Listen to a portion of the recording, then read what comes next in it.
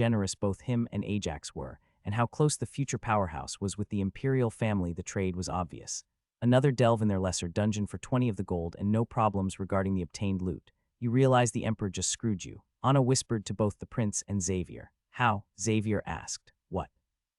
The prince asked, though from the shit-eating grin he now saw back on Soldrin's face he knew that Anna was right. The deal we made at the dungeon wasn't written down. Anna explained. He just publicly announced that Ajax willingly paid this as a tax. The laws of Grindor take into account any taxes paid on goods obtained in other kingdoms to allow merchants to make a solid profit. This was where the Emperor's genius really showed. While the heads of important houses would be able to see past the clear twisting of events, they would also put together that the Emperor just saved Ajax's literal pile of gold upon his return to Grindor, something that would solidify a strong relationship between the rising ducal house and the imperial family. More than anything, they probably also saw through Ajax's social skills and were aware he was taken aback by the announcement this was a gift from the Emperor. It was now Xavier and the prince's turn to play up their frustrations. In reality, neither of them cared a lick about Ajax not paying taxes on this pile of gold. His ability to reliably harvest select items from dungeons and lead parties to favorable floors would more than make up for any upfront infusion of gold. Anna's words had been intended to ensure everyone was aware of the Empire's move. It was here that the Emperor's plans slightly backfired on him. He could only watch with a forced smile on his face as Lexi and Anna clearly favored the more progressive nobles of the Empire. Ajax's input on the deals themselves was tangential at best. One thing he did put in for was any abundant cheap resource that was more exclusive to the Empire. Why the focus on abundant cheap resources? Anna asked him after they departed from the palace. The deals Anna had made spent the remaining half a thigh and half a hip from the golem in exchange for goods that Ajax would need to settle his duchy, with all payment to be made upon delivery of the goods to his lands. I plan to experiment with them, Ajax said honestly. Because of how isolated the Empire trading is, it means that any goods seen as worthless aren't really traded. The reason they are useless is because they have already checked if they are good for anything, Anna countered. The first thing you look for as a landed nobles is a use for anything plentiful in your lands.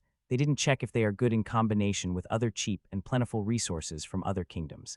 Ajax explained. They might be useless on their own, but who knows what they could do if added to other similar resources found in the Republic or Sylvanthal. Ajax planned to raise a number of alchemists to satisfy the demand for cement. He was now looking for any other novelty product those same alchemists could use to train their skills on while also providing further exports for his duchy. The following morning, Ajax was joined by Xavier, Lexi, and Anna as they stood in front of the dungeon. While the deal technically only mandated that Ajax was able to delve, it seemed the Empire was looking to change the details slightly. Why is he going with us?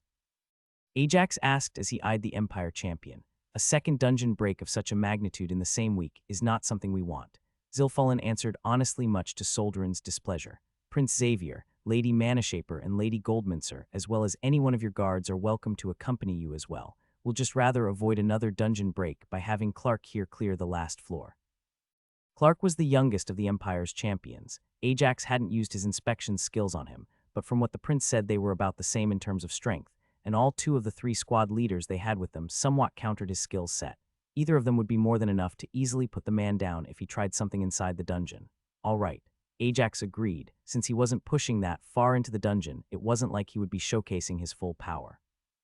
He was slightly disappointed that he wouldn't be able to choose his floors, or that he would have to forfeit the bodies of the kills he made on these floors to keep his ability a secret, but that was a price he was willing to pay in order to give his friends and lover another 2 floors worth of stats.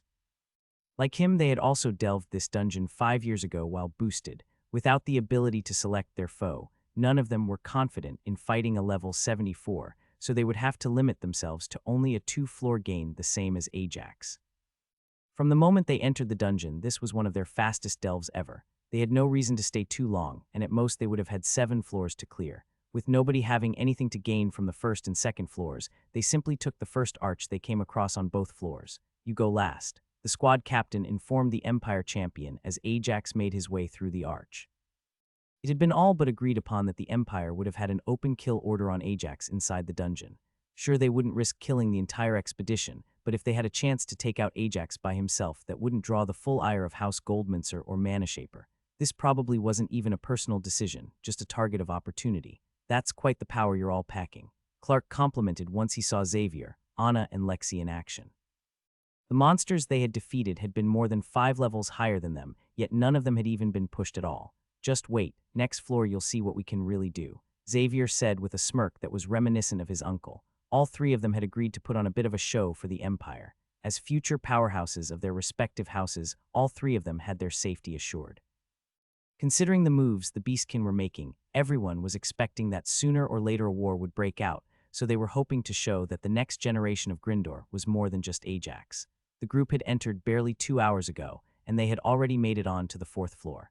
The 4th floor had one of the more distinctive natural environments that Ajax had seen. The group found themselves at the bottom of a long canyon, with barely more than 200 feet from the wall on their left to the one on their right. The walls seemed to stretch up forever, and the hot sun was beating down on them from above. Keep your eyes on the walls, Xavier warned them. I went through a similar floor before, and there were small caves in the walls from where lizards that could throw spikes attacked. Ajax was mildly surprised to find out that the prince had seen a floor layout that he had yet to come across. Should we climb up and check what's at the top? Ajax asked as he scanned the walls for a path to climb. No point, the squad captain said. These floors have a ceiling before you reach the top. Just like you can't reach the roots on a floor where you are on a big ass tree. He made sure to give Ajax an example he could relate to. As they neared the first cavern inside one of the walls, Ajax threw a rock as deep as it would go before the tunnel turned. From the sound of the impact, he put together that these tunnels went deeper in the wall of stone than he had expected.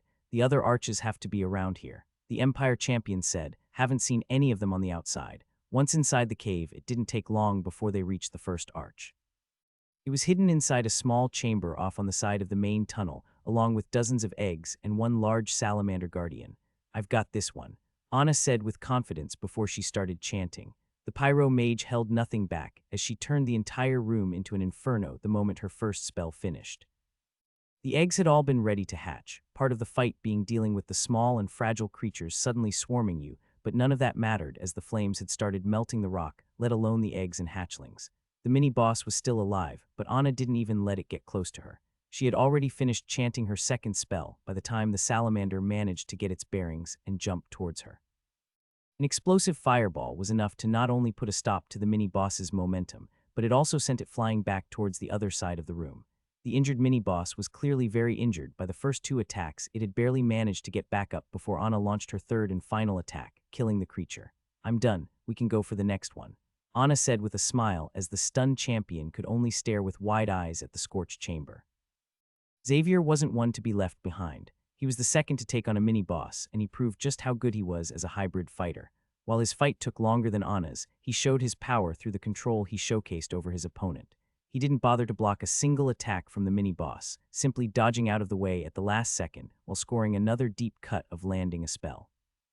In the eyes of the Empire, champion Xavier's performance was much more meaningful than Anna's. He knew just how many dungeons Xavier had cleared recently. To still have enough control over himself after gaining that many stats to pull that off was something to take note of. The most shocking display out of all of them, however, went to Lexi. The champion hadn't been able to help himself from exclaiming when she deployed her domain. She knows how to use a domain. The champion's surprise was understandable since not even Lexi's grandfather had managed to gain a domain, though Ajax was sure that as soon as Lexi returned, the old man would pester her about learning. Lexi's fight ended even quicker than Anna's. Her opening fire spell cleared the room and provoked the mini-boss into a reckless attack, only for it to be killed by her follow-up lightning strike. Unlike Ajax, Lexi put a lot more power into her lightning attacks and focused them for their penetration power, instead of the paralysis effect Ajax instinctively went for. You're sure none of you want to try the 5th floor? The squad leader asked. It's fine, we can do it next time we are here, Lexi responded. She was sure there would be a next time since now that the Empire would have a first-hand account of how strong even the 3 of them had gotten. They would spare no expense to ensure some of their own people got to delve multiple dungeons. In truth, all 3 of them felt they could handle a level 74 mini-boss. It just needed to be a good matchup. The problem was that if they made a mistake, the squad leader would be forced to intercede and help them. The Empire champion could take that opportunity to attack Ajax. More than that, without Ajax's hand picking the floors, it was much harder to get favorable matchups. Finally caught up, at least a bit, Lexi said as she gave Ajax a hug before they stepped onto the next floor. I'm about as strong as you were 5 years ago. 5 years ago, Ajax had managed to kill a level 74 mini-boss, just barely. He was sure that Lexi, as she was now, could actually beat him, as he was 5 years ago if she had enough time to unleash her domain before he got close to her. Her sheer offensive power was not something he would have been able to deal with back then.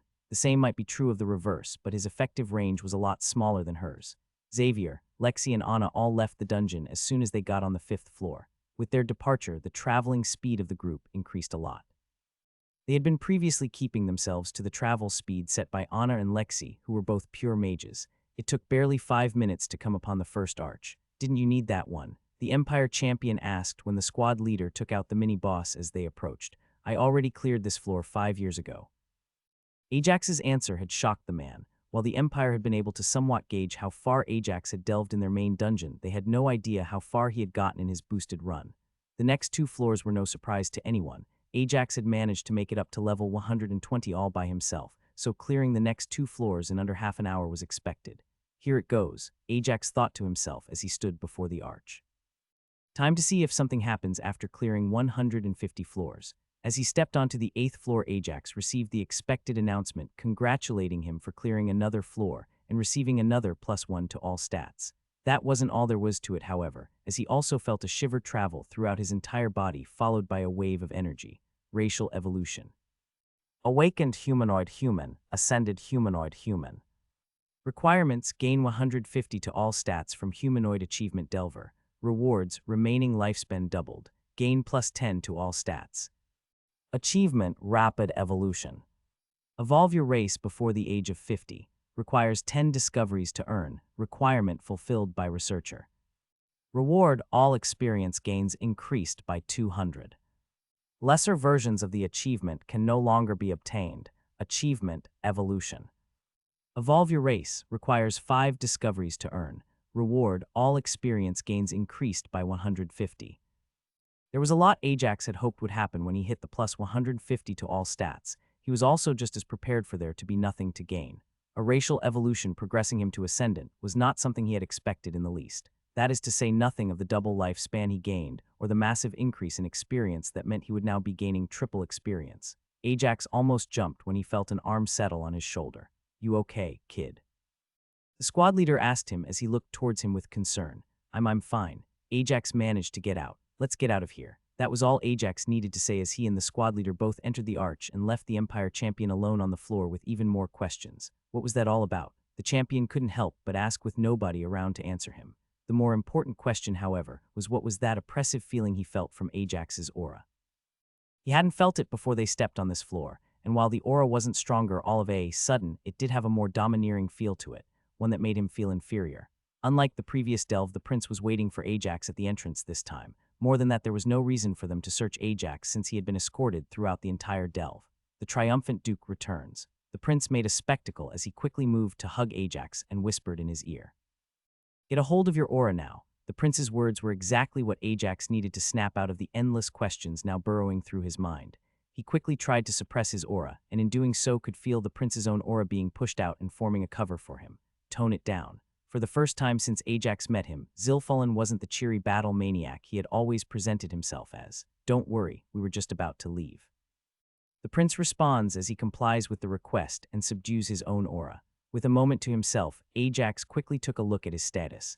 It had been a bit over 5 months since he had gained his aura, the last big change he had gone through, and his improvement told the story of what he had been through during this time. The massive jump in stats that came from dungeons, his 100 skills achievement, as well as his recent evolution showed growth that was unimaginable to most people at his level of power. His skill growth, however, told another story. While most of his combat skills had been given the leeway to grow in his constant battles, not all of them had fit the model. Most of his resistance skills weren't pushed with the protection he was given. The same could be said for tracking and analysis. Spot weakness was an exception. Most telling, however, was the number of skills that had gotten stuck at their threshold. Without a good chance to properly dedicate his training to them, Ajax had felt better about leaving them there to wait until this was all over, and he would return to his duchy where he could give each of them the proper undivided attention and make the best selection for their threshold perk. Surprisingly enough, his experience gain had kept up with his 2 levels a year standard, having gained most of a level in about 1/3 of a year, showing that he had truly been pushing himself when he challenged the top floors as well as the Et. "Did Clark try something?" the prince asked the moment all of them were inside one of their carriages and the privacy enchantments were functional.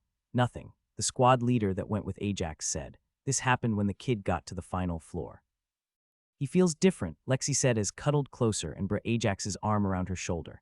"He's still Ajax, but there's something different about him. It's in his aura." the prince explained. What floor would this have been for him? It was the 150th floor I cleared. Ajax's mind finally caught up to the conversation, and he answered while giving Lexi a light squeeze with the arm that enveloped her and throwing all of them a warm smile. Sorry about that, it was a lot to take in.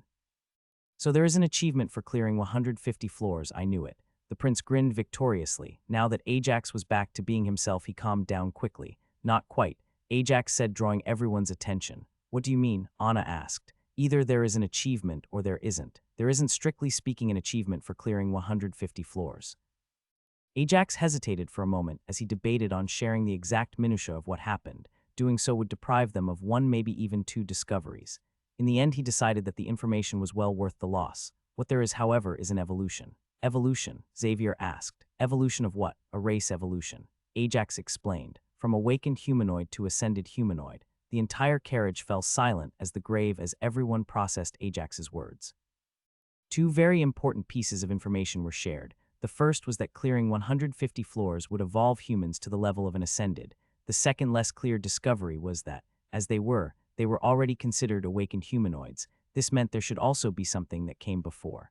This was one of the lines of thought Ajax had fallen into back when he had first gotten the notification. His gut reaction was that there should be inferior humanoids, most likely kobolds, goblins, maybe even orcs who didn't count as awakened, but that would need further research to prove. That still doesn't explain how there kind of is an achievement. One of the squad mages pointed out. Well, there is an achievement for evolving. Ajax said with a smug grin. What is it? The small back and forwards between the Ajax and the mage was enough to bring the prince back into the conversation and focused on gathering as much information they could verify and not ponder on what-ifs.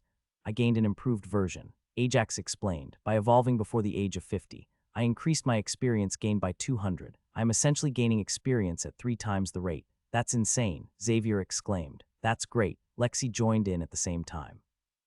What is the reward for the base achievement? The prince asked. An increase of 150, essentially a 2.5 times gain, Ajax answered, but the discoveries requirement was different between them as well. Mine took 10 discoveries while the base one needed only 5.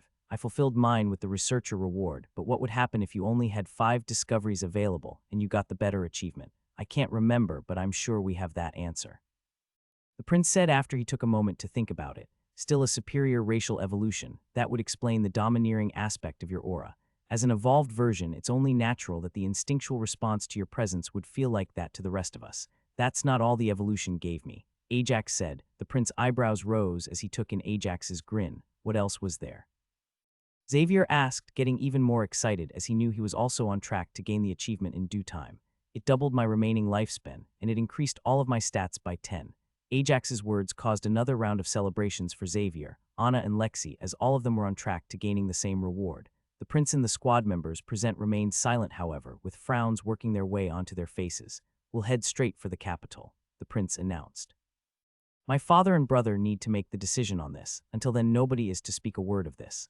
What's the matter? Ajax asked. He and his friends were taken aback by the turn in the prince's mood. This news could cause a war to start, the prince said with a heavy sigh. You don't see it yet, but you, Ajax, were already on your way to becoming an unbeatable existence. More than that, your lifespan was already heading towards 3,000. It just jumped not to 6,000, but closer to 8, maybe even more.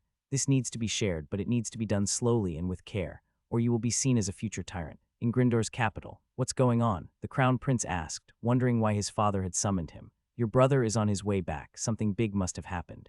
King Gryndor replied as he took a look at all the official correspondence that covered his desk. Nobles from the Empire, the Republic, Sylvanthal, and even Brightstone had reached out. Whatever happened, he didn't share, so it isn't imminent, and it will take a while to talk about. You think the Empire might be imploding? The Crown Prince asked. No, King Gryndor denied it. He might be a stubborn bigot, but the Emperor was a true talent in our generation. He'll outlive me for sure, and it won't be close. He still has time to let his children grow before he has to pass on the crown, so it's Ajax then.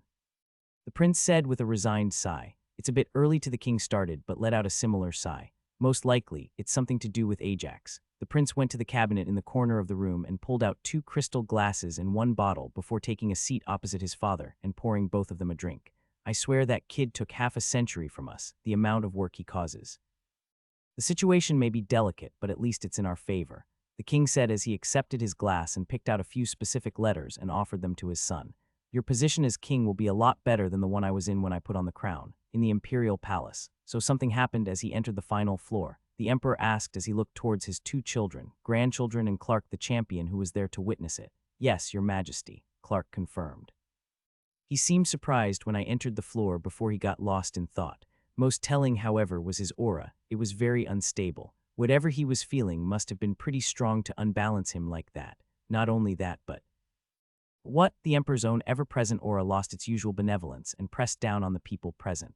The aura was barely an inconvenience to Solderin and Zilfallen, and Clark's own aura was close in strength to the Emperor's. The same could not be said for Sandor and Denisa, who felt suffocated. His aura was different. Despite it being weaker than my own, it somehow made me feel inferior. Clark admitted. Should we go after him? Zilfallen asked. No point.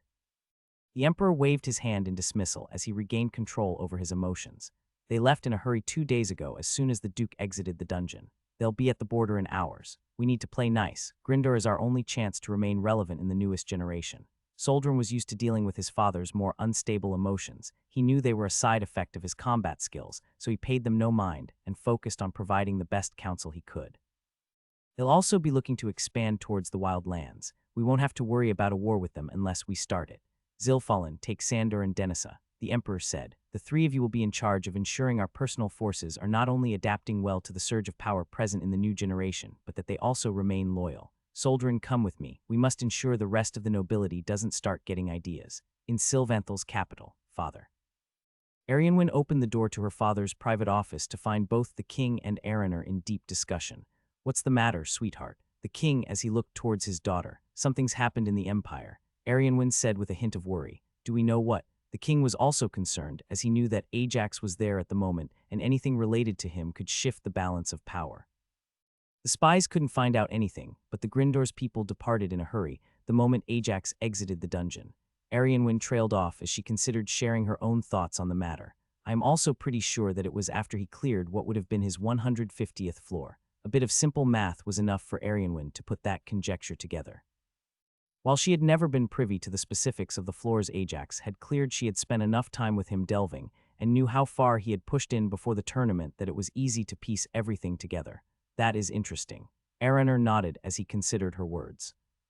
You're still a long way off reaching that point. You'll have time to ask questions about that when you visit Grindor in a few months. Until then, don't push your level any higher. You want to get as much out of the dungeons you'll be delving as you can. We should also have our ambassador in Grindor sent a gift to Ajax's duchy, the king said with a laugh as he looked at the latest letter sent by Queen Swiftleaf. His delving expedition solved all of our money problems. Deepwood is more than willing to pay to ensure their own future nobles have the stats to measure up to their peers. Inside the council chamber in the Republic.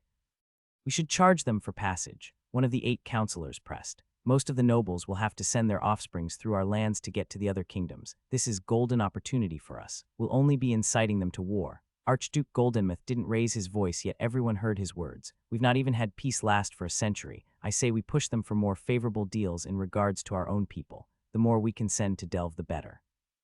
Do we have any news about what happened in the Empire? Shadow asked, startling a few of the counselors who had forgotten about his presence. Do we know the reason for their rushed departure? There was supposedly something that happened to do with Ajax's aura, one of the counselors said as he rifled through the reports. Being the only kingdom with equal representation among the 4 races, their spy network had the widest reach, being able to infiltrate easier. The boy has an aura, the first counselor exclaimed. He's not even 25 years old. You should check your sources. You do well to check reports besides those that concern the economy. Shadow growled his limited tolerance towards the councilman's lack of competency. Darkglow reported that Ajax unleashed his aura back in Deepwood and that it has been gaining more and more control over it as he continues to delve. What do you think we should do? Goldenmouth asked Shadow. Abandon any short-term investments we have, Shadow said. There is no way we can get through changes this vast without someone starting another war. Focus on getting our people ready and prepare some longer-term investments. However this next war turns out, there will be a long peace that follows it, in Brightstone's capital. I hereby strip you of your title and of your position. King Bronzebeard's words echoed in the ears of everyone present. Furthermore, I punish you sober. For 10 whole years you're not to touch a drop of ale. Guards, get him out of my sight. Some of the nobles present winced sympathetically at the final part of the punishment, yet nobody was inclined to say a word in the defense of the ambassador.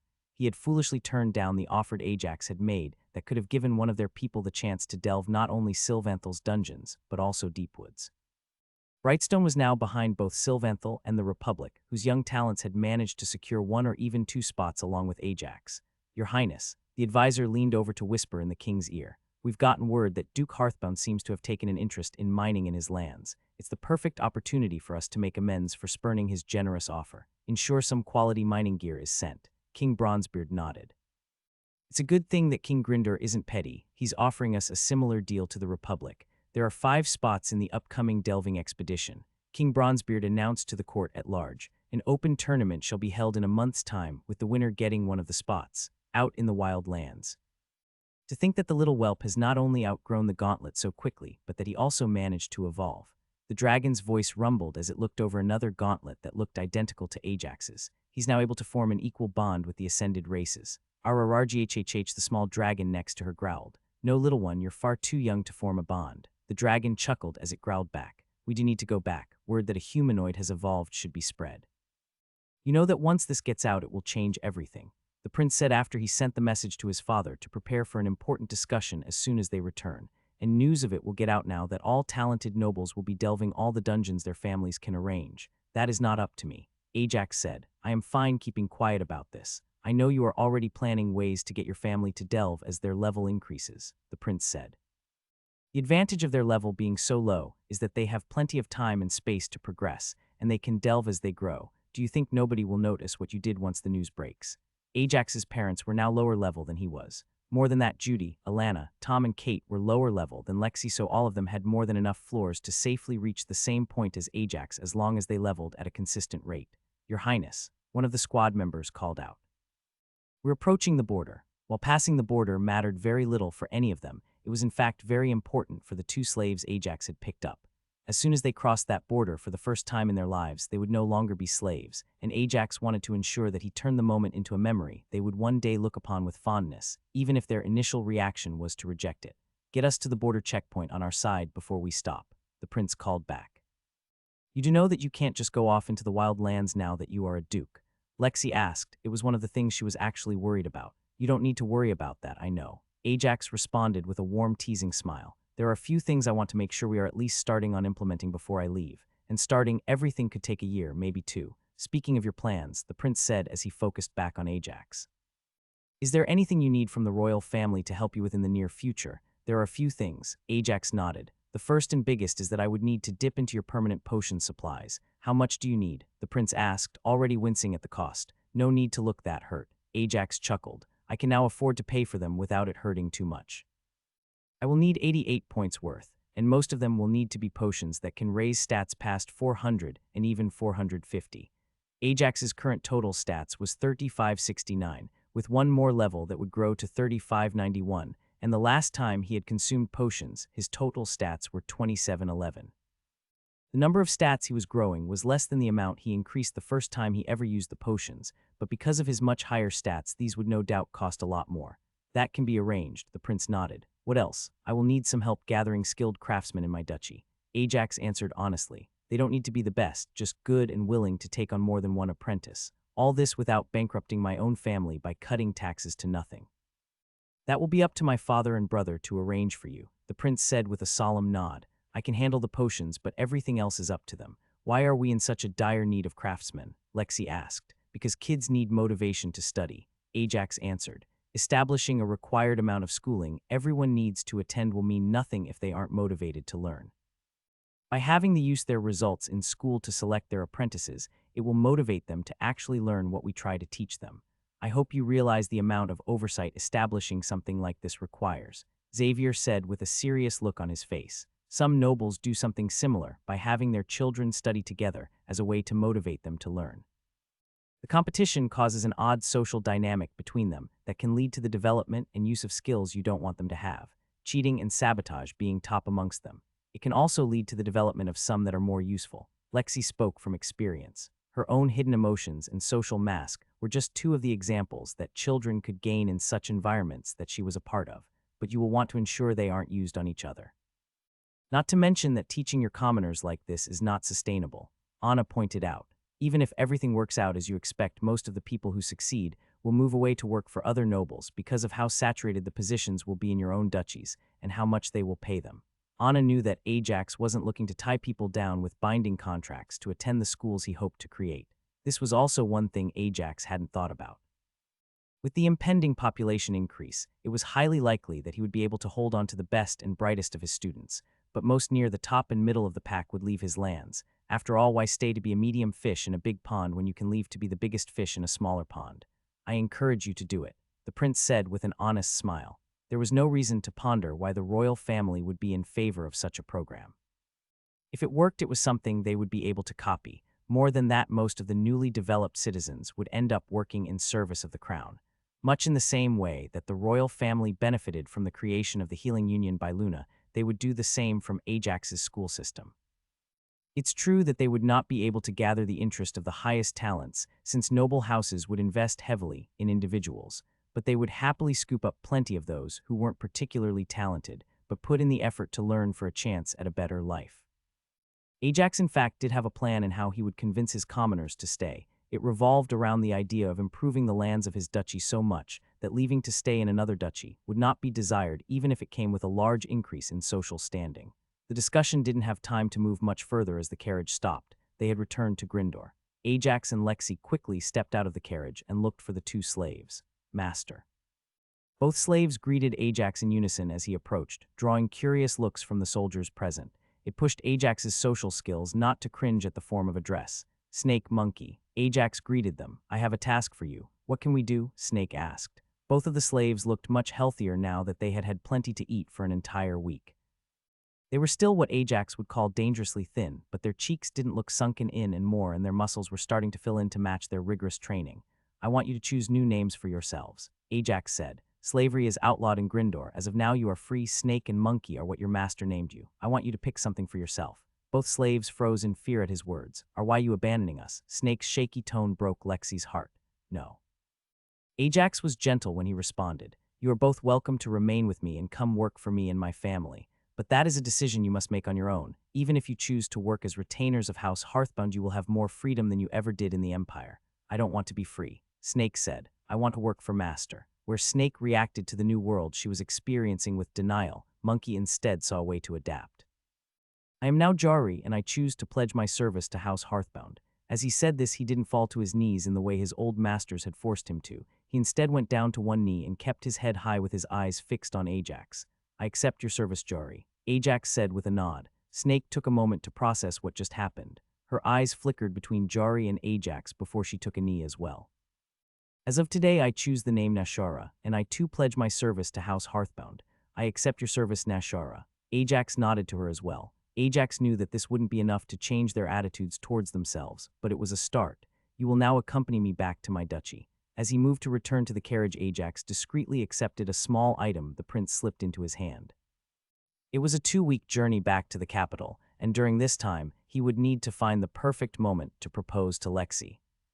Why do you want us to stop by Lessis? The prince asked after Ajax informed him of his request. I wasn't planning on returning to the capital originally. Ajax explained. There are things I at least need to put in motion, not to mention that I have to drop off certain people and resources I picked up along the way. Ajax couldn't wait to see the reaction his family would have to the mountain of gold he was about to drop on their laps. Unlike everything else he had brought back from a dungeon previously, this resource didn't need to be traded to a specialized buyer. He was directly boosting their coffers. A delay now won't be good, the prince pressed. Lessis would be less than a day out of the way. Ajax argued back. Not to mention I have to pick up my staff. Why would you need that? The prince asked, confused. Because I am almost level 54, Ajax answered. Once I return to my duchy, I will be catching up with a lot of skills I haven't practiced for a while, not to mention what I could probably gain from my first true exposure to ruling. I think my leveling will keep the same place it has so far. Before the experience boost, the prince swore under his breath once he realized what that meant. He had planned to have at least another year before Ajax would be close to reaching level 56, and their attempt to gain an achievement from the level 110 floor boss would need to happen. That timeline had just moved up a lot. This change in his travel plans also solidified Ajax's decision of proposing to Lexi only after they returned from their attempt at the achievement. They'd be in the capital then, and he could do it at her family's estate. The only question Ajax had remaining was how much should he share with her before that happens. It was not news to anyone that he had a lot of secrets, but while Lexi had taken every revelation in stride, so far there could be some things that pushed too far, and he wanted her to make an informed decision when he asked the question. Do we want to try this with just 10 people or go for a group of 40? The prince asked. Unlike the other decisions, this was something he could make without having to consult his father and brother, since the delve could happen again if it was needed, and it worked. Best you stick with just 10, Oliver said, trying to be objective. Gathering 40 promising people under level 55 will draw a lot of attention, not something you want to disappoint on if it doesn't work. Benedict should still be in the capital. Ajax suggested. He was already unhappy that his friend had missed out on delving in the Empire's main dungeon for a second time. He didn't want him to fall any further behind. We'll stick with 10 then. The prince nodded. If the 4 of you, that brings us up to 5. We need 5 more. I say you take a few of the specialists, one of the squad commanders said. The specialists were combatants that focused a more restricted number of skills, all relating to combat and pairing well together. This meant that their leveling was particularly slower than others, even those that were less talented and lazier. It did, however, mean that they were a menace to face at an equal level for anyone other than Ajax. Even with all the dungeon they had just delved, while they were certainly favored, Lexi, Anna, and Xavier would all need to be careful in a fight against them. Their value is about to go up a lot, Xavier agreed. With the access to dungeons we're about to have, their lifespans are going to increase, especially if they manage to reach the evolution. They will have a lot more time to grow their skills. That's not the best argument. Ajax disagreed. The foreign delve spots should be focused on the talented young people. They would get much more out of the experience increase, especially if they managed to get the same achievement I did. You forget how many discoveries that achievement requires. Anna stepped in. I am unsure if I will be able to amass enough of them by the time I reach that point. Some might even be forced to stop pushing their delves until after they turn 50 just so they can get the worse achievement, since it is half the cost in discoveries. Unlike most things, discoveries weren't something that someone could track. Ajax was pretty certain that this was to ensure that nobody could abuse the system in such a way as to perfectly track and pave the way for someone to get specific achievements. Unless you had a reward like the ones Ajax had for both Enigma and the evolution, you were always at risk of not being deemed eligible for an achievement that required discoveries. The discussion continued as the group tried to reason out who would be a better investment, the older, stronger but more limited specialists, or the younger, more talented but currently weaker prodigies. In the end, it was decided that it would be best to get a mix of them for their first try at getting the achievement. I'm surprised you're not pushing to have your family join, Lexi said. No point for them to join now, Ajax answered. If it doesn't work, then we would all have wasted a few weeks right at the moment, when we need them the most to get settled. If it does work, I'll just have to take them later. The other dungeon in the capital has a floor boss at level 118. I'll be able to get them that achievement all the way until I am level 60. Ajax was sure that by that point, he would have grown strong enough to handle a variety of floor bosses. He was already quite a bit stronger than he was back in Sylvanthal, and his power would continue to increase for a while yet. Between the potions and getting used to his new limits, an 8-level increase in the floor boss would still be something he could handle. The only issue would be if his family would be able to endure it. Any elemental floor boss would be able to kill them with its sheer presence. Their arrival in Lessus surprised a lot of people. The guards were quick to let them enter the city, but it was clear they were scrambling to inform their superiors about the arrival of 3 out of the 8 royal squads, as well as the oldest prince. Have them take us to one of the barracks, Ajax said. Someone there has to know where to find my family. Ajax was surprised how quickly the large carriages maneuvered through the city streets. Clearly it paid to be so important that the guards ensured you quick passage. Once they entered the courtyard of one of the barracks, the group started to disembark from the carriages. It was odd for Ajax. While he didn't recognize most of the people that were lining up to welcome them, there was one person he knew well. From the rank on his uniform, it seems that Ajax wasn't the only one to move up in the world since the last time they saw each other. Your Highness, it's an honor to welcome you to Lessus, the warden said with a respectful salute. I apologize for the poor reception. We were not aware of your visit. No need to fret, warden. It was an unplanned visit, the prince responded. If you could have one of your men lead us to House Hearthbound's temporary residence, will be out of your way. Commander Grievous. Ajax's voice was a mixture of joy and surprise. He hadn't thought about the old guard officer in a while, so his presence came as a surprise, even though it probably shouldn't have. Or should I say warden now? It seems you've moved up in the world. Ajax. The warden was so focused on the prince that he didn't register Ajax's presence until he spoke. He visibly winced as soon as the word left his mouth, however, and he quickly corrected himself. Welcome, Duke Hearthbound. No need for all that, warden. Ajax waved off his formal greeting. We'll be seeing a lot of each other in the coming months. For now, we are in a bit of a hurry, so if you could point us in the direction of my family. Of course. Grievous nodded and turned to the only commander present. Lead them to the temporary Hearthbound estate. Unfortunately, it seemed that the group hadn't moved quickly enough. It had barely been a minute since they exited the carriages, but already there seemed to be another commotion happening at the entrance to the barracks. "I am here to talk to the prince," a loud but strong voice said. "Out of my way." It didn't take long for the owner of the voice to push its way into the courtyard with a few threats, followed in his wake by a few people. Some of them Ajax recognized, and one specific person quickly turned, smothered his happiness as being back in Lessus. "Your Highness," the loud voice called out as they approached with a deep and respectful bow. "Please excuse me, but I ask to be heard. I am Baron Nestor, and these lands should belong to my family." Warden Grievous POV, I wasn't ready for what happened, even though I was handling it a lot better than most of the people around me. It had been almost 7 years since I last saw Ajax, and I had only known the kid for a little more than a decade. That was less than a third of the time I had spent in my position as commander of the city. I still remember the willful but utterly helpless boy I noticed back then. I used to think he was very weak, unlucky since he was so determined to improve. Putting that together with the new training method that was spreading like wildfire around the kingdom, and his rise as a noble, it was easy to see why he had been so weak back when he was 10 years old. He had simply not spent his points. The growth the kid had gone through was beyond monstrous, however. I had spent some real time as a soldier and part of the army, and met so-called geniuses before, but they all paled before him. To become so much stronger in such a short time put Ajax in a class of his own. What I had first assumed was his presence, an air of authority from how he carried himself now that he was a duke turned out to be his decently controlled aura. An aura that was now flaring with rage and trying to crush everyone around him. "Easy, kid," the captain of Squad 7 said. It was only for a brief moment, but the pressure of the aura had made it seem like a lot longer. It was so domineering, worse than any other aura I had experienced before, even if it was weaker in strength. It was a good thing there were plenty of people traveling with him now that could smother his aura with their own. You'll need to keep calm until you can control your aura. It seems it can now do more harm to those unprepared. When I saw Ajax take a step towards the members of House Nestor, I was even more glad for the presence of the prince in the squads. From the power of his aura, I knew I could no longer stop him. I had made it to level 90, and managed to clear most of the dungeon floors at the appropriate time as part of my time in the army, but he was now stronger than me. "Why don't you all go and take care of your preparations?" the prince said as he locked eyes with Ajax. "We need to leave for the capital before sunset. I'll take care of things here." Ajax took a deep breath, and I could feel his aura return to the same controlled, almost suppressed form it had been in before he nodded towards the prince. At that point, Lady Manashaper quickly turned towards my command Levi, and with a sweet smile that worked wonders to cover the small beads of sweat that had started to form at the top of her forehead from the aura bomb Ajax previously released. "You were going to show us the way to House Hearthbound's temporary accommodations." "Why yes, my lady."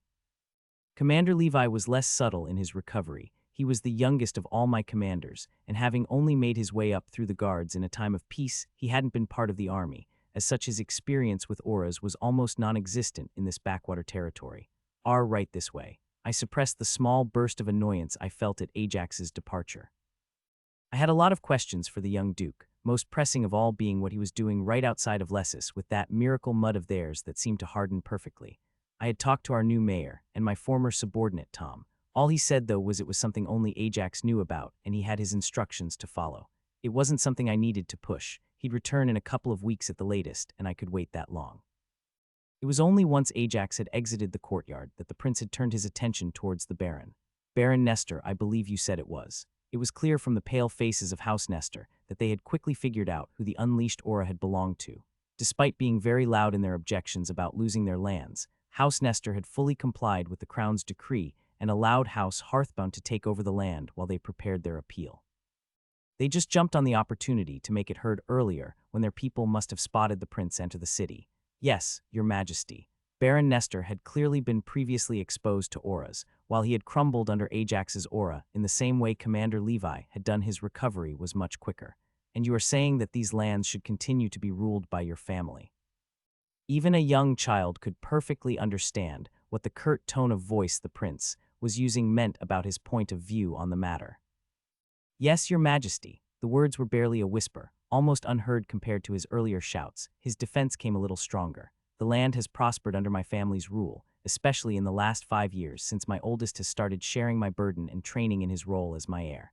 I was just about to interrupt, but the malevolent grins that spread across a few of the remaining squad members' faces told me there was no need to do so.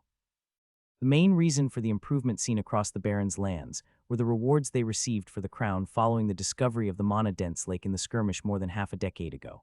Oh really? The prince asked. That's an interesting take on the events that happened, I have to say. You see, I have looked into all the reports that came out of this barony over the last 2 decades. You have. I could hear the dread past all of his social skills. Yes, you see, I had recently gotten involved with training a historical talent, unlike anything our kingdom, or any other for that matter, has seen before. The prince continued. Him coming from this region of the kingdom alone made it worth investigating. It was his extreme dislike of nobles and secretive nature that made me dig further to look for a cause. I didn't even bother to hide the pleasure I was taking in seeing House Nestor finally having to own up to their misdeeds. The decades of using their influence to secure an income from the merchants that operated in lessus and cruelty of their malformed child on the civilians was finally coming back to bite them. It was worth waiting a few weeks to talk to Ajax just to see this. We have operated within our rights as awarded by the crown, Baron Nestor said with a straight face. Your extortion of the merchants is pushing heavily on the boundary of what is acceptable, the prince said with a cutting voice. The amount of dismissed complaints of harassment and minor assault push far beyond. The destruction of multiple villages following the raid of a salamander den, however, is enough to relieve your family of your title. All of this over the boy. It was the Baroness that asked as the Baron was left speechless by the threat. Ha ha, a dark chuckle escaped the prince that sent a frosty shiver up my spine. Of course it's all over the boy. Do you know why noble families like yours can usually get away with a bit of abuse of power? Not that the salamander beastwave wouldn't have caused an intervention even without Ajax, but do you? We all stood in silence as the prince gave them a chance to answer. Because our family line is better, Baron Nestor's oldest son and heir answered. The prince's words made me look at things from an angle I hadn't considered even back during my time in the army. I never understood why, despite most nobles being kind, the crown allowed tyrants to rule. They were doing it to ensure the loyalty of the other houses. As long as you don't push it too far, your house's future transgression can be overlooked in return for loyalty. Then why wait so long? The Baron asked. Because it took a while for your transgressions to reach us, the prince said. While we do care for our people, out-of-the-way places like this, I am said to say, take a while to come to our attention. By the time it did, Ajax had already shared his discovery. It was then decided that he would take over your lands when the time came. Then why give them all that money? I looked towards my aide with wide eyes at his outburst. If you were going to replace them, why send them all that wealth? Because with reward comes scrutiny, the prince explained, not at all looking upset by the interruption. For the last few years, they have let the people prosper, even though I have no doubt they didn't treat them any better. This would make the land prosper in turn, while diluting the populace general dislike for nobles, making this a perfect time for a change in the nobles' ruling. I could see the disagreement on my aide's face even as he kept quiet.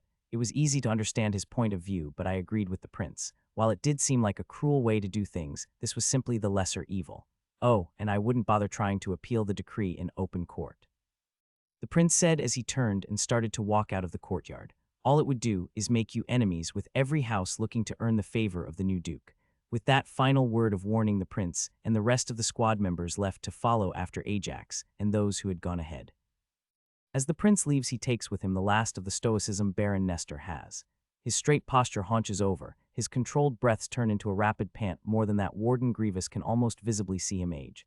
HMPH. One of the remaining guards can't help it, and a chuckle bursts out as he takes in the state of House Nestor. You think you can laugh at us. The Baron's young child rages, his uneven feet making his gain odd as he approaches the guard. You'd best stop right there. The warden steps in front. You no longer rule these lands. We are still nobles, Baron Nestor says, though the fight has fled from his body after the small exchange with the prince. Not for long. The warden's words strike House Nestor like the nails sealing a coffin. Your house hasn't produced a single elite fighter in 3 generations. The people haven't prospered under your rule, and you offended a landed duke. You should be glad the loss of a title is the worst that is happening to most of you. While the Baron and his sons were struggling to form an answer to the warden's words, it was the Baroness that spoke first, her voice quivering with fear. Most of us, despite your subpar treatment of the people, most of you have only applied pressure in your dealing with the people and looked down on them, the warden explained. Your eldest even managed to form some positive relationship with our current mayor some years ago. Your youngest, however, will have to pay for his crimes. His crimes have already been judged, the Baron said, not his latest too. The warden pointed out, that was a bar brawl. The Baron pointed out, a bar brawl does not involve having 3 retainers beat a man unconscious, especially after your son initiated the conflict. The warden pointed out, the second so-called offense was a whore in a brothel. The Baroness also joined in. Yes, but Grindor doesn't have slavery, the warden pointed out. She has the right to refuse a client without a beating. Both of those happened a month ago. the oldest of the Baron's sons said as he started to put together just how bad things were looking. In the same way your family rushed his previous trials to ensure a favorable punishment, these ones are merely being delayed, not dismissed. The warden explained. The trials will take place after the loss of his title, as well as any protections it may have given him. That lowlife peasant thinks he caught the disfigured man started to rage. If I were you, I would take this as the moment to prepare for things to change. Grievous warned House Nestor. Even if your title is taken away, you will still remain some of the highest-leveled people in the area. Trying to get any so-called revenge on House Hearthbound will see all of you dead. Even if they are a ducal house, they are brand new, the eldest son said. I doubt they can wipe us out. You felt it earlier, didn't you? The question caught all of them off guard. After I saw how that boy changed, I pushed harder than ever over the last decade. I even delved the 4th floor on my own a few times, and I will soon be ready to try the same on the 5th. I gained over 20 levels doing so. All of House Nestor knew how strong the warden was. The only people stronger than him in Lessus were the guild leader of the Adventurers Guild and the previous warden that had now retired. In that same time, the boy didn't just catch up. He is now so powerful I doubt beating me is even a challenge at this point. The warden said with a grim chuckle. If I were you, Baron, I'd make use of the lead I had while I could, because there will soon be a lot of people more talented than you, or I coming here hoping to draw the attention of our new duke. Ajax, what is this I hear about special mud? The prince asked as soon as he entered House Hearthbound's temporary residence. Does it have anything to do with your discovery? You shared that. Tom was the one to ask the question, but Ajax's entire family was shocked to find out Ajax had shared the information on an experiment. I kind of got a good achievement out of it, Ajax said as he rubbed the back of his head. It actually happened about the time you should have started trying it out. We have to leave in a few hours, but do you think we could go see the result? Sure, his mother said as she turned towards the small meet and greet happening off to one side. Thuron, could you bring the carriages around? It took a moment for the Minotaur Beastkin to react. He was so engrossed in meeting Jari and Nashara. Yes, Lady Hearthbound. Fluffy, go grab Bob. Tom asked his bond. Who is Bob? Ajax asked, confused. Someone very eager and very excited to meet you, Judy replied vaguely. As they all exited the interned residence, the carriages quickly turned the corner. Following behind them was Fluffy with a young man held from behind by his tunic in the Shadow Cat's mouth. Before Ajax could even get a word in, one of the scouts from the royal squads asked 2 questions that cleared everything up for Ajax. What's cement? And why would you waste your Trailblazer achievement on a social skill? It was easy for the scout to put together that the man was a builder by trade. From the low level and age, it was also clear that the man was decently talented in the profession. He could think of at least 2 other achievements that would have helped him improve as a crafter, even if they wouldn't have given him an epic skill. Ajax, this is Bob. Kate made the introduction, much to Bob's embarrassment as his face flushed red in her presence. He is dedicated and has an affinity for working with cement. Bob, meet Duke Ajax Hearthbound. All the embarrassment fled from Bob's mind, and the blood rushed from his face as he quickly dropped to one knee once he realized who he was being presented to. A social skill, Ajax said as he also examined Bob's skills. Without any privacy skills inspectors, I had no issue laying everything bare. You're heading down the path of a foreman. Out of the corner of his eye, Ajax caught Lexi approving nod. While he was under no illusion that his retainers would get to know the real him, once he returned and started living at the estate, Lexi had drilled into him the importance of a first impression, one that would help cement his image in their mind while also inspiring them to push forward. Yes, my lord, Bob replied, his skill working overtime to ensure he didn't stutter out his words. The trip outside the city walls was quick. No longer did Ajax have to wait at the city gates to be let out. The guards cleared a path for their carriages as soon as they saw the approach. The manor was going to be built by the road leading to the capital, so in the opposite direction from which they arrived at Lessus. The manor was clearly only half done. The stone walls standing tall, even unfinished, at the end of the concrete road, wide enough to fit 5 wagons side by side. The first thing Ajax noticed about the manor was that stones were layers with cement as a binder. While his current mix wasn't ideal for such use, it shouldn't be too hard for him to replace it at a later time slowly with the help of magic. This isn't mud at all, the prince said as he inspected the road. It really took you less than 2 months to get all this done. The road only stretched from the manor halfway to Lessus. The latter half of their short trip, however, was noticeably faster as the carriages and horses picked up more speed on the perfectly level road. The locals call it mud because of the substance's consistency before it sets, Your Highness, Bob answered, his excitement in cement and his social skill working together to help him address the royal. Also, this didn't take us 2 months to create. That doesn't make sense. One of the squad mages pointed out, there is no way you could have gotten here fast enough to have more than 2 months to work on it. That's not what I meant, Bob said as he bowed his head in apology. We did this in 3 weeks. We would have done more, but we ran out of cement. How long did it take for it to set? Ajax asked while the prince and everyone else was processing the words Bob just said. And how much water did it need? It took about 2 weeks for a section to be set. Bob responded dutifully. As for the water, that is harder to estimate. Mages aren't used to releasing water without a lot of force behind it, so more than a few times we had to restart a section after holes were created. Your instruction keeping it just slightly damp at all times, especially while the sun was out, worked perfectly however. That's good. Ajax nodded. As soon as I return from the capital, I need to make some more. How are we doing on setting up local production of the reagents? We've already started mining the rock, Ajax's father said with a proud smile. We have almost a full warehouse of the reagents ready for you. A full warehouse, the prince asked, finally coming back to the conversation. How much of this stuff do you need? Ajax enjoyed the look of shock on the prince's face as well as the one of realization on Anna's as he answered. Enough to pave all the roads in my duchy like this. Ajax watched in fascination as Bob managed to talk with the members of the royal squads about his work with cement. While it was clear none of the squad members were all that familiar with building, they were all trained in gathering information and reporting anything relevant to the crown. Maybe I should use my other achievement slot to gain social understanding as well. Ajax murmured as he watched someone younger than him that was raised as a commoner in Lessus handle a social situation he would have no doubt tripped up in a few years ago. It's not a bad idea, Lexi said from beside him. Though you should consider all your options, there are achievements that can help with crafting, and your alchemy might need a bit of a boost if it is to keep up. As much as Ajax might be jealous of social understanding, it wasn't enough to make him feel the tiniest bit of regret about choosing Enigma back when he did. The privacy skill had proven itself invaluable so far, and that was a trend that was likely to continue. This is certainly interesting, the prince said as he approached them with a chunk of concrete in each hand that he broke off from the edge of the road. Not all that solid. As he said the last word, his right hand clenched slightly, and large cracks spread through the chunk as small dust started to fall. It's not infused with any mana at all, Ajax chided him. Of course it's not solid for someone like you, not to mention that I told you this wasn't really a finished recipe. Ajax wasn't sure how he'd done it, but it seems that Bob had heard his words and he all but materialized next to them. You're going to improve it. There was no masking the excitement in his voice. Ajax could also see the moment's social understanding won over the excitement as he hastily followed with a cough and a bow of the head. My lord. Not for roads, Ajax made sure to clarify. There is no practical way to make it durable enough for road building without expensive materials. I will be experimenting with it to see how it handles mana-infused reagents, but what I have now is what I will be using to pave all the main roads in the duchy. Ajax could see the war of emotions on Bob's face before it settled into apprehension. All the roads in the duchy, my lord. Ajax could guess that the young man just saw the next few decades of his life flash before his eyes, and he was second-guessing his choices for a brief moment. Yes, it will take a few decades. Ajax nodded. But road building is an easy first step for training builders. The number of skilled builders in the duchy will steadily increase over the next half a century.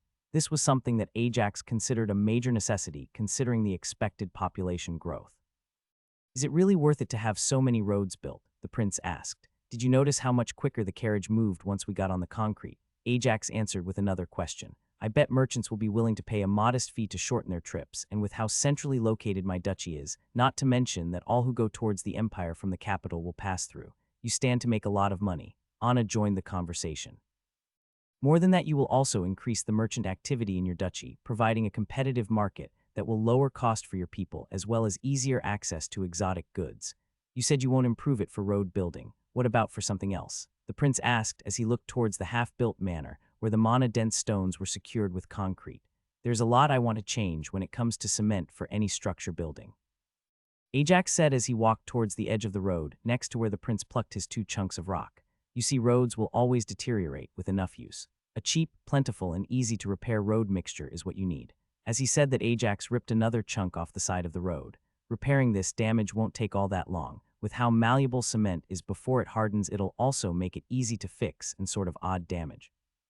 The same can be said for building, the prince pointed out. It might take longer, but they still get damaged all the same. It's not the same, Ajax said as he shook his head. Damage to a road can come from anything, a fight breaking out, a monster running by, a heavy cart breaking a wheel and dropping. That all causes large damage on a specific point in a short amount of time. For buildings, outside of a siege, the damage is always gradual, Anna pointed out. It might all collapse at once, but for that to happen, cracks will have formed over time. Exactly, Ajax nodded. The mixture I am planning for construction is one that will slowly reactivate when wet. Reactivate? Bob asked, intrigued by the idea. The base rock we currently use for cement fuses together permanently once it dries. I'm planning to have a mixture that will slowly reseal any cracks naturally, as getting the set product wet will partially return it to a more malleable state, where it will reset once again, resealing it. Ajax spoke with passion as he shared the information he learned a lifetime ago back in his architecture lessons. He planned to let a whole new world experience the wonders he felt the first time he saw pictures of the Roman Colosseum, the Greek Parthenon, and maybe one day even the pyramids. That last one was more questionable, as even in modern-day Earth they hadn't figured out how they were built. And how do you expect to pay for all that? Judy asked as she listened from one side. It might be profitable in the long term, but we first need to get the duchy settled before we invest our more modest wealth into such projects. Ah, yes. Ajax's cheeks reddened slightly in embarrassment as he rubbed the back of his neck. About that, you see, I had a slightly fortunate encounter when I delved in the Empire. As he said this, Ajax produced what remained of the lower half of the golem from his storage ring. Everyone who joined him on his journey to the Empire knew what to expect. His family, however, was all shocked, staring wide-eyed at the massive pile of gold. Judy was the first to break out of her stupor. It's missing a whole leg. Did the Empire fleece you? Her joking tone made it clear it wasn't an actual dig at her brother, but just her way of handling the odd situation. That is quite the find there, dear, his grandmother Aurora said as she approached the gold and pressed a finger to it. It is decent mana infusion as well. This solves all our short-term solvency issues, and we can even start taking some long-term projects outside of this road idea of yours. The Empire did take the leg, taxes they said. Ajax chuckled.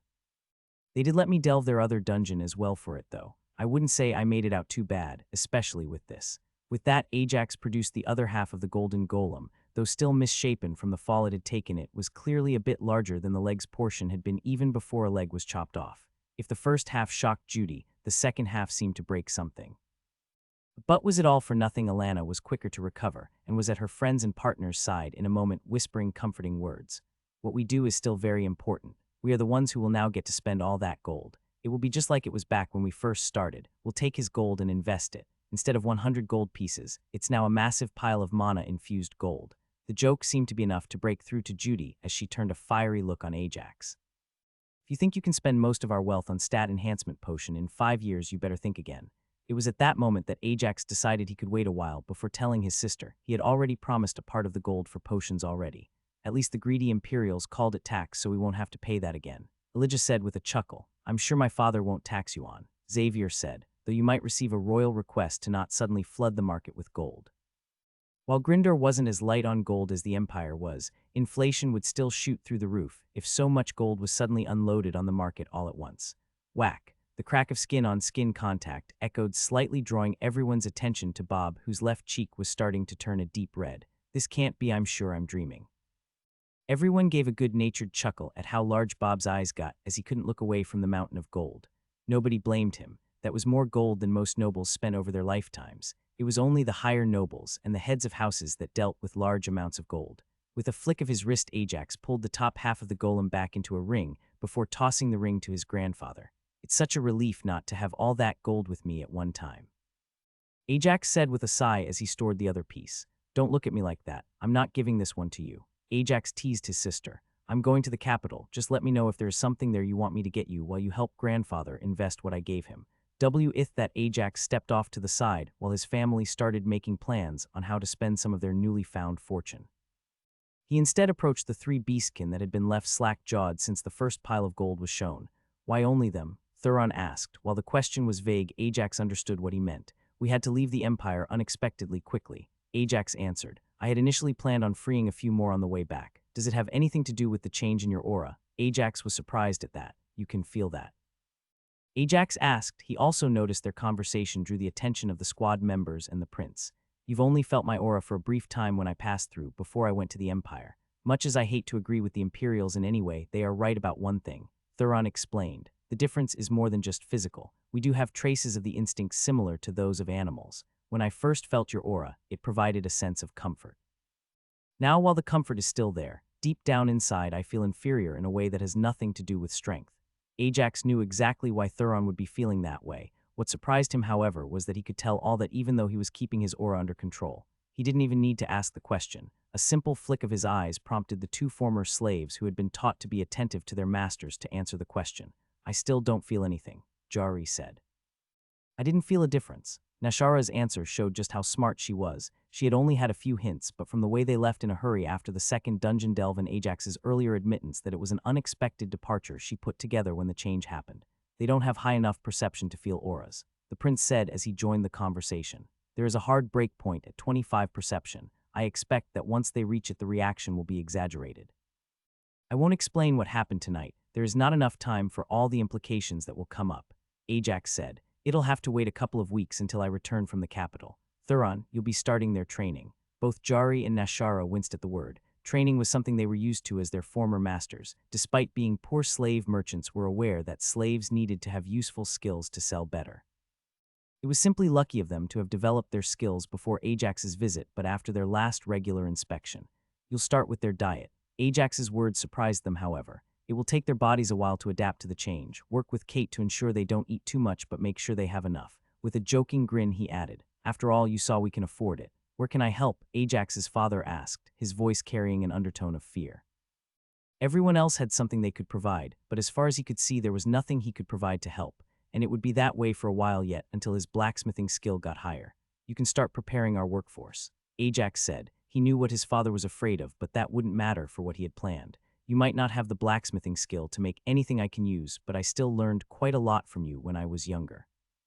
We are going to need people with the mining skill, a lot of them, since I plan to explore what riches we can extract from the mountains we have. Before they returned to Lessus, Ajax made sure to spend the majority of his mana to start the remodeling of the earth underneath his manor in preparation for the secret tunnels he hoped to make. Will House Nestor try anything? Ajax asked the prince as they returned to the city. No, the prince denied. At least nothing the warden won't be able to predict and stop before it even gets close to your family. They were still the ruling noble family for the last few centuries. I wouldn't want to underestimate them, Ajax said. Not with my family on the line. You have nothing to worry from most of them, the prince reassured Ajax. While they might have seemed domineering from the outside, deep down they are cowards. The only one who might try anything is their youngest, and he is far too weak and stupid to outmaneuver the warden. They are still nobles. Cowards can react unpredictably when someone unworthy takes what's theirs. Ajax raised an eyebrow at that. He had seen many examples of this happening in the history lessons he had attended at the academy. They won't be nobles for much longer, and they know it, the prince said with a grin. You'll be returning with a royal decree to strip them of their title. They'll keep the wealth they have amassed, but since most of that is tied up within the city, their only chance at regaining a noble title is being knighted by your house. Ajax's instincts wanted him to buy out House Nestor from their investments in Lessus before they paid out tenfold once the duchy's value increased, but he quashed that instinct. He would get his revenge when he'll deliver the decree taking away their titles. Tom will get his revenge as mayor of Lessus. He'll leave Judy and Alana to have their own revenge as they remove House Nestor's influence from the city without paying a copper more than they have to. Has your plan changed? The prince's words get a questioning rise out of Ajax's eyebrows. With your increased lifespan, do you still plan to go out in the wild lands so soon? If anything, what happened only makes me want to leave sooner, Ajax said, surprising the prince.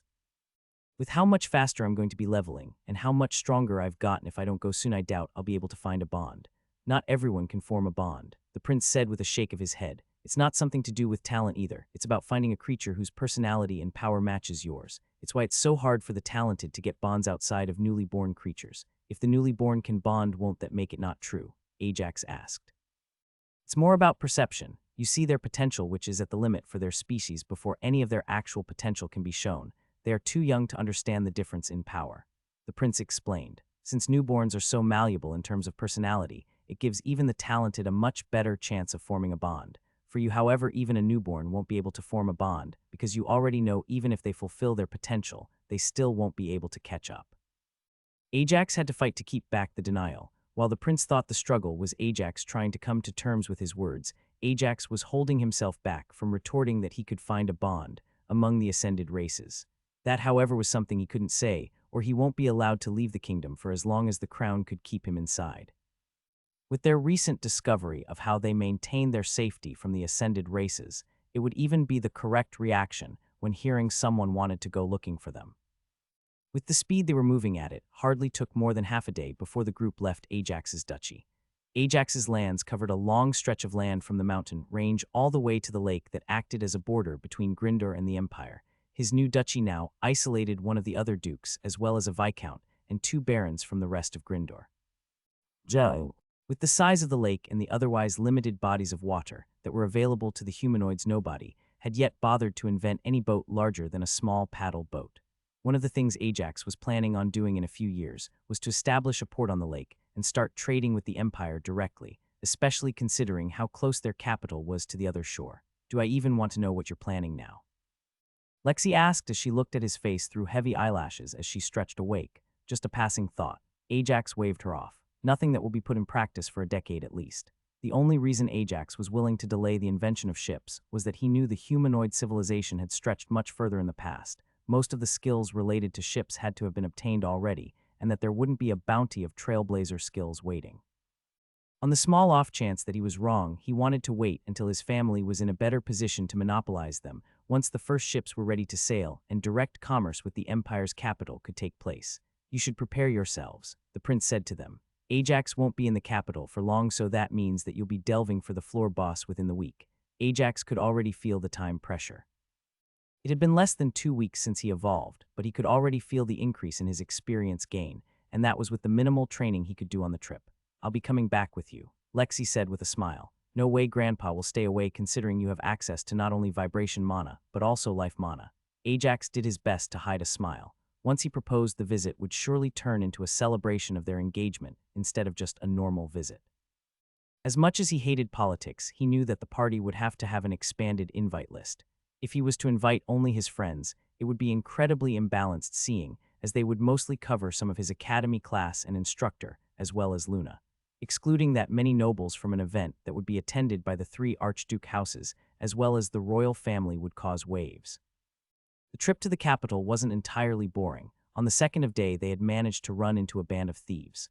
Nobody made a move on their fast-moving carriages, but the encampment had been spotted by one of the scouts, and an entire squad had taken a little detour to clear them out. It's hard to believe there are still roaming bands of thieves like that out there, Ajax said. It happens more and more as people leave the guard units of towns away from the capital, Xavier explained. It's one of the few downsides of this period of peace we've had. How is peace responsible for this? Ajax was surprised. The high position in the guard of a city requires some high levels a normal guard wouldn't have unless they joined the army. Most cities don't have access to a dungeon close by, so all the commander and warden positions have been going to guards from the capital who have pushed themselves in dungeons and are looking to settle down with a family, Xavier said. In the past, local guards would join the army and return with higher levels as well as a chance to move up, but with the peace that hasn't been the case for the last 2 generations. That still doesn't explain how you go from guard to bandit. Ajax frowned. Guards are afforded a certain level of authority, Anna said. Once they leave, they lose that, something they had for at least a decade or more. The only way to regain that feeling is to turn to banditry. After all, it's the ambitious ones who leave like that, and then they gather others. Ajax realized that this would be something else he would have to look into fixing when settling his own duchy. Not so much the guard issues, since he would be adding a new duchy-wide guard unit for his roads that would give the more ambitious people a way to move up, and with access to a dungeon a way to progress. But with the increased lifespan that was going to affect the new generation, he would need to add a number of stepping stone positions to current industries to ensure people didn't stagnate waiting for a way to progress. Won't this affect a lot more industries soon with the increased lifespan and projected increase in the population? Ajax asked. It will, the prince confirmed. It's one of the biggest problems we are trying to address. Funnily enough, the elves have a head start on all of us with half the issue.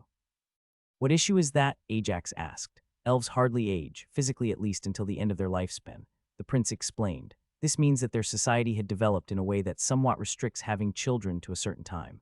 We don't have that. With people being young so much longer, we will end up having siblings that are 15 years apart in commoner families, as they have more children after the first ones move out. Hearing this only reinforced Ajax's conviction about the necessity of standardizing education and forcefully moving his duchy forward in terms of technology.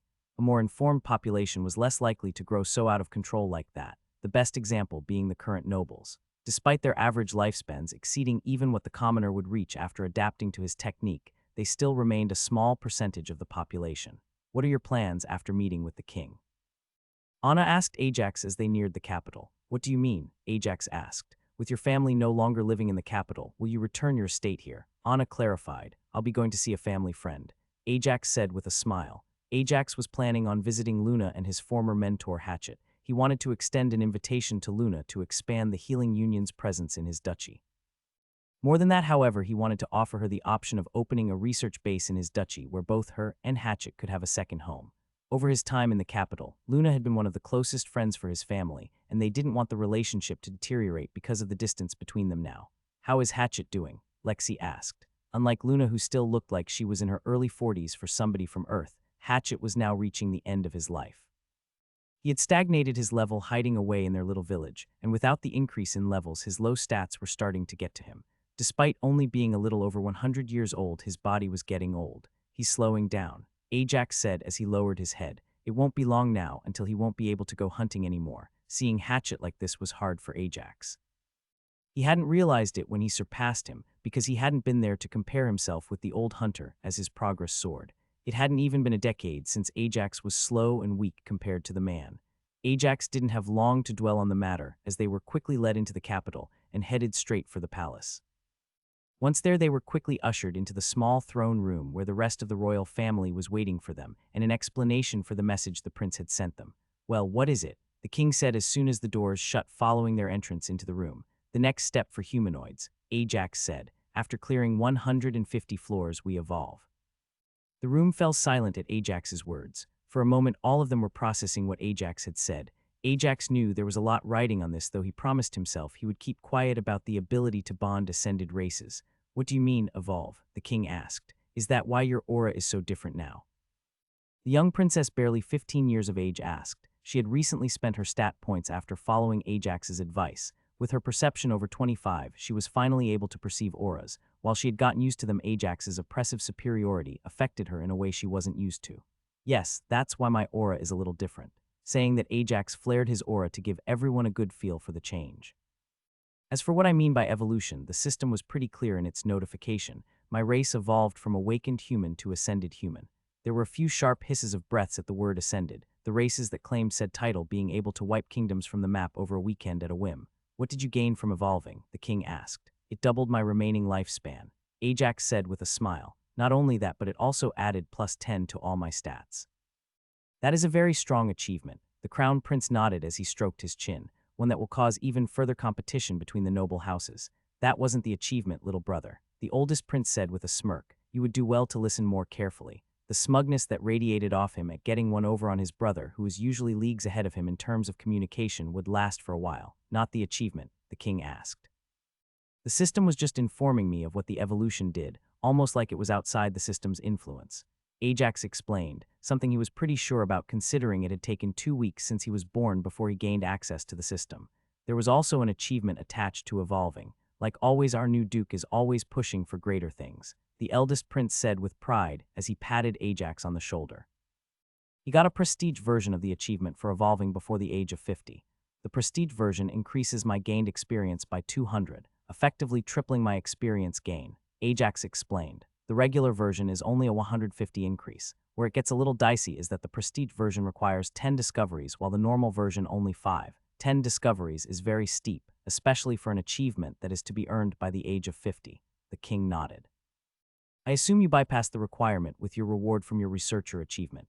Ajax nodded at that. "One thing that doesn't make sense to me is what did the system mean when it said awakened human?" the crown prince asked. Ajax had the very same question for a long time. Now that there was an opportunity to find out, he focused his inspector's eye on the young princess, focusing on only uncovering her race. Sure enough, the message he got in return said awakened human.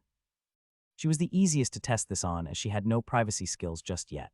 "I am not sure," Ajax prefaced his words, "but I think there is lower version of humanoids, inferior or basic." "And you think that they are weaker than us?" the king asked. "No, if anything, I think they might even be stronger on an individual basis." Ajax shook his head. "The reason they are inferior would be that they lack choice when it comes to choosing their build. Humanoid races like kobolds, goblins, or orcs.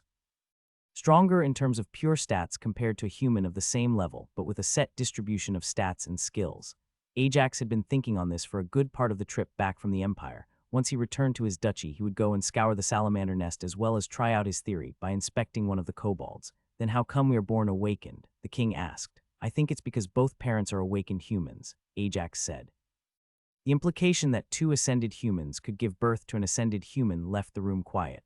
"That is a dangerous speculation," the king said. "Almost all humans invested a good portion of their stats into vitality. While endurance also increased a human's lifespan slightly, the returns on investment were much lower compared to vitality." News of the evolution was sure the sea young nobles skip out on early investments in vitality, all in hopes of clearing dungeon floors fast enough to gain their evolution. You have given us a lot to think about, the king said as he stroked his white beard. On a lighter note, what can you tell us about your magic mud? The eldest prince asked. Magic mud, the crown prince asked, confused. It's called cement. Ajax was sure the prince knew exactly what it was called and was only calling it magic mud to needle at him. What is this cement? The king also asked, intrigued and also happy for a small distraction from the big implications of humans' ability to evolve. It's what gained me my researcher achievement, Ajax said. A new alchemical substance that when mixed with water will turn into a viscous mud-like substance that will then slowly dry out. By consistently keeping it wet during the setting period, it will eventually harden.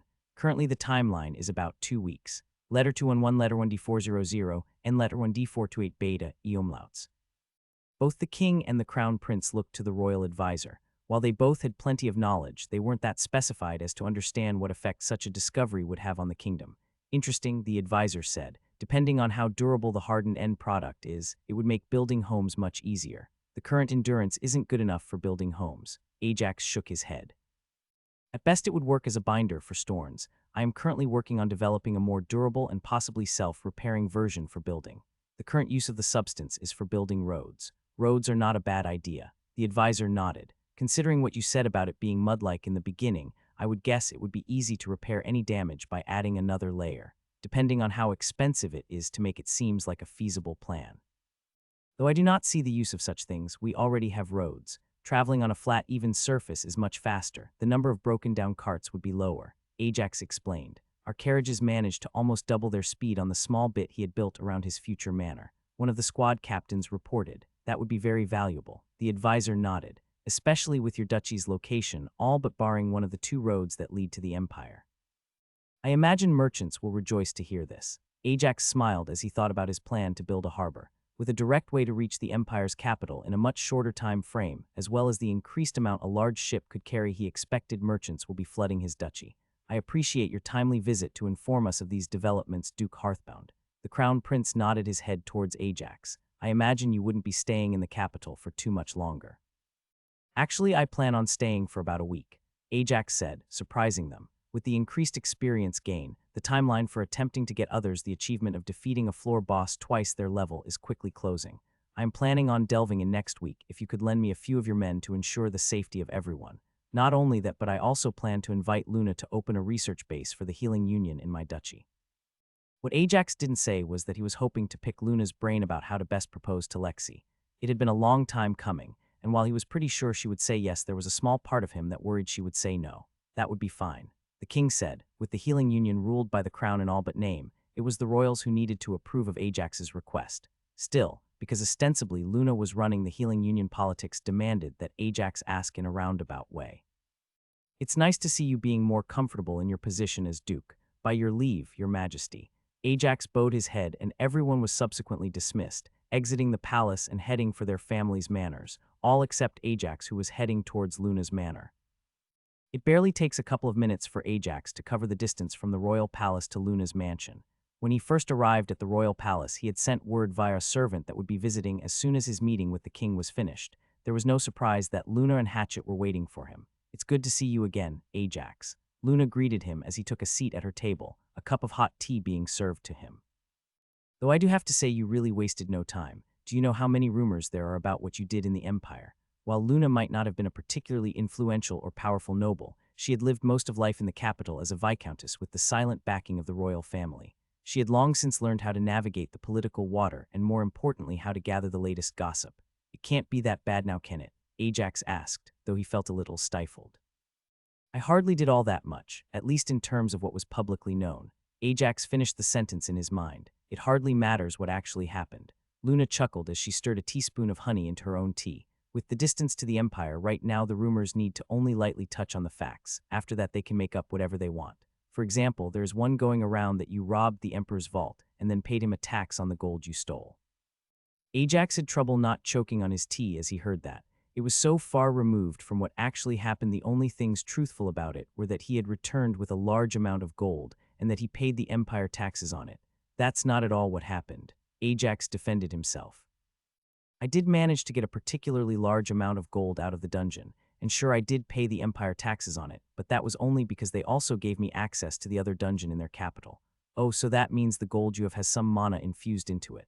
Luna nodded as she picked up a new piece of information, but it's probably best if you don't listen to what the rumors are saying right now. How bad can it get?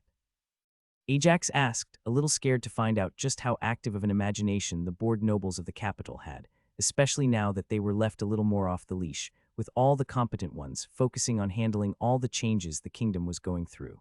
There's a theory that you bedded the emperor's granddaughter and hightailed it out of the empire right after. Hatch could barely hold his laughter as he finished his sentence. Ajax's face, however, sent him into a full-bellied laugh. Even Luna couldn't hide a smile. You're right, I didn't want to know, Ajax said as he dropped his face in his palms. But that's not what I'm here to talk to you two about today. I have two things that are both far more pressing to discuss with you. Two things. Luna sounded surprised. Yes, Ajax nodded. The first is in regards to the Healing Union. I have already talked it over with the royal family, and they have agreed with my plan, so you don't need to worry about that. That's great, Luna said enthusiastically. What are we researching? In all the time they had known each other, Luna had figured out what sort of person Ajax was. If he wanted something to do with the Healing Union personally, that it would no doubt have something to do with some new research he was trying out. Between him and Kate, they had already made 5 discoveries, though a few were minor. 2 of their attempts had also ended up without any conclusive results, but none of their attempts had yet to be proven false. I was thinking of setting up a larger research base for the Healing Union in my duchy, Ajax explained. I'm expecting there to be a large infusion of novice alchemists, and I am hoping to find alchemical concoctions that help with healing indirectly. How would that work? Luna sounded interested. There already are healing potions, and they work just fine without a healer. Think about it differently. Instead of the potion being a pure benefit, it could be a mix of positive and negative, where it would then be the healer's job to counteract the known negative of the potion. Ajax explained. We already know that some poisons are powerful enough to invalidate other poisons. What if we can discover one that a healer can handle the symptoms of, while an unknown and potentially lethal poison is suppressed? Luna was already nodding at this. She did in fact know that there were plenty of alchemists who tried to sell such poisons. The issue with them was that anything that got too overbearing for other poisons came with lethal consequences for the victim. Adding a healer to simply manage the symptoms wasn't something she had even considered. That's just one of the things that can be researched. The broadest field would be potions that prepare a body for healing, Ajax continued. We all know that healing spells put a strain on the body. The few that don't are so mana-intensive even senior healers can barely cast it once or twice before being fully drained. Most of this wouldn't help much with healing houses as they are now. But if they managed to make any discoveries, they would be worth a lot should the rumors of war turn out to be true. Luna speculated. Luna knew very well that on the battlefield healing was always a battle of efficiency. Not only that, but this would also give a solid reason for both you and Hatchet to stay in my duchy for at least a few months out of the year. Ajax said, his more selfish motive revealed. He wanted to keep his friends close. How can you be smart, yet at the same time so oblivious? Hatchet huffed at Ajax. What do you mean? Ajax asked. If we also leave the capital to stay back home for a couple of months a year, who will look after your land here in the capital? Your hives, plants, and trees aren't all too difficult, but they do require attention a few times a week, Hatchet said as he shook his head in disappointment at Ajax. Ajax's family had assured him that his blossoming garden would be looked after, so he never questioned the minutiae of the solution they had found. In hindsight, it should have been obvious that they asked someone else to step in and help, someone local, since they were taking all of their retainers to help establish their duchy. More than that, Ajax wanted to keep pushing his garden. The mana level of the plants was growing, slowly, but it was growing. At most, he would have taken 1 hive of mana-infused bees and maybe a few queens to help establish some more hives in his own duchy that would start from the same mana infusion his current bees had reached. I'm sure the crown would be happy to step in, Luna reassured Ajax. They bought out every plot of land surrounding yours and have seen record numbers year after year. They will have no issue taking care of things for you. Luna's solution was actually the one Ajax would have guessed his family had also reached. What he failed to understand was how different Ajax and the rest of his family looked at the royal family. Unlike Ajax, they hadn't been almost constantly in the presence of royalty for years, so despite settling well in their new stations, something like asking the royal family to help care for a gardening plot was not something they would consider. It does seem to me like a good idea for my presence to be more permanent in your duchy, though that is more selfish of me, Luna said. Having a base in the lands of a landed duke would rapidly increase Luna's position in the noble hierarchy of the capital, and I would also like to still see you more regularly even now that you are a duke. I have missed you over this past year. Now what's the other thing you wanted to ask about? Hatchet asked. Ajax's cheeks blushed slightly as he rubbed the back of his neck. I wanted some advice about proposing to Lexi, Ajax was very thankful that neither Luna nor Hatchet laughed at his request. He spoke about asking the royal family for a favor, as if he was asking a neighbor for a glass of water, so he could see the irony. They spent the next 20 minutes discussing how and when Ajax should pop the question. The following morning, Ajax had breakfast with Luna and Hatchet before he left towards the academy. It had been a while since he had been back there, but there were more than a couple of people he wanted to talk to there. "Welcome back, my lord," the guards on duty bowed politely, easily recognizing Ajax. Having shaved this morning, Ajax now looked like he would fit right in with the current third or fourth year students.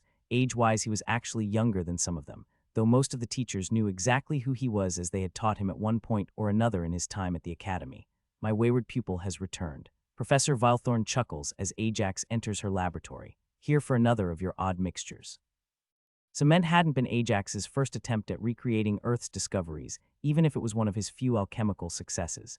His numerous failures at recreating TNT had caused a few issues in the professors over the years, yet she was never upset and always encouraged him to experiment. "Sorry for interrupting your class. I have a working prototype this time." Ajax responded with a smile as he approached the desk. "Looking to create variations on it, your knowledge on substitutes is unparalleled." Ajax was laying it on a bit thick since there were other alchemy masters in the capital who also had the same skill set and deep knowledge base, but there was no chance they would work with him without wanting to keep the recipe. "Greet your senior." The teaching assistant hissed at the students. "He's our senior." One of the students asked, unsure if he believed it. They were second years, and the person who entered while tall looked to be their age, certainly not someone who was more than 5 years their senior. Duke Hearthbound. While most of the students didn't recognize, there were a few who were passionate enough that they followed Ajax's winning spree of tournaments during his time in the academy and recognized him even if he was clean-shaven. "Oh yes, congratulations are in order." Professor Vilethorn nodded.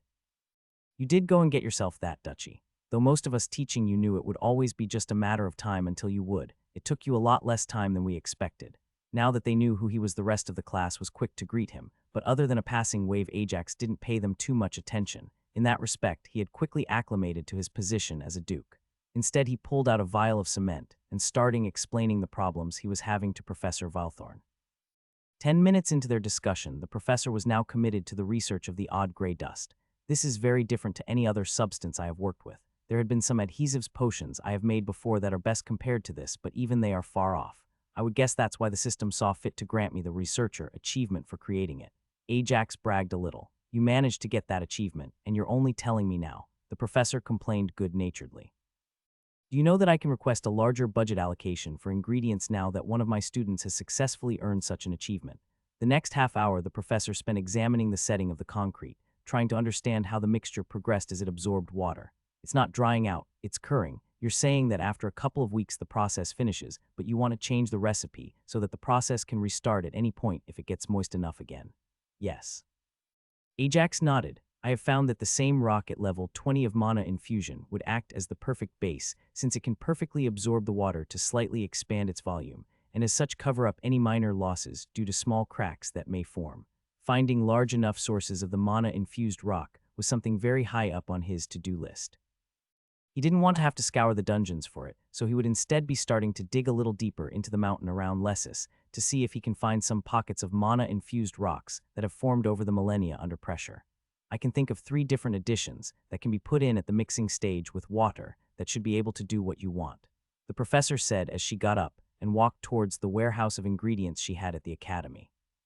"This is the first and most likely to work. Volcanic ash. This is a level 62 version, very hard to find however, since we are dependent on dungeon floors for it." Ajax nodded as he accepted the small sample baggie. It was something he was also pretty sure would work, but it came with the same sourcing issue. "Your second option is slightly easier to find, but much more expensive," the professor continued as she produced a small earthen mana gem. "The core of a mud golem, crushed up, should also provide the same effect, though it could come with a slight loss of toughness while wet." Ajax hadn't considered that as an option, but the professor was right. It would certainly not be cheap. While mud golem cores were found a lot more often than volcanic ash, they also had several uses even outside of alchemy. "The last option is one I think would work best for you," the professor said as she pulled out a specific dried plant. "Dried algae. Considering your success with growing your own mana-infused plant right here in the capital, I imagine you could produce your own supply. I do imagine that you'd have to add some salt, probably in the water, before you mix the concrete to ensure it still binds properly." Ajax was surprised at this. He hadn't seen this specific species of algae before, but with his inspector's eye and alchemist's examination, he was quickly able to get a breakdown on its uses. A few shallow artificial lakes were something he could build throughout his duchy to perfectly farm the algae. Of course, the professor nodded with a smile. You are always welcome to visit. With that, Ajax bade his goodbyes before he headed up to the top floor of the academy, towards the library where he hoped to find a few texts that would help him with the issues that were now popping up surrounding his aura. He was sure he wasn't the first person in history whose aura had a unique presence. Seeing how one's skills and stats influenced the aura, there had to be others whose aura had an odd affect on others, and how they dealt with it. There you are, boy, Balthazar young all but shouted the moment he entered the library. Like Ajax, the man's aura wasn't fully suppressed. Unlike Ajax, however, this was because the man's power surpassed the point where the aura could be fully suppressed. The sheer amount of stats and skill levels backing the aura was too high. Finally come to peek at my wisdom. The question took Ajax aback. What do you mean? You're going to be alive for a long time now. Finally someone who will live across millennia just like I did. The old librarian and former headmaster of the academy was a living fossil closing in on his 4th millennium. With the investments into vitality and endurance you are making at your age, and with how fast you are going to keep leveling, I think you'll get to see your 3rd millennia. Only 3,000 years. Old man, I plan to still look young when I reach your age. Ajax gleefully ribbed his friend and mentor before he explained about his recent discovery of evolution and the changes to both his lifespan and leveling speed.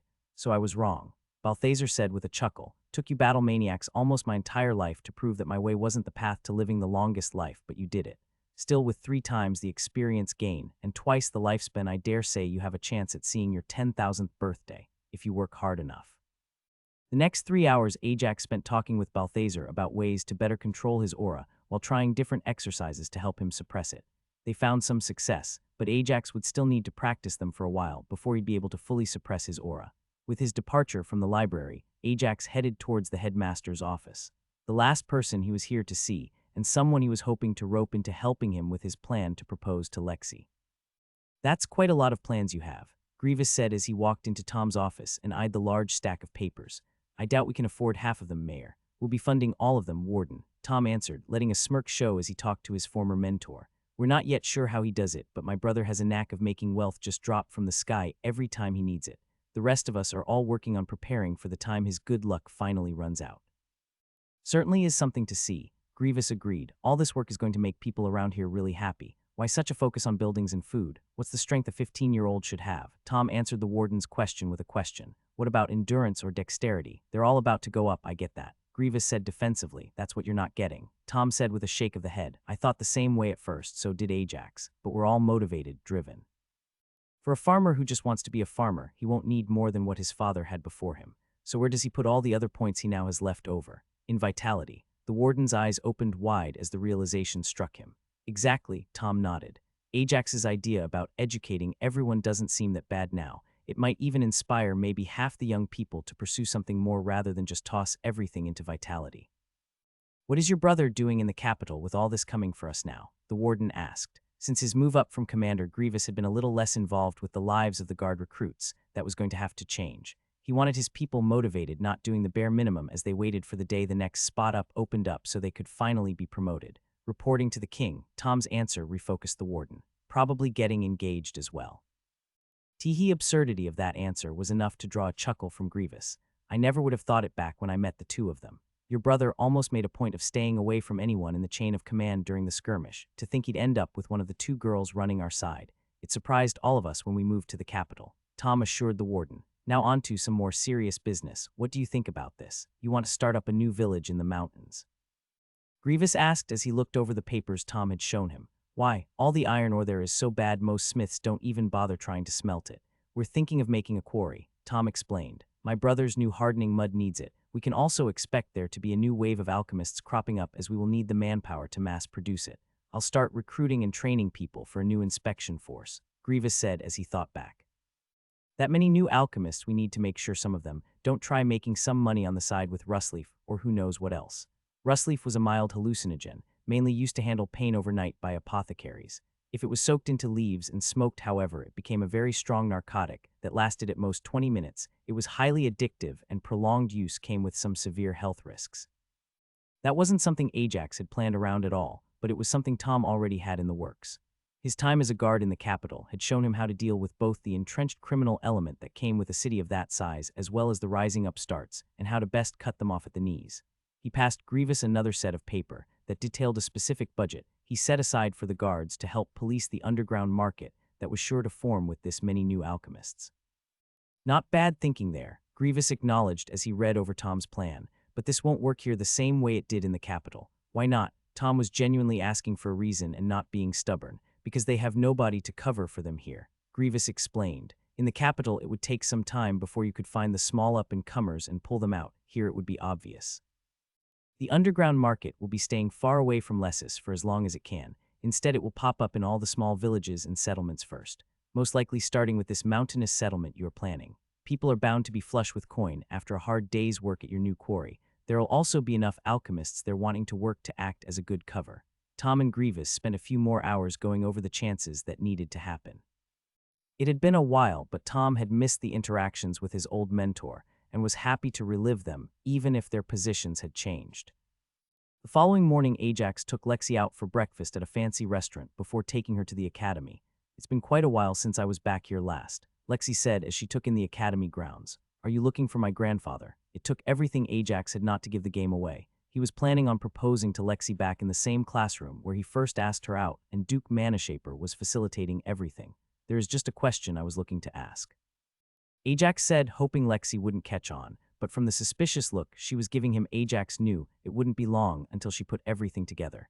Duke Manashaper, as well as Lexi's parents, were all waiting in the academy knowing what was going to happen. As soon as Ajax and Lexi entered the classroom, they all moved closer hoping to hear what was going on. It didn't take for a rather loud yes to be heard before the three members of House Manashapers entered the classroom and congratulated the happy couple. Lexi's mother took a moment to appreciate the engagement ring that Ajax prepared. The vibration affinity mana stone embedded in the gold setting was the size of a pea, and it sparkled beautifully. "That's a high-quality gemstone," Duke Manashaper observed. "Rumors about that mountain of gold you found in the Empire must have some truth to them." Ajax would rather not think about how much he had to pay the royal family to get the vibration affinity gemstone. He had swapped it out for the diamond he was planning on using now that he had the gold to afford something better. Not only that, but his spatial ring also housed the generous number of potions he had bought from the royal family. "Are you planning on heading to Lessus right away?" Lexi's father asked after he too congratulated them. "Not just yet," Lexi said. "Ajax wants to see if he can help me and a few friends get an achievement in the dungeon first. We are trying that tomorrow. The king has already volunteered for one of his squads to join us on the delve to ensure nothing goes wrong. What are your plans if it works?" Lexi's father asked. As the person who managed most of House Manashaper, he was interested in how Ajax would manage his own house, while also balancing that with the ability to help others unlock such a unique achievement. "If it actually works, I plan to consolidate my strength, work on leveling up my skills, and have the people who want to unlock the achievement come down to Lessus to do it," Ajax explained. "That will allow people up to level 60 to attempt the increase, so I won't be forced to hold back my level, and it will give me time to manage the duchy. What are you planning on charging?" Lexi's mother asked. She had married into the Manashaper family, and while she was dedicated to her new house, she did still have connections in her previous Viscount house as well. "I'm mainly focusing on selling the first delves to other nations," Ajax answered. "I'm hoping to secure evolutions for my own house. As for the houses of Grindor, my grandfather will most likely be reaching out once he gets a better idea of where we are with the new investment of gold. That's enough about that," Lexi said as she gave Ajax another kiss. "We have something to celebrate."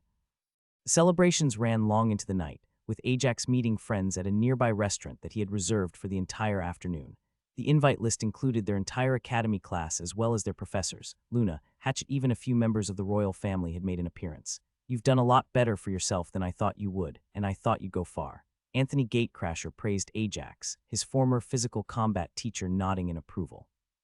"Congratulations on your engagement." Both Ajax and Lexi were swarmed by well-wishers. As the center of the celebrations, the two of them didn't have a spare moment for anything else, though the same couldn't be said for the rest of the attendants. "I hear both Benedict and his friend Rick will be joining the delve." Professor Silvertongue mentioned it to the Crown Prince. "My father sent me over with a recommendation. This is purely an attempt to see if it is possible." The Crown Prince sighed. He had been prepared for this conversation, and many like it. The group going as it is now is the one best equipped to survive as many floor bosses as possible. The prince wasn't lying. With the start of the fight taking most of the group's mana and stamina, they would be left as all but sitting ducks. People with the highest endurance had been given priority in an effort to not just provide as much power to the opening attack as possible, but also because they had the highest chance to survive and wide area of effect attacks as Ajax killed the floor boss. How about the other achievement? Will the kid be going for that as well? The Crown Prince frowned at the question. What other achievement? The Crown Prince asked. According to Richard, the highest he managed to clear was level 140. Abbot Silvertongue had a gleam in his eyes. As a combat enthusiast, this was something his family very much did not approve of. But he's gained a few more stats since then. Do you think it'll be enough for him to take on a level 170 before he gets past level 56? Now the question made sense to the Crown Prince. Defeating a monster more than 3 times your level. He had to admit, while there had been a few people in the past who could with a good matchup defeat something twice their level, there was nobody who could win against anything 3 times their level. Much in the same way nobody defeated a floor boss twice their level before Ajax could be the first to find out what the rewards for something like this was. He won't be trying it now. The oldest prince joined the conversation. He was still a ways off, and he first needs to get used to his increased stats, not to mention there are more stats out there for him to gain. But I believe he'll manage it before he reaches level 70. The risks increased the higher Ajax needed to delve. Even now it was ill-advised for him to delve anywhere outside of a capital without a boosting team, simply because any sort of dungeon break he causes would cover the surrounding areas in monsters above level 100. By the time the party ended, it was late into the evening. News of the engagement had spread throughout the capital like wildfire, and members of noble houses or their representatives showed up throughout the day to offer their congratulations. Depending on how good a relationship said house had with House Manhwaeshaper, a few of them even came with gifts. How long do you think we have to stay in court tomorrow? Ajax asked Lexi as the two of them snuggled together before going to sleep. Despite the drain on his social reserves, Ajax was still feeling great, riding the high he had maintained throughout the day after she said, "Yes, I'm sure the royal family will have a more private meeting to discuss our upcoming delve." Lexi reassured him. "We'll be able to head towards Lessus once it's done." While Lexi hadn't yet involved herself with any of the plans Ajax had made for his duchy, she had been there every step of the way, as he made them during their dungeon trip, and provided her insight. Now that she was officially part of his house, she was eager to step in and help turn them into reality. She was especially eager to implement a standard schooling system. Unknown to Ajax, the royal family was planning an engagement present for him to be presented tomorrow during open court. The decree removing the title of Baron from House Nestor would be official, and he would be given the duty of seeing it through on account of them being on his land. News of the engagement weren't taken as a good thing by everyone. Some houses saw the engagement as their connection to the new ducal house, their alliance with House Manhwaeshaper being the link they needed to further their own position in their dealing with House Hearthbound. Others, like House Smithmaid, saw the union of House Manhwaeshaper and House Hearthbound as a threat to their position regarding the crafters of Grindor, especially considering the rumors surrounding a discovery made by the Duke himself. While Ajax and Lexi got to sleep peacefully, Lexi's father was wide awake going over the reports from his informants. He had alerted them beforehand that things would change today, and they had been on the lookout for any piece of information that might affect House Manhwaeshaper or House Hearthbound. "How bad is it?" Lexi's mother asked as she entered the room. "Better than I had even dared to hope," Lexi's father answered with a surprising smile. Elijah Hearthbound was smart. He tied himself as a middleman for a number of foreign goods. It's hard for merchants to try and cut them off from anything without risking their own supply lines. So it's just the underhanded tricks they'll have to look out for. Duke Manhwaeshaper said with a grin. "That's good, knowing that boy. Anything they try won't do more than slow him down a little." With the protection of the royal family and good relations with all 3 archdukes, the only way left to target House Hearthbound in the short term was to create civil unrest in their territories. This was something that was especially easy to do at a time like with the changes the commoners were going through, but it was something House Hearthbound would have had to deal with anyway as they established themselves in their own duchy. They might not even have to deal with all that much. Lexi's father said as he looked over the reports. "A lot of it rides on the outcome of their delve in a few days, but if it's a success I doubt anyone would be willing to antagonize Duke Hearthbound and risk not being granted a spot on a delve. I wish she'd just wait." Duke Manhwaeshaper grumbled as he thought about Lexi joining the delve. She'd be able to make a better choice on what type of trait she gains if she does. There was no worries about her getting a chance to delve. Despite this, Lexi was eager to gain her trait as quickly as possible. They would even be bringing along bonds to see if they are affected in any way by the achievement. Both Benedict and Anna would be bringing their respective bonds. The question still remains, who are we sending with Lexi? Duke Manhwaeshaper asked. "I unfortunately can't make a trip to their duchy until summer when the academy takes its yearly break. I'll go." Lexi's mother volunteered. They all knew her father couldn't leave the capital on such short notice. I'll take a few of our more capable people to ensure nobody gets any ideas. Speaking of ideas, what do you think Ajax is planning on doing with his garden? Lexi's father asked. The crown scooped up every patch surrounding it, but the increased mana potency is becoming noticeable. I know of a few friends who would be delighted to plant some of their more exotic plants in such an environment. I'm sure you can ask him in the morning, Duke Manashaper said with a grin. I doubt he thought about that garden too much. No matter how many stat points he gains in his mental attributes, he's always focused on the next idea. Must mean he'd fit right in with this family. A pair of teasing smiles turned towards the Duke.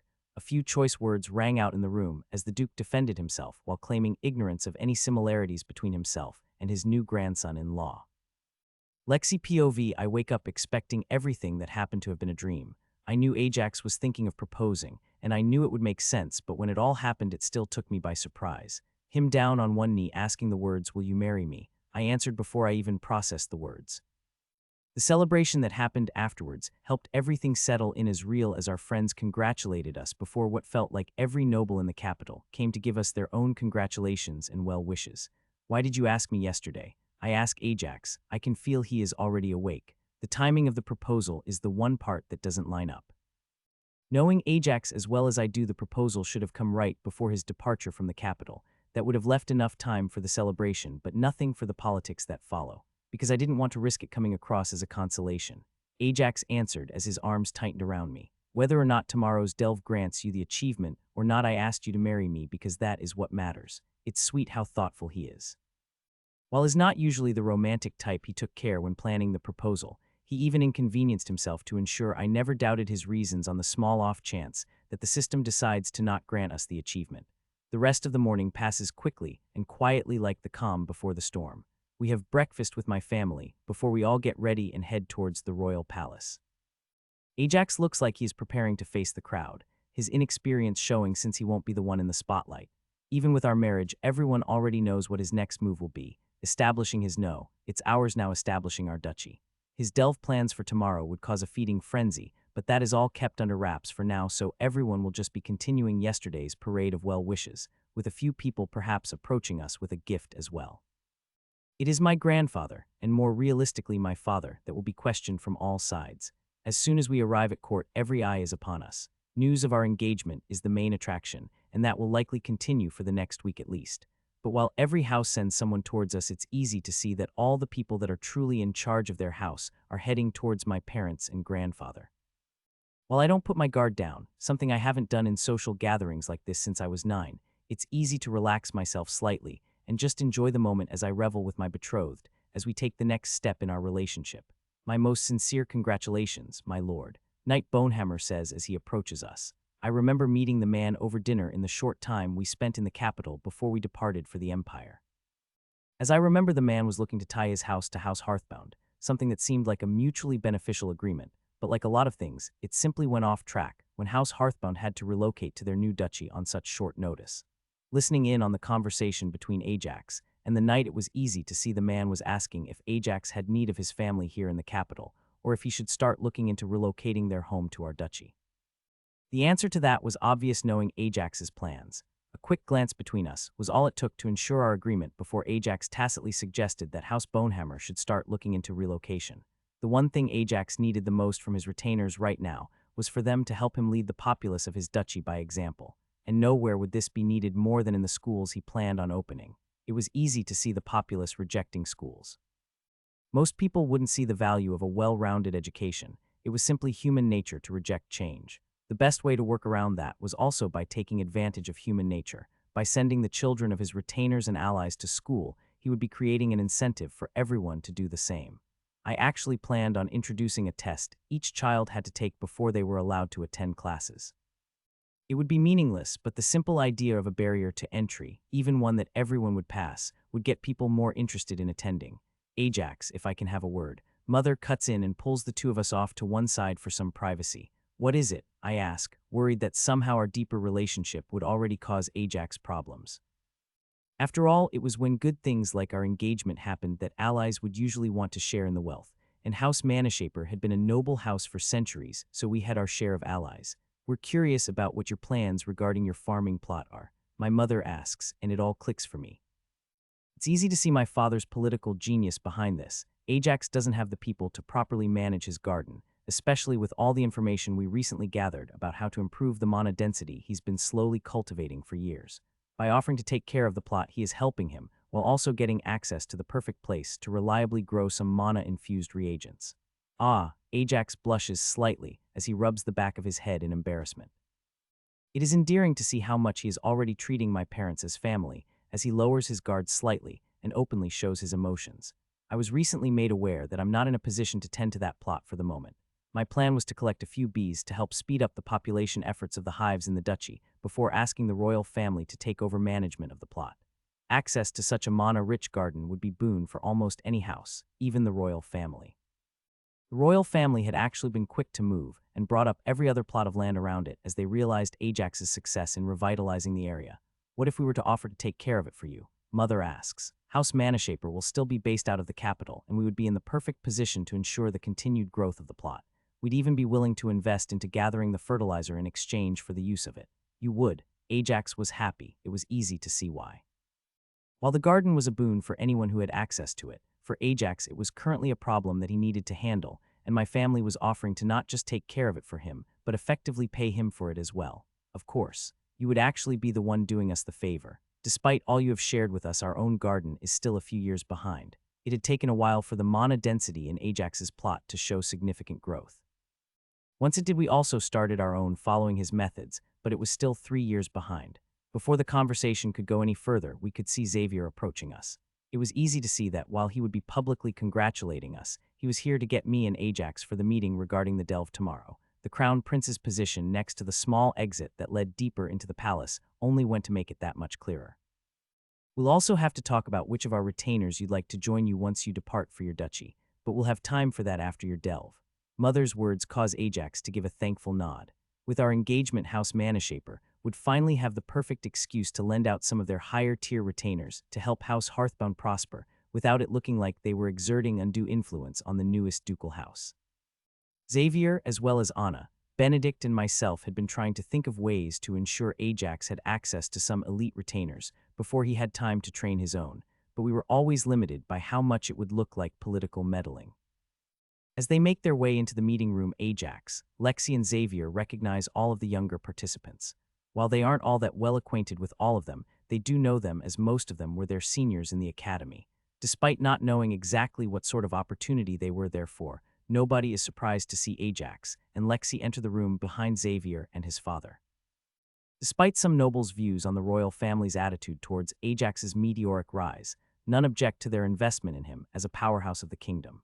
Benedict, Lexi, Anna, Xavier, and Ajax already knew the details, but everyone else was listening intently as the prince described what they intended to do.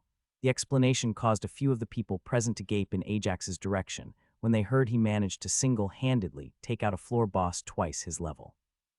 "Can I ask what the selection criteria was for this?" one of the older representatives asked as he took in the gathered youth, who they were made no sense regardless of how the man looked at it. "The successful completion of the requirement for the achievement," the crown prince replied. "I thought you said Ajax would be killing the creature by himself following the opening attack," another pointed out. "I'm sorry if this comes across as rude, but Ajax killing the creature is not the biggest question in this attempt." The crown prince's voice was merciless as it cut into the pride of the nobles. As we are all aware, certain floor bosses have certain effects on the environment or extremely large areas of attack. The opening attack of the fight will already severely drain both the mana and stamina of the participants. You have all been selected because of your high endurance and vitality builds. At the mention of high endurance and vitality, both Anna and Lexi were questionable choices, yet nobody dared to raise the question, not simply because of their status, but also because of the high number of dungeon floors both of them had cleared and the absurd amount of stats that came with it. "Before any of you accept, I do want to make sure that you understand what you are giving up," Ajax said once the crown prince fell silent. "I will be looking to confirm that the achievement can be obtained through a technicality, regardless of what floor boss we end up getting."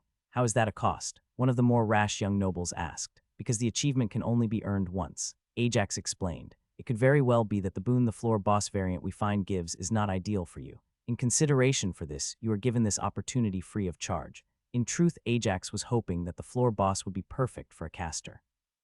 Both Anna, Lexi, and Xavier would be in a position to take advantage of such a variant, and with Benedict's recent interest in elven warrior styles, he would also be better suited to adapting to them. What do you mean free of charge? One of the older nobles, one here to oversee the interest of their house and look after the young scion invited, asked, clearly upset at the implication, and not unsure of what Ajax meant. Should we confirm that the achievement is obtainable in this method, I of course plan to be well rewarded for the time invested in any further attempts. Ajax said. One of the things Ajax was actually planning was to ask Lexi and Anna to not participate if the floor boss variant was particularly unfavorable for casters. It wasn't like this would be their only chance. They would only need to ask, and Ajax would be willing to take them with him a few times to ensure his fiancée and her best friend had a perfect boon. One thing the prince hadn't mentioned was that the scions selected were also being chosen based on the wealth of their family. This way they would be more likely to accept any boon rather than hope to pay for a chance at a better one later on. There was a lot of grumbling and outrage at Ajax's words. Yet all of it fell on deaf ears. The crown prince even went as far as chastising the nobles for trying to impose themselves on a duke, especially one whose time was so precious. In the end, all of the people invited accepted the conditions. They all knew their houses simply didn't have the finances necessary to delay getting the achievement until later. More than that, the monetary value of the boon would make the young scions into a possible revenue stream for their house from a much earlier point, with the guarantee of being able to take with them the body of one monster on the last floor of any dungeon before they leave. Once everyone accepted, almost everyone who was invited was succinctly escorted from the palace after they were told to prepare themselves for the delve and that they were to return to the palace tomorrow morning before they would all be going to the dungeon as a team. They were also warned that they were not to share anything about this until after delve. I hope I can convince both of you to wait if the floor boss we face tomorrow is something like a werewolf. Ajax turned towards Anna and Lexi. Benedict and Xavier didn't have the same issues as they were both heading more or less towards a more hybrid fighting style that would benefit from pretty much any combat boon. We'll see what we face tomorrow. Lexi cleverly postponed the conversation without agreeing to anything, something Ajax saw through after all the lessons from his grandfather, but he wasn't willing to push the point. Have you considered how you are going to sell this if it works? The crown prince asked Ajax. After all, that would be a decision that would affect the entire kingdom. I plan to auction off the spots for any delves I would be a part of regardless, Ajax said. At my current level, I will be delving around level 120 to 130 with a competent team. For my first few delves, we can forego the usual crafters that would be accompanying me on account of my ability to be more selective with the floors we encounter, and take a group of 10 to 15 for the floor boss. 10 to 15, Xavier asked, knowing that the Eton staff was capped at 10 people. Well, I'll be selling the spots with a right of refusal, Ajax explained, and from the proud look in Anna's eyes, he could tell his thinking was correct from an economical point of view at least. Everyone will be given a choice on if they want to take part, if they think the floor boss would have a good boon for them. If less than 10 people want to join, then those people can get the achievement, but if more than 10 people want it, then it would go to the top 10 people in regards to the spot they paid for. I'll have plenty of other things to do, Ajax reassured her. From what I heard, Brightstone's ambassador has been hoping to talk to me for a while now. I'd much rather be focused on getting access to their dungeons, rather than creating more work for myself by becoming an archduke. It was Luna who had told Ajax about the ambassador. The man in question was trying to spread the word in hopes that it would reach Ajax before he left the capital. I imagine he very much does not want to end up like his counterpart from the Republic, the Crown Prince said with an evil smirk. The dwarves were not pleased to hear they passed on the opportunity of joining your little delving spree. The prince then went on to inform them all that Brightstone had been interested in an exchange of delves with Grindor, and that all of them would have an opportunity in the coming years to travel and delve those dungeons as well. The opportunity to delve into Brightstone's dungeons was something Ajax would very much like to do, but it wasn't something he was in a position to take advantage of, at least not just yet. It took a bit to convince himself that slowing his leveling wouldn't be the right choice just to get a few more dungeon floors out of Brightstone, but after talking it over with Lexi, they agreed it wouldn't be the smart move for him. It would, however, be a good choice for her. She could slow down her leveling to ensure she gained as many stat points as possible, while also readying herself for reaching her own evolution quickly. Are you sure you want to wait? Ajax asked Lexi when she decided she didn't want to follow his footsteps and use potions to raise her own stats. I've still got to get used to casting with the stats I've gained already. Lexi with a small shake of her head. I don't get how you adapt so quickly to the increased stats. It's probably because of how I fight, Ajax said. I'm always pushing my body beyond what my physical stats should be capable of with Mana Siphon, and my spells are a lot weaker than a mage's with the same stats would be, though I do tend to go through my mana at about the same speed. I just use more spells at once. Ajax understood why Lexi was having a hard time getting used to her stats. Her physical stats increased a lot more than he did during the delving spree, at least as a percentage. While the increase happened over more than half a year, it was still a lot of physical stats, and he could still see her almost pulling some of the heavier doors off their hinges when she wasn't paying attention to her increased strength. Years of muscle memory with much lower strength slowly adapting to the new reality. Lexi's magical stats had increased a lot less comparatively, but with a domain and vibration mana, there was a lot she had to work on before she was ready for another sizable increase in her stats. How long do you think it'll be before your grandfather comes by to ask you about domains?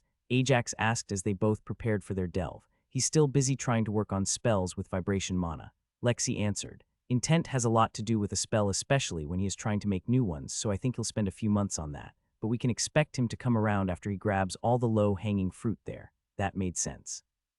As unusual as it might seem right now, Lexi was the premier domain specialist in Grindor. Being the only mage to have a domain guaranteed her that position, and Ajax wouldn't be surprised if a few of the mages in the royal squads had already started making inquiries in the subject. How about you? Have you practiced at all with your staff? Lexi asked, a bit of worry filling her voice. Ajax had to suppress a small grimace at the question. I tried it a few times, but not with anything close to how much mana I'll be wielding in the dungeon. Ajax answered. How much were you using? Lexi asked, curious. About 3,000 to 5,000 per cast. Ajax answered. Only that much, Lexi exclaimed.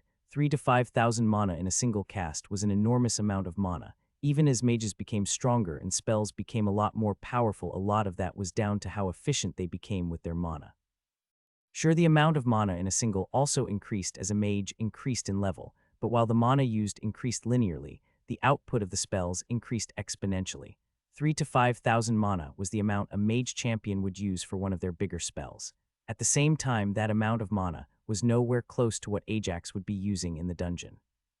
He would be getting the mana of 10 people, of which Lexi, Anna, and Xavier were 3 of them, and their stats were slightly inflated compared to what they should be. More than that, he would also be getting a third of all their stamina and mana as well. For a group focused on endurance, that would be a sizable stamina pool as well. Ajax would be closing in on 30,000 mana in a single cast. It's not easy to practice with, and it's not like we had a lot of time. Ajax knew his excuse wasn't the sturdiest, but the only time he had to practice with the staff had been on their journey from Lessus to the capital. The only people who were there to help him were the royal squads, who were also on guard, so they would only donate a small amount of their resources. I will say that using someone else's mana is a lot more inefficient. I think I'm about 3 times as wasteful as I am when using my own mana. We'll definitely have to practice a lot more with the staff. Lexi nodded as she looked towards the ring that housed the massive Ettencaster weapon. It's currently our house's last resort defense, and there is a lot we need to learn about it. Does the efficiency increase if you add your own mana to the mix? I haven't tried that yet, Ajax answered. So far I've only tried casting with other people's mana. In that case, at least stick with a more concentrated element for your opening spell, Lexi said as she looked towards Ajax. Even if you only get 1/3 the efficiency, that will still add up to about 10,000 effective mana. The staff might spare your mana channels, but that will cost you in control. So no fire, Ajax joked with a smile. Definitely no fire, Lexi smiled back. Ice, earth, lightning are probably your best bet. It'll also depend on what you're fighting. Ajax had to agree. Of his mana affinities, ice, earth, and lightning were probably the best in terms of an opening attack. Metal, light, and shadow spells simply wouldn't do as much damage. Holy was out of the running unless the floor boss had curse mana, and he had no confidence in properly aiming 10,000 mana void strike. He would for sure miss the point of impact. Fire, wind, water, and magma, on the other hand, were a danger to the people with him. All 4 of the elements were known for having wide area of effects at high mana usages, and with lowered control, a group of people at level 50 that had just been drained of their mana and stamina would be sitting ducks. Vibration mana was even more out of the question than any other. With that much mana powering it, Ajax wouldn't be sure if even the squad present would be safe, should any of them be in the general direction of the spell backed by a legendary mana affinity. The one option Ajax was still considering, however, was life mana. Unlike all the others, using all that mana in a single life mana creation would not only be the most likely to waste as little mana as possible in terms of his lack of control, due to how mana-intensive the affinity innately was, but by creating a construct, it would be something that he could rely on for help for a good portion of the fight instead of being simply an opening attack. Good luck. The words were echoed by everyone who saw Ajax and Lexi off from the Mana Shaper Manor. Despite Ajax being the one fighting, the wishes were all aimed towards Lexi, and having a floor boss whose boon would best fit her. Good, we're all here, the squad captain said as he took everyone in before they all piled inside 2 carriages and headed for the dungeon. As they traveled towards the dungeon, Ajax couldn't help but flex his right arm open and closed. The loss of his gauntlet was still not something he had grown accustomed to, but he was sure the weapons he had from the royal family would hold up well before his commissions on affinity-dedicated weapons were completed. It also wasn't just Ajax who was uncomfortable in their gear. Lexi, Anna, and Xavier were all a little stiff as they adjusted to the exclusively defensive armor they were wearing. It was meant to help them endure any extremely wide area of effect attack the floor boss might have without the squad having to step in, as that would invalidate the achievement. Their group got a few odd looks as they entered the dungeon. The guards at the entrance, however, did nothing but straighten their back and salute the royal squad the moment the group approached before waving them in. The climb up through the floors was extremely uneventful. The group straight up headed towards the first arch they could find on each floor, with Ajax using the arch guardians as practice for his new weapons while also taking the corpses. There was no point in hiding his loot boon, as everyone who was here was well aware of it, seeing as they hoped to get a variation of it. Well, you guys finally get to do something. Xavier joked with the squad as soon as they reached the 16th floor of the dungeon, where they would challenge the floor boss. I hope the floor boss isn't an ent. The jungle they were in could house all sorts of creatures, but an ent wasn't out of the question. That hardly mattered, however, as a floor boss wasn't even always linked to the floor it spawned on. The group's climb to the 16th floor had barely taken more than a few hours. Even that time was mostly due to the relatively slow speed of the people participating in the climb and not the floors themselves. Finally, the group had found itself to catch their breath as they waited. "Are you sure we should be standing in the open?" one of the nobles asked, his voice just barely not stuttering with fear. Ajax didn't blame the man for being afraid. Jungle biomes like the one they were faced with usually house some capable ambush predators. For someone under level 55, a beast above level 105 would mean a death sentence. "It's actually the best place to be," another member answered. This man wasn't a noble, but instead a very talented retainer of a noble house, one who had delved into dungeons regularly and more than once faced the threat of death. Until the floor boss arrives, the 2 remaining squad members will be killing anything that dares to come close. Despite the more confident tone of the second man, it was clear that everyone aside from Ajax and the squad members were nervous. The sheer pressure of being in such a high mana density area as the 16th floor all but guaranteed it. At this level, all of them would struggle to damage the dense vegetation surrounding them in an efficient manner due to its high mana density. "No point just standing around," Ajax said as he removed the staff from its specific storage ring and planted it in the center of the clearing. After that, he started molding using very small amounts of mana to shape the earth surrounding them into a more defensive position. "What kind of weapon is that?" While only one voice asked the question, it was clear it spoke for everyone from the way they gazed at the massive staff. "One that will allow you to contribute," Ajax answered. "Once the floor boss is in sight, you will channel as much of your mana and stamina into the staff as you can. From there, your only objective is to stay clear of the fight. I'll do my best to keep it away from you, but depending on what it is I am fighting, that might not be possible." Ajax could see some of the color drain from their faces in real time. The idea that they would be left with little mana and stamina seemed to stress them out and exasperate the fear they were already feeling. No need to panic. Ajax removed some of the restraints from his aura to help center the group. The royal squad is here to ensure nobody is in any danger of permanent or lethal harm. Ajax's words helped, but the more time passed, the more the group had to think through every worst-case scenario they could dream up. It didn't help that the royal squad had to be careful when clearing the floor. They couldn't be sure where or when certain floor bosses spawned, so their clear had to be slower and more methodical to ensure they didn't engage the floor boss once it did spawn. After about half an hour, the panic level reached its highest point before, yet still nothing happened. Seeing that they were indeed safe, the nobles started to relax more and more. They stopped seeing their gathering as bait for the floor boss and more as an opportunity to socialize. Because the people there were specifically chosen, because of the lack of wealth and influence of their houses, they saw this as the perfect opportunity to make a connection to the royal family, 2 of the 3 archducal houses and the newest landed duke. Ajax's behavior shocked the rest of the academy graduates. They had all met at least once or twice during their time at the academy, but because they had been in different years, that had always taken place during large gatherings. Here, where there were only 11 people, 4 of them Ajax was already extremely familiar with. He was very different from the young silent baron they remembered. It took another hour before the royal squad members returned. That could only mean one thing, that the floor boss had spawned. "What creature is it?" Ajax asked. "A beholder." The answer was both good news and bad news. It was good news from Lexi's and Anna's point of view. Beholders were spherical creatures covered in eyes with each eyeball focusing on a type of magic. More than that, the creature's reliance on magic made it a particular good matchup for Ajax's Monosyphon. Ajax could practically feel the rest of the group let out a disappointed sigh. Their stats were all heavily invested into endurance. The chances that a beholder would give them a matching boon was low. The bad news was twofold. The big one was that the floor boss could fly. This meant that at any point it could flee and decide to attack the group if it ever decided Ajax wasn't the primary target. The other bad news was that before the fight started, Ajax had no idea what type of magic the beholder would be using. At level 110, beholders had access to 4 or 5 different fields of magic. Even worse was that they always had access to one legendary type. That's good for a magic type boon. Lexi said as she hugged Anna in celebration. Both had hoped they wouldn't need to sit out, following that she turned towards Ajax with a bit of worry on her face. How confident are you in winning the fight? While Ajax had still gotten stronger, this was still a floor boss he would be going up against all by himself. More than that, a beholder was much more offensively focused than an Etten.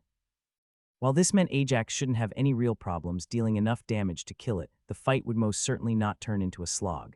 I'm pretty sure I should be fine, Ajax said as he took out his bow and quiver from his spatial ring. I'll try to keep my distance for the start while I figure out what it can do. Once they knew what the floor boss was, all that was left was the fight. Despite that, nobody rushed Ajax. They all were more than happy to patiently wait for him to plan out the fight, something much harder than usual on account of the fact that none of them were aware of what magic the beholder had access to. The biggest question Ajax faced was what should his opening spell be. Out of ice, earth, lightning, and life that had made his previous shortlist, both life and earth were instantly dropped. Life mana would actually have been Ajax's preferred choice here. A sentient golem to start the fight with would have been perfect in helping him determine what magic the beholder had access to. Unfortunately, Ajax wasn't yet capable of creating any type of flying construct with his life mana. Beholders were extremely cunning. While they were still extremely aggressive towards delvers like most creatures found in the dungeon, it was a documented fact that they learned and adapted over the course of a fight. Many delving parties had returned from the dungeon missing party members after an encounter with a beholder who spotted a weakness or pattern and took advantage of it to kill one or more party members. This meant that a golem would be useless, as the beholder would quickly realize it couldn't fly and simply rise above it. Earth mana had a similar issue. There was no chance the beholder wouldn't sense the mana gathered by the staff, so any earth attack would be slow to launch, and the beholder would be far. Waiting for it to get close was out of the question, as it would put the rest of the group in range of the beholder's attacks. That brought everything down to ice or lightning. Out of the two of them, Ajax was more inclined to go with lightning. The attack would be fast enough that even with the warning the beholder would have from sensing the gathering mana, there would be little he could do to properly defend itself. All right, I'm ready, Ajax said with confidence once he had his plan ready. He would start with the biggest lightning bolt he had ever cast before proceeding to turn the creature into a pincushion with his arrows. Do I need to bait it? No, it's heading this way, the scout said. No more than a few moments later, Ajax could make the creature out patrolling the skies above. It hadn't spotted them yet. That was good. All right, hands on the staff. Ajax could see the beholder focus on them as soon as the staff started channeling the mana and stamina it was infused with, but he could barely pay it any attention. Other than ensuring it wasn't launching a long-range spell towards them, all of Ajax's focus was centered on controlling the mana to launch his spell. A migraine like a searing spike struck Ajax as he tried to direct the mana. It was one of the disadvantages of his casting style. While his spells had practically no constraints in comparison to chanted or rune-casted spells he needed to direct the mana. With his previous attempts, there was barely any discomfort, but now he was feeling like his head was about to burst. The lightning blast Ajax released wasn't a slight target blast. Instead, it spread out from the tip of his staff like the roots of a tree across the sky in the direction of the beholder. The creature was quick enough to react, revealing its first magic wind, with a wind wall, but that barely slowed the strike. More than that, Ajax focused on his spell, willing the spread-out roots to reconnect into a single path as soon as one of the roots made contact with the beholder.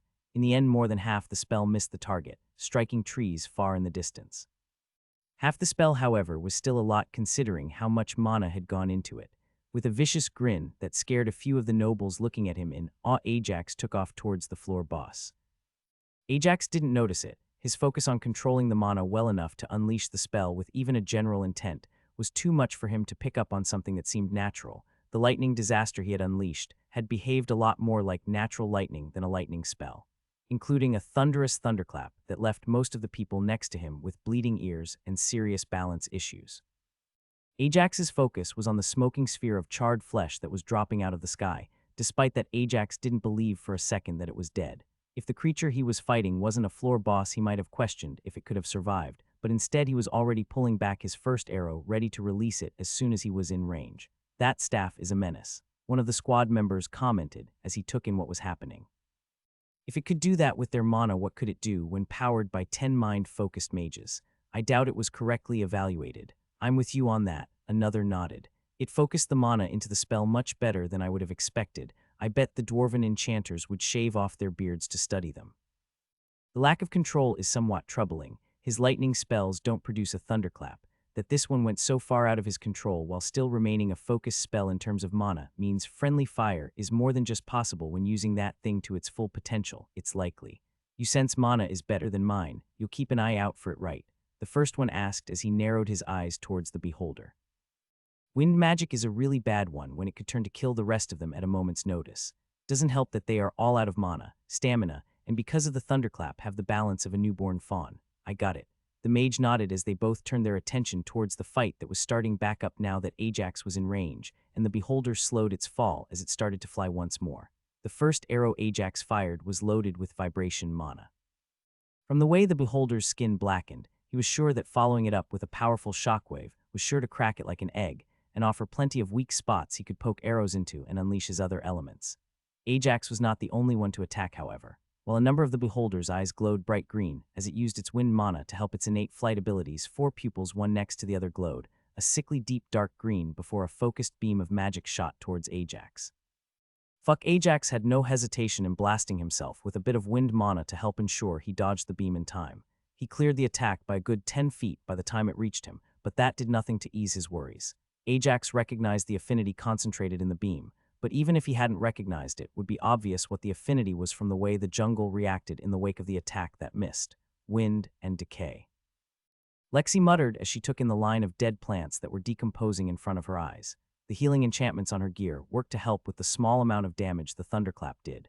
Both are bad, but at least they don't pair well together. Seeing the beholder's decay beam just reinforced Ajax's decision to keep his distance for now. His mana siphon had weakened the beam of decay energy, but it moved so fast it barely had any time to work on it.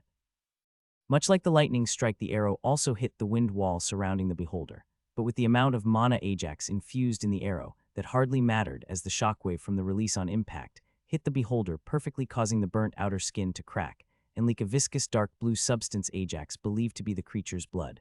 More grotesque, however, were the 2 eyeballs that burst from the impact of the shockwave. Following the second hit, Ajax wasted no time lining up his next shot. He had no intention of letting the beholder recover to line up another one of those decay beams. Despite the high amount of mana he had felt infused into it, Ajax knew this fight wouldn't come down to an empty mana pool. The beholder had also adapted to Ajax's fighting style. Rather than using a wind wall, he swapped to form an ice wall to stop the following arrows. The mana used up to create repeated ice walls would quickly add up since they would just drop out of the sky as soon as they stopped an arrow or two. That's the third element Anna called out as she spectated the fight. Ice and wind were a good combination. Unfortunately for the beholder, the combination wasn't particularly useful against Ajax. As Arianwen found out during her duel with Ajax, maintaining a blizzard against mana siphon was not only difficult but also not all that rewarding. Even now the beholder's fallen ice walls were being drained of their mana to feed Ajax's legendary skill. Realizing that the distance between them was a problem, the beholder started to fly straight towards Ajax as fast as it could, but Ajax was quick to react, as he quickly started to back away from the beholder, while maintaining his barrage of arrows. This game of cat and mouse continued for another 2 minutes, as more and more arrows started to find their mark into the beholder's flesh. Not even the use of the beholder's fourth magic was enough to bridge the gap between them. Fire, if anything, was less useful than the beholder's other options. The 2 times the beholder tried to use fire, the flames were simply too slow to reach their mark. More than that, their loss of power meant that Ajax had an easy time defending against them with a wall of ice of his own. It's odd, Lexi said as she watched the fight. It feels like mana siphon isn't working as well as it should. Beholders are known for having increased mana potency. Anna replied with a frown as she took in the battle. But that shouldn't make a difference for mana siphon. It's almost like the spells are a little resistant to his attempt at breaking them down. It's like a lesser version of. Anna trailed off as she was aware of everyone now paying attention to their conversation. She didn't want to reveal her legendary skill so openly. especially when there was no need for it as Lexi picked up exactly what she meant. Since getting her legendary skill, her flames had become a lot more resilient against Mana Siphon, while the Beholder's spells didn't have quite the same resistance it applied to all its affinities. Maybe there is something we overlooked about Beholders. Lexi agreed as she watched with a smile as Ajax's shadow-infused arrow snuck its way past the Beholder's defenses to perfectly pierce one of the eyeballs that dotted the charred sphere of flesh. It doesn't look like it will last much longer, Benedict pointed out as the Beholder's flight started to become more and more unsteady, slowing down in its chase of Ajax as it swayed side to side. It was on one of those swings that the floor boss stopped focusing on Ajax and picked up speed once again as it headed straight for the group of gathered low-level targets. It had taken the creature a while to realize it, but after chasing Ajax around for the better part of 3 minutes, with nothing to show for it other than the arrows that now impaled it, the creature picked up on the fact that Ajax was trying to lead it away from the group. Damn it. Ajax cursed as he stopped retreating and charged straight after the creature as he continued to fire arrows. As he saw it, Ajax had no more leeway to keep his distance. Now that the Beholder figured out where the weak prey was, he had to close the distance and put it down quickly before it got in range to fire a decay beam. With Mana Siphon working at full power, Ajax was now a lot faster, easily outpacing the Beholder and catching up to it long before it got in range to hit the rest of the group. From the uneasy way the creature still swayed, and the weak and predictable attacks it launched towards hit Ajax was sure he had the upper hand. Ajax barely had time to register Lexi's scream before all of the eyes the Beholder had facing him suddenly glowed bright silver. Ajax didn't even have time to curse as he realized his mistake. In his haste to catch up with the creature, he had overlooked the fact that while the Beholder had already shown 4 different affinities, it had yet to use one that was of legendary standing. Ajax could feel it all around him, as an invisible force wrapped him up mid-air following his jump from a tree branch. Telekinesis, a skill that had no records of being used by any humanoid mage. There were plenty of records of monsters using it, but no humanoid had managed to learn it. Part of that was because of how versatile the magic was. It didn't fit with runecasting or chanting. It worked best with channeling, but that took too long to set up. Ajax didn't have time to worry about the history of the skill, however. He was much more concerned with the fact that he was lifted into the air away from any point of contact that he could use to reposition himself as the Beholder prepared to fire a decay beam towards him. Ajax wasted no time reacting. While he couldn't get himself out of the way of the beam, that didn't mean there was nothing he could do. His muscles flexed as he fought against the telekinetic force that tried to restrain him as he brought up his left arm and raised it while also taking out a large tower wall shield that covered most of his body. More than that, Ajax infused the shield with metal mana. Decay was a very powerful affinity when dealing with organic matter, but as the beam hit the metal shield it barely had any effect. It was slowly corroding and rusting the metal shield, but that hardly did anything to it. Ajax's own enhancement was more detrimental to the shield than the decay beam. His feet, on the other hand, were caught by the beam, and Ajax could feel the flesh rot and drop off his bones even as his life and light mana were trying to heal it back up. It barely took moments for the Beholder to realize that the attack wasn't working as intended before it swapped to using ice and wind attack to blast Ajax from the sides. During this time, however, Ajax wasn't simply sitting still. He was pushing Mana Siphon as hard as he could to break free from the grasp of telekinesis, but it was a slog as the mana was even more resistant than Anna's flames to his skill. Realizing defense wasn't the way to go, Ajax also added offense as he stopped trying to ration his mana and launched a number wind, lightning, and magma bolts towards the floor boss. The wind and lightning both hit their marks, yet the magma bolt slowed down before stopping for a moment and returning towards Ajax. The move might have seemed smart from the outside, but that moment of divided focus was all Ajax needed to free himself from the creature's magical grasp. Ajax's feet hadn't recovered from the decay beam, his ankles snapping as he landed on the group, but Ajax grit his teeth and endured the spike of agony. More than anything, however, Ajax was focused on keeping the monster away from his friends and fiancé. He didn't care about the pain he was in. He didn't care about how much mana he was using. And what better way to keep the Beholder away from them than by using his own trick against it? Having felt telekinesis firsthand, Ajax had a good feel for how it worked now. More than that, his sense mana had gotten a very good look at the spell's structure as it was being slowly taken apart by Mana Siphon. Replicating the spell was still a stressful accomplishment, but as Ajax dropped both of his weapons and made a grasping motion with his arms, the Beholder was gripped and tossed towards the jungle floor. With the creature now on the ground, Ajax didn't hesitate at all. Telekinesis, wind, fire, and decay were all useless as a defense against earth spells. The only option the Beholder had left was ice. Ajax pumped over 700 mana points into launching as many earthen spikes to impale the flesh ball of eyes, the attack ending up being fatal as the ball released two powerful tremors as it tried to free itself from the earthen spikes before it stilled, all its remaining eyes getting a glassy unfocused look as the floor boss died. Ajax let out a sigh of relief as he felt the last drops of life drain away from the beholder before using Inspector's Eye to ensure it was truly dead. The fight had been much closer than he would have liked it. Ajax still had over 3,000 health points as well as 2,000 stamina and 500 mana. He was nowhere near his limit. Despite that, however, he had gotten dangerously close to being killed by the creature all because he acted rashly and overlooked a crucial factor. This story is posted elsewhere by the author. Help them out by reading the authentic version. With the fight over, Ajax carefully sat himself down as he started healing up his legs. Both life and light mana were essential for undoing the damage the decay beam had done as well as restoring the crushed bones from his previous impact with the jungle floor. "You doing okay, Lord Hearthbound?" The healer of the royal squad was the first to get to him and made a gesture to offer his services.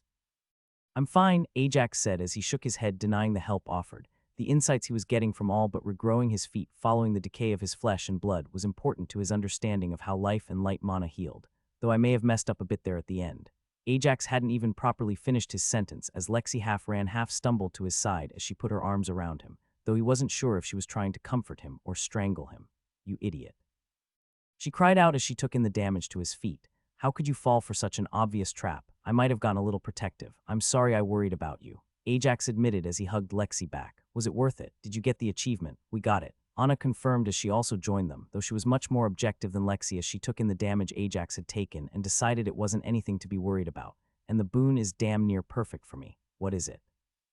Ajax asked, his healing lowering in intensity slightly as most of his focus turned to the new topic.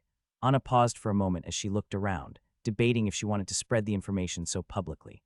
That look around reminded her that she wasn't the only one to get the boon. With 6 of the people who had gotten the boon belonging to poorer and less influential houses, meant it wouldn't be long before the information leaked to most of Grindor, so there was no harm in sharing it openly.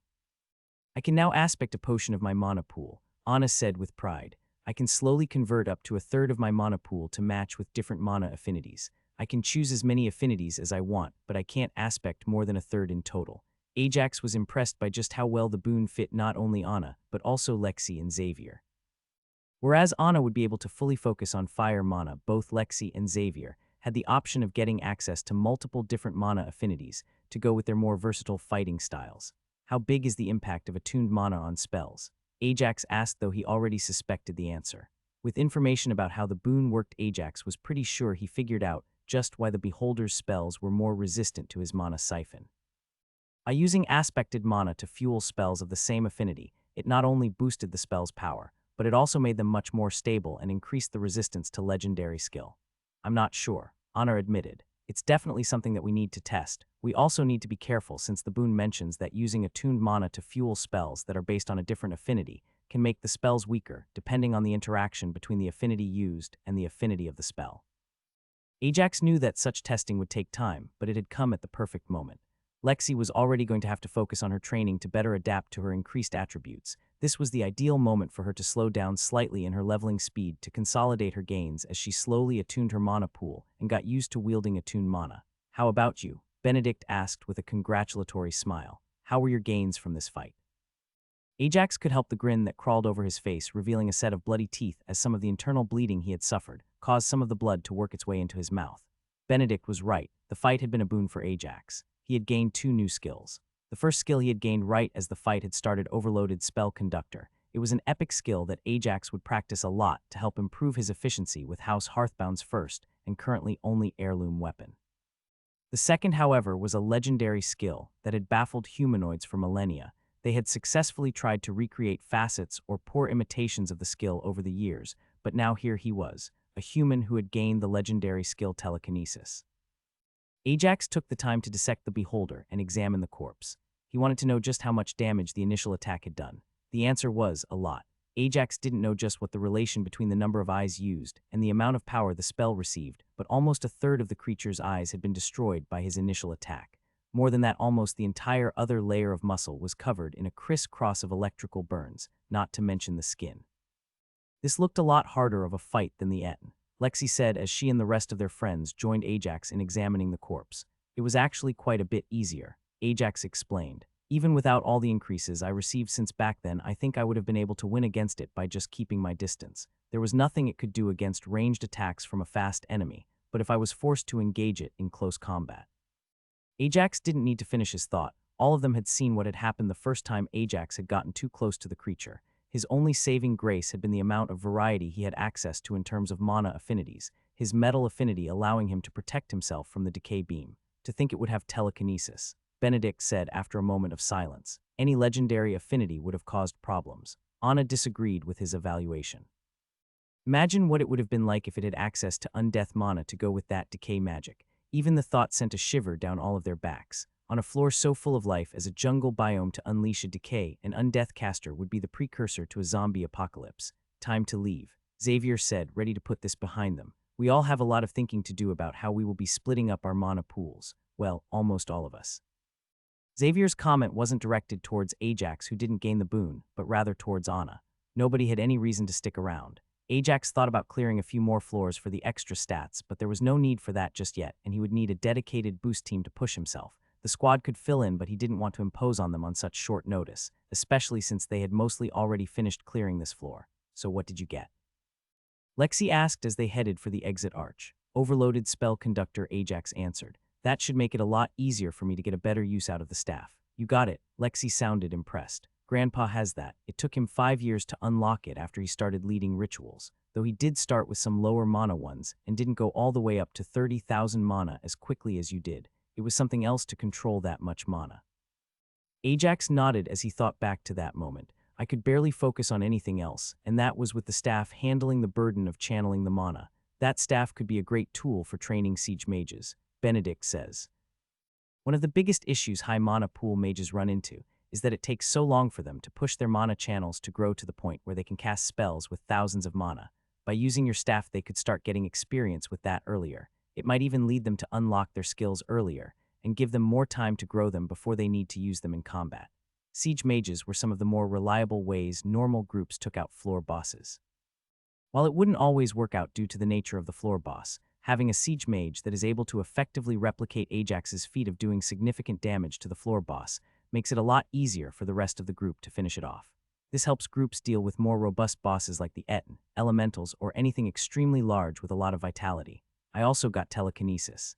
Ajax whispered the words, but Anna, Lexi, Xavier, and Benedict all heard him clearly. Their eyes bugged out as their jaws dropped and they all turned to look at him. So that's what that was at the end, Benedict said, remembering Ajax's grabbing motion that brought the beholder to the ground.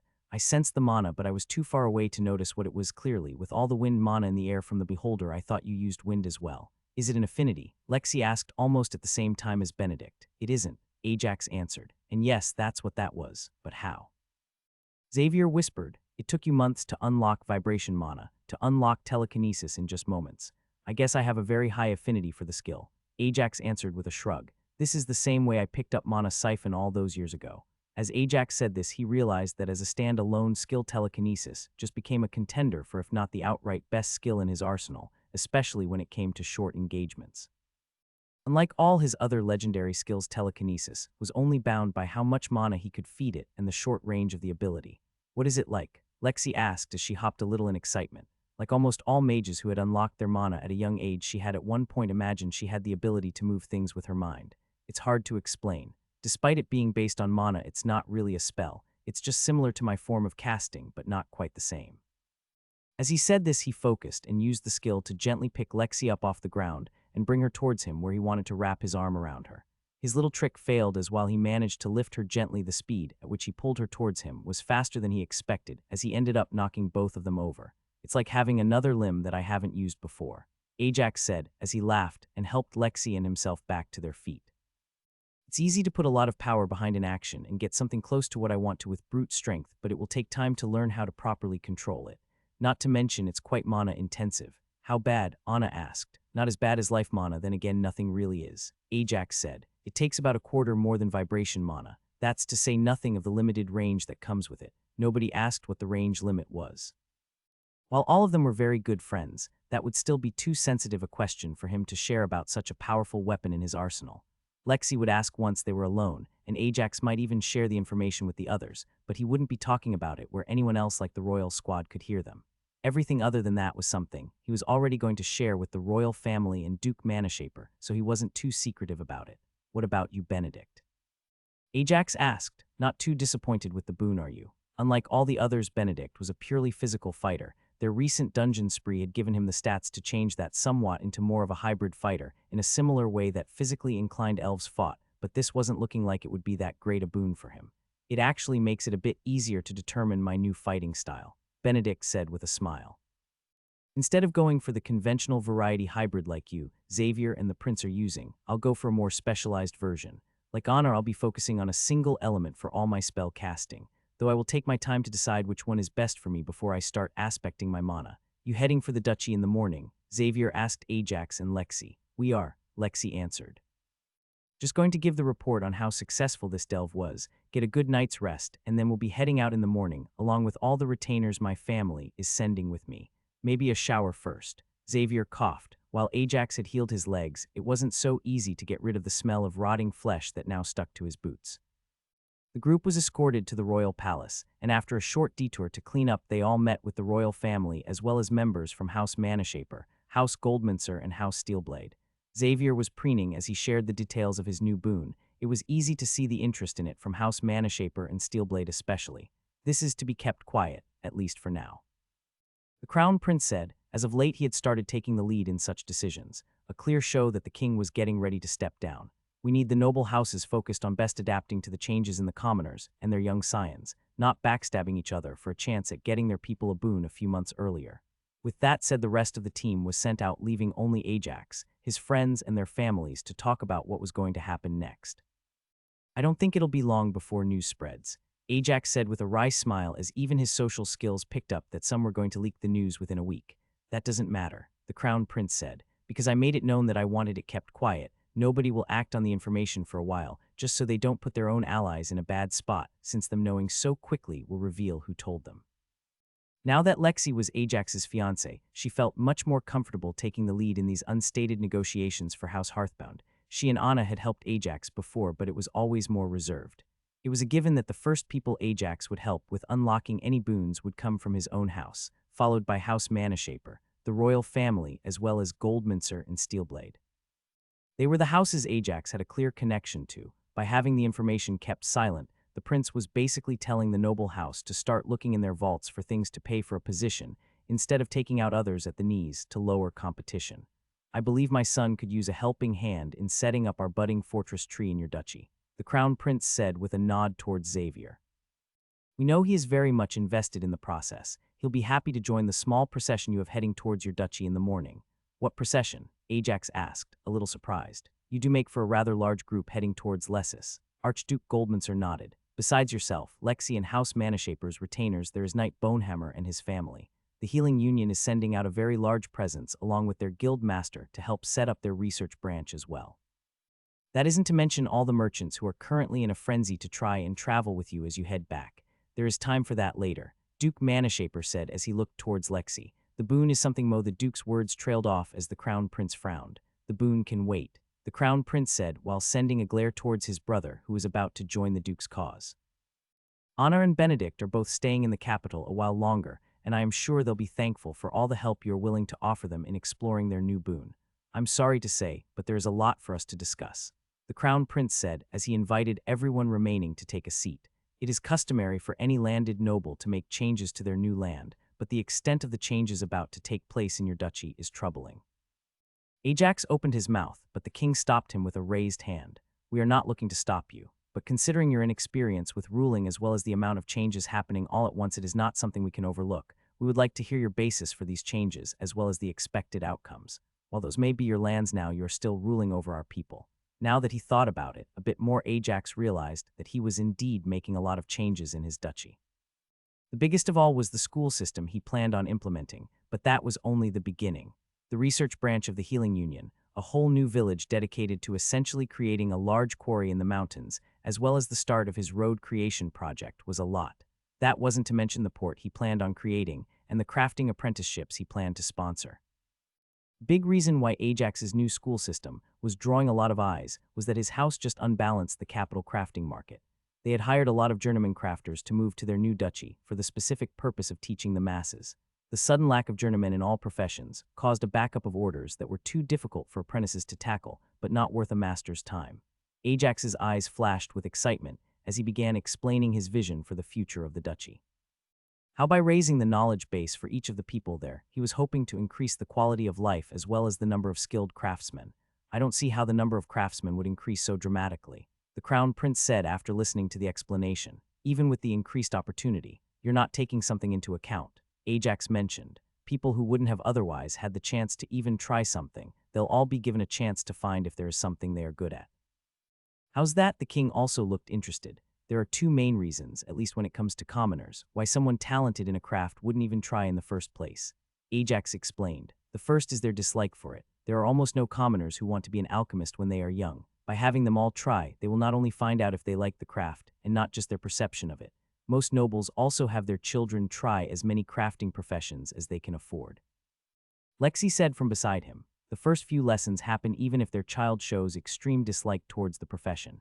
You have to let go of those leatherworking lessons. Anna muttered as she looked towards Lexi. The second reason is social standing. Ajax continued. The entire royal family seemed a little surprised at this. They were talking about commoners, after all they all had the same social standing. Just as there are bad perceptions towards certain professions, there are others that have a positive perception. Ajax explained. Hunting, for example, is one of the most popular professions, but no issues are caused because it's easy for the hunters of a village to take on many apprentices each year. Other professions are not so accommodating. I still don't see how social standing would cause issues. The king said, it would be for something like a blacksmith. Ajax said, I would know, my dad was the blacksmith in our little village. There were a lot of kids who would have wanted to try their hand at blacksmithing, but so did the son of the village headman. There wasn't enough work needed for multiple apprentices, so once the position was filled, everyone else had to look for something else. That example was the key. It showed how in small villages like that their isolation played a part in restricting access for commoners to even try things they were not only interested in but could afford. The issue scaled back the bigger the village became, and was much lower in cities, but it still existed. Schools wouldn't remove the problem completely, but it would be a lot better. Not to mention that once schools are accepted, it'll be the perfect place for us to start pushing the population towards better adapting to their increased lifespan, Lexi pointed out, as such hopefully making it easier to slow down the population rapid increase. You do realize that even if this all succeeds, other nobles wouldn't hesitate to poach some of your best talents that you have invested so much into growing. Archduke Goldmancer pointed out, I'm actually counting on it. Ajax said with a smile. Most people tend to look favorably upon people who help them in their early days. Even if they are recruited by other nobles, it'll mean, as they spread out, more and more houses would look favorably upon my house simply because their highly skilled retainers do. The following morning, Ajax, Lexi and Xavier were sharing a carriage as they headed towards Lessus. Ajax expected that the manor of his estate would have at least a section of it finished, so his family would move in, and that they would continue the work, while he would also start finishing up all the secret passages. For now, however, he had something else to focus on. Sense Mana, Expel Mana, Mana Skin, Mana Augmentation, and Inspector's Eye were all waiting for him to make his selection on their threshold bonuses. For Sense Mana and Expel Mana, they were even more important since this would be the only threshold bonus they would have, though Ajax did suspect there would be another when they capped out at level 150. His first few choices had been easy. All of his mana skills were a simple selection of increased mana potency, the same selection he had made for his rare mana affinities, something that was just cemented as a correct choice during his fight with the Beholder, and realizing how important the potency of mana was for a spell. Mana Skin was the first one he focused on. He had 3 different options. Mana Skin. Upfront payment allows up to 1,000 mana to be stored into. Mana Skin skill will remain active until the skill is broken. Upon breaking, the skill will become unavailable for 1 hour. Filtration allows filtration of harmful substances. Filtering out harmful substances will cause damage to the skin based on the potency of the substance costing mana to uphold. Vigilance tied to skill Danger Sense, while unconscious skill will activate in reflex to Danger Sense. All 3 options had something going for them. Upfront payment allowed Ajax to save 1,000 mana before heading into a fight and use it all to power. Mana Skin, this wasn't the most efficient use considering the skill's efficiency, but it was a lot of mana. The value would only increase as the skill got stronger and its efficiency increased, though losing access to a skill wasn't something he had known was possible. Filtration would give Ajax a way to deal with airborne poisons, more than that it could also prove useful in his alchemy. His only worry was how would the filtration work. Would it be based on his knowledge, allowing him to select what was filtered out? Would it be reactive, filtering out anything harmful? The second option presented a quick way to drain his own mana, depending on how hard the skill would be hampered by anything extremely potent. Vigilance was the option that looked most favorable to Ajax. It wouldn't affect the way the skill currently worked in his style, but it did come with a powerful addition of protecting him even when he wasn't conscious. Being tied to only an uncommon skill did have its drawbacks, as powerful and high-leveled assassination skills would bypass it, but if it could even buy him a moment, that might be enough. In the end, Ajax went with Vigilance. There were many other ways he could prepare before a fight that would be more efficient than upfront payment, and filtration was too big of an unknown to take a chance on. With his decision made, he moved on to mana augmentation. Mana augmentation advancement options, preservation, lowers damage to infused objects by half. Brawler allows augmentation of your own body. Harmful affinities will cause damage to your own body. Matched augmentation increases potency of augmentation when channeled through a mana gem of matching affinity. Delayed increase allows to increase the mana infused in an augmentation up to double until the point of use. Unlike Mana Skin, it was easy for Ajax to remove two of the choices. Both Preservation and Brawler were not all that useful for him. He had already been focusing on a different workaround that was better than Preservation, and Brawler could almost be replicated by simply augmenting his armor. Matched augmentation seemed perfect for his plans. He was already going to focus on matching large mana gems with specific weapons to better bring out his affinities. That only left delayed increase to consider. The final option would steer Ajax away from his current fighting style by focusing on his bow and arrows a lot more. Unlike his melee weapons, where Ajax could always increase the power, since he was in contact, his arrows didn't have that option, and missing was a real possibility. This would have been the clear choice should getting his hands on mana gems been an issue. With matched augmentation selected, Ajax moved on to Expel Mana. Expel Mana advancement options, size control, allows better control of large mana released. Overcharge allows larger amounts of mana to be released at once. It wasn't all that surprising to see he had so little choice when it came to Expel Mana. It was an uncommon skill that he used as a basis for his other skills. It was simply a choice of if he wanted to have better control over his larger spells or even larger spells. Ajax asked Lexi for her input on the matter since the choice wasn't clear. It's more a question of what you want to focus on. Lexi answered, you can make up for the other choice with training. You can eventually increase how much mana you can output, and you can also work on your control of large mana amounts. I would suggest going for Overcharge, since you can work on your control with the help of the staff. That way you won't constantly be using up your own mana just to unleash large spells to push your limits. Ajax found himself agreeing with Lexi's logic. More than that, however, while both options were good, until he had gained his staff control had never been that big of a problem for him. Spell size limit, however, had come back to bite him a time or two. Even if size control could help him to better use the Etten staff in the short term, oversize was simply the better choice. Sense Mana's choices weren't even close. Sense Mana advancement options, radial increase, increases the range of the skill. Focus detail increases the focus of the skill, allowing to better sense the form and affinity of the mana. Ajax selected focus detail without hesitation. As much as he would have liked radial increase, especially now that he was fighting stronger and stronger opponents, the range limit on his sense mana did leave him open to surprise attacks from long-ranged focused opponents. It simply didn't compare with focus detail. Focus detail would first and foremost help Ajax with analyzing other mana types.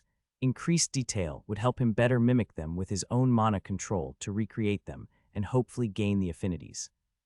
That wasn't saying anything of how much it would help with his alchemy, especially now that he was starting to use more mana-dense ingredients that didn't have perfect instruction due to how often substitutes needed to be used in recipes due to availability of ingredients.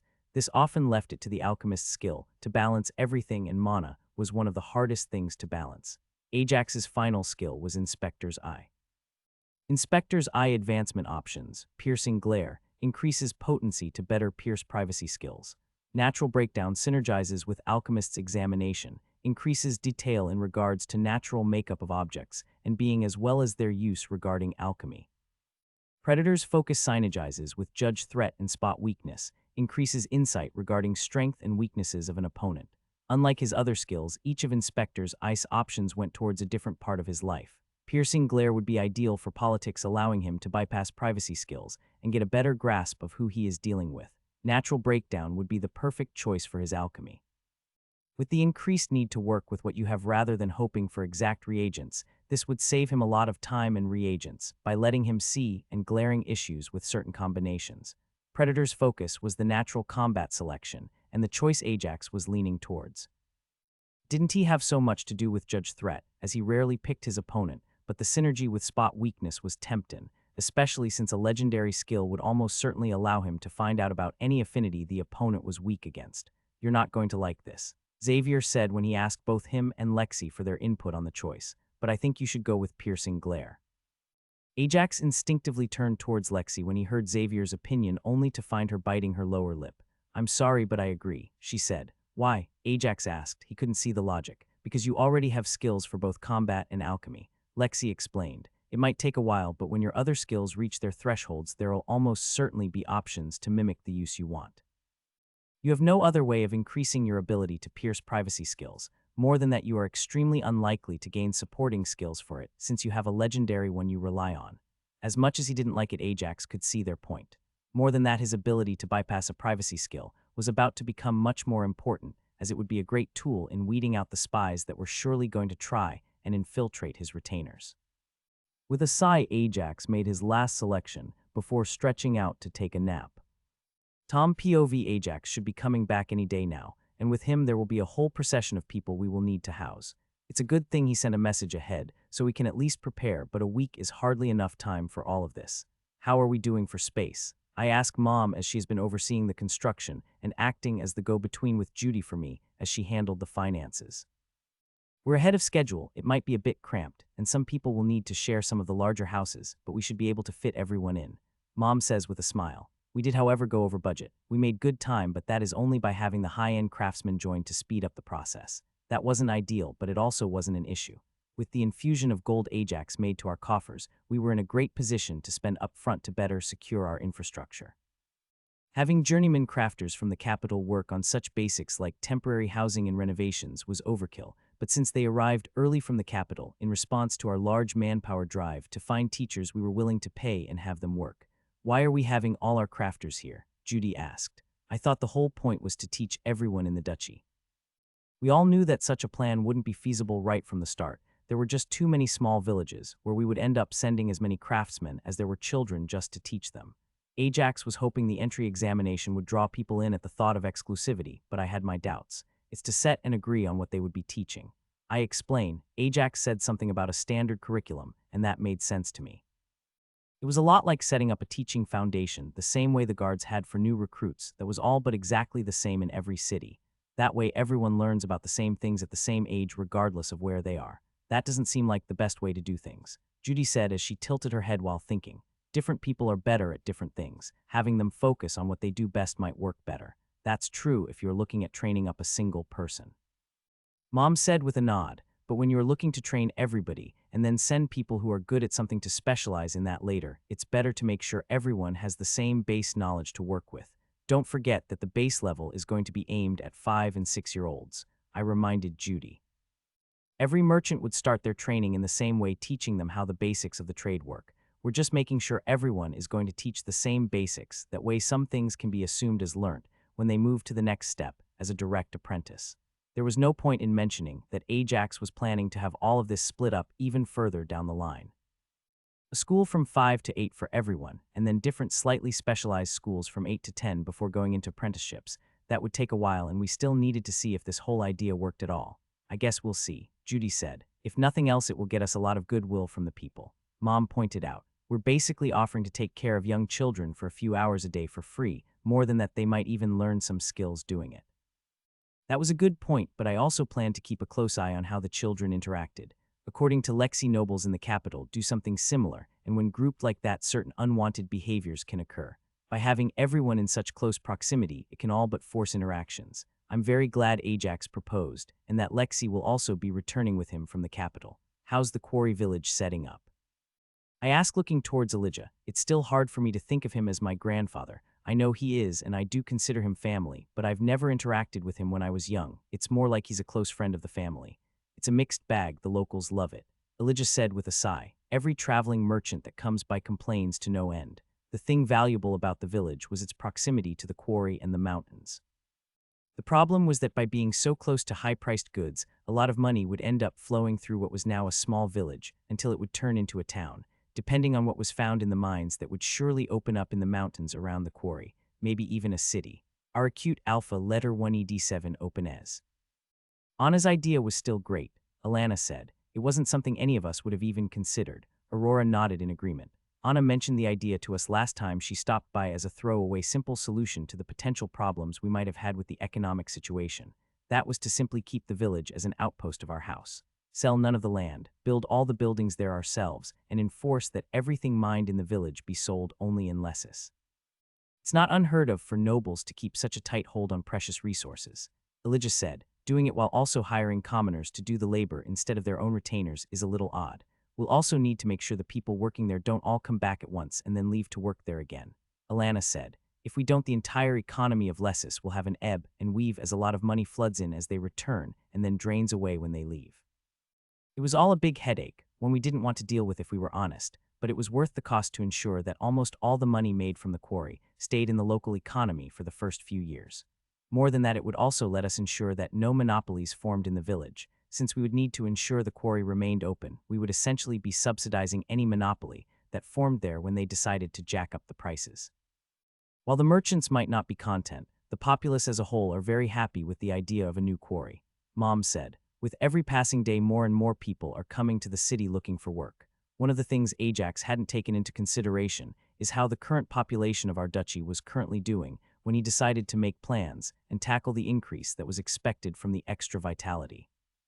Specifically, the last 80 years of peace meant that there was now a large increase in people since nobody was dying in the war. The quarry and subsequent mines were a big draw for families who were looking for a consistent job, especially those who had little land but a few children who were around 15 years of age and were now adults but didn't take to hunting. Following that discussion, I found Fluffy, climbed on and headed for Lessus faster than any horse we had could take me. We had moved out from the house we had in the city, and while there were plans for a bedroom to be added onto my office, it wasn't a priority right now. Making the trip hardly took any time at all when accounting for Fluffy's speed. Remain calm. Everything is all right. That's our mayor. I could barely make out the guards' voices over the noise of the crowd gathered at the gate trying to enter the city, but I didn't pay them any mind. Instead, I tightened the grip in my legs and focused on my rare skill, shadow riding. Instead of entering Lessus through the gate Fluffy, and I had found a much faster option. Ever since I gained shadow riding, we had practiced to see what it was that made the skill be considered rare. It turned out that I could now join my bond through the realm of shadows. Our high-speed run towards the wall caused some panic in the people gathered at the gate, but it was nothing compared to the confusion that followed as we dove into the wall's shadow and disappeared. The people didn't see our appearance on top of the wall. Fluffy skillfully maneuvered us back down to the street before we slowed down significantly now that we were inside the city and headed towards the central guard barracks. I had a meeting with our warden. Considering the amount of people that were joining them for the trip, Ajax made the decision to change their approach slightly. The change in route was clearly not time efficient, but it did mean that they would all pass by House Hearthbound's new manor. Ajax had even exited the carriage and chose to ride horse, just so he could have a better vantage point to the people's reaction to his roads. What is that? It doesn't even look that grand. I heard he just gained a mountain of gold, and he is wasting it on the ground he walks. The initial reactions to the road were negative. The concrete's gray color and bland appearance didn't help its initial impression, but all of that changed once the carriages made their way onto the flat, smooth road. For a moment, the horses bucked. The sharp change in the resistance to what they were pulling caught them by surprise before the speed started to increase. That small moment it took to adjust was enough to gather every attention before the increase in speed caused a multitude of different reactions. The Healing Union was very appreciative of the revelation, not for the benefits it brought, but because of what it would mean for their future joint ventures with House Hearthbound. More than a few members that were moving to this new research outpost had thought it was only a political move done by the Crown or their guild master, depending on how much each member knew about who truly led them. All that to save a bit of time. House Manashapers retainers didn't see the value straight away. Ajax didn't blame them. Almost all of them were high-level combatants, and some could even give him a beating, at least for now. From their point of view, it would seem like a boring extravagance, since if they were in a real hurry, terrain wouldn't slow them down. What is this? How rare is this rock? Did you use a spell to mold it? How expensive was it? As they approached the gates of Lessus, it was clear to see that they had been expected. Did you see a scout making note of our movement? Ajax asked the elite retainers that had joined him and Lexi. No, my lord. The response caused Ajax to furrow his brows. Then how did they know we were going to come from this gate? Lexi asked. I would say they predicted our plans to show off the road, Lexi. The elite answered casually. But given your Bethrove's creativity, I wouldn't put it past his family to have a new enchantment or skill that outranges my perception. Being a relatively new house built on the back of Duke Manashaper meant that all of their elite retainers had been close to the family. This meant they had been there as Lexi grew up and were much more casual with her when they weren't in a noble function. As they passed through the open gates, Ajax looked around for his family. It didn't take long to find both his mother and father as well as Judy were waiting for him. More surprising, however, was the presence of House Nestor. Not only the Baron, but his wife and two of their children had also been waiting, and bowing low he passed. A few feet from them was Warden Grievous. The man gave a shallow bow as he kept his focus on House Nestor, ready to intercept anything stupid they might have tried. You could have warned us you were planning to bring so many people before you left. Judy quickly joined him, as she guided her own horse to walk beside Ajax's. We barely had enough time to get the housing situation sorted, and even so it's going to be cramped for a while. It wasn't exactly something I planned. Ajax defended himself. I didn't expect so many crafters to accept our offer. One of the things Ajax had overlooked when he accounted for which creators would be willing to join his territory to teach for the amount he offered was how badly some crafters needed a backer, one who could afford to help them grow. What was a few hours each day teaching if they got the opportunity to prove they had the skills and talent to be worth investing in? The best crafters that had joined him were at the peak of journeymen, almost master crafters in their fields, who simply couldn't afford their own reagents to push further, and were forced to scrape for every bit in hopes of pushing themselves past their block. You do know the Healing Union should probably start their own village not too far away. Judy pushed on. With how many people have moved to Lessus, there is no space for their research compound. Not a village, Ajax said with a smile. A town, one made of concrete. The Healing Union's town would be the perfect place for Ajax to show just how useful the grid pattern could be when it came to city building. The clear layout, lack of dead ends as well as ease of navigation was something he hoped to put to good use as society expanded their small villages and towns with the population increase. You figured out how to improve it so that you can use it for buildings. Sylvia wasn't one to eavesdrop on a conversation, but as the person that had managed most of the headache when it came to housing, she was eager for an answer. How soon can we start? I don't have the finished formula yet. Ajax could see a hint of disappointment in his mother's eyes for a brief moment before it vanished like it never existed, and the same excitement at his return was there once again. But Professor Valthorn had a few ideas that seemed promising. After a few more moments catching up, Ajax's family quickly broke off as they each started leading different groups towards their new accommodations. Ajax, meanwhile, headed straight for the mayor's office, where he would meet his brother. Ajax was looking forward to letting his brother know that Knight Bonehammer and his family had decided to join them in their duchy. Both of Knight Bonehammer's sons would make for a great new addition to the city's guards, while also being clear retainers of House Hearthbound. As they were in the mid-60s, this would put them almost at the top in terms of strength, but below the warden. Seeing that House Nestor was still following him, with the warden not far away, Ajax didn't waste any time in heading to the mayor's office. He wanted to know what they wanted, and he also had a decree from the king taking away their nobility that had been passed, but their attitude towards them before it was delivered would dictate how their future interactions would also go. Tom wasn't surprised to see Ajax and Lexi entering his office, but when one of House Manshaper's retainers also entered, followed by Warden Grievous, as well as 4 members of House Nestor, even his rather large office was beginning to feel a little small. There's less of you than there was the last time. Ajax was the first to break the silence after giving Tom a hug. A light squeeze on his hand from Lexi signaled that she would take the conversation from here, but that she would follow his lead in dealing with them. Indeed, my lord, Baron Nestor said with a bow. We ask that you excuse my youngest child. His demeanor is not fit for polite company at the moment. Ajax managed to keep his eyes from bulging at the respectful way the Baron had addressed him, but his eyebrows still made a dash for his hairline. That was not what he had been expecting. If the small self-satisfied smile on the warden's face was any indication, however, he had clearly been the one to help guide House Nestor towards this approach. Am I to understand that you no longer contest our claim to your barony? Lexi asked, her tone calm and non-combative when bringing up their previous accusations. That was a foolish claim made in haste and error of judgment, my lady. Baron Nestor answered. Looking at it more clearly, I am not sure I even have the standing to even be heard on such a claim anymore, do I? You do not. Lexi nodded as Ajax produced the king's decree stripping House Nestor of their noble title. Before the conversation could go any further, a flaming ball of scales burst through the door. Ajax wasn't at all alarmed. What he was disappointed. It seemed the final member of the former House Nestor had joined them along with his bond. As smoking splinters shower the room from the entrance, almost everyone reacts with surprise. The flaming salamander hisses threateningly as a malicious laugh follows it from behind, and a deformed shadow takes the form of a man in the light of the flames. Both Ajax and Lancel, House Manashaper's retainer, had felt the presence of the salamander before it even broke through the door, yet neither saw it as a threat, so they didn't react. Even with everyone else surprised at its appearance, they didn't make a single move. They knew they didn't have to. Who do you think Yo, the final member of House Nestor, loses not just his voice, but also his smile as he watches his flaming salamander be crushed into the floor? Its previous slow, threatening hiss now a terrified whine as a large shadow cat pressed its long claws deep into its neck and looks towards Tom, waiting for his decision. The sudden, overwhelming assault smothering the flames as a deep shadow covers the body of the salamander. Ajax willfully ignores the latest human arrival. He had already decided to leave his fate up to his brother, but he does take an interest in the bond.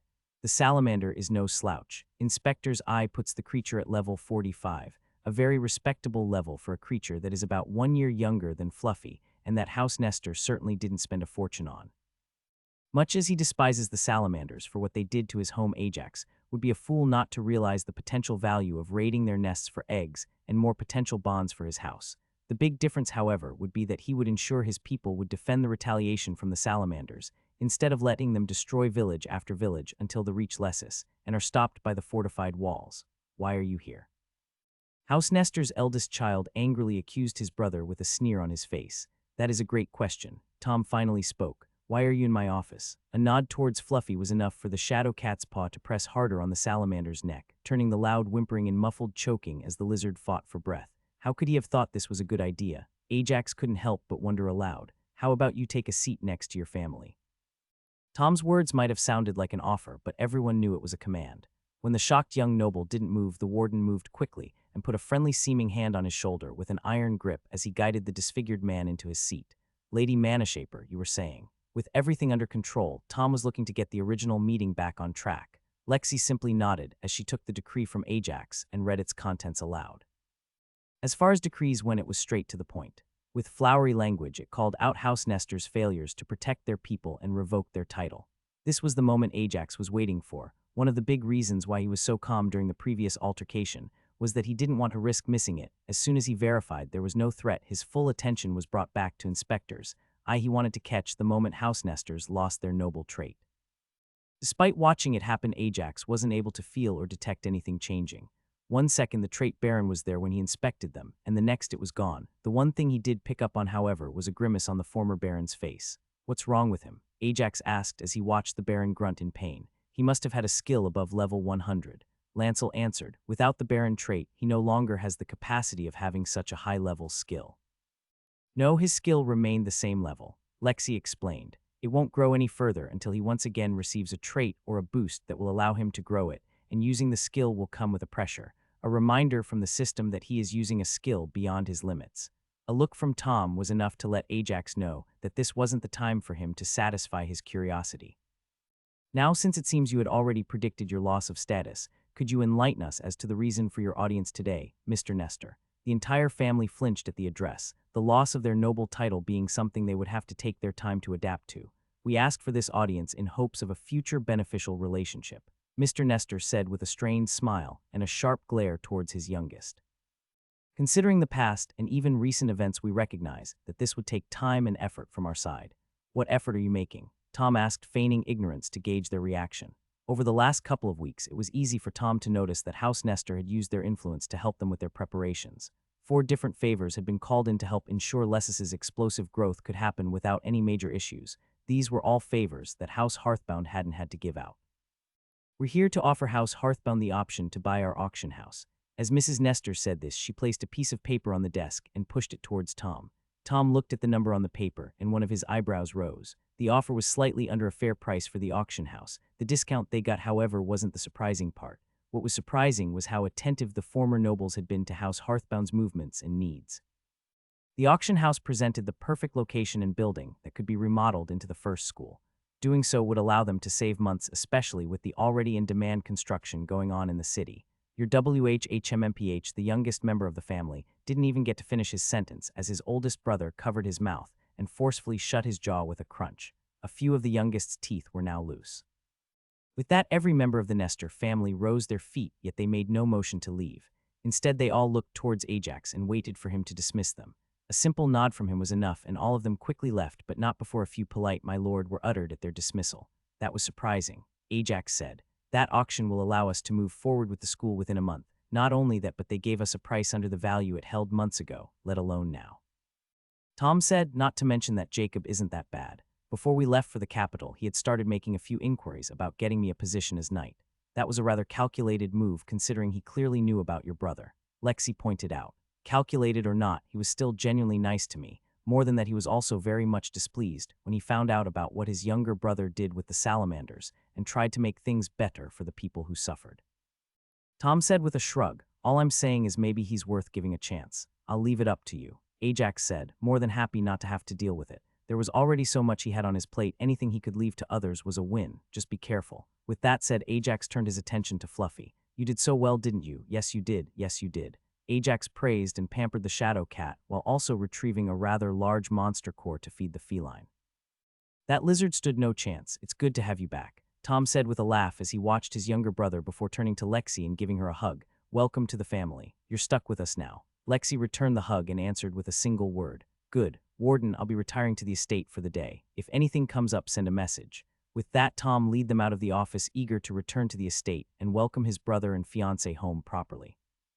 Ajax's return was a celebrated affair. Not only was he returning with long stay plans for the first time in over a year, but there was also the engagement to celebrate. The entire estate manor was alive long into the night, though the party didn't have the usual high life quality of the parties from the capital. Seeing as it was an in-house celebration, House Hearthbound showed their roots as they dressed for comfort. "I have to say I like your parties a lot more than the ones back at the capital," Knight Bonehammer said as he took another drink from his mead. "And I love whatever this drink is. I would have thought it was too sweet, but after the first 2 mugs it grows on you. We're still working things out with that, but it's pretty good." Tom smiled as he raised his own mug. Much to his own surprise, Ajax was a little shocked to see mead. He had always known it was possible to brew the alcoholic beverage from honey. In fact, he had mentioned it more than once. What he hadn't expected, however, was that one of their retainers that came to them from the Healing Union and learned a little alchemy from him would be the one who came up with it. "Talented young man," Tom continued. His father was a brewer, but when he discovered his talent for mana at age 12, it threw all his plans out the window. He had already assigned his early stat points, yet he found the Healing Union would give him the best chances for growth. Ended up focusing on mana efficiency. His father was a brewer, however, so when he heard Ajax, he decided to give it a try. "That first batch was horrible. He tried to tell you it needed aging," Kate said with amusement. "Not his fault you decided 2 hours was long enough. How much of it did you spend?" Judy was already questioning Ajax about the small mountain of gold he had taken with him to the capital in the form of what had remained from the statue's legs. "A bit under half," Ajax admitted. "Half." Alana exclaimed as she heard the amount. "What did you buy?" "Quite a few high-end potions," Ajax answered. "I also paid the crafters for 3 years in advance. There ended up being more of them than I expected. Your school idea might get cheaper too." Tom joined their conversation. "The warden is offering for the guards to teach some of the physical combat classes in exchange for allowing them to recruit before they end up finishing school." Ajax wasn't worried about the cost of combat trainers. Even if they were a brand new ducal house, they had still been nobles in the capital for years. They had plenty of retainers who could teach the basics. The only question was how much access did he want to give the guards and military. After all, while they did have to work with him as the noble in charge, they did technically work for the crown. "I think you should let them do it," Elijah said. "Why?" Ajax asked. "It's not like it'll be hard to find people who will teach beginner fighting skills." "Because it will greatly increase the quality of the guards," Elijah explained. "That would happen anyway as the quality of the people increases, but by allowing them to teach the classes, they can move up in ranks quicker. Guards moving to another city for a promotion is much more common than anything else. Considering the good relationship your brother is already building with the guards here in a few decades, you might find there are guards in every city looking favorably at House Hearthbound. They might let you know about anything shady happening that would affect us." Ajax thought that was a good piece of advice. In the upcoming years, the people he would be training would be fielding offers from lots of noble houses if his school program showed results. Those who decided to go with the guard despite those offers wouldn't be doing it just to progress, making them more likely to repay such a favor. Ajax had to admit he very much valued his grandfather's look on the world. "That's a pessimistic way to look at the world," Kate said. "When considering a whole kingdom, the pessimistic view is most often the closest to reality," Alana said, especially when discussing something like morality. Alana was speaking from experience. Both she and Judy had their fair share of run-ins with shady people before they expanded their operations to the capital and gained not only their Elijah's backing, but also Luna's. All this talk of schools, there is still one thing we need to talk about, Tom said as he looked towards Ajax. What is it? Ajax could see the seriousness in his brother's eyes. What do you want to do during death? Tom asked. Do we need to do anything? Ajax asked. It's the end of autumn, people would have time to adapt. Ajax, I don't think you ever took the time to think how bad people have it during death, Tom pointed out. Ajax wanted to protest that, but from the way the rest of his family glanced away from him and wouldn't meet his eyes, he could tell that they agreed with Tom's assessment. Don't look at them like that. Tom's voice became more gentle. I figured out you hadn't thought about it much when you mentioned opening the quarry in 5 months' time, in the middle of death. That statement got the rest of his family to look at Ajax once more. They were all frowning, however. I don't think you ever realized how lucky we were to grow up next to Smithy. Tom pressed on. There is a reason the forger was built, so the hot air would blow towards the house despite how hot it could get during the sunny summer days. Most people don't have that or magic. It was only then that Ajax realized his father had always taken on long-term projects at the start of every death season, often 2 or 3 at a time. He had been stiffed more than once and been forced to sell his work to the traveling merchants for less than he had been expecting, yet he kept on accepting the projects without upfront payment. By the time Ajax had spent a death season away from the forge's heat, he had already spent his stats. That combined with his magic meant he didn't have to worry about the cold, but that wasn't something everyone could rely on. You have to delay the quarry for a couple of months, Sam insisted. There is no way you should be building a village at the start of death. They'll use any wood you send for construction as firewood, all while cursing your name for sending them out there. As much as Ajax wanted to try and object, he didn't have any way to counter their objections. He truly hadn't taken the weather into consideration outside of freak weather conditions, delaying him a little. His argument would be that he needed those rocks if he was to get started on building the roads that he envisioned spreading across the duchy. You should start building the quarry instead of the village, Lexi suggested. She had likewise overlooked the importance of the seasons for setting up a village. Her family weren't landed nobles, so it wasn't something they had had to deal with before. It won't be as efficient, but you can focus on finishing the alchemy formula for cement during death, and then use that to build the first cement houses in the village. From what you said, cement should work better than wood to keep heat in, and that would be important during winter and death, especially in a mountain range village. That's a great idea, Sylvia said as she beamed at Lexi. This would also mean you would get a few shipments of stone early, and you can start training our alchemists on how to make cement faster. Ajax wasn't stubborn. There was a reason he delegated, so he was quick to change his view on the advice of his family. A small part of him, however, wondered if there was anything else similar that he had overlooked, any other problems that he might have an easy solution to from his earth knowledge. These were all things he should consider now that he was a landed duke, and he had people he was responsible for.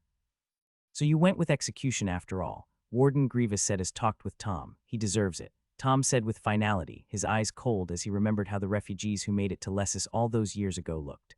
Violence in a brothel does not have execution as a penalty, the warden pointed out, but an open assault on the mayor does. Tom pointed out, continuing even as he saw the warden open his mouth, that he posed no real threat is irrelevant.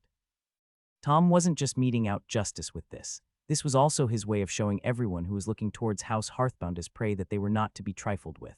It was the royal family that stripped House Nestor of its title, but the execution would send the right message. You've made up your mind on this. The warden's words weren't a question, merely an observation. He showed no reaction on the outside, yet on the inside he was proud. While he didn't agree with Tom's choice fully, he was happy that during his time in the capital Tom had grown up from the boy who would follow his word to the letter. The only regret I have is for his bond, Tom said as he stroked the fur of his own bond, who purred at the attention, causing his entire desk to vibrate. I don't know if I should be happy he at least treated the salamander well, or sad that it will be hurt by his death. You don't blame them for what happened to your village. Grievous was surprised by that. That wasn't on them. Tom shook his head. I might be one of the few who see it this way. It was then that Lexi, Alana, and Sylvia all entered the room following a knock on the door. Hope we're not interrupting, Alana said as they all took a seat. Not at all, I've been expecting you, Tom said as he looked towards the door. Ajax, I've earned my break. I can train and craft in peace for at least 2 days, were his exact words. Lexi said, doing a good impression of her fiancé that caused a round of laughs.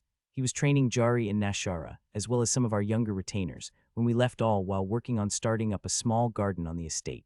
The small garden in question was Ajax's plan on how to grow plants before transplanting them into the bigger farm that would end up forming around the mana-infused lake. It would serve as a stepping stone for him to allow certain plants to be infused with mana before being planted in a much higher mana environment. But it would take time and not much focus to set up the garden. He can't take 2 days. Tom let out a heavy sigh as he rubbed the bridge of his nose. He just got back. We negotiated him down to 1 day. Alana said, but tomorrow he is gathering the crafters to work out the curriculum for the school. That's not ideal, but good enough. Tom said with a nod, have you decided what you're going to do about the former Baron and his family? Lexi asked, especially the criminal. He will be executed. Tom told them his decision. I don't know yet who should be the person to carry out the sentence. As for the rest of the family, they will be watched and we'll see how they act. I feel as if their intentions were sincere yesterday before we were interrupted. What about the bond? The warden asked. It clearly won't grow as powerful as your own, but it was still well cared for. What will happen to it? Tom hesitated to answer. He could see in his mother's eyes what she thought should happen to the salamander. Alana wasn't as determined, but she also agreed. Much as he wanted to spare the creature, since it wasn't truly responsible for what happened, he might not have a choice. Give it to the eldest of the family, Lexi said. It'll only bond again quickly with someone it knows. Giving the bond back will show tempered judgment on your side, but it will also force the nesters to be a lot more proactive. How so? Sylvia asked, her question starting with a bit of bite that softened by the end, her face showing some remorse and guilt at how she snapped at her future daughter-in-law. Even if it won't reach its full potential since it hasn't been pushed from an early age, the salamander is still a decently powerful magical creature, Lexi explained. By giving it back, you are all but forcing them to raise it strong if they want the chance to regain their nobility as one of your knights in the future. That will cause them to burn through their savings, stimulate the economy, and give the nesters something to strive for. The detailed explanation left everyone shocked. It was easy to forget with the personal dislike Lexi had for noble gathering, but she had been raised in the capital. While she may not have liked the games noble children played, she had learned how to play them and had the skills to back it up. What else? Sylvia asked. What? Lexi was surprised. She didn't know how Sylvia saw through her to figure out that she had held something back. It wasn't anything you did, dear, Sylvia said with warmth. It's just that those reasons alone aren't enough. You have no personal tie to what happened, and with the rage Ajax held on to for years, that wouldn't be enough. Lexi smiled at that before wincing as she started her explanation. We would ideally get to see how the salamander progresses, since it may prove to be a big asset to our house. Lexi looked towards Tom. Depending on how easy it is to bond with the youth and how many eggs are available, many of the house's youth could end up bonding to one. Considering the rarity when it came to bonds, many referred to half a dozen a century or so, but that would still be a lot considering that bonded combatants like that tended to grow and live for many centuries. You would have us repeat the actions that led to a tragedy? Warden Grievous asked. In terms of taking the eggs, yes, Lexi answered. We'd be much more careful when doing so, however. We'll ensure to have a strong enough force for more than a smash, grab, and dash. Ideally, in a few centuries, the lizards that do bond into our house will mate and give birth to stronger offspring. In time, they might even rival the royal family's griffins. That is certainly not something we can dismiss out of hand, Tom said, happy to have found a way to protect the salamander. Now, what did you come here to discuss? Since Ajax will be working on the school curriculum tomorrow, that means we need to work out how much and what we are doing in regards to any political training we might have in schools, as well as how we will handle and the social skills the children will no doubt develop as they interact. As she spoke, Lexi removed a stack of papers from her spatial ring and placed them on the desk. These are the soft rules the study groups I attended in the capital have, as well as some of the more common problem situations and skills that come up.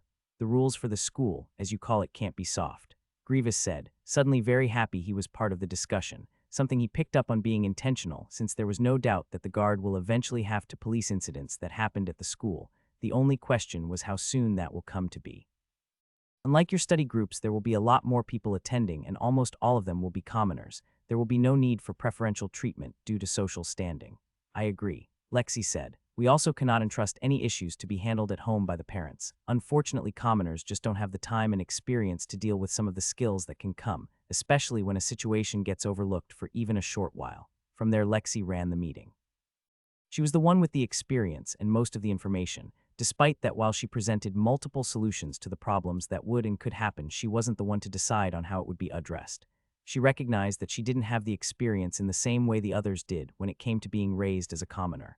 Between the four of them, Tom, Alana, Sylvia, and Grievous covered a lot of experience. Each had grown up differently. Tom had made his own way from an early age as a guard. Alana had done so as a merchant with no backing. Sylvia had been raised in the capital to a decently well-off family, and Grievous had grown up as a commoner during a time of war. Why is there a need for something like weaving? A brash alchemist exploded in the middle of the meeting. You'll be lucky if 1 in 50 people will use that in the future at all. There had already been some disgruntled muttering from the crafters, and Tom was starting to feel a little uneasy about the whole thing. Unlike most of the people he dealt with on a usual basis, these crafters were all higher level than him, with specialized knowledge in one specific area for which they were called here. If he had to argue with them, he would have the usual confidence he had learned to use over the years managing House Hearthbound. It seems you are still not understanding what the point of all this is. Ajax's voice was cold. His stare made the alchemist wish the earth would split open and swallow him whole, something he would be much more reluctant about had he known Ajax could accommodate his request. As I have said before, your mission for the first 2 years with your students will be to give them a chance to discover any affinity they have for your discipline in a low-stress environment. This was the first time Ajax was addressing a group like this in his position as Duke or a noble as a whole. It had been a great relief to him when he had gotten the rare skill nobles bearing 10 minutes into his opening remarks. Such limited work time is unacceptable for apprentices, even with such a large number of them. It was a blacksmith that spoke up now. That's because none of them will be your apprentices during the first 2 years. That will come later. You will only have a chance to offer your students apprenticeships after 4 years of teaching them.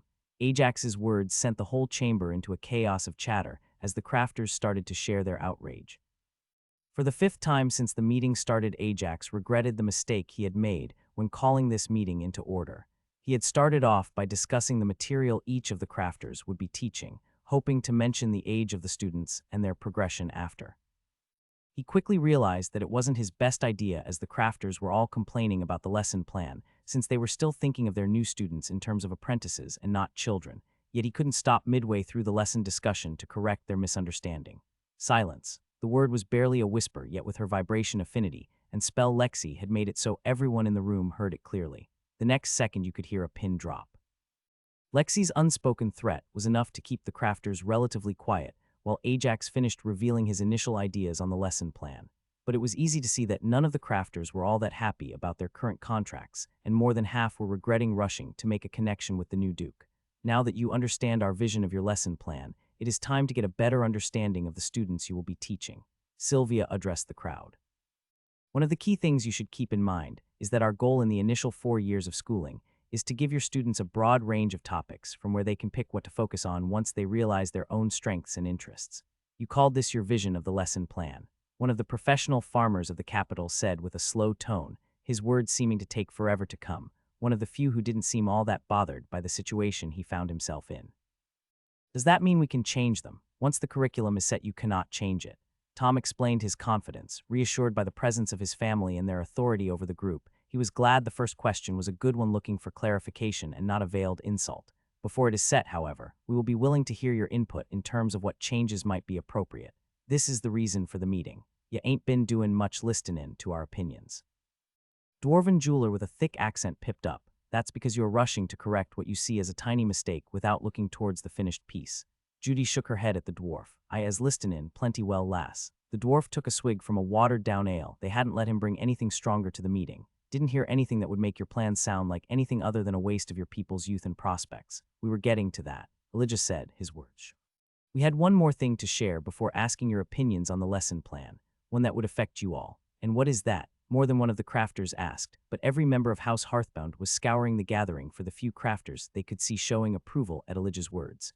They weren't surprised to see they were the ones who were patient to get all the information before making up their minds, and people whose value had risen in the eyes of House Hearthbound. The starting age for your students will be around 6 years old. Ajax projected his words with vibration mana to make a bigger impact. 5.5 for those of you teaching reading and writing. It brought every member of House Hearthbound great satisfaction to watch the realization dawn on the faces of the crafters. For Ajax, it was almost enough to make the mistake of not revealing the fact earlier worth it. It was even slightly funny for them to see them make the obvious connection between the low amount of time they had for each lesson and the attention span of a 6-year-old. My lord, a mousy seamstress spoke up for the first time since the meeting had started. 6 years old seems a bit young for them to start such training, even more for them to choose where their life will lead. This brings us nicely to one of the unlisted requirements that all of you have fulfilled before being accepted for this position. Lexi said, nodding towards the seamstress with a kind smile. All of you have taken jobs lasting at least 3 months to teach a noble scion no older than 7 about your profession. That alone proves that age is not such a limiting factor. My lady, those were nobles, a merchant objected. Precisely. Lexi interrupted. I have no doubt your time with them would be about as limited as the time frame we gave you for your lessons here. The only difference being that the students' time will be taken up by other lessons instead of their noble training. What would be considered a success? The farmer's slow drawl seemed to take forever, but with every word everyone could feel the interest building. Ajax even used his inspector's eye on the man and was shocked there wasn't a single social skill to see. Each of those other jobs I took had clear terms for what would be considered a success and a failure. Success would be determined by getting your students to meaningfully engage with the skills required of your profession during your class time. Sylvia explained. Your job is to make it as easy as possible for them to unlock skills related to your field. Try to think of this as a way to prepare your future apprentices before they even come to you. Ajax tried enticing them. How many times have you found yourself wishing you didn't have to explain the most basic of things to your apprentices? How many times had you wished to know your apprentice didn't have aptitude for a certain skill? This is the perfect way to help prepare them for that exact thing before they even turn 10 years old. After a few moments of silence, chaos once again erupted in the room. Unlike the previous times, however, this was a more controlled chaos. Crafters in the same or connected professions quickly gathered in groups discussing and arguing with each other about what the essentials of the profession were, what a potential apprentice might need to know, and what could be properly taught to a whole class at once instead of needing personal one-on-one instruction. There's still a few of them that aren't convinced to even try and are just putting on a show, but it's only a couple handfuls. Lexi said as she turned to Ajax. The rest seem generally excited about your vision regarding the apprentices they will pick up in the future. I want to be there when you tell them their apprentices will all have had a minimum of 6 years of combat training, Warden Grievous said with a chuckle. Though I do have to agree, I am a little excited to know my future recruits will have at least a basic knowledge of most professions. Not all, Ajax pointed out. One of the flaws of this system is that someone can quickly find what they are good at and what they want to pursue and discard everything else. We would even encourage it since the whole point is to show people what they are talented at in case they want to pursue it, leading to an increased average level across the entire duchy. You'll have a royal inspection sent here the moment you show results to make sure you aren't planning a rebellion, Lancel said with a grim chuckle. I can't wait. I knew coming with Lady Lexi was the right choice. Everyone looked in surprise towards Lancel. It was easy to forget because the man physically looked just past his prime, looking just like a man in his late 40s back on Earth, but the man was over 400 years old and had lived through multiple wars. If his reaction was any indication, this time of peace seemed a bit boring to him. That's a problem for the future, Ajax said as he kicked the problem down the road to his future self. A look around at the groups of crafters showed that they still weren't done with their discussions, so he decided to revisit a topic that had bothered him a bit already. Are you sure that the rules aren't too strict? The school rules of conduct were very different from what Ajax had been used to back on Earth. Here there was almost no focus on raising the authority of the teacher in the eyes of the students through the rules. There was very little that could even be applied to class time. All of the rules they had come up with referred to how the students interacted with each other in and outside of school. I know you haven't seen it yet, even I have only caught glimpses, but this is the best way to make sure some very bad skills don't show up. Lexi repeated herself. She had given much more in-depth explanations when Ajax had questioned the rules regarding how students could form groups in and outside of school. The whole idea of those rules boiled down to trying to make interactions between the students similar to the ones Ajax observed growing up, like kids in a village.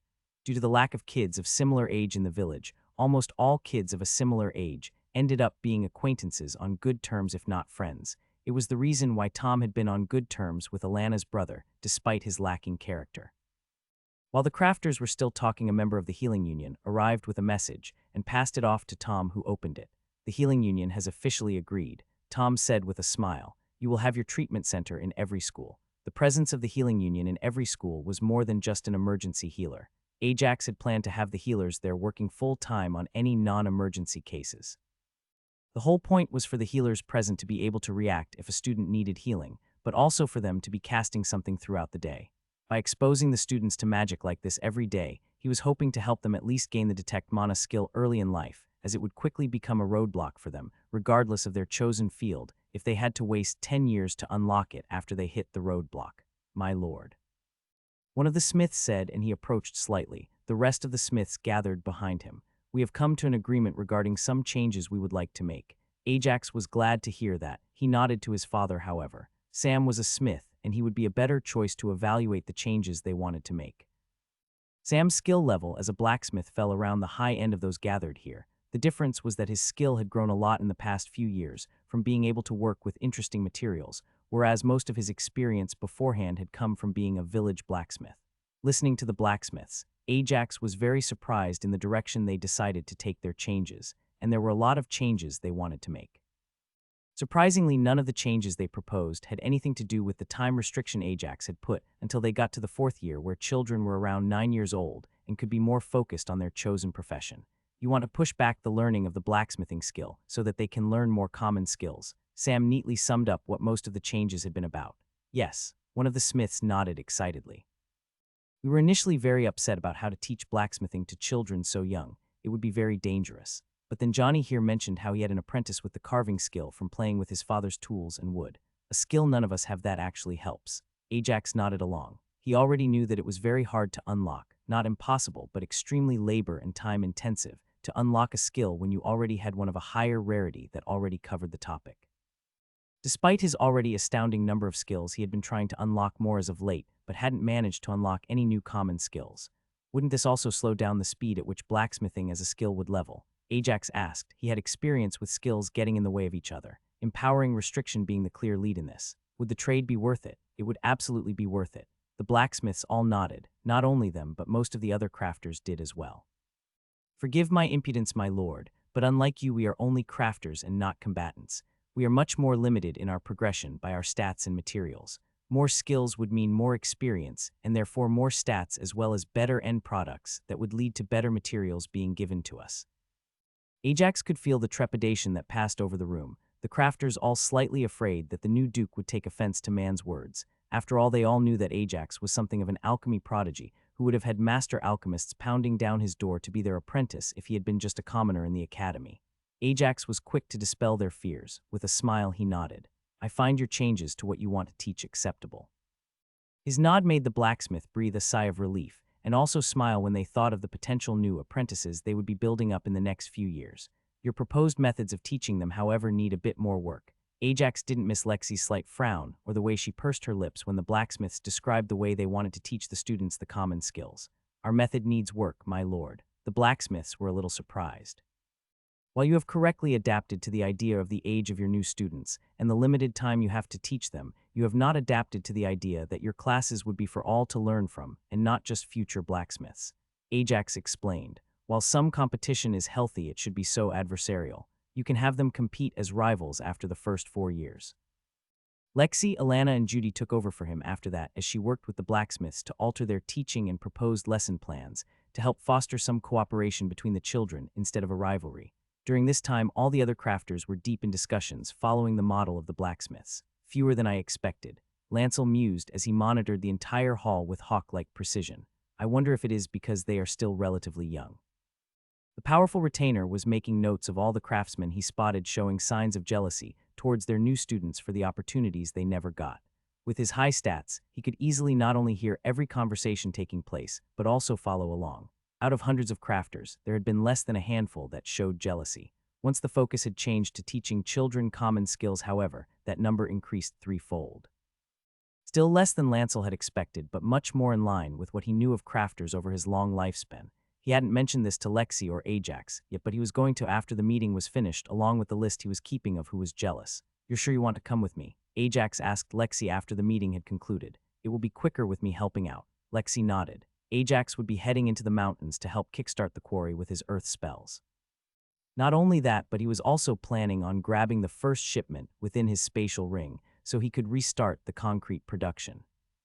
Jonathan POV joining the city guards was one of the best choices I made. Ever since my wife and I had made the decision to move to Lessus 4 months ago, I knew I would need a job, and there was no place for farmers in the city. News of the lizard beast wave scared us into moving to the city, and for a few years everything went as we expected. Now the local baron had been removed, and a new duke had taken ownership of the land. More than that, he was basing his estate no more than half a day's walk from Lessus. The news shook the city. It's a good thing that his brother, the new mayor, had been part of the guards before. I hadn't met the man, but news traveled fast. I don't know how he managed to keep food and housing prices level with the influx of people rushing towards the city, but I was thankful for it. It's on days like this, however, that I sometimes question my decision to join the guards. Multiple groups are now being led out of the city to escort the quarry workers towards the mountains where a new quarry is to be built. Why is this our job? Sally asks our lieutenant. We are needed in the city with the large influx of people. The number of incidents are going to keep increasing, especially now before people have had a chance to settle in, and it's more of an us against them mentality. I knew exactly what Sally meant. It was being part of the guards that helped the city folk get over my origins. Those first 2 months had felt isolating, however. It won't be so isolating for the new people since they have others who are like them, but that would just mean it will take that much longer for them to integrate. We're here because this quarry will be part of our duties. The lieutenant answers. It may take half a year, but an outpost will form around the quarry, almost like a village. With it being so close to the city, it will be our duty to enforce the law there. And don't worry about Lessis. The mayor has lent a few of House Hearthbound's retainers to make up for the guards here. I could tell from the fondness in his tone that the lieutenant had known the mayor when he was here as part of the guards. It was also great to know that we could question the decisions of the nobles openly like this. We would still have to follow the orders, but we weren't punished for openly questioning things. Why not just send their people to protect the quarry and leave us to our posts? I ask, ha ha ha. The lieutenant laughs at my question. We're not here to protect them. They sent us here for the experience, for the chance to unlock new skills. If anything really does threaten this expedition, there is not a thing any of us can do about it. I know I'm not that strong, but Bruce here is quite something. Surely he could manage something. I can feel myself getting a little worked up at how casually we are all dismissed. I have worked with Sally and Bruce for over 2 years now, and I know them well. Bruce is almost twice my age and at least half again my level. He handles most of the confrontations our patrol gets into easily. I didn't mean it as an insult. The lieutenant's voice loses most of its amusement. Clearly he is doing it just so he won't annoy us further. Look towards the carriage.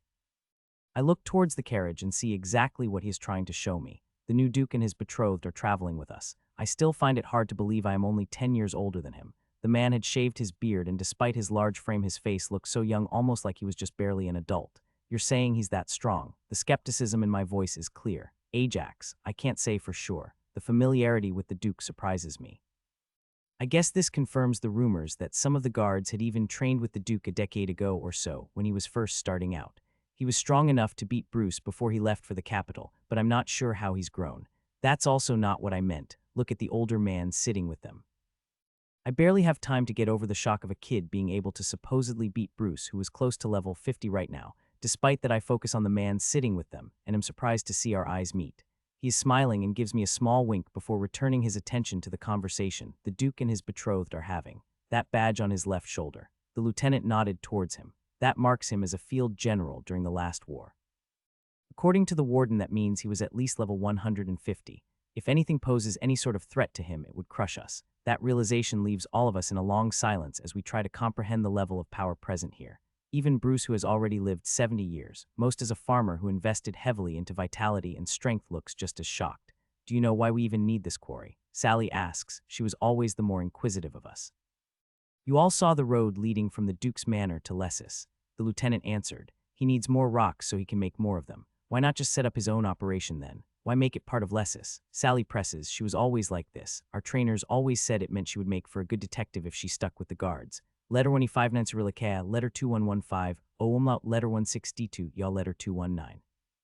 2 reasons, the answer came. The first, pretty straightforward. It's a lot faster since all of their retainers are currently stretched thin just getting established. It's easy to forget, but this is a new ducal house. There is a lot more land to cover than just Lessis, and they have to spread their presence.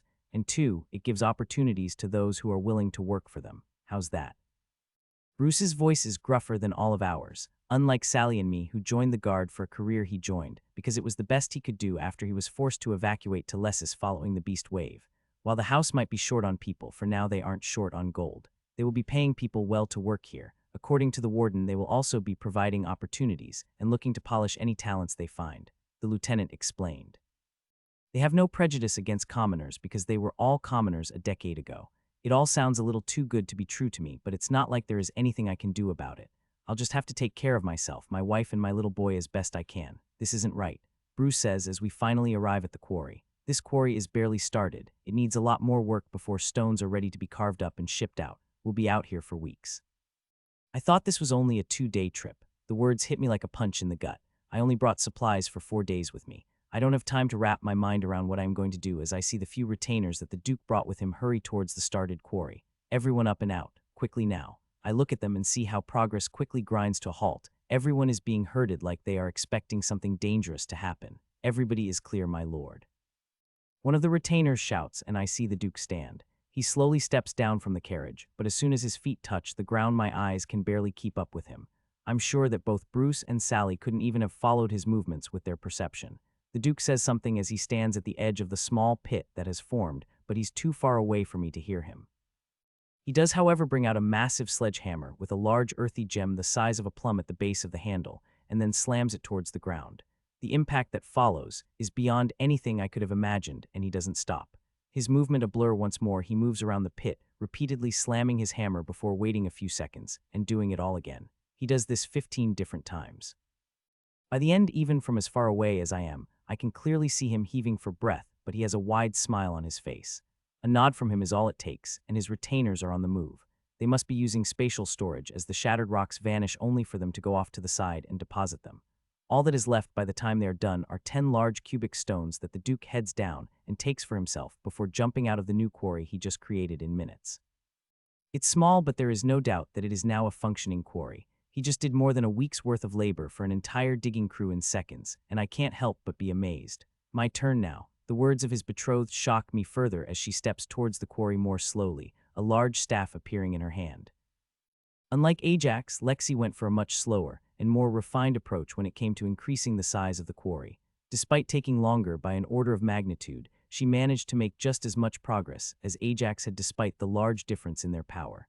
Ajax gave Lexi a smile before he jumped back down and collected the second round of rocks required for cement. With the amount he had now, he should have enough reagents not only for his experimentations with building cement as well as some follow-up construction, but also enough to connect Lessis and their new quarry with a nice clean road. The silence quickly gave way to cheering. They were cheering so loud that even after Ajax and Lexi retired inside one of the few wooden buildings they had set up at the quarry, they could still hear the excited crowd. I knew high-level magic was rare outside the capital, but didn't think it would be this bad, Lexi said as she wiped the sweat off her brow. Both her and Ajax were tired after going through their mana pool. Maybe you should look into building a tower of magic. It's not just the magic, though I'll admit there are hardly any mages that stick around here. Ajax said with a chuckle. What they are cheering at is that nobles got off their asses and actually did something themselves. Ajax had looked into this back when he had first arrived in the capital. His mistrust of nobles had been at an all-time high, and it wasn't helped by what he found there. Landed nobles almost never took action publicly themselves. It wasn't even that they saw it as beneath them, though there were plenty that did. It was more to do with instilling confidence in their own people. Any interference was done behind the scenes to instill that the system worked, and they had a role to play besides waiting for the nobles to show up. Ajax very much agreed with that notion, but his view on it was slightly different. The reason he made his trip to the quarry so public was because he wanted to change the status quo. With the increased stats, as well as the increased opportunities, he wanted to provide for the common folk. He wanted to make what he and Lexi had done at the quarry be more acceptable as the norm. Sure, it would take a long time, and even then the people who could pull it off would be few and far between, but there could be a reasonable expectation that a commoner could do something similar in due time. Ajax and Lexi took the rest of the day to regenerate their mana and bask in each other's presence. As a newly engaged couple, they had found the amount of time they had together once they arrived in Lessis to be lacking, so they were making the most of it. Sorry to intrude, Lancel said as he entered after knocking on the door later that evening. But a message has come from the royal family that is of high importance. The message from the royal family was simply a heads up about what was going on. First and foremost, Brightstone's ambassador had made good on the engagement gift, as well as the gift he had promised Ajax for his rise to Duke. A small contingent of dwarves was heading towards Lessis carrying the gifts and would arrive in a few weeks. Secondly, they had a finalized date for the arrival of Arianwyn and Alara in Grindor. They would be in the capital 3 months from now before they would start their own journey around Grindor to delve into all the dungeons. Our first noble party, and we get to host visiting royalty, Lexi said with a teasing smile as she watched Ajax's face drop as he put everything together. Unlike their delving trip, Arianwyn wasn't under a time crunch to get through the dungeons as quickly as possible. Since this was also essentially a trial program for more regular delve exchanges, she would be expected to participate in a lot of social events. As the closest landed noble to the dungeon, he had the obligation of hosting an event, one with an open invitation for any and all surrounding nobility. Think about all the publicity your roads are going to get. Lexi tried to show Ajax the silver lining. That's not what I'm so worried about, Ajax said. Worried isn't the right word, apprehensive maybe. What is it? Lexi asked. It's just that everything is happening so quickly, Ajax said as he ran his hand through his hair. There's always so much to do. I initially thought I'd have time to go out into the wild lands within months, not years. Is it really so important that you go out into the wild lands so soon? Lexi asked. Now that we have the suspicion on how to not draw attention from the ascended races, expanding will be a lot safer. It very much matters if I want to find a bond. Ajax trailed off as he looked towards Lancel for a long moment. Retainer quickly caught on to Ajax's desire for privacy and exited the room. More than that, Ajax felt the privacy barrier encapsulate the building as Lancel stood guard outside. Just in the past few months, I've gained over 50,000 experience. The amount was staggering, and Lexi had felt her jaw drop at that. It was essentially half a level for her, and even for Ajax it qualified as about a third. It showed just how potent the experience boost he had gained from his evolution was. Unlike Lexi, Anna, Xavier, or Benedict, slowing down his leveling speed made no sense for Ajax because he had already pushed most of the dungeons he had access to so far that the few extra stats he could gain from it were outweighed by increase in strength from actively working to improve and push his skills. There's also something I left out from the evolution notification. Ajax's words dropped to a whisper. He had long considered letting his family know about some of the secrets he kept close to his chest. While he didn't want to share his earthen origin, he did want to share his hidden trait, divine witness, with them. Sharing the fact that he could now form an equal bond with an ascended race would be a good test to how they would react to that news. When I evolved to an ascended human, I was also granted the opportunity to form an equal bond with other ascended races. Lexi spent a few moments mulling over the information. Ajax knew it couldn't have been longer than a few seconds, but to him it felt like hours as he waited for her reaction. That makes a lot more sense, she said with a deep sigh before getting a little angry. If not for the fact that you are insane, you want to bond a dragon. They were all aware of Ajax's interaction with a dragon. It was actually a reasonable inference to make that it would be his goal to form a bond with one. I actually don't think a dragon would be that good of a match, Ajax said sheepishly. They grow too slowly to keep up with me. Maybe one of the other ascended races would do better. At least you know a dragon that seems friendly, and you want to go towards an ascended race where you have no point of contact. Lexi dropped her face in her palm as she struggled to regain control. Is this something you feel you have to do? She asked. It is. Ajax nodded. Then a few more levels shouldn't matter, Lexi said with a nod. You can delay your trip and make sure you are prepared for it. But Ajax tried to speak but was quickly cut off. No buts, Lexi interrupted. You are certainly more than special when it comes to humanoids, but that doesn't apply to the ascended races. For all we know, you might be too low level to form a proper bond in their cultures. Remember, having 150 floors cleared barely qualified you to become an ascended race. I somehow doubt you could take on a level 100 dragon that is combat-focused.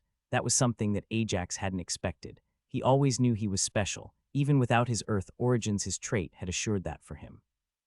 He was used to being unmatched for his level, but that was only compared to humanoids. His sole interaction had been with a newborn dragon, and one so strong he had no way to compare. While he expected his level of power to still place him at the peak of his level bracket in ascended circles, Lexi was right when she said he wouldn't be able to make such large leaps in terms of level. He had more time to get better prepared than he thought. Have I told you how smart you are? Ajax asked as he gave Lexi a hug. Not today. Lexi answered with a grin, seeing Ajax was coming around to her argument and that he wouldn't force it to leave in a few months.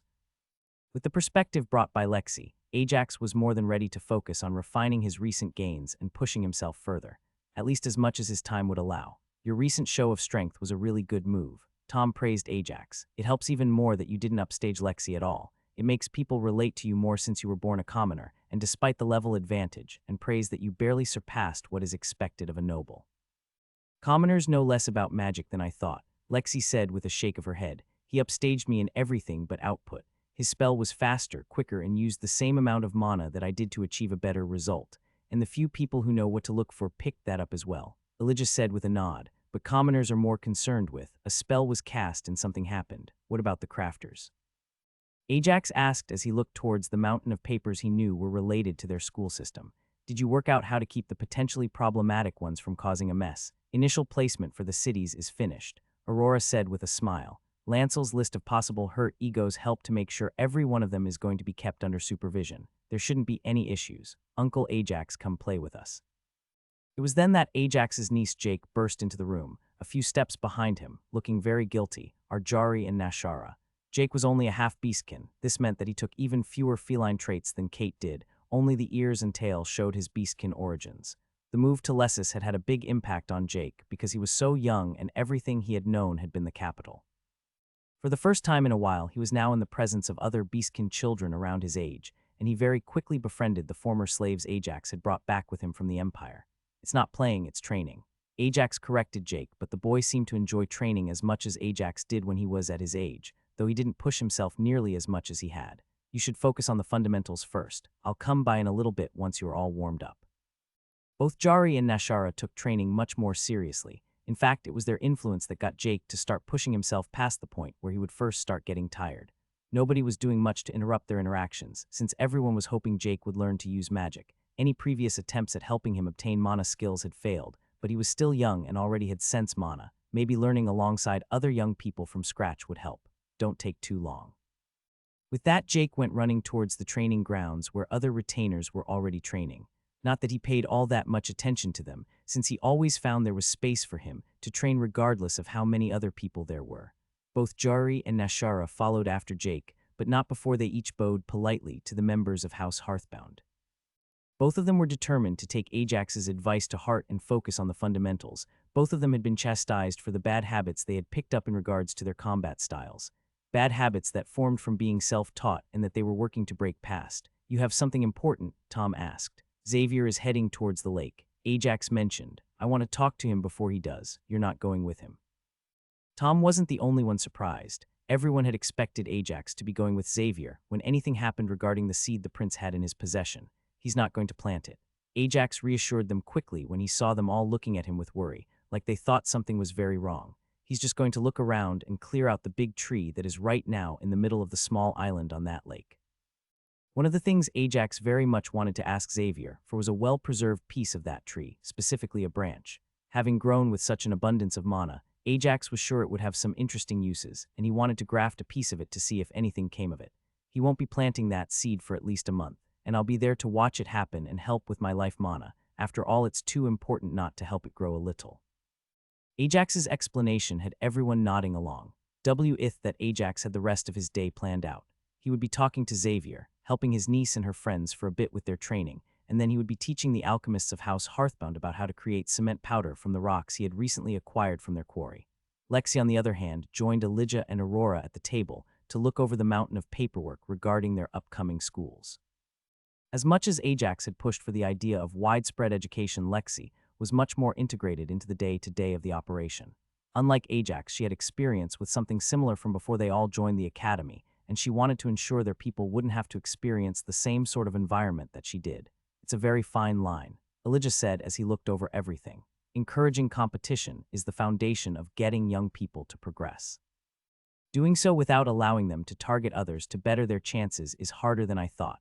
Lexi was determined not to allow their school to reflect what she had seen before, where the excellence of a student would have to be limited by their social standing. Her peers that could have reached for more were forced to restrain themselves simply because they were the children of barons. The waste of talent still bothered her a little. Any recruiting we do will have to be kept quiet, Aurora said. More than that, we need to wait until they at least finish with their first 4 years or it'll cause issues with preferential treatment. It was easy to say there would be no preferential treatment, but none of them were oblivious to the fact that if they recruited someone before they finished their schooling, the teachers would change their behavior once news got out. Our acute alpha knew, all letter 1D41B open as. We don't have that much longer before we start preparation for opening the schools, Sylvia pointed out. Ajax's idea that opening school at the start of death season is correct, and it will be widely well received, especially since we will provide a warm building. We need to finish the test we will be giving everyone. The test was there not only for perceived exclusivity, but also as a way to give teachers a starting point for evaluating each student and the progress they made once they started school. So how was it? Tom asked Warden Grievous. Too good. Grievous wasn't in a joking mood. He had hoped to instill the proper attitude into the guards by having them witness Ajax's progress firsthand. Too many of them weren't giving Ajax the respect he had earned along with his noble title. To them, at least in a more private setting, he was still the kid who had trained with the guard before being attacked by a vampire. Last they had seen of him, he had finished taking his first step on the path of an adventurer and was going to the capital to take the second.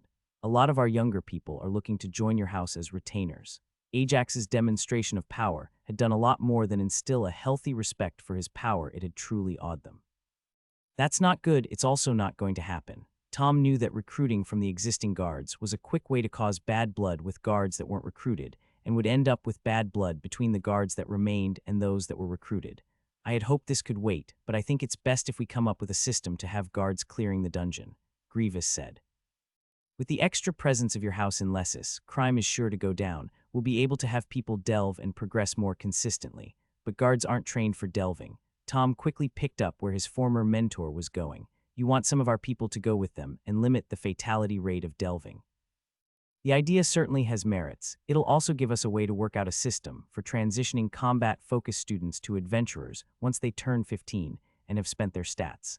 According to Ajax and the nobles of the capital, by that age the talented ones will be able to at least hold their own a little inside the first floor of the dungeon. Slowly but surely things started to settle into a new normal for Lessus. The rush of people moving to the city had slowed down. Not only that, but the extra stone and rock from the quarry helped speed up construction as the city was even starting to push out outside of its walls. Did the reports arrive? Sylvia asked. They did, but things aren't moving as quickly as we had hoped, Judy answered. They'll still be done in time, but we might need to shuffle things around after school starts based on the results. While things for Lessus were settling, the same could not be said for House Heathbound. Their immediate surroundings were adapting to the changes. They were making a lot better than even they had expected. The problem, however, was the 4 other cities in their territories. Even worse was the fact that distance was a big enough issue in terms of communication that even small problems sometimes became bigger just because it took too long for them to hear about it and their solution to arrive. Starting the school in death season with the entrance exam at the end of winter was an inspired idea. It would motivate families to send their children so they could actually get something done during the day rather than worry about keeping them warm. The only issue was getting everything set up. Are you sure things can't wait until next year? Judy asked. No, Ajax was right. Lexi shook her head. If Lessus starts 1 year sooner than everyone else, it would cause an imbalance that would take decades to correct. The students that start here would finish first. They would be the first people open for apprenticeships everywhere, meaning they would then spread out among the duchy, filling up all the positions. All 5 cities need to start together. What did you trade the warden for this kind of help? Ajax asked Tom. Ajax was staying way out of the way of any politics taking place with starting the schools. Instead, he focused on any problems he knew he could help with. His influence over the crafters had skyrocketed when they learned that not only had he gained the crafting achievement for cement, but that one of his retainers had also gained a trailblazer trait because of it. I finalized the plan we discussed about making sure the members of the guard in all the cities would be given a chance to delve too appropriately to keep up with the new increase in levels everyone would be seeing, Tom said with a grin. Ajax had to admit he was impressed. He had been planning on implementing something like that regardless. He had in fact talked to Tom about how to best get the guard to accept the changes, challenges, extra costs, and most of all risk that would come with it. Tom had really outshone himself by not only getting the warden to agree, but he sold him on the idea so well they offered the help of the guards to ensure the other cities followed their demands regarding the schools. Hey Ajax, do you have the numbers on what we need to order? Alana came and asked. I do, Ajax said as he produced a rolled-up piece of parchment. Over the last 2 weeks, Ajax had almost all of his spare time dedicated to the best way he could help, organizing crafting materials required by the schools all over the territories. As an alchemist, he already had experience working with cataloging ingredients, but this was on a whole other level. His mathematics, reading, and writing skills had made a substantial increase. That was without even managing his gain of the common cataloging, scheduling, and bookkeeping skills that all supported his most recent uncommon skill, accounting. His entire family celebrated his gains once Lexi shared that with all those skills, the rare skill ruling would be one he might manage to pick up. It was a good thing that Judy and Alana hadn't totally uprooted their merchant company when they moved to the capital and had maintained a presence here, as it was now the backbone of their house's influence on the region.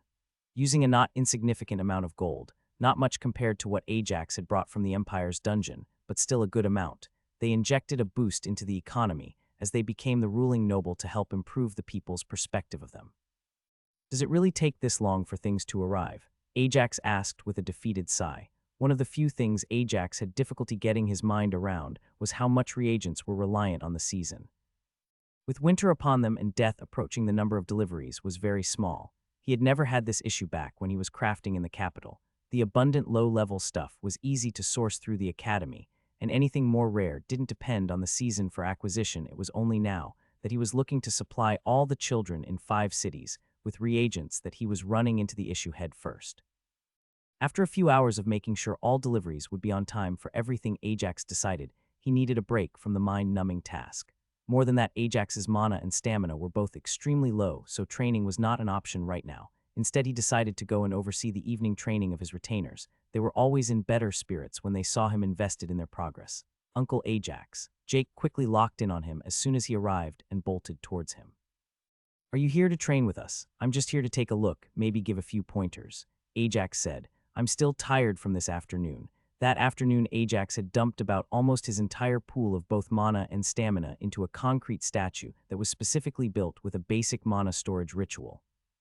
The ritual wasn't particularly good, and in about 3 weeks all the mana would have drained away, but Ajax just wanted to see how much use he could get out of about 4 days' worth of his life mana, when all used at once on a concrete statue.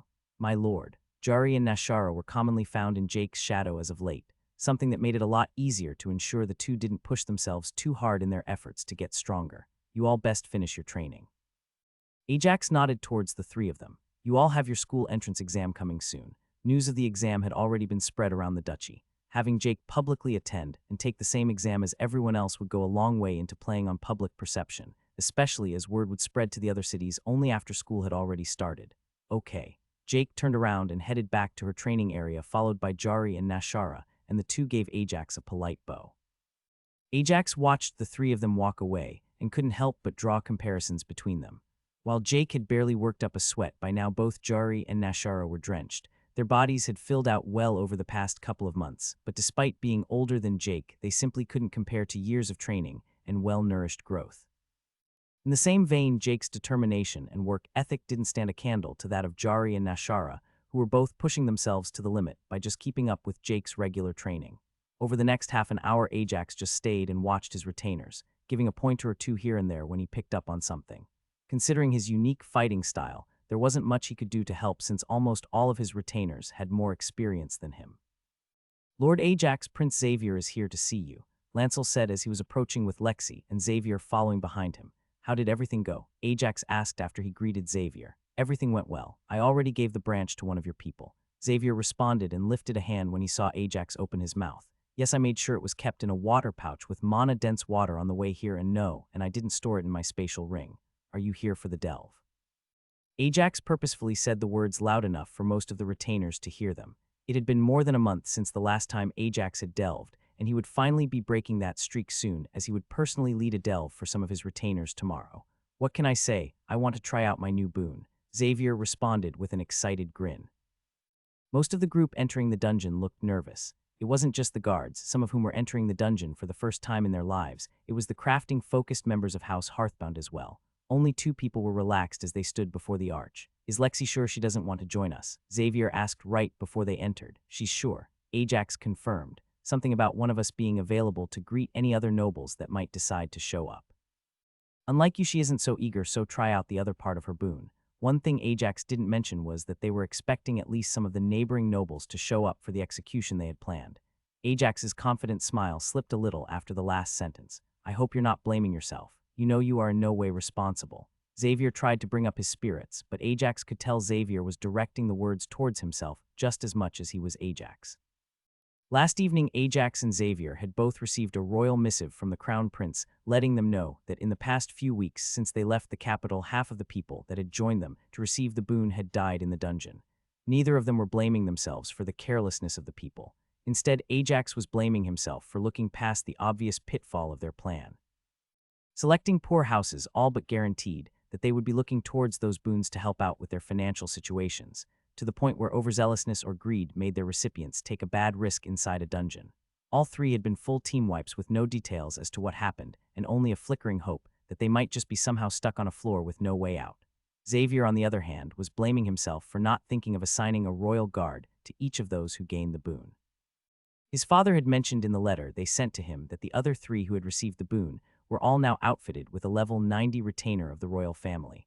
Someone strong enough to take on anything the dungeon might throw at a level 55, but not so strong as to be imposing on the house as a whole. The mountain breeze of the first floor of the dungeon was the refreshing wake-up call both of them needed to focus on the present once again. "This is the warm-up floor," Ajax announced. "All of you should be powerful enough to handle yourselves on this floor even if you make mistakes. Get used to your formation." The delve would only be going to the 2nd floor. At this point, that was a floor even Xavier was somewhat confident he could solo given a usual floor and enough provisions to be able to take his time slowly working his way through it. The whole point was for the guards and crafters to get used to delving Ajax and Xavier, were just there to oversee everything and test out the boon. The guards showed their inexperience from the start. While they perfectly handled the deer and the bears that wandered the forest, the hawks and the wolves were a different matter. Both the stags and the bears relied on their brute strength for offense, something that the higher levels and their time in the city had taught them to respond to perfectly. Not only that, but both the stags and bears attacked straight forward. The eagles and the wolves not only relied on speed and pack strategy as well as ambush attacks, but they were targeting the much more vulnerable crafters. This was something new for the guard to deal with. In their line of work, it wasn't very often they had to protect people from an ambush. The few of them who did well were those that had worked as part of caravan guards before on the lookout for bandits. Are you sure they'll be fine on the next floor? Xavier asked as he watched the two healers they had with them patch up and scratch, bite, or beak wounds that people had suffered. It'll be fine, Ajax reassured him. They'll do a lot better once they have a constant defensible position instead of being on the move so much. The reason why they were still on the first floor was that Ajax was looking for an appropriate floor for the builders. He wanted enough stone and wood that they would have plenty of both to work with. Ajax wanted to kickstart his road building force and get their levels rising. I see you didn't bring the other trailblazer your house has, Xavier pointed out. Bob wasn't the only builder to gain the cement builder skill, but he was the first and only trailblazer. Since then, the skill had actually become very speculative for everyone who was working as a builder for House Hearthbound. Both builder and cement builder were uncommon skills. This meant that once you had one, it would be very hard to get the other. The arguments about which would be better to get were still ongoing despite having started months ago at this point. There are a few who have cement builder among them, Ajax said as he looked towards his retainers. Bob's too young and way too low level to come into the dungeon. He isn't even level 15 yet, though I'm sure that won't last for long now that he has an epic skill. I'm surprised you had builders that got the skill and aren't that young, to be honest, Xavier said. You'd think most of them would have already had the builder skill. Lexi has a theory on that, Ajax shared as he noticed the griffin that was preparing to dive from above undetected by any of the guards. Apparently, cement builder has very little of the builder's skill assistance with the financial side of the skill. Getting cement builder all but guarantees you won't get the rare foreman skill. Isn't that demoralizing? Xavier asked. He also spotted the griffin preparing to dive, but knowing Ajax had seen it long before him and hadn't said anything, he decided to follow his lead and stay quiet on the subject. Letter 1 D445 A circumflex letter 231 small cap BS. Not yet, Ajax said with a grin. We're thinking of a solution to when it will be, but right now everyone who gets the skill is pushing themselves as much as they can. They all want to receive the legendary Trailblazer skill they think it will have. That is some incentive. Xavier nodded. Who are you helping to get it? Bob. Ajax answered instantly. Normally, most nobles would be more reluctant to share something like that with the royal family, since there was a real chance they would poach a legendary skill holder. But Ajax was confident not only that they wouldn't try, but according to his family, Bob was showing himself to be very dedicated to House Hearthbound. He's young, has plenty of potential, he has mathematics and bookkeeping, and we're trying to get him the accountant skill, hoping to push towards something.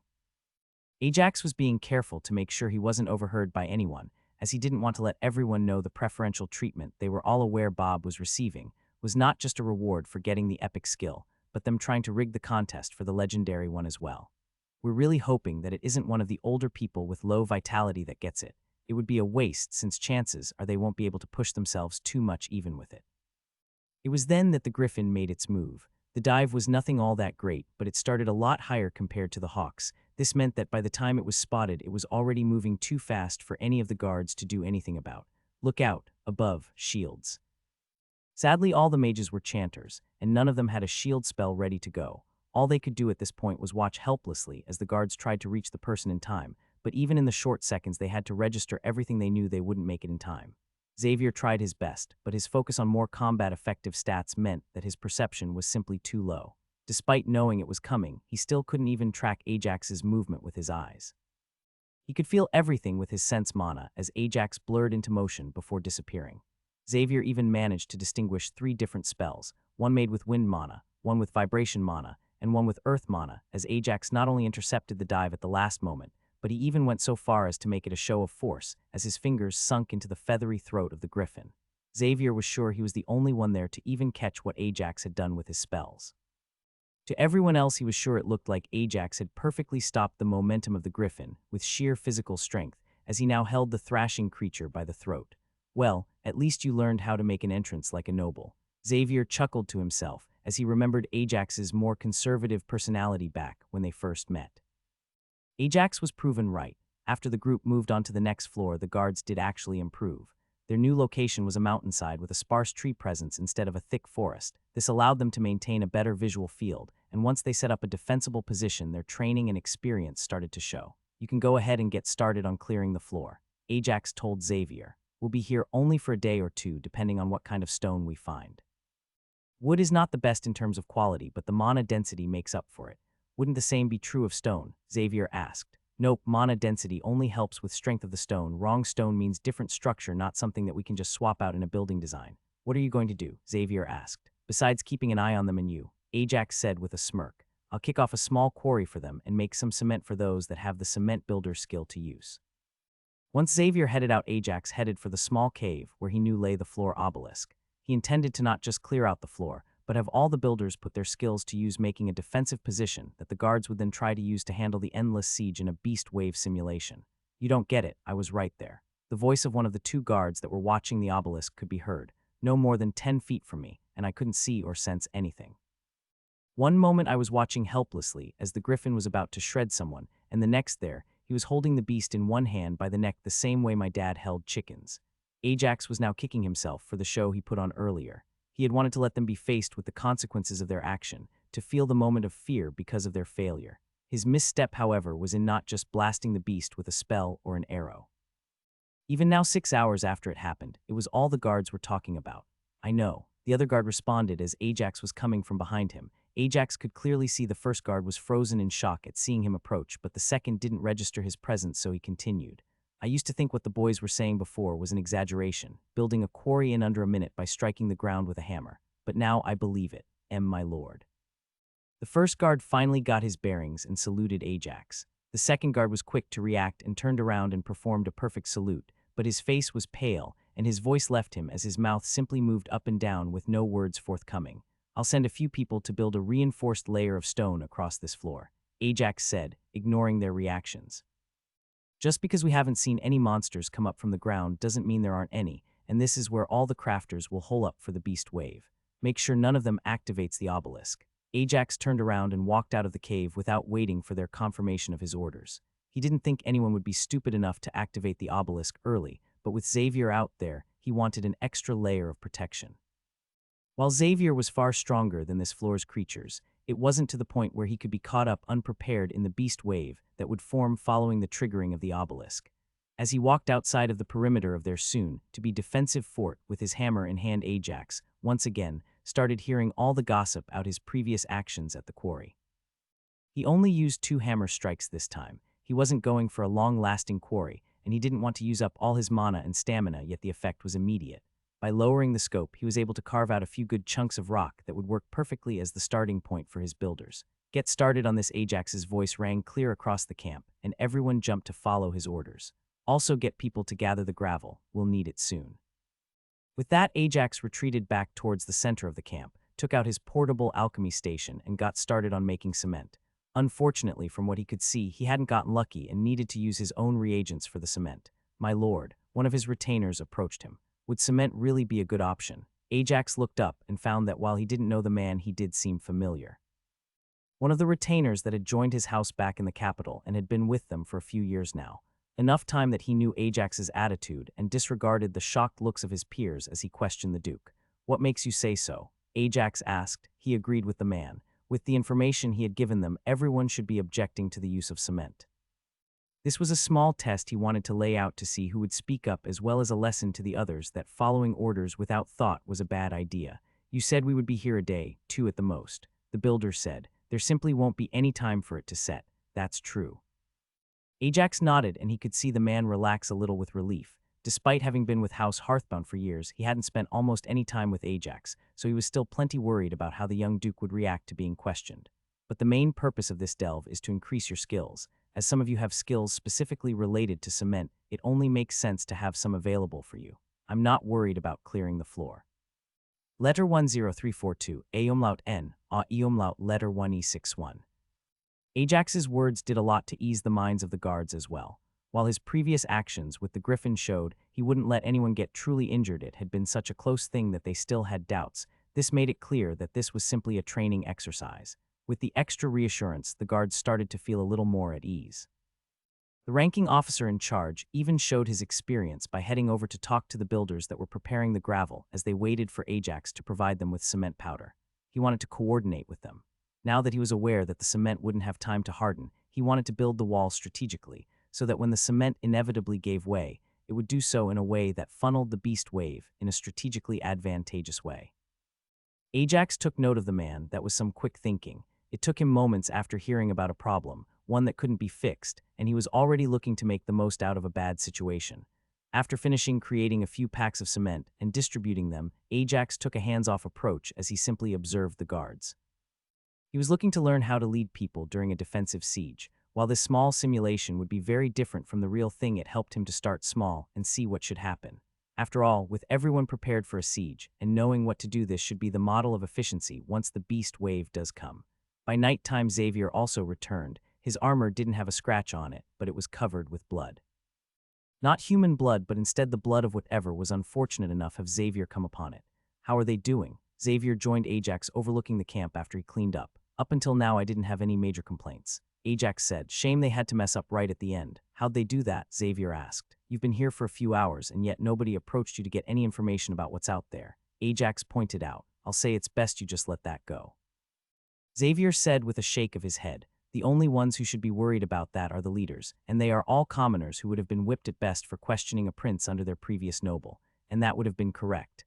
Ajax caught the reproach in his friend's tone. It was clearly directed at him, but it still took him a moment to figure out where he had gone wrong. It hit him as he replayed Xavier's words. The reason nobody questioned the prince, but they were all looking towards them with inquisitive glances, was because they expected him to do so. He was the noble leading them. He was the only one who could question a member of the royal family, and he would then share what he deemed was important. Ajax quickly moved to correct his mistake. He didn't need to ask Xavier what was out there. During the day he had already investigated, so he simply moved to share that with the guard leadership. Looks like it's a learning exercise for all of us, Ajax chuckled to himself. Don't try to be a Marty. The higher-ups repeated themselves as they waited for the beasts to attack. Our job is to delay as much as we can and to kill as many as we can. Duke Hearthbound will take over once we can't handle it anymore. The landscape was favorable. The crafters had cleared all of the trees from the surrounding areas, and with the mountain and closed-off caves at their back, they only needed to worry about one direction. It was just a shame the creatures that made this dungeon floor their home were not as favorable a matchup as the salamanders had been. Focus on keeping the bears away from the cement sections for as long as you can. Leadership was reinforcing the core of their strategy. They knew any deep planning wouldn't survive contact with the enemy. The spiders will be able to climb this wall anyway, but make sure you burn the webs before they build a ramp for the bears. Archers and Janice keep an eye on the sky. Janice was the sole combat mage, and one of the 3 people who could use magic, but weren't retainers of House Hearthbound, the other 2 being the healers from the healing union that had joined for the delve. The number of falcons may be few, but they can show up at any time. Falcons usually hunt alone, but with the obelisk activated they might be working together. I don't want a repeat of the first floor. While the guards were getting ready to fight, Ajax entered the cave that housed the activated obelisk. Inside were all 23 crafters. Great job, all of you. Ajax praised them. I'm sure you've all made at least some progress. I'm now here to offer you the last chance to reach for more. Would any of you want to take part in the fighting? It was easy to see how shocked some people were to hear the proposition. All of them people who had joined House Hearthbound in the last few weeks and months. Those who had come from the capital knew what Ajax was referring to. A few even stood and took him up on his offer. Why would they fight? Some of the crafters asked after breathing a sigh of relief when Ajax left only with the people who had volunteered, because they want to become true dungeon crafters. One of the older crafters who had come from the capital explained, and everyone gathered closer to hear. Isn't this what dungeon crafters do? Another asked as he waved at all of them. This only works at the lower levels, the old crafter explained. There are plenty of people, even in a new house like House Hearthbound, who can guarantee our protection in such a low floor. But as our skills and level increase and we start delving higher floors, true dungeon crafters become more involved in combat. Only combat skill I have is hammers. I won't do them any good out there. Another crafter chuckled as he imagined him going out there and swinging his carpenter's hammer. That still sounds risky. That was the general mood of those who remained in the cave. It is risky. It's why the smart long-term move is to stay here like I am doing. The old crafter laughed. Those who pull it off, however, progress much faster, as the risk and combat experience not only pushes their level further, but their skills also grow much quicker. All you younglings should give it a go now, while we have someone as capable as the Duke looking out for us. There is practically no risk. Once the house becomes more established, the escort role will be carried out by people who can't wait until the last moment to step in. Outside the cave, the battle had started in earnest. Ajax and Xavier both winced as they looked upon the guards, who were now trying to place the handful of crafters who had decided to help into their formation, and everything was starting to fall apart. Ajax made a mental note to talk to Grievous about that. His commanders should be able to incorporate unexpected extra resources without collapsing their structure. How long do you think they'll last? Ajax asked Xavier. An hour before they breach the first wall. Xavier said. They'll maybe make it another 20 minutes after that in a slow retreat before you'll have to step in and handle it. That bad? Ajax's eyebrows rose in surprise at his friend's assessment. Their plan with the weak spots in the wall was good, but once they have to abandon the walls, the spiders will just climb over them. Xavier explained his reasoning. Once that happens, the choke points won't help much and they'll be quickly pushed back. Focus on the sky then, please. Ajax asked his friend. I don't want to have to enter the fray too quickly because they overlooked a falcon. Ajax's deal with the guards was that once he was forced to act, he would move in earnest to clear the floor. Here they come. Loud calls started as the first beasts started to break from the tree line and run towards the walls. Letter 1 D619 A umlaut small cap N, letter 1 ED1 open a S. Focus on the spiders. The call came clear. Keep the bears away from the cemented sections and slowly bleed them. The first few monsters never even made it all the way to the wall. These were the few stragglers that had survived the patrols from around their camp, and they were the first to make it here. The small trickle coming was quickly turning into a flood as more and more monsters appeared, all rushing towards the small fort. Janice, leave the falcons to the archers, the leader said. I need you to burn the corpses here. Give us a wall of flames. We need to get rid of the corpses before they form a ramp. The battle continued, getting more and more hectic as the minutes ticked by. With Xavier focused on the falcons overhead, the guards had managed to hold the beasts at the first wall for almost an hour and a half. By now all the crafters that had come to help were on their last legs, their stamina depleted by their reinforced skill. That was when the first bear rammed through, pushing its body through the soft cement, and coming out the other side of the wall with a sticky gray cover over its fur and gravel tangled in its hide. Crafters fall back to the cave. Everyone else, start your controlled retreat.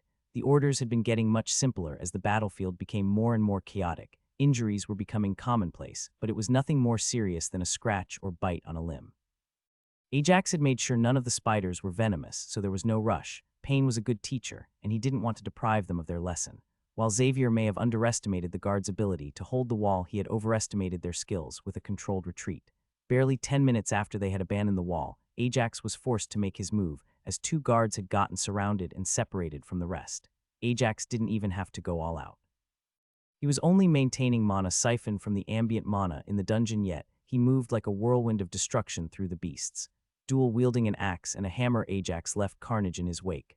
Both the axe and the hammer were weapons of strength. With how much power Ajax was putting behind each swing, and how weak the beasts were in comparison, none of the corpses were intact after he passed through. The swing of his axe would leave a clean cut, separating anything it touched, whereas the hammer had enough momentum behind it that the corpses he left behind looked like they had been killed in an explosion rather than being hit by a blunt weapon. The beasts kept coming for almost 3 more hours as even the furthest creature made its way across the floor. But after the first 10 minutes, the guards had regained the first wall where they stood and watched as Ajax decimated anything that came in moments. As Ajax and Xavier returned, both of their moods soured a little. They had been putting it off in their minds, but the reason they didn't have long to spend in the dungeon was because the execution would be happening soon, and that was not something either of them could skip out on. Are you sure you want your brother to be the one carrying this out? Xavier asked. I already asked him, and he said he's sure it'll be fine. Ajax nodded. Unlike back on Earth, this world has a much lesser aversion to killing. One thing that hadn't even begun to spread was the sanctity of life. If he was honest, Ajax didn't even think it would spread, and he wasn't sure that was such a bad thing. A great portion of the city's population was eager for the execution to be carried out. Former House Nestor's youngest child had done a lot to spurn the resentment of the populace, and they were all looking forward to him getting what he deserved after so long. Having Tom carry out the execution would not only increase his approval from the people, but it would also solidify his position as the mayor instead of just a former guard whose brother became important. Lancel, do we have any word on attendance? Ajax asked after he returned to the mansion. Former House Nestor won't be attending. Lancel reported. It was something Ajax understood. While they might understand the reason for the execution, that was still their family up on the block.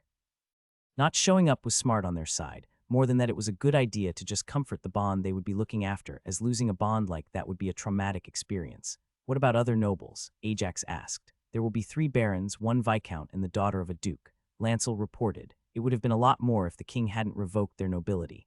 Ajax didn't show it, but he was very glad the manchild had broken into their meeting so aggressively. It gave them the perfect standing to execute him without drawing the anger of all the other nobles who would have seen his other infractions as something more minor. Do we know their stance on all this? Ajax asked. The Viscount is in agreement with your decision. Left unsaid was that the other four weren't in agreement with the execution. Nevertheless, there was simply nothing they could do about it. Do we have accommodations for visiting nobility? Ajax asked, a little worried. Lady Sylvia has already handled the matter, Lancel said with a smile. It was very enterprising of her. Ajax would soon find out that what Lancel meant by that is that his mother was ready to make the nobles pay for their comforts. While noble customs did dictate that he was to give them preferential treatment, it did also impose on them to pay well above market price for the privilege. Where are the nobles from? Ajax asked. The Viscount is our neighbor to the north, Lancel informed me. He also has access to the Great Lake separating us from the Empire. Of the nobles, only one of them borders us to the west. His lands are not particularly important. The other two are his neighbors. One of them has a rich silver mine that has recently struck a decently mana-rich vein in the last few months. And the Duke? Ajax asked. Unlanded. Lancel answered quickly. He resides in the capital. His daughter is here to delve the dungeon with an escort. She is also here to recruit any promising recruits. Those words caught the attention of both Xavier and Ajax. Are you sure? Xavier asked. Her people haven't made any inquiries yet, but she has 3 of her house's trainers with her. Ajax was amazed by the depth of knowledge Lancel had. He knew the man had hundreds of years to collect some of this knowledge. Having lived in the capital for most of his life, he had probably met those trainers previously, but with the amount he knew, Ajax wasn't sure how the man was keeping everything straight in his head. Letter FF52 Alpha Small Cap N, Letter 1 D7, Letter 1 D401. How do you want to handle this? Xavier asked Ajax. It was common for unlanded nobles to look for talented commoners when they sent their people to delve the dungeons outside the capital. The areas surrounding the 3 dungeons, while usually more underdeveloped than the rest of the country, did have the greatest density of talented commoners, as they had the difficult dungeons to push themselves with. Trying to recruit people just as a duchy was established, however, was a very antagonistic move. Ajax didn't have an answer for that and instead headed towards the dining room. He had yet to eat something and he was getting hungry. This would also be the perfect chance to see if the rest of his family had any opinions on the matter. How was your delve? Lexi asked Ajax as soon as he entered as she gave him a hug. It went as expected, though I will have to see about getting a team to push further into the dungeon. Quite a few of our retainers have surpassed things found on the 2nd floor. Ajax answered as he returned the hug before taking a seat at the table. Is everything ready for the execution? It is. Tom nodded. He was already dressed in more official clothes that not only marked him as a noble but also as the mayor. A large ceremonial executioner's axe rested against the wall behind him. What are we going to do about the visiting nobles? Ajax asked. He was sure the rest of his family had already heard Lancel's report. The Viscount seems interested in trade.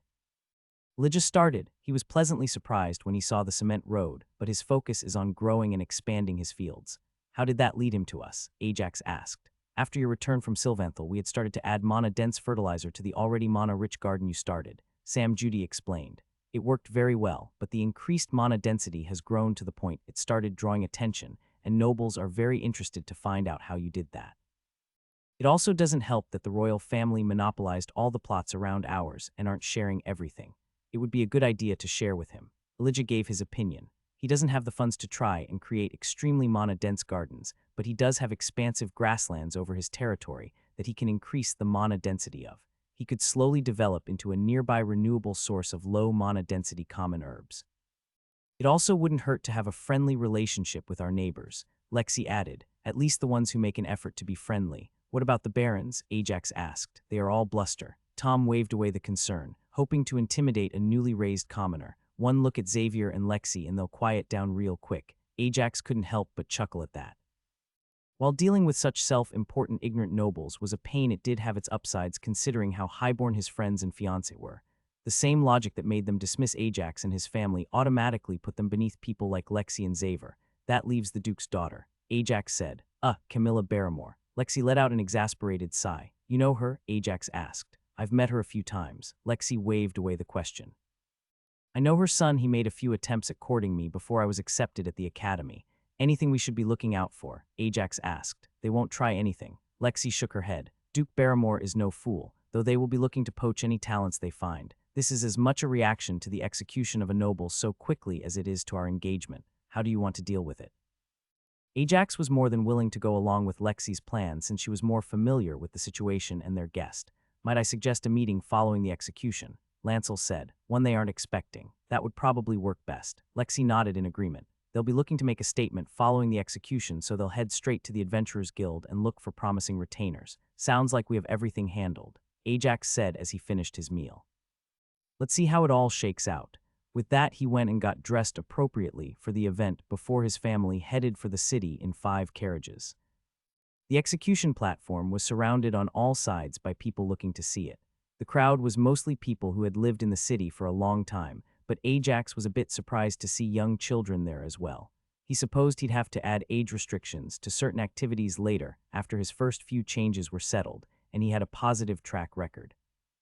The stage was set, and House Hearthbound was welcomed to the applause of the crowd as they took their place on the stage before the rest of the noble visitors were escorted up to a less prominent seat to watch everything unfold. They had made the decision beforehand, but they weren't going to give any of them a chance to be heard before the execution took place. The whole idea was that doing so would only seem a little rude from a new ducal house, and actively ignoring their requests to stay the execution could breed a long-standing animosity. When the former noble was dragged to the stage, the guards had done so with his limbs bound and his mouth tied off. It wasn't the way they had wanted to do this, but from the squirming and constant muffled groans, it was clear anything else would have been even worse to deal with. His wild eyes searched desperately among the faces of the visiting nobles, hoping for a ray of hope. People of Lessus, I appreciate you taking the time to see justice be served today. Tom started his speech as the guards set up the execution block and prepared the prisoner. Ajax tuned out the speech. Much as he knew it was all technically true, he knew nothing mentioned was the true reason for what was happening today. The only accurate part from his brother's entire speech was that justice was indeed being carried out. Instead, Ajax's attention was drawn towards one of the guards Lady Barrymore had brought with her. You can't take him. Ajax heard Lancel's voice, but it seemed he was the only one, an interesting trick he planned on learning. He could most likely mimic it with an application of vibration mana, but it would be highly mana-intensive. One of the things they hadn't gotten confirmation on before their arrival was who House Barrymore had sent as guards for Camilla. Sure, they knew the obvious escort, but it was the high-level retainers that they hadn't noticed from their scouts, and it was them that mattered. Faced with them now, Ajax was sure Lancel knew the man. How easily could you take him? Ajax responded in such a quiet whisper that only Lancel heard him. He had also covered his mouth to mask the movement. Ajax had no doubts that someone like Lancel could handle Camilla's guard. The only question was how far would he be pushed. He would pose little threat to me, Lancel confirmed. He is a skilled mage with a wide array of wide-range magic. A battle between us inside the city would see many casualties. They probably sent him to look for any talented mages before you yourself have a chance to evaluate your new people. By then Tom's speech had finished, and in a swift motion he picked up the executioner's axe and swung it, cleanly separating the neck from the head. While this was a show of strength, they weren't looking to make a spectacle of it beyond what they had already done. An instant after the swing of the axe, Ajax could just barely make out a slight cry of pain, one that didn't sound human, more like a hiss of agony. He didn't have long to track it, as it was soon drowned out by the cheer of the crowd, but from the way Lancel was looking in the same direction, Ajax was sure he wasn't the only one to have heard the mourning cry of a bond who lost its partner. With the execution past, it was now time to handle the political side of the gathering, starting with greeting all the attending nobles. From the way the 3 barons as well as their families were approaching, first it signified that both the Viscount and Camilla were looking to have deeper conversations than just polite greetings. Duke Hearthbound. The barons all gave Ajax and his family a respectful bow. It was a clear sign they respected their authority. Following their greeting, it was only a short introduction that followed before the barons all moved on. Their attitudes led Ajax to guess that they had come here to try and stop the execution, but now that it had been carried out, they had just decided to cut their losses. One thing Ajax was sure of, however, was that he very much preferred dealing with nobles who lived outside the capital. Their social skills weren't as highly leveled, and he could actually get a read on them. Duke Hearthbound, it's a pleasure to make your acquaintance. I am Viscount Darius Brightfist. The Viscount's bow wasn't as deep as the Baron's, but that was a privilege of his higher rank among the nobility. I have to admit, while I would have preferred to meet you at a happier occasion, there is quite a lot I would like to discuss, seeing as we are now neighbors. The pleasure is mine, Viscount Brightfist.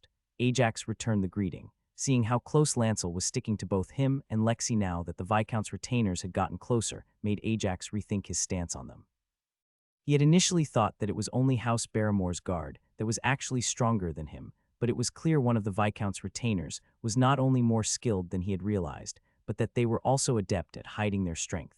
Ajax perfectly followed the advice he had been given during his lessons at the academy regarding noble interactions. He had kept the chat short while passing off the Viscount to Sylvia and Elijah, who would be able to address the man's questions regarding possible trading between their territories. Duke Heathbound. Camilla's greeting was a short, sharp nod and something that you would be hard-pressed to call a curtsy. Lady Barrymore. Ajax responded to the cold greeting in kind, something that displeased the woman. How have you been, Camilla? Lexi's voice sounded exceedingly sweet, the jab in her words clear as she addressed the noble by her first name, something Lady Barrymore had invited her to do in their previous interactions back in the capital. It's been a few years since we last saw each other. I've been doing well, Lexi. Ajax had to admit, if nothing else, Camilla Barrymore was adept when it came to social interactions. He could see none of the animosity Lexi had assured him was there between her and Lexi.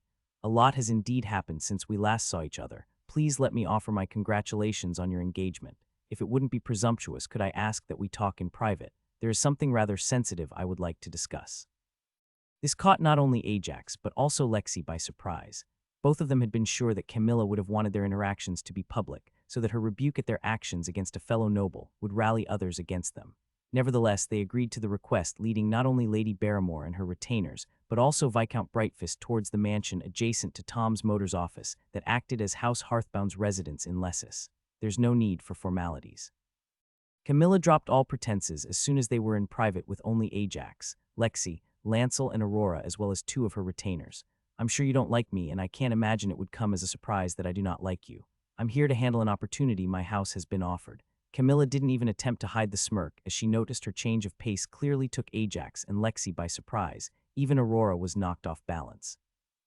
Lancel, however, was quick to take control of the conversation and give his lord and lady time to process while also putting Ajax at ease. If that is the case, I presume, it would be best if James and I leave you to it, he said as he motioned towards the older-looking mage. I quite like him and I'd prefer that we catch up a little. That's probably a good idea. I trust no harm would come to my charge. Camilla's face returned to her emotionless resting position to mask the displeasure she felt at James's response. Unfortunately, she was well aware she wasn't in a position to actually give the mage orders. Her father was the only one who could do so. Both of the elite combatants left once Ajax gave the man a nod confirming Camilla's safety. What opportunity is it that you are referring to? Lexi asked now that she had time to regain her bearing. This would be the opportunity. Camilla said with a malicious smile as she pushed forward an official-looking piece of paper. While I am aware circumstances have indeed changed since my house was approached, we still have a stake in the opportunity offered to us. On the table was not only a letter but a binding contract between the youngest son of House Nestor and House Barrymore regarding his induction into the ducal house in exchange for an opportunity regarding salamander bonds. Ajax, Lexi, and Aurora could do nothing but stare at the parchment. They knew now why, despite everything, the former noble had struggled until the end, thinking there was a way out, because he had made a move none of them had expected. Before Ajax had returned from the capital with a decree removing their titles, he had also reached out to another ducal house, one that had a reason to bear a grudge against Ajax and Lexi. I don't see any form of agreement. Aurora was the first to react to this. While she might not have been a master strategist when it came to running a merchant organization, but she had run one alongside Elijah for decades now in the capital, and she was quick to adapt to a changing situation. This is at best a notice of an opportunity. A deal was offered nevertheless. Lady Barrymore pointed out. A deal my family would have accepted. You would have accepted to have him join your family despite his nobility being stripped from him.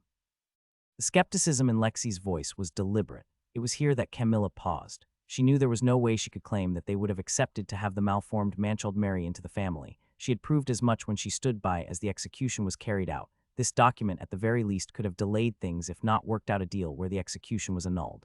No, there is no chance we would have accepted someone like him into our house, Lady Barrymore admitted. But we are still here to work out the details regarding this opportunity. As the ranking nobles of the territory, nearest the resource, we would look to cooperate with you.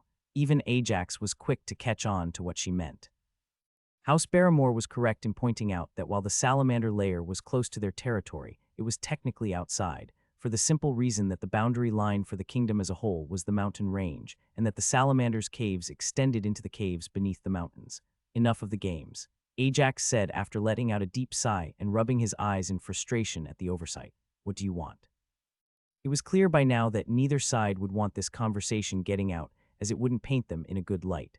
House Hearthbound would look foolish for not securing an asset as potentially viable as the salamanders, and not looking into such desperate moves made by members of House Nestor. On the other hand, House Barrymore let the execution go through, and were now just looking to gather some benefits. Not a good look for a ducal house to just throw away people who tried to make deals with them in good faith. From the looks of things, the young Nestor didn't hide that he was in trouble. Fine, Camilla said after a moment of silence. It does seem that your roots as a commoner still show. I had my doubts about that based on how you were handling yourself so far. My fiancé has more important things to focus on, Lexi pointed out. That he does. Both Ajax and Lexi were surprised by the change in approach from Lady Barrymore. No need to look at me like that. While I might not like you, Lexi, and I have certain issues with the title and power your fiancé has been granted, it does not mean I do not respect what each of you has achieved. Which brings me to my first reason for coming here. My father intends to bury any ill will between our houses that might be lingering. Both Ajax and Aurora deferred the question to Lexi. She was the one who had any sort of history with House Barrymore. We'll be able to put everything behind us. Lexi answered slowly, letting the words sink in. Assuming your son doesn't push things, he did have a habit of pushing things a step too far. Anything else, my son won't be an issue. Though she didn't seem too happy at the idea. As for anything else, House Barrymore wishes to partner with you in any distribution of the salamanders. We recognize that you are best located to handle the growth and development of the nests, but surely distribution will require some oversight close to the point of sale. Ajax, Lexi, and Aurora all knew House Barrymore wasn't wrong about that. Dealing with the distribution of any bonds was a real headache that required management. Doing so would, however, give some negotiating power to the person in charge, as all houses were constantly on the lookout for any potential bonds. It now became clear what House Barrymore was doing making a move this early. They saw an opportunity not only to nip any animosity they might have had with Lexi in the bud, they also a chance to strengthen their political strength in the near future. They weren't here for a quick profit. In fact, they were betting on House Hearthbound succeeding with the salamanders, and they wanted in on the ground floor. We are willing to discuss having House Barrymore handle the distribution, but only in Grindor. Any distribution outside of Grindor is not negotiable. For the first time since the meeting had started, Camilla was truly thrown off balance. Everything else she had expected, but this was not something she had taken into consideration. Most established noble houses were still currently rebuilding their relationships outside of Grindor following the war. With nobles living for half a millennia being the norm among the high-end nobles, it would still take time before something as valuable as a bond would be traded outside the kingdom. House Hearthbound didn't have that issue, however. As a new house, they had no grudges from the war to work past. More than that, Ajax and Lexi had just returned with connections to nobles in other countries, and were in the perfect position to establish strong ties, while others still nursed their pride. Ra N letter 1ed9 Epsilon letter 1d8. May I ask who is taking care of the bond? Camilla's remaining retainer asked in a bid to copy Lancel's earlier move and buy time for her lady to process the unexpected information. It sounded quite distressed during the execution. It was everything the retainer could do not to tusk her tongue when she saw that none of them seemed shocked by her revelation of having heard the salamander's pain cries. Ajax had noticed her reacting to the sound and had let them know ahead of time, who had reacted though he did so more out of caution in regards to the individual's perception stat. Former house Nestor is currently caring for the bond. Lexi saw no need to hide this. The bond is comfortable in their home, and they have the best chance to re-establish the bond following the grieving period. Their collaboration with us might even lead to the heir becoming a knight. This news was another blow to Camilla's position. She had hoped that House Hearthbound would have needed someone to take in the former house Nestor in an effort to gain their insight on the salamanders, but it appeared this wasn't the case. The negotiations had only gotten started, and it seemed to be a long way to go. Ajax was more than happy to leave this to Lexi and Aurora, while just watching as they pushed for every inch they could get. It wasn't often that he got to see such haggling without the fanciful noble etiquette that usually slowed things down. Are you sure it was fine to leave them be? James asked Lancel as he looked in the direction of the room where Lady Camilla was with Duke Hearthbound and Lexi Manashaper. I know she's a scout, but she isn't weak. While James' words might have seemed concerned, he was in fact trying to needle Lancel, see if he could get under his skin. It was a habit the two of them had gotten into centuries ago when they ended up on the same battlefield as a way to pass the time. No need to worry, Lancel said with a confident grin. Strongest person in that room is Duke Hearthbound. Oh, and you don't have to worry about little Camilla. Lexi will make sure she lives even if she tries something unwise. James let out a low whistle at that, so he's really that strong. We were half sure it was the crown exaggerating things in a convoluted plan with the archdukes. It was clear he was referring to was Duke Barrymore and himself. It's not. Lancel grew serious as he looked his friend in the eyes. The kid's potential is truly monstrous. It was nice of you to ensure the Nestor family got some rewards from House Barrymore. Ajax whispered to Lexi as he waited among his family for the event to begin. They deserve it, Lexi said. We can't have it look like we don't give people recognition for their efforts. SHHH, it's about to start. Kate shushed both of them. Under normal circumstances, this wouldn't happen, but Kate was very excited for her son's school entrance examination. Jake had worked really hard the last few weeks in hopes of impressing his family. He wasn't old enough to fully understand the expectations placed on him as representing House Hearthbound, but he did understand a bit. Jake was fully focused as he stepped up into the training area. The easiest skills to assess were combat skills, since a spar against a decent opponent would be enough. It was also the most interesting to watch. Ajax took another look at his nephew's stat sheet. With no privacy skill, it was simple for his legendary inspection skill to see everything. Jake was clearly above average. At the age of 6, his stats were already closing in on what most people had when they turned 10. Despite feeling pride for his nephew, Ajax couldn't help but notice where the kid was lacking. With no way to actively use mana, his stats in that area were falling behind. The only reason why Wisdom was getting ahead was that they had started letting Jake play with enchanted items that could be fueled by the user, so his regeneration finally had something to do. More than just his mental stats, however, both Jake's vitality and endurance were starting to fall behind. Vitality because everyone was rather protective of him even during training, so he wouldn't get hurt, and endurance because until recently he had no motivation to push himself. Jake's feline beastkin heritage might not have been all that pronounced in his features when compared to Kate, but it could easily be seen in his status. 2 perception skills as well as a perception of 20 were clear signs of his talent. All in all, Ajax was quite pleased by his nephew's progress. He had a decent amount of skills. Not only that, but unlike Ajax, Jake also had proficiencies that weren't reflected in his skill list, training that hadn't yet manifested as skills. Facing off against Jake was one of the guard trainers that were teaching even back when Ajax had joined the classes. It was nostalgic for Ajax to watch as Jake tried his best with limited stats to so much as force the man to block. Wielding 2 knives, Jake fully pressed into his strengths with his perception and dexterity. The sparring match only lasted 3 minutes, enough for the examinee to show what they could do, but barely any time at all considering the exam was to be taken over the course of 2 whole days. They were making it clear that combat wasn't the focus. A round of applause followed after Jake's sparring match ended. With that, the examination was officially underway as several more guards stepped up, and 7 sparring sessions were now being held at the same time. A good showing, Camilla said as she approached, though I can't help but feel that it was too short to evaluate certain aspects. All of the nobles had elected to extend their stay to watch the entrance exams once they got word that Ajax's nephew would be taking part. Not only that, but all of them were sitting close to House Hearthbound, and a few of them were already making small talk with members of the family. Camilla, however, had remained quiet until after the spar had ended. We are not looking to test things that we won't be teaching or things we'd be teaching regardless of existing aptitude, Ajax answered. They weren't going to test endurance and vitality. While it was a big part of being a combatant, endurance would be part of the training regardless, and vitality would be left as an extracurricular for the students to choose for themselves. I hear you are going to be splitting them into 2 classes, Viscount Brightfist asked. Yes. Sylvia answered the question. She had gotten along very well with the Viscount when they were discussing potential trade. It helped a lot that the Viscount was receptive to their requests that security of merchants be a focus over the next few centuries as their roads started to expand over their duchy. Children of age 7 to 10 will be in one class and those of age 6 will be in another. That seems like an odd split, Camilla mentioned, curious about the choice. 6 is the age when kids will start school moving forward, Lexi explained. Unfortunately, for those already older, they won't get the benefit of attending for all 4 years and will have to make do with a more rushed schedule. Next year, another class of 6-year-olds will form and follow in the footsteps of the current one. Is there a point to this examination? Viscount Brightfist asked. You mentioned everyone would be accepted anyway. Why put so much time and focus into it? Because it will shape how the smaller classes are formed, Ajax answered. While it won't be all that many now, there are still some children who can already read. It's important to separate them from those who can't during those lessons, or else they will get bored. That can also then lead to them disrupting the studies of the rest. You are spending a lot of money to essentially give your commoners an inferior version of the education nobles receive as kids.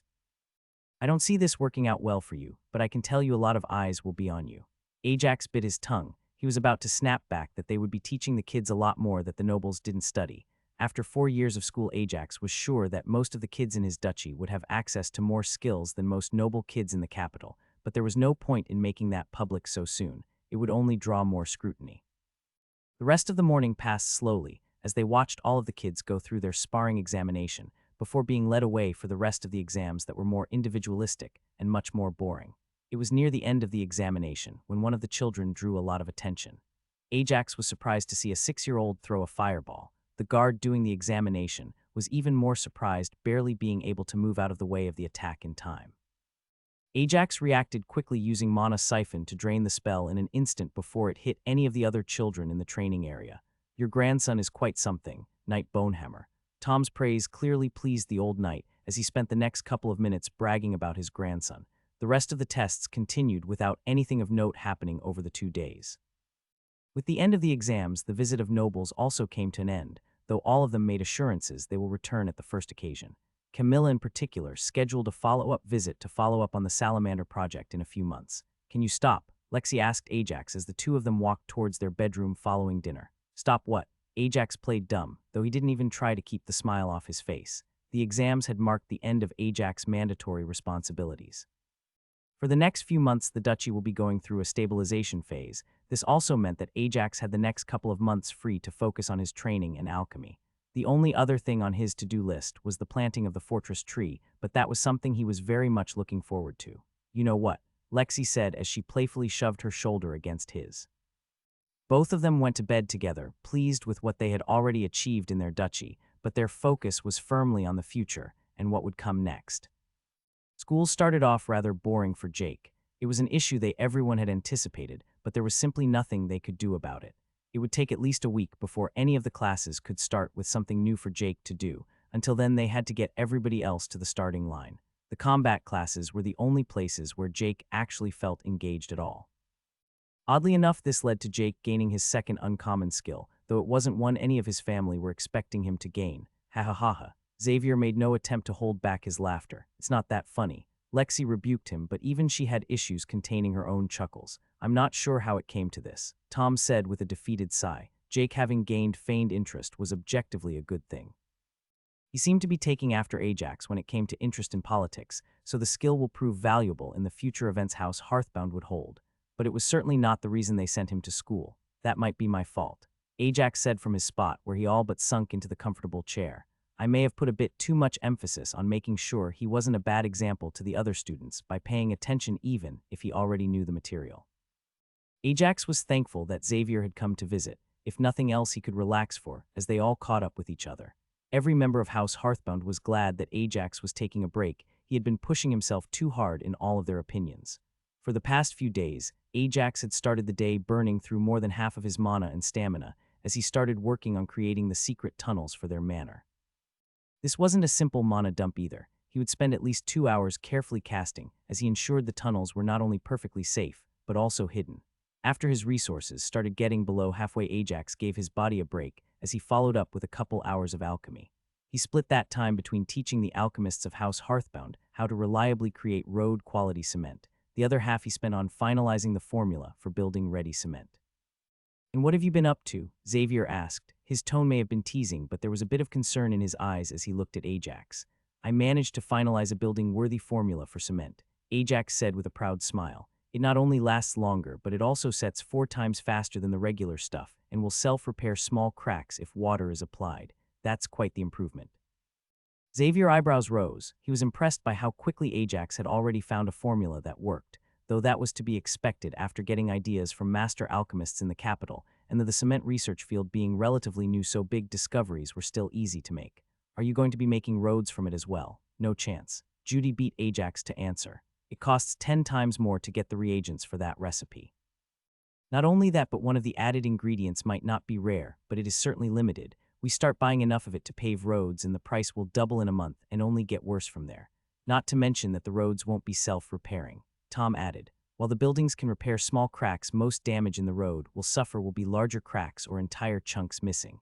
The recipe is also much less forgiving," Ajax added. "Novices can still have a decent success rate working with the road quality stuff, but you need at least journeyman alchemists for buildings."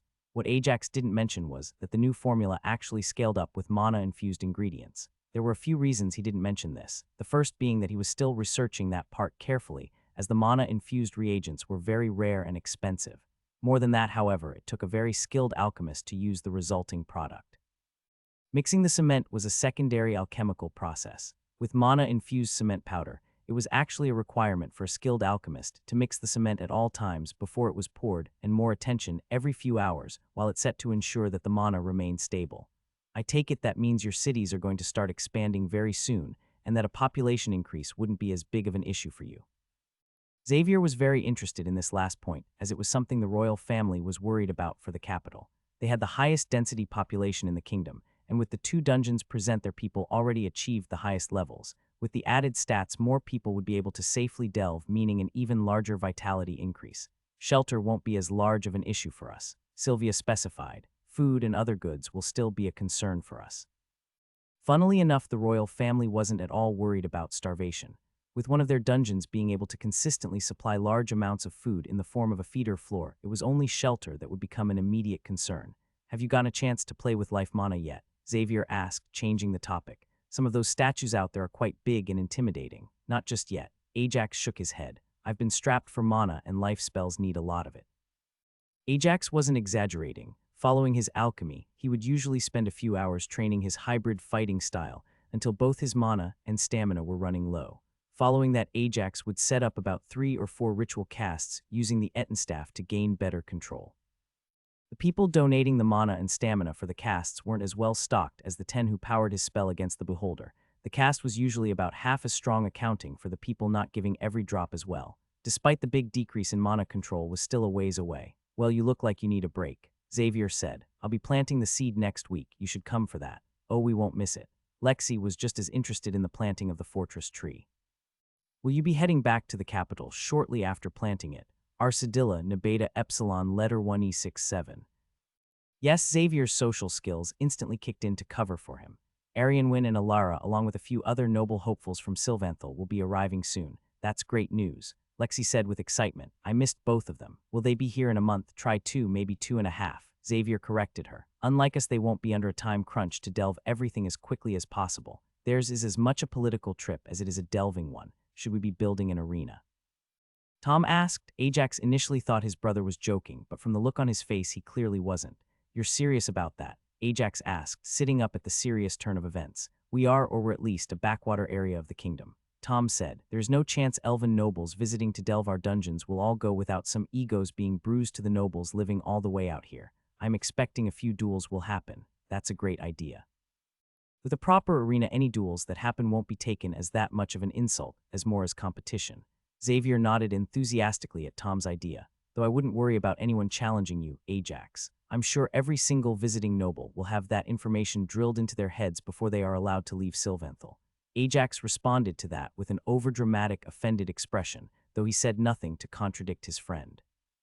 He was also sure that while duels might happen, he won't be the one who is challenged. If anything, Lexi was the one who would be a prime target, and this would give her the perfect chance to show the people living in their duchy what she is capable of. Ajax, you might want to focus a bit more on the production of that building cement, Sylvia said. It seems like we will need to build a lot more in the coming months. Ajax was starting to get excited at the idea. An arena would be the perfect construction for him to use some mana-infused cement, as it would need to be a lot sturdier to contain the fights. Don't forget to rest, Sam said as he laid a hand on Ajax's shoulder. We have a few months and there is no reason to rush all that much. Take it easy and just spend a bit more time making cement instead of training. Sam didn't release Ajax's shoulder until Ajax nodded in agreement. Ajax decided that his family was right. He was pushing himself a little too hard and there was no reason for it. If there was a close timeline he needed to follow, then maybe it would have been worth it, but as things stood, Ajax could take his time. His decision for this was to split his training. Instead of his regular skills training and his Etten staff training, he would focus each day on one or the other. This led to a rather big discovery. With the extra mana and stamina saved from not doing solo training before training with the staff, Ajax added some of his own mana and stamina to the spell cast through the staff. The results were way beyond what he had expected. Despite his own contribution being less than 3 of the total cast, the control it helped him regain over the spell was easily making his spells half again as strong by simply helping him focus the mana on the task he wanted. Your control has improved a lot, Lexi mentioned as she watched Ajax's fireball smoothly rise into the sky before exploding and releasing a powerful heat wave they could feel on their skin. It's mostly because of adding my own mana to the mix, Ajax humbly said. It becomes much easier to control as long as you have enough of an investment of your own mana. More than that, it seems that the larger the concentration of your own mana in the spell, the more control you have over the entire spell. This realization changed the way they were hoping to use the staff. Instead of only having one caster repeatedly cycle through people to power the staff, it would be much better to have the caster also be cycled through. Not only would this add more mana to the spell, but it wouldn't take such fine control to make use of the mana infused into the spell. You're probably right, Lexi said with a nod, but you do realize what that means we will have to do. Ajax nodded, a little disheartened at the thought. He knew very well that simply increasing the number of people trained to cast and control such spells wouldn't be an easy thing. It not only took a lot of talent and training to learn to use the staff, but the best users were those that specifically focused their stats on taking advantage of the staff's strengths. The staff could easily become a crutch that would limit some of their brightest mages. Even more troublesome, however, was how careful they would need to be in selecting who would even have the chance to earn the position of a staff caster. The loyalty of the person would need to be ensured. A betrayal by a mage using the staff when they were desperate enough to use it could easily spell the end of House Heathbound. Come inside and wash off now, Lexi said with a smile, looking to change the subject. Jake will soon be home. Today was Jake's first day actually learning something in school. It was the day when the crafters would start trying to help the students in unlocking common skills. The process they were using to teach the students those skills, however, wasn't one focused on ensuring the student gained the skill. In fact, the lessons as a whole were geared towards teaching the gifted students as many common skills as they could pick up. The whole point was to push the students towards the crafting specialty they were talented towards, and not to make them jack-of-all-trades crafters with a few common skills suited for multiple trades.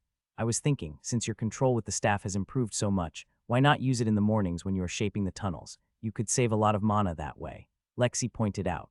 Even with the increased control, it still isn't enough to use it when making something as delicate as hidden tunnels. I could easily break the existing structure and cause a few walls to collapse, Ajax answered. I don't mean that you should use it the whole time, Lexi explained, just for your first few casts when you are initially digging a new section. You wouldn't even need to increase the amount of mana you use at once, just have others provide maybe half the spell, that way you aren't as drained by the end of the day. Ajax opened his mouth but found himself without words. Lexi was right, doing it like that would save him a lot of mana. Not only that, but it would also give more people a chance to experience powering the staff. Ajax was sure that there had to be skills designed to being a mana battery. The only reason they hadn't yet spread was because there wasn't really a way to efficiently use someone else's mana for a spell you cast. Even ritual spells were inefficient at best or required precision and skill from everyone who was part of the ritual. I'll try that starting tomorrow, Ajax nodded. One thing Ajax was doing his best to pay more attention to was the weather. Now that he was ruling over so many people, he didn't want to fall back into a mindset that didn't let him realize a problem existed just because he didn't encounter it personally. This was the last week of winter, and already the clouds were starting to clear up, the winds were picking up, and the temperatures that were already around water freezing were starting to drop. Tom, how is the construction of the new school building going? Ajax asked as he and Lexi settled at the table while they waited for Jake to return. Faster than I expected, Tom said. With how quickly this new formula for concrete sets, all 6 buildings should be done in a week and a half at most. Though I have to say it could be done much quicker. Does it have to be built like that? It does, Ajax nodded. Otherwise all the students will freeze, or we will end up having to cycle all our mages just to keep them warm. The peculiar build they were discussing had to do with the fact that Ajax insisted the schools be built in layers. A layer of cement on the inside, followed by a layer of wood, and finally a second layer of cement on the outside. And how does the wood help with that? Tom asked. Cement is a lot more like steel, Ajax explained. While it can store a lot of heat, it also allows heat to travel. As he explained, Ajax picked up a spoon from the table and formed a small flame in his palm and started heating up one end of the spoon until it started glowing red, with his heat resistance and mana skin. Ajax didn't have to worry about burning himself. As you can see, while the place where heat is applied does warm up faster, heat quickly travels. Ajax then chilled the spoon before he picked up a wooden spoon, one that quickly caught fire when placed in the flames. Wood, on the other hand, might not be able to store all that much heat, but it works great at stopping it from traveling. The only reason heat travels along the wood is because the wood caught fire and the fire is slowly spreading. So the whole point of the wood layer is to act as a barrier between the warm concrete that will absorb heat as we warm up the inside and the outer layer that is constantly chilled by the outside. Sam was quick to pick up on the explanation, as a blacksmith ensuring heat was applied properly was a fundamental function of his daily work. Exactly, Ajax nodded, happy to see all of his family nod as they understood his reasoning. The discussion was then cut short as Jake excitedly bounced in through the door. Unlike his previous bored attitude, he was now fidgeting with excitement as he talked with Jari and Nashara. Ajax didn't even have to ask to know that school was about to be a popular decision in the eyes of most kids, especially if it was to take place in a warm school with large rooms that allowed them to meet their friends instead of being stuck inside during death. I take it you don't find school that boring anymore. Kate teased her son as he sat down. It was great, Jake exploded. I managed to skin a rabbit all by myself. Not only that, but they let us take the skin home to tan for ourselves. Ajax had to work very hard not to facepalm when he heard. While school might be popular with the students, it was about to become very much disliked by the parents who had to deal with the smell of their children tanning things in their home. Tom POV, did you know? Warden Grievous asks me as he sits in front of my desk. It's been barely 2 weeks since the schools have started practical teaching in craftsman professions, and the results were shocking. Not a clue, I answer honestly. Ajax was sure it would work, but considering how quickly things worked out for him, I was doubtful. He always worked hard, but I always thought he was just very special, and he clearly is, but if things continue like this, there will be issues. Initially, schools were widely accepted with slight positivity from the populace. A place to send their kids where they'll be warm and fed, if nothing else that took some pressure off the poorer families as they had less mouths to feed. Then the tanning incident happened, and opinion was starting to shift towards more negative. School was simply something they were tolerating in exchange for the free food and babysitting. When news broke about the effort put into building a new school building and the arena, public opinion was starting to turn against us. People thought we were wasting resources. Then it happened. It wasn't all at once. A few kids each day. 2 weeks in, however, and 1 in 5 kids had already gained a common skill for one of the crafting professions. They thought they were being clever by keeping quiet about the gains their children made, thinking we would snatch them up. Over the course of the last 5 days, almost all complaints about the school had magically vanished. Everyone had a child who earned a skill or had good friends whose child had earned a skill and shared the news with them. The problem was that now the school was already way too successful. There were 10 kids who had earned more than 1 skill in the first 2 weeks and a single boy who had earned 3. Ajax had always claimed that people had more potential than they realized, but this was ridiculous. If things keep going like this, there will be accusations of treason coming, Grievous said darkly. Even worse is that I wouldn't even be able to blame them for making the accusations, even though I know for a fact you didn't plan on this. He wasn't wrong.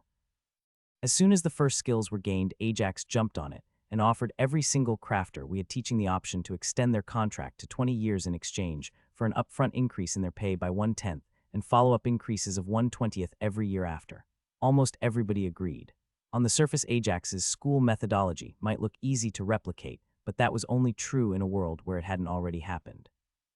News would spread fast, crafters would know their worth, and almost no noble houses had mountains of gold ready to be deployed in such a long-term investment as teaching their commoners. Even worse, with Ajax's extended contracts, he had essentially locked down the best teachers for the next 20 years. These were the ambitious journeymen and low-leveled masters in all the fields he could find. Everyone else would be getting in a bidding war to get enough teachers for their own territories now, and they would be forced to start at a much higher rate to hire the masters to teach commoners basic principles. They might call it whatever they want, it will never stick. I say confidently. Ajax spent weeks in the capital wildly advertising what he was hiring people to do, and most nobles either mocked him for wasting money or praised and respected him for wasting money on commoners. Ajax, Lexi, and Xavier had all left to plant the special tree they brought back a few days ago. As soon as they return, however, and see the same results we are seeing, Xavier will be writing a letter to his father and Ajax, and Lexi will be doing the same thing for Anna and Benedict. It will doubtlessly take time for things to be confirmed, but that just means the number of nobles that will be visiting us around the same time Princess Arianwyn Sylvian is here will increase drastically. Do you think your predecessor would be open to working for House Hearthbound for a while? I knew I didn't have much of a relationship with the previous warden, but I knew Grievous thought highly of him, and he had held the position of warden for a long time. This would make him an ideal person to act as leader and liaison between the wardens of all the cities in our duchy, to coordinate guard reaction to any sabotage we might suffer once news of our success breaks. Under normal circumstances, you'd have no chance. Grievous didn't mince words. If you explain what is happening to him, he might accept to do it for the sake of the people, but he'd be doing it to help. He'll rather quit than follow orders he doesn't agree with. I knew he wasn't lying. A big reason why the warden had stepped down once Grievous was powerful enough to take up the mantle was because he was exhausted having to stand down in front of the obvious abuses of power from House Nestor. What about Lady Manhwaedit? The warden asked. Will she be ready? Lexi would be the primary target in a few months when nobles come to visit. She was not only part of the group that delved two-thirds of the known dungeons, but she was also the one closest to Ajax who nobody could challenge, making her a target for foreign elven nobles with a grudge to settle. As for nobles from Grindor who would be target house, Hearthbound Lexi would still be the only viable target. The rest of us were all newly raised nobles. It would simply be seen as a shame for them to challenge any of us outside of Ajax. Challenging him would be an obvious disaster unless the person who issued the challenge was above level 130. That would defeat the entire point, having someone possibly 10 times Ajax's age and more than double his level challenge him unprovoked would be the height of cowardice. This only left them with Lexi. She'll be ready. I nod confidently. Lexi has been spending hours every day training to better control her magic, her recently increased stats, as well as getting a handle on her recent boon. I wasn't worried about Lexi not being able to hold her own against anyone who might challenge her. What I was worried about was Lexi being pushed too far, not holding back well enough and seriously injuring, if not outright killing the challenger. Despite the amount of time Lexi spent training and helping us with management of the duchy, she still made a point of appearing in public at least once a week to help the people of the duchy. Her first appearance had been at the quarry, but since then she had also visited the schools to help with keeping them warm, as well as traveling to another city in the duchy to cull a beast wave before it really got going. Despite being the only member of House Hearthbound who wasn't born and raised here, the people were starting to rally behind her. With that, the warden bid his farewells and left my office. I took a look at my desk and decided to postpone writing the offer for the warden. Instead, I turned my eye towards the documents I received from the Adventurers Guild. That was a whole different problem. With our house taking control of the dungeon, we had started using a lot more of the delve spots. It still wasn't so much to the point that we would crowd the dungeons in the same way. The ones in the capital were with month-long waitlists for a delve slot, but people were complaining nonetheless. On top of that, the amount of dungeon breaks happening was starting to increase as well, and the staff was asking us to help rein in their more ambitious young delvers. News had quickly gotten out about how Ajax had gotten his start in this dungeon by pushing into the second floor at the age of 15, and now inexperienced groups of adventurers with levels only in the low and mid-40s were attempting to clear the second floor without forming larger parties of at least 30 people. It's a good thing the people are starting to like us, because the adventurers are about to curse our names. I chuckled to myself as I start drafting a few potential dungeon rules to help treat the symptoms until things calm down. I'll also need to mention this to Grievous. Adventurers complaining about us in the tavern will lead to a lot of fights, especially with the parents of kids who might have just happened to gain a skill that day. The small lake looked completely different from how Ajax remembered it. All around the bank of the river, the forest was cleared out to make room for what looked to be the start of a small village, but Ajax knew it was housing for the people the crown sent to watch over the natural treasure. The edges of the lake are also a little shallower than they had been years ago. Ajax could see water level dropped by about half a foot from the way the grass built around the shore. The biggest difference, however, was the large tree that was missing from the center island. "You're draining the lake?" Ajax asked Xavier, surprised considering what they were going to be using the spot for. "We've been using the lake," one of the retainers that looked to be the man in charge of the area said as he approached the group, even before it was dedicated as an experimentation spot for formidable elven fortress trees. "Then how come it's only dropped this low?" Lexi asked. "You have to have used a lot more than this, judging by the number of buildings here. It took us a while to figure out how much water can be returned," the man explained. "We were using it at a slightly faster rate than we could put it back, at least without affecting the mana concentration. You figured out what caused this lake to form." Ajax was very surprised, not because they might have figured that out. It wouldn't be that surprising considering the expertise people who worked for the royal family had. What surprised Ajax was that they would be willing to share that. "We haven't figured out what caused the high mana density. We suspect whatever it is to be underneath the lake, and it is much deeper than it looks," the man pointed out. "It's not worth trying to dig it up either on the small chance we can replicate it. Even if we could, it could take millennia to replicate, or worse, we could destroy whatever it is by accident as we try to find it." Ajax was impressed by the self-control the crown showed. This was not something that would have been found on Earth. He wasn't sure if this change in attitude was caused by simply not being the apex predator on the planet, but even scientists weren't as focused on progress without regard for their discoveries here. He was also glad he hadn't been given the right to rule over the land, as he wasn't sure if he could have made the same decision, and would have instead eventually risked ruining the lake just to see if he could figure out how it worked. "What happened to the tree that was in the center?" Ajax asked. "It was recently cut down and removed," Xavier answered. "We just received the fertilizer-infused earth we needed to fill up the passages caused by removing the roots. They went quite deep and even broke through into the lake at certain points, so it was a bit tricky to remove them without flooding the small island." Xavier's answer explained where a good portion of the mana-dense fertilizer they had traded the elves for went. Ajax's own gains had been spread between his land near the capital and some for his newer field near Lessus.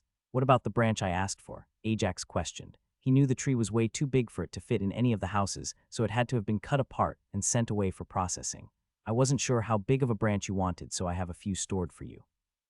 Xavier said as he led Ajax towards one of the houses. Why not just take a seed, or more than one? The man running the operation asked. Because I'm pretty sure there has to have been something pretty special about that tree for it to grow there. Ajax explained. It was the only tree around the lake to have almost the same mana density as the water. Even the ones around the edges had at best half that mana density, which is why a seed would have worked just as well. It would have had the same mana density.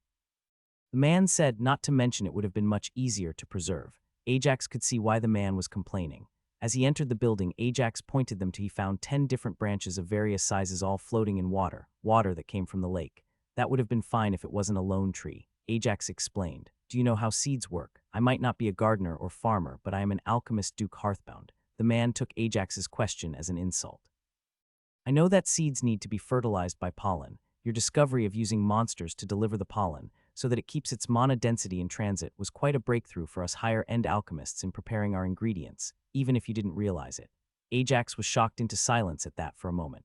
Not by the way the man had seemed offended. He had seen more than one noble react to him that way, though most tended to curb their reactions around Xavier.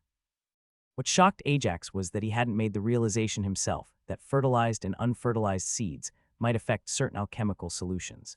That wasn't to mention that mana-dense pollen might affect a seed differently in terms of its alchemical use from regular pollen. Such variations weren't seen at the level of potions he worked with, as most needs could usually be met by different ingredients or higher mana density in the ingredient. When it came to the peak alchemists in the kingdom, however, the scarcity of reagents meant they had to rely on everything they could do to push their ingredients just that little bit more. There he goes again. Lexi huffed with fake annoyance as she nudged Ajax's shoulder with her own. Ajax, dear, you were saying. Come now, you can ponder this realization later. That nudge was enough to bring Ajax's focus back to the topic at hand. That wasn't something I had even considered. Ajax said as he looked towards the man with renewed interest. Clearly, this man surpassed his skill as an alchemist, even if he had a short temper. It also isn't what I was referring to. Oh, Ajax was glad to see the man adopt a more humble attitude as he asked his following question. Then what did you mean? Plants almost always reproduce through seeds. This means that the new plant is a combination of the plant that provided the seed and the plant that provided the pollen. Ajax explained. Unlike humans, the input from each parent isn't half. The plant that provided the seed determines a lot more of what the new plant is. This is how certain aspects can be bred into certain plants. Skills help this process, along which is how high-level farmers can produce seedless grapes, even though that particular plant can no longer produce other vines. Ra ing letter 1 ed 1 letter 1 d4 1 b, e circumflex letter 1 e6 3. That would explain why certain properties were so hard for our gardeners to force on certain plants. The man alchemist said with wide eyes. Hard to get the traits you want when neither parent plant has the required trait. The alchemist coughed slightly as he looked at Ajax with renewed respect. I'll have to ask that you excuse my previous behavior, Duke Hearthbound. I didn't even introduce myself. I am Grandmaster Alchemist Janus Deepbreath. I come from a long line of royal alchemists.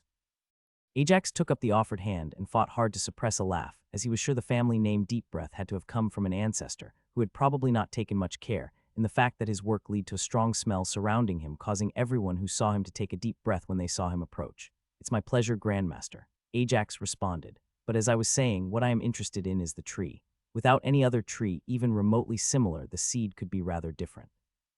But by cutting and replanting roots, I can have a miniature copy of the same tree. That works, Janus exclaimed. Janus, explain. Xavier yelled before the man had a chance to dash away, as he was clearly preparing to do. As a Grandmaster Alchemist, he was a decently high enough level that he could move rather quickly. I need to write a message to the king, Your Highness. Janus spoke so fast the words were hard to separate. If our people happen upon floors where trees are extractable from the dungeons, they must be preserved and regrown. A quick chat with your gardener will tell you that won't work. Lexi cut down the man's excitement. It would take a lot of carefully prepared soil and water of at least similar mana density for the tree to even have a chance to take root.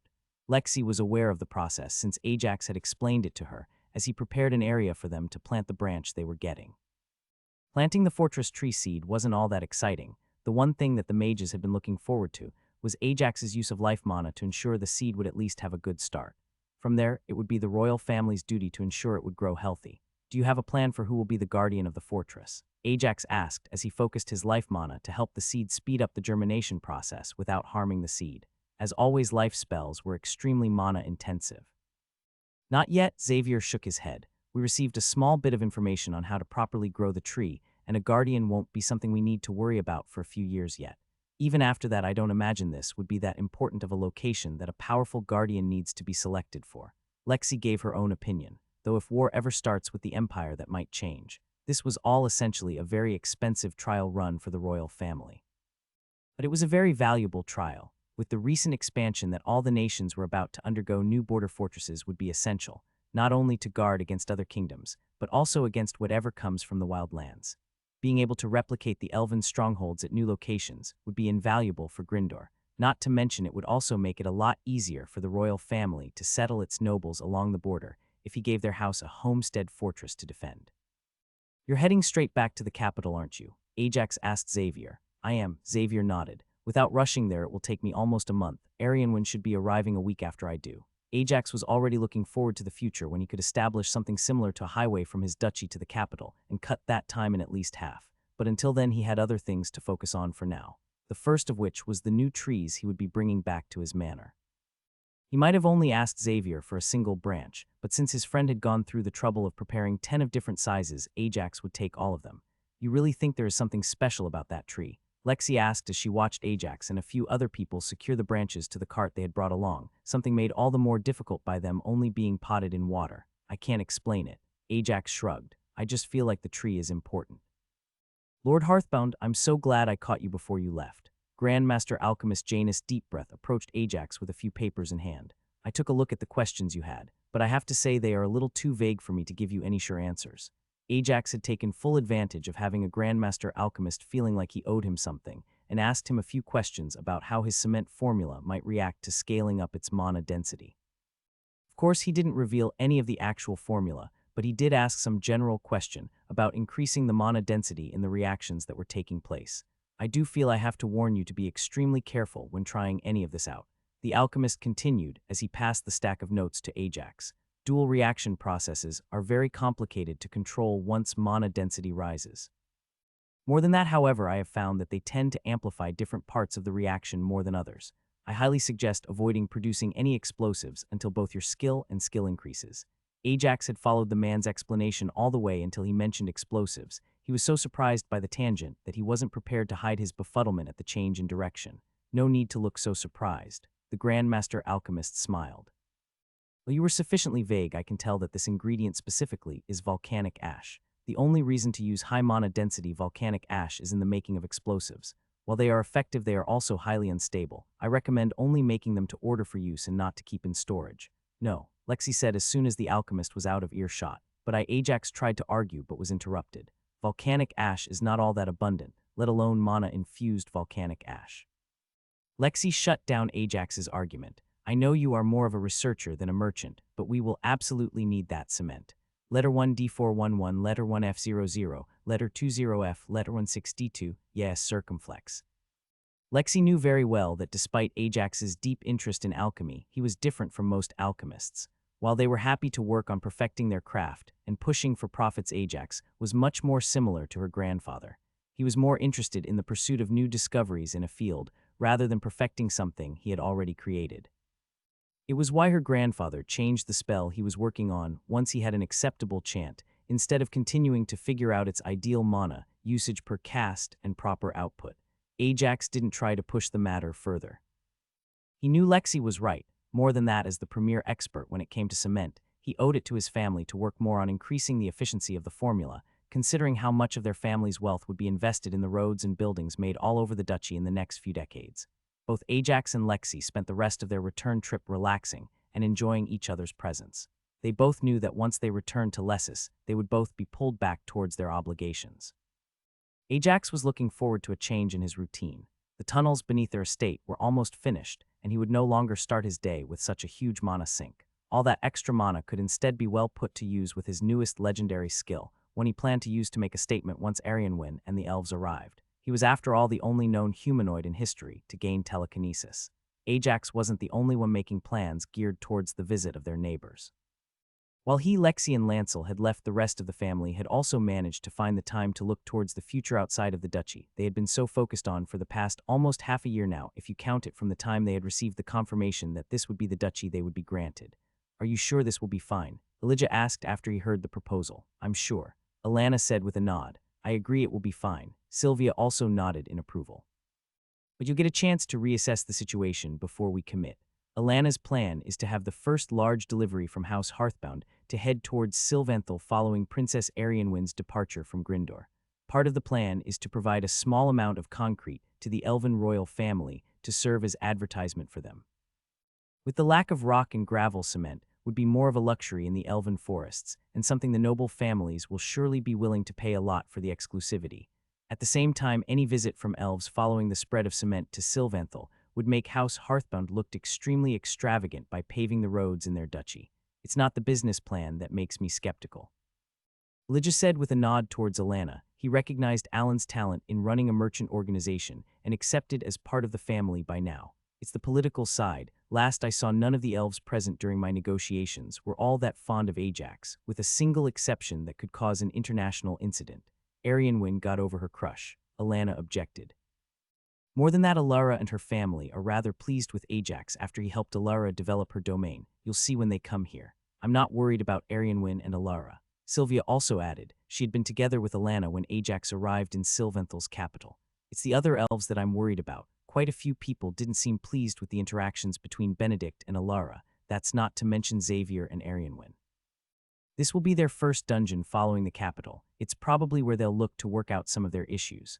Lexi and Tom will both have their work cut out for them." Aurora said as she took a look at the list of visitors they could expect. It had recently arrived along with the message from the royal family about what they could expect from the visit.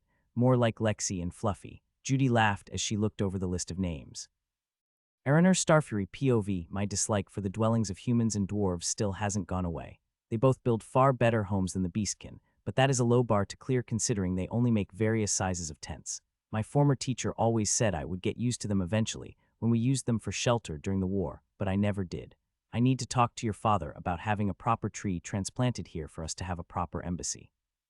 I complained to Arianwyn as she looks outside the carriage to take in Grindor's capital as we approach. You would trade away the secrets of our people for some comforts. Imaris Leafsong attacks as soon as I finish my words. The young boy is barely 30 years old and only reached level 50, a talent compared to most people, but still a step behind his competition. It was easy to notice the glares he tossed Alara any time he thought we wouldn't notice. His family and hers had a rivalry going back all the way to the days when I was young. "What secrets am I giving away?" I asked, already knowing the answer but looking to bait the boy. I know it was beneath me, but his grandfather and I did not get along at all, and if he insisted on keeping an antagonistic relationship throughout the journey, I could allow myself a moment or two to retaliate every now and then. Only elves know how to properly grow and care for mana-infused trees. Maris rolled his eyes as he explained. You would trade that knowledge to the humans who have the best chance to adapt it for a tree home every now and then. That's not exactly the case anymore. Alara cut in, her voice sweet. While it may take them time to reach a higher proficiency, Grindor already found out about how to grow basic mana-infused plants and trees during their delving trip. Enough, Arianwyn cut off the conversation before it could explode into an argument. There is nothing that can be done to put that leaf back on the tree, and no father won't allow a transplant like that to happen for at least a century based on the expenses it would take alone. She was right about that part. Our kingdom was doing better financially than we had been a year ago, but it was by no means good. It would take us a while to reach that point. Archduke Goldenleaf insisted that we should take advantage of the rush to dungeons that was taking place to ease our financial troubles, but that would leave us a lot weaker than the other kingdoms in a few centuries when this current new generation reached the levels of elites and champions. Can't be doing that bad considering how much you gouged us for a spot on this trip. Lindra Deeproot chuckled.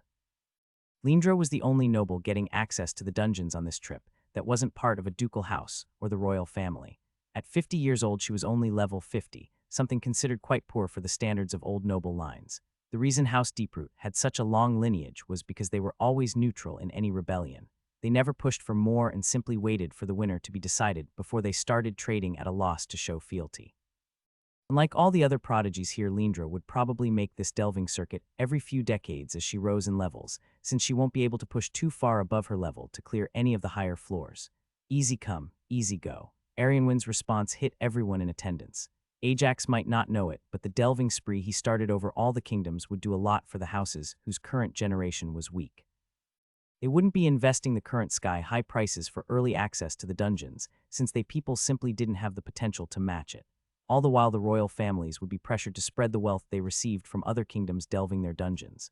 This would leave them with extra wealth to ensure the future generation, the ones raised with higher stats from his training method, and had the time to fully develop and grow. You don't seem all that interested in Gryndor's capital.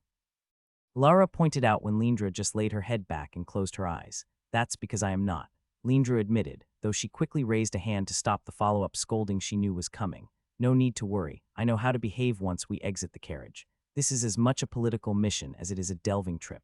As the official booster for the trip, I was going to be delving all of Gryndor's dungeons with the group, which is why we were all traveling together in one carriage. But alongside us, a number of representatives from all over Sylvanthal had also joined us. Is there something you are looking forward to? Imaris asked with a snarky tone. I wasn't sure if his social skills are too low to mask it or if he was intentionally suppressing them. My family has a rather new long-term agreement in place with Gryndor. I am looking forward to meeting that house, Lindra said with a smile, ignoring the intent behind the question. They seem to have made quite the impression on my aunt. House Goldminster's young heir, Arianwyn asked. I could see a small shiver run down her back that I'm sure everyone else missed. No doubt she was remembering Lady Goldminster's business acumen every time we saw her negotiate a deal. Despite her age, she shows promise to surpass even her father. I frown as I process the question. House Deeproot doesn't make deals with foreign archdukes. It would be considered too political for them. They would instead work with Archduke Goldleaf or the royal family to work as a go-between.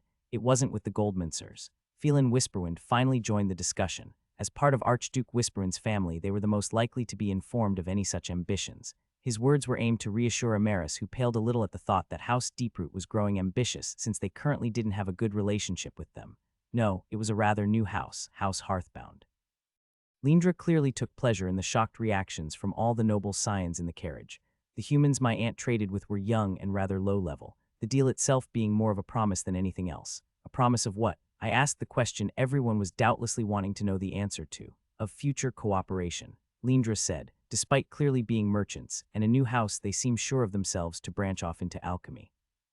The contract as it stands right now barely has us trading 1,000 gold coins worth of merchandise over the next couple of years, but it does leave openings for increased dealings. You may find yourself returning with an amendment to that deal when we are done here, Lord Whisperwind said. I have it on good authority that House Hearthbound just gained a massive infusion of gold following a trip to the Empire, pulled straight out of their dungeon. I draw a glare from Arianwyn as I reveal my own information on the subject. She was aware this was information I had got from her father, who received it from Gryndor's crown prince. Wish I could have seen their faces when he showed off the treasure before walking away with most of it. It wasn't ideal to share information like this, but I knew I made the right move when Phelan didn't show any reaction. The boy's social skills were good enough to block out any emotions from showing, but he wasn't yet adept enough to cover them with fake emotions. I'm not sure why he was looking to sour everyone else's impression of Ajax by making it seem like he had dealings with the Empire, but I wasn't going to let that happen. Oh, your agreement is going to change for sure. Ilara looked to push past the topic of where the gold came from. Ajax is nothing if not an alchemy enthusiast. You might even get to develop some merchant skills, since you won't be dealing with extremely high-skilled merchants. I couldn't help but chuckle once more as I took in the look on Lindra's face. She didn't seem to be able to decide if she was happy about gaining new skills and the increase in experience gain that would come with that, or if she was hoping she wouldn't get them so that her family wouldn't push her towards the business side of their operation. Xandor Gryndor Crown Prince POV, the number of visiting nobles is higher than we expected. The Republic seems to have attached a few of their own people as the elves pass through, all this to join 5 elves who are to delve our dungeons. Why did they only send 5 people? I hear my brother complain. He's been complaining a lot ever since he was told he wouldn't be the person getting to tag along with the delve group. It seems he enjoyed his time as a booster, and that is by far one of the worst things to have come out of this whole thing. I fear he'll push to be the person going to boost our own people when they go to other kingdoms, and unlike with Ajax's trip, they will be attending noble functions, where he will undoubtedly cause more than 1 or 2 incidents. I'm guessing people don't yet trust to send their future champions to other nations so easily. That is the best explanation I can come up with. The low number of elves surprised me as well. It's because of the cost, Father says with a sigh. Seems King Sylvian is well aware of his people's penchant for fame. Father was right that there were a lot of eyes on this. Ajax's dungeons course might have been what sparked this off, but it was all circumstantial. His delves in the Republic were based on our deal. The delves in Sylvanthal were because of his tournament winning. Deepwood messed up and basically gave him the delves to stop a war. This was the first planned exchange like this. History will remember the names. So he's climbing out of the money pit his father left him in. I can feel my eyebrow twitch in annoyance at my brother's crude way of putting things, and for once he is actually wrong. He is not, I say confidently. He's getting ready for the expenses he will need to pay for Arianwen to delve as far as she can. While all of the agreements regarding the delves have stipulations to allow reciprocity, they are still based on money. The current price is 10,000 gold per person per dungeon, a deal that hurts the Republic since they only have 4 dungeons to everyone else's 5, but they will more than make that back in what they will drain out of all the people traveling through the Republic to get to the other kingdoms. Smart, she will need every single stat point if she wants to end up as queen when her father steps down. This new generation will have a head start on her. Her impressive talent and leveling speed have actually hurt her this time. My brother's not wrong. Xavier got lucky that he got to delve those other dungeons so early. It means he'll be able to delve them again later and gain all those floor clears and build his way to his own evolution. Your Highness, they are almost here. I simply nod to the guard as both my brother and I go to greet our guests, while father straightens out his back and stands tall and imposing upon the throne. Do you think it's a good thing or a bad thing that they will know each other so well? My brother asks as he nods his head towards the others waiting for the arrival of our guests. Benedict Steelblade, he even has his bond step with him. Annabeth Goldminster is standing next to him, and so is Xavier. I am a little surprised to see Harold Ironwhisper next to them all towards the front of the welcoming gathering, but it's not hard to find all 3 of the archdukes in the back. For the first time since my father's coronation court will be flooded with people. While the elves will spend most of their time traveling through the kingdom, most of the nobles that join them will remain in the capital. There is no question that a political incident will take place with all these nobles gathered for such a long time. The only question is how many and how big will they be? I don't know. I answer honestly. Benedict, Annabeth, Xavier, Arianwen, Ilara, Darkclaw, and Ajax. All of them will become very important people. How will things change politically now that they know each other as children before the weight of that responsibility? How will things change as they meet others who they are sure to do if this delve exchange takes off? Look at him blush. I am ever thankful that I always keep a privacy enchantment active whenever I stand off to the side with my brother. It would be easy to think he is referring to Benedict, whose cheeks are bright red as he greets Ilara, but I know he is referring to the blush Xavier is trying to hide as he greets Arianwen. I told you it was like that. Good to see a little of myself in him. Almost half of my brother's early incidents happened because he was trying to impress elven girls. It took a while for the idea that most elves simply do not find humans attractive to settle in, but considering Ilara and Benedict as well as Xavier and Arianwen, this new generation might be more open. Following the reunion of Ilara and Arianwen with Xavier, Benedict, Anna, and Harold, things take a turn for the awkward as the rest of the elves introduce themselves. Lindra Deeproot isn't an issue. That much is clear from the way she simply greets everyone, but that standoff behavior from Amaris Leafsong and Phelan Whisperwind shows that not everyone is pleased about what is happening. Your ver, I can't get out my own greeting because my brother simply talks over me. You know I missed you. My brother at least has enough tact to put a privacy barrier up after I dispelled my own when Araner approached us.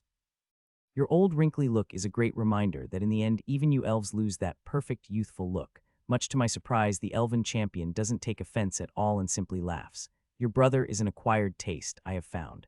Araner says when he sees my shock at his reaction. For someone so weak to talk so much, I am sorry to say that our little talks will have to wait until another time.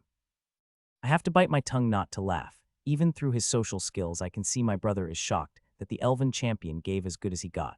This improvement in my mood lasts the entire time I am greeting the visiting nobility as they disembark from their carriages and prepare to enter the palace. I'm surprised Lady Manashaper isn't here. I can hear Amarish Leafsong talk as we move. I would have thought she'd be eager to welcome us considering she learned how to form a domain from us. Lady Manashaper is busy establishing her duchy. Harold answers in the same provoking tone. Clearly he is baiting the boy. It seems like not all is going well with the new generation. Finally decided that a genius like Manashaper deserves a duchy of his own. It takes effort to not roll my eyes as the clear jab. As if my grandfather didn't offer Duke Manashaper his own lands in private. He turned down the offer saying he wanted more time to focus on his spells. Lexi and Ajax just got engaged and she is already running his duchy. It's Ilara that cuts across ignoring the pissing contest happening. Did you honestly see Ajax running his own duchy? Benedict jokes with Ilara, something that gets a laugh from Anna and Arianwen as well. Is he working on a new affinity? Arianwen asked. It was common knowledge among elven nobility that Ajax was the one who shared the information regarding the legendary vibration affinity. Actually, he is more focused on his alchemy and getting used to the extra stats he picked up. Xavier explains. I can see Lindra perk up at the mention of alchemy, but she keeps quiet. Got to spend all that money he made in the Empire somewhere. Might as well learn some alchemy. Emeris seems intent on getting a rise out of someone. I am almost sure he wants to set up a duel before he leaves Grindor. Seeing as he managed to gain the researcher achievement, I'd say it's a good investment. Anna's words clearly strike a blow against the Emeris pride, but it's Lindra's reaction that is most pronounced as everyone can see her eyes open wide and her jaw drops. I wish I could be there for the meeting between Lindra and Ajax. With that, I lead everyone into the throne room, where my father waits standing in front of his throne to welcome everyone. Still not good enough.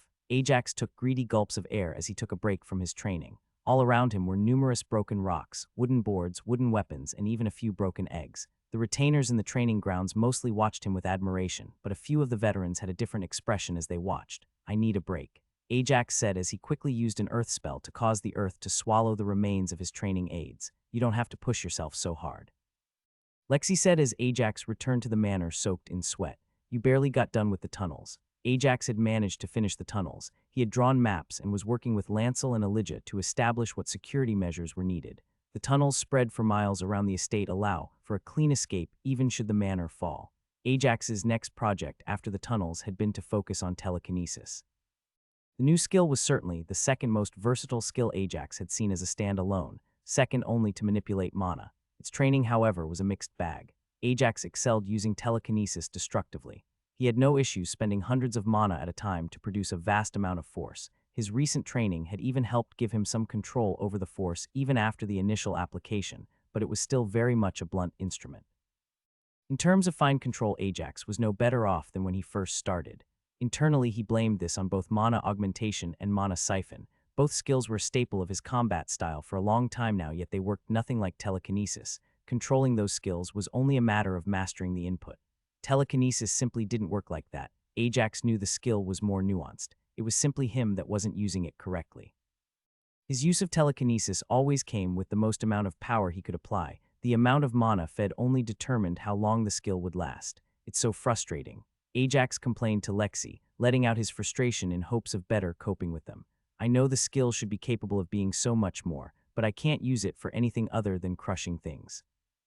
Deep down, Ajax feared that telekinesis was simply a skill humanoids were simply not meant to gain, and that he had only gained it because of his divine witness trait. What if you are going about this all wrong? Lexi asked. What if you are just missing the skills needed to make full use of telekinesis? How would I be missing just that? Ajax asked. You are missing quite a few skills when it comes to high-end spellcasting, Lexi corrected him. You've just not had to rely on them, since your spells are mostly a simplified application with intent to guide it, or a copy based on what you saw someone else or something else use. What if you can't use telekinesis for anything else yet, because the only thing you've seen the floor boss use it for was brute strength? You don't have the knowledge how to apply it in any other way, or the building blocks to learn how by yourself. Ajax found himself nodding along to Lexi's explanation. The way telekinesis channeled his mana was different from any of his other spells. It was like an entirely different transformation, something he supposed was correct seeing as his other spells transformed pure mana into one element or another, whereas telekinesis transformed it into pure physical force. More than that, he had only come across the skill a single time, when he faced the beholder. Even then, he didn't allow the beholder much time to use the skill, and the only way the floor boss had used it was to try and crush him with it. Looking at it that way, it was no surprise. He wasn't able to use the skill in a gentler manner if he was using the beholder's spell as a starting point. What skills do you think I would need? Ajax asked. I don't know, Lexi answered. You are the first person that I heard of gaining telekinesis. It's probably something you'll need to work on for yourself. But I think you should change your approach. Your training might have given you some control over how you deliver the destructive force of telekinesis, but it hasn't helped with your output. Maybe you should try gaining the skill that helps you first. Ajax could see the logic, and while he was usually stubborn when it came to training, mostly to his benefit, he would give Lexi's method a chance, seeing as his own approach wasn't working. But that was something for another time. For now, he had something else he wanted to focus on. Ajax had asked everyone to attend dinner today. Family dinners had been the norm as of late, but it also happened that someone might miss the meal because they were busy with one thing or another, Tom and Sylvia being the main culprits, but everyone had found themselves absorbed in what they were doing at one point or another over the last few weeks that they missed dinner. Today, Ajax planned to reveal divine witness to his family. It was something he had been debating for a while now, and he had decided it was finally time for all of them to know about it. The only exception to this was Jake, who was too young to be trusted with a secret of that magnitude. Dinner started much the same as it usually did, with idle chatter about how that day's activities had gone.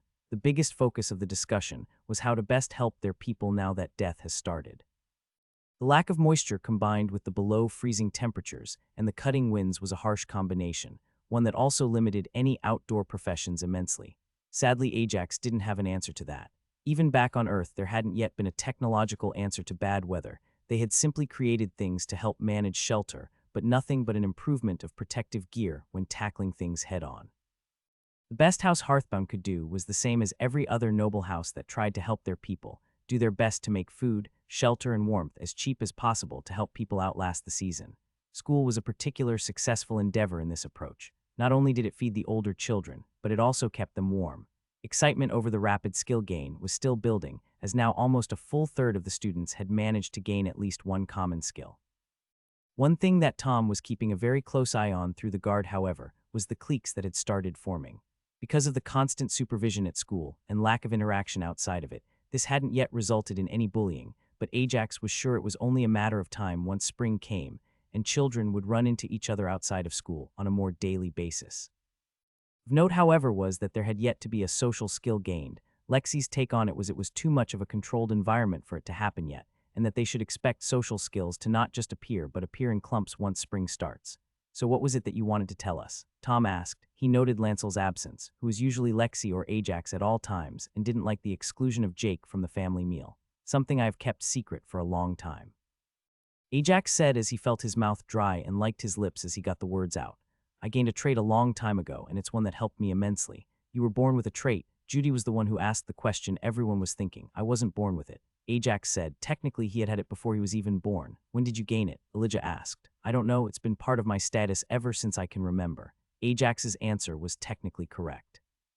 While he knew he had gained it the trait as a result from interacting with a god and having his original trait, warning of misfortune, removed, he had no memory of it happening since it was only his soul that interacted with the god, and souls don't have a mind or memory. What is it? Lexi asked, curious as to why Ajax would make such a big deal of this. Divine Witness permanent trait. Affinity with all skills greatly increased. Ease of leveling skills increased. Ease of forcibly gaining stat points slightly increased. Stat points gained per level increased by 2. Skill level limits increased by 50. This trait cannot be forcibly revealed. The reveal left everyone speechless, all of them opening and closing their mouths as they tried to form words yet couldn't. He couldn't blame them, there was so much to unpack. The name of the trait first and foremost, but with each line of the description he read out to them, he was sure it got more and more ridiculous. Well, that explains a lot. The first to find his words after the reveal was Sam.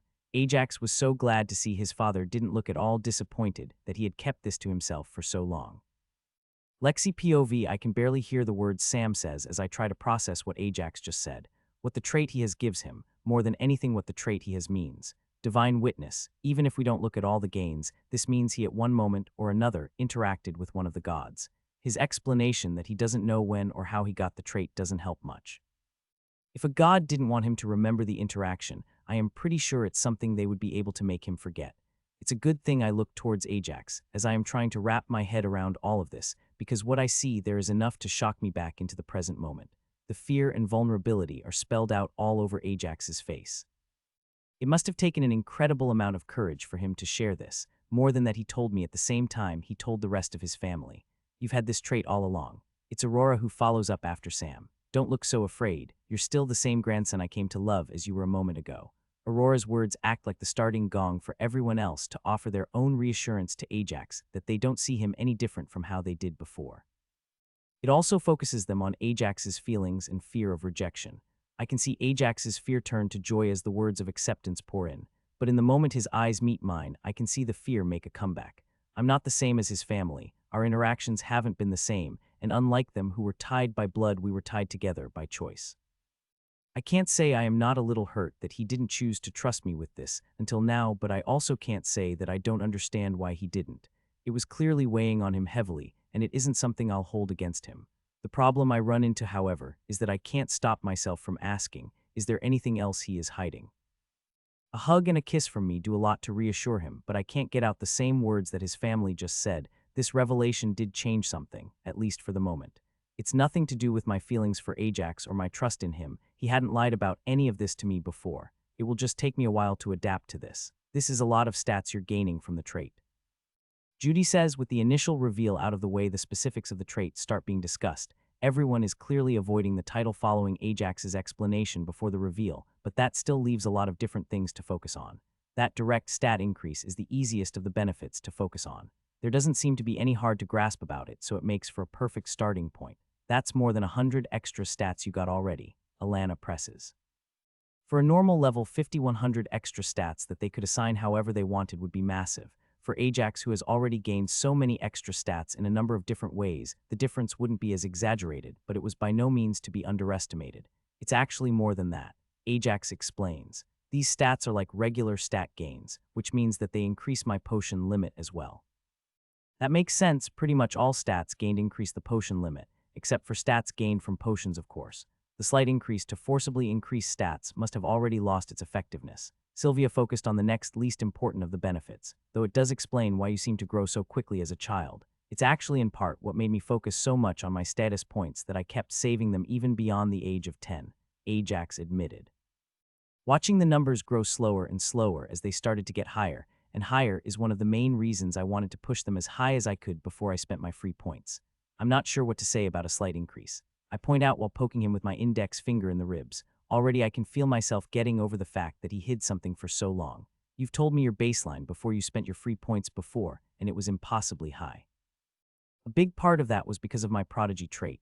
Ajax defends himself as he awkwardly arches away from my index finger. When he shares his stats at the age of 10, it still seems like they are higher than normal but not that insane.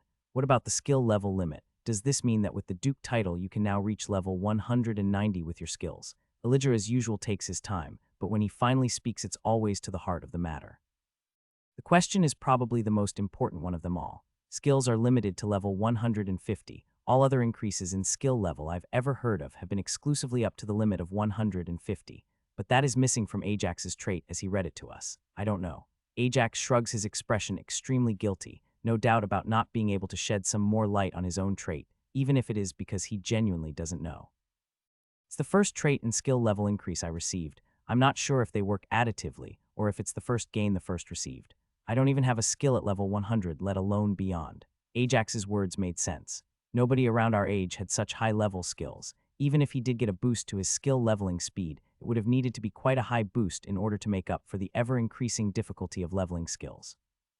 I'm guessing this last line is directly tied into why you took so long to share this with us, Tom said as he pointed towards the parchment where he wrote down the details of Ajax's trait. I felt Ajax's hand squeeze mine, so hard I would have thought it would crush it for a moment when he noticed the parchment. Clearly, while he was now ready to share the details of his trait, having the information written down made him very uncomfortable on a deep level. This, along with the instant light spell that followed to heal my hand, helped me move further along to being okay with him having kept all this to himself even before our engagement. That's when it hit.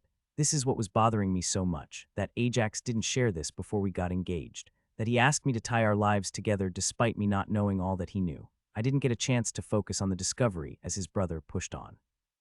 Don't worry, I'll burn this after we are done and then spread the ashes in 2 piles. One I will bury and the other I'll scatter to the wind. That was a big part of it. Ajax answered the previous question. The other is that it was never the right time to share it. Over the last year there was one thing or another, or there was someone nearby that I would not be comfortable hearing about, and I wasn't sure they wouldn't eavesdrop. This brings us to the final 2 lines, Judy said with excitement. They are obviously related, and it does make it easier to explain how you got to level 11 before the age of 10. But wait, if you had this trait, why did you have to try all those different professions in the village? Sylvia asked. Ajax's eyes found a sudden deep interest in the floor as he answered the question. I might have intentionally tried all of those to gain the skills before moving on to the next. Then the reason you spent so long as a farmer, his father left the sentence unfinished. It's because I really wasn't meant to be a farmer. It took that long for me to gain even a few common skills even with the trait. Ajax said, how many skills do you have? Alana asked at Ajax's confession. More than 100. The words were a mere whisper, yet they resounded like a bell in the silence of the room. How do you have so many skills at the level you have them at, and are not already level 80? I ask as I know the level of a few of his skills at least.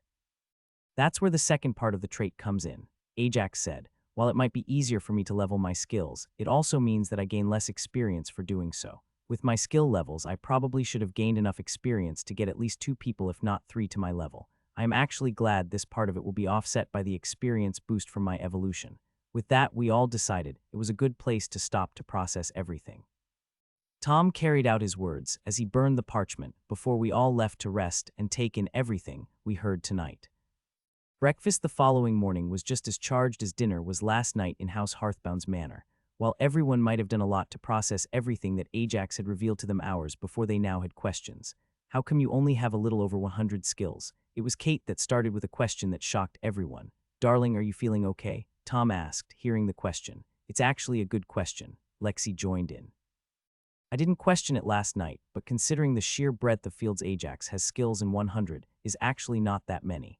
For the average commoner living in a village, they might get to have 10 skills in their entire lifetime.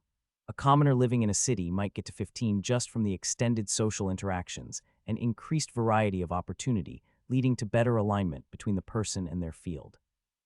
But once people got to nobles, that number continued to increase considerably, not just because of extra opportunities and shared knowledge, but also the increased lifespan.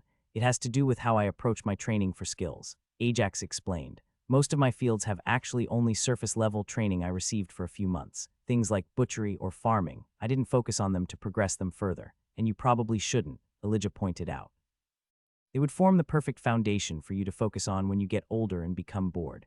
A new way to progress and level. You are going to live a very long life. My trait's increased proficiency for skills also comes with a downside, and a decently sized one at that, Ajax said. As far as I can tell, the way skills are gained is worked out between personal potential towards the skill and effort put into unlocking it.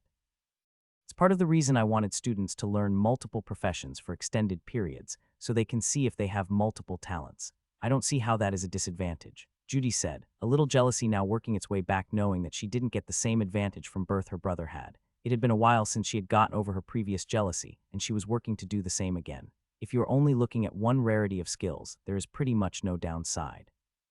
Ajax nodded, but that changes when you look at all skills and their overlaps. You're gaining higher rarity skills, and it's stopping you from gaining lower rarity ones. Lexi was the first to put it together. Specifically, you're gaining wider skills, uncommon or rare ones. Stuff like blacksmithing or accounting. That's right. Ajax nodded. In fact, I got alchemy so quickly that the only alchemical common skills I have are gardening, and even that is barely tangential. This stands in clear opposition to my combat skills that were slowly worked up from when I was very young with perfect targeting. I have more than 10 of them. I wonder how that works with specialized skills. Tom said as he thought aloud. I recently got the uncommon skill short swords. This grew out of my sword skill and it was my main weapon. Seeing as you don't have it yet, it might not work that well with specialized skills. No, it does. Ajax shook his head. I have mana farming. I gained that before I even gained farming, because I used to play with my mana and plants around the house when I was little before I even tried farming. You most likely haven't seen any specialized skills in terms of combat, because your combat style uses so many different weapons and magic. Alana pointed out. How about your alchemy? Do you have any specialized skills there? In that case, I suggest you focus on your weapons one at a time as you unlock their specific uncommon variants. Kate recommended. Why is that? Ajax asked. Because I know there is a rare skill weapon master, Kate explained. The man I knew who had it was talented with multiple weapons. He claimed he had 4 different weapons common skills and that he had their accompanying uncommon skills, but you might just skip the uncommon part and get the rare skill. Or more likely, you'll only get 1 or 2 uncommon skills before you get it. This works out well since you wanted to commission some specific weapons anyway. Aurora jumped at the idea. This way you can spread that out and only get another weapon after you're trained with your most recent one. This will make it much cheaper since you can wait longer to find the reagents, and you won't be paying for them all up front. Ajax nodded at the idea, but they didn't have a chance to discuss it further as Jake joined them for breakfast along with Jari and Nashara. Can Jari not switch classes and come with me and Nashara? Jake asked, not for the first time since school started. This hadn't initially been a problem as school started, but since Jari was 7 years old, that meant he was part of the class teaching children from ages 7 to 10. This also meant that he was going through the material faster and was now a few lessons ahead of where Jake and Nashara were. All 3 of them were still taking to the lessons well, but their training in crafting professions didn't come without surprises. Jake's talent for farming and growing wasn't all that surprising. The boy had almost no patience for the meticulous tasks most crafting professions required, but he had plenty for the never-ending work of gardening or farming, where attention to detail wasn't as big of a challenge. Nashara's interest and skill at blacksmithing tasks, however, came out of left field for Ajax. The girl had already had leatherworking something Ajax was now regretting thinking that it might hold her back, but as it turns out she was more interested in blacksmithing instead. Her heat vision helped with properly identifying the temperature better than any other student, and she had started helping Sam every now and then. Jari's mining skill seemed to be a tangential skill, as he had already unlocked carving, and was deeply interested in how enchantments worked. All the time he had been working in the mines, he had only made it by trying to learn how to use the pick to carve away at the stone instead of relying on brute strength his body just didn't have. No, he can't. Tom stood firm on the subject. It wouldn't do to change the rules as a show of favoritism right now. Unfortunately for Jari, House Hearthbound didn't have any great enchanters. With the expensive nature of the craft as well as the secrecy around different enchantments, there were simply barely any unaffiliated enchanters, and none at all once they passed the journeyman level, with all being snatched up by one noble house or another days after they made their breakthrough. Speaking of lessons, how likely do you think it will be that the ambassador comes through? Ajax asked. A week ago, Lexi had sent a letter to her father in the capital, asking him to drop a hint to Brightstone's ambassador regarding House Hearthbound looking for a skilled enchanter to help teach some of their retainers. The man had been looking to get on their good side, and Ajax was sure the dwarves would be extremely interested in cement once word got out about it. I haven't heard back yet, Lexi said. This is how most things usually go politically. It just takes time. This was an aspect of politics Ajax hadn't encountered so far. Up until now, he had either been the commoner on the noble's bad side, which meant instant retaliation, or he had been the prodigy they were looking to recruit or make friends with. This also led to quick responses to any requests he made. My lord, my lady. Lancel announced himself as he stepped into the room. Sorry for the intrusion, but a matter has come up that requires your attention. Lancel handed Lexi a letter with a royal seal on it. Only it wasn't the royal seal of House Grindor. It instead bore the seal of the Emperor. Lexi quickly and carefully opened the letter. She made sure not to damage the envelope. Her frown deepened the more she read. What is it? Elijah asked, though he already had a good idea what was written. The Emperor sent his congratulations for our engagement, Lexi said as she pushed the letter to the center of the table where everyone else could also read it. More than that, his grandchildren will be visiting us to deliver a royal present in person, and their visit will coincide with that of Arianwin's visit to delve the dungeon. Sylvia picked up the letter out of curiosity and to familiarize herself more with official correspondence, but everyone knew the gift for Ajax's and Lexi's engagement was just the excuse they used. The Empire was planning something, and it would all happen right here in less than 2 months. The first thing House Hearthbound did when they got the news was send word to the capital about what they just found out. Including the time it would take for the message to arrive, they knew there was no chance even the royal family could stop the visit from happening, but they should be able to send some more people to accompany Arianwin so that there will be more control surrounding the meeting. The letter mentions that they will be bringing some friends. Sylvia points out, talented young nobles. Lexi nodded. They will be looking to duel their elven counterparts for sure. With the number of spies the Empire must have looking for information right now, I wouldn't be surprised if they would be able to match the elves to the age for each one of their people. Do you have anything to be worried about? Ajax asked his fiancée. She would be the one challenged after all. No, Lexi shook her head. I won't be dueling people my own age. The only people of my age that have a chance against me right now are Anna and Xavier. Well, and you, but you are in a different league to us. I will be dueling people older than me, some in their mid or late 30s. Even if I lose, it won't be seen as a bad result as long as I put up a decent fight. Won't they also be sending someone who can fight Ajax? Judy asked. No, Lexi shook her head. Ajax's power level is in an odd spot for challengers right now. Anyone around the same strength as him would be too strong to be allowed to delve. They would need to be around level 130. At the same time, the boosters will be champions and they still surpass Ajax by a fair margin. The question we're left with is how will we handle Tom's fights? Kate asked. I'm sure Fluffy would welcome the experience. Tom said, I can always forfeit the match early if I need to, but a bit of experience would be nice. Speaking of Fluffy, Lancel drew attention to himself.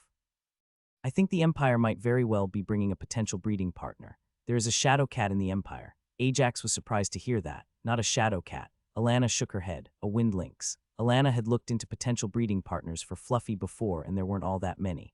While there were plenty of mana-infused feline species, they very much mirrored their regular creature counterparts and cared very little for truly bonding with humanoids. The lynx is stronger than Fluffy, at least for now. Lancel continued. It would make for a very good pairing. It's at about level 100, but it is almost past its prime. It won't really get much stronger. This would also be a great time for Fluffy to become a mother. Kate jumped in. Her body is done growing, but having kits would not only bring a resurgence of mana through her, but it would also invoke her natural instinct to protect and help her push herself further before reaching her. What do you think they would want in exchange for that? Tom asked. Depends how they want to frame the deal, Lexi answered. If they are selling their services, it could be pretty expensive, 2,000 gold at least, probably more, unless they are giving us a discount as part of the engagement gifts they are using as the excuse to visit. How else could they go about it? Ajax asked. They might just ask for half the kits, Kate said, but it was clear from her tone she wasn't in favor of this option. That's not an option I'd be willing to consider. Ajax shook his head. Fluffy's first litter will remain with House Hearthbound. What about the compatibility? Wind and shadow don't mix all that well. Arsadilla letter 1 D Fourier, no beta Eoganek letter 1 E61. That won't be an issue, Lancel assured all of them. The felines are about the same size from what I hear, so the elements shouldn't affect things at all in any kits that survive past the first few weeks. What does their size have to do with anything? Ajax asked. As you already know, based on their mana, infusion monsters and creatures grow bigger the more mana they have. This is exponential, Lancel explained. In this case here, Fluffy is of a much higher quality than wind lynx, since cats are a lot smaller compared to lynxes. Wouldn't that mean that it won't be a good match between them? Sam asked. Shouldn't we wait and find an equal at least? That would be the case if they were the same species of felines. Lancel nodded. Since the species is different, the litter will be down to luck. What we would be hoping for is a kit that gains the most of the lynx's physical body, but inherits Fluffy's mana potential. Since Fluffy's mana potential is quite a bit higher, almost all of the kits should be shadow-aligned. Ajax had to admit he was fascinated by this. As much as he enjoyed humanoids' ability to excel in multiple fields, there was something to say about monsters' ability to pass on their genes with some reliability. Are we worried about them trying to steal information about the school system? Lancel asked, moving the topic back to the visit of both the Empire and Sylvanthal. No. Ajax shook his head. He realized that Lancel was also asking only out of politeness, and to swap the topic, but there was no point in even trying to hide the school system as a whole. We will have the lesson plan secure, but over the next few years every single spy in our duchy will have sent back an outline of what is going on. The discussion progressed from there as they rejoiced in their decision to build the arena. It would become all the more important for the duels they were all but sure would be thrown out. What about cement? Judy asked. Isn't this the perfect opportunity to secure a few deals for export? It will be. Elijah nodded. According to Sebastian, one of the elves that will be coming to visit is part of House Deeproot, the Viscount house we have a long-term deal with. Ajax felt proud of himself for how quickly he had recognized and placed the name. They specialize in alchemy, Sylvian nodded. I bet they'll be very interested in not just the product, but also the creation process. They won't be able to create it. Ajax shook his head. There is practically nowhere for them to mine the stone they would need in that forest. They might just use it for inspiration. Aurora joined the conversation, or simply collect it for their records. You would be surprised how often old noble houses are willing to spend excessive amounts for something that might not be useful to them for millennia. Aurora had some experience with that. Her skills being geared towards recognizing the value of objects meant that more than once she had come across something with niche uses, and it was always bought for more than she had initially expected by an old noble house who was willing to take the short-term hit just to have the object should they need it in the future. The only such objects that didn't follow this pattern were those that couldn't be preserved until the right time eventually came.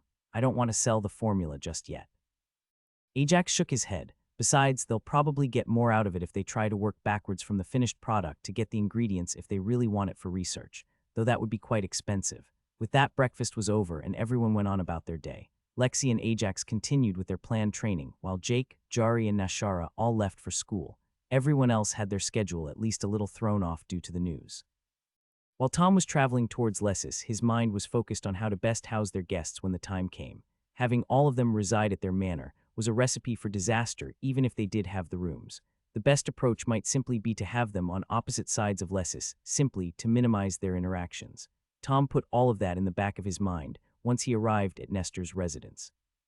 One of the letters he had gotten the day before came from them, and mentioned that their eldest son had managed to form a bond with the salamander, and Tom was interested in just what he could find out. He had Knight Bonehammer with him, as well as Thuron, who would be picking Jake, Jari, and Nashara from school once their lessons were finished. Arianwin POV leaving the capital of Grindor felt liberating in a way I hadn't expected it to when we had first arrived. My interest in the way humans lived was still there, but it was stifling when compared the political mayhem that took place as nobles from three kingdoms met daily at court. More than that, with all three kingdoms heavily in favor of maintaining the peace, it left the nobles with plenty of options to make and break deals with each other, since such minor actions wouldn't affect the stability. So how did you find our dungeons? Xavier asked me, Finally, we were getting a better chance to talk. We weren't alone as everyone delving was also there, along with one or two retainers from their families, not to mention a few noble youth from Grindor, and their own retainers were following behind us as well. We sadly didn't get the feeder variation. I answered it was the only thing that was special about their dungeons as far as I was concerned. Besides the first floor, all dungeons were the same in all regards except the level jump between floors. I had wanted to see those giant rabbits of yours. Grindor had the only dungeon with a stable feeder floor. This might not matter all that much when it came to the populace at large, but it did have quite the effect on the high-level bonds that were raised in the kingdom. Just the availability of mana-infused meat was a great boon for any growing carnivore or omnivore bond. In particular, the griffins the royal family was known to raise every century or so. I can assure you a few of them can be prepared by the time we return so that you may take them with you. Xavier offered. That's a fairly cheap price for you to pay after ambushing us like this. Imaris cuts into the conversation. The Empire just so happened to travel to the same city at the same time that we did. I sent Imaris a frigid glare that, despite not being backed by any of Ice Mana, sent a shiver down his spine. We all knew it was no coincidence that the Empire was going to be sending their own small delegation to meet with us, but we also knew that Grindor were just as surprised by this as we were. I couldn't fault that it did put them in a better position for the upcoming small conflicts. With the Empire present, we would be happy with Grindor just taking a neutral position. Despite this being in Grindor's favor, however, it was clear that this was just an attempt from the Empire to force Grindor into a closer tie with them, something I am not surprised about seeing, as they will rely on Grindor to have their prodigies go out and delve the dungeons of other kingdoms. Deepwood was doing something similar with us, only instead of forcing our hand, they were more than willing to pay for the privilege, and Father was happy to accept their coin, as our financial situation recovered quicker than we could have ever imagined. You might want to try harder to hide your glee if you're pretending to be angry or offended. Harold's voice might as well have slapped Imaris across the face with how effective the words were. It was no secret after 2 days' travel that Imaris was ecstatic about both Grindor being embarrassed and looking to make amends for the surprise visit of the Empire, as well as for the chance to duel the Empire's people and prove himself as one of the best of our generation. Though I have to admit you do have startling potential, far better than my own, and I am considered quite gifted. It was easy to see the influence of House Silvertongue in Harold's upbringing. While he was just great for his age instead of a prodigy when it came to combat, he also matched that with his great political talent. While Imaris might not have been as quick to level as I had been at his age, he was close to getting his own domain faster than I had. This was part of the reason I feared the duel that would most certainly take place between him and Lexi. They would be very close in terms of age and level. With the dungeons Lexi has cleared, making it something of an even duel. The people in this carriage are probably the most gifted people you have ever seen. Imaris preened at the compliment and offered one in return, even if he went about it in a backward sort of way. Just being counted among us is already great praise. Hard to argue that you all are certainly part of the greatest of your generation, but we are missing a few people. Araner spoke, and everyone turned towards the corner of the carriage, where the two champions were sitting and talking. As things stand, I believe Lady Manashaper is well on her way to surpass your own talents, seeing as she already unlocked a domain of her own. That wasn't even the scariest thing about Lexi. Unlocking a domain this quickly was one thing, but already having added a fourth mana type to it, and having that mana type be legendary was something that left me wondering how long it would be until she would be able to go toe-to-toe with me. Do you think Ajax had time to come up with anything new now that he has a duchy to run? Alara asked Benedict in a loud voice, clearly looking to move away from the subject of who was strongest. It was a repetitive trend, but one that was consistent. Every day or two Imaris would find his way to talking about who the best of our generation were, but would just as quickly drop the topic once Ajax's name was mentioned. It wasn't difficult to see why. With the rest of us, Imaris was still comparable, but Ajax was in a class of his own. The first interaction between the two of them had the chance to go extremely poorly or revert all of Imaris' biases against humans.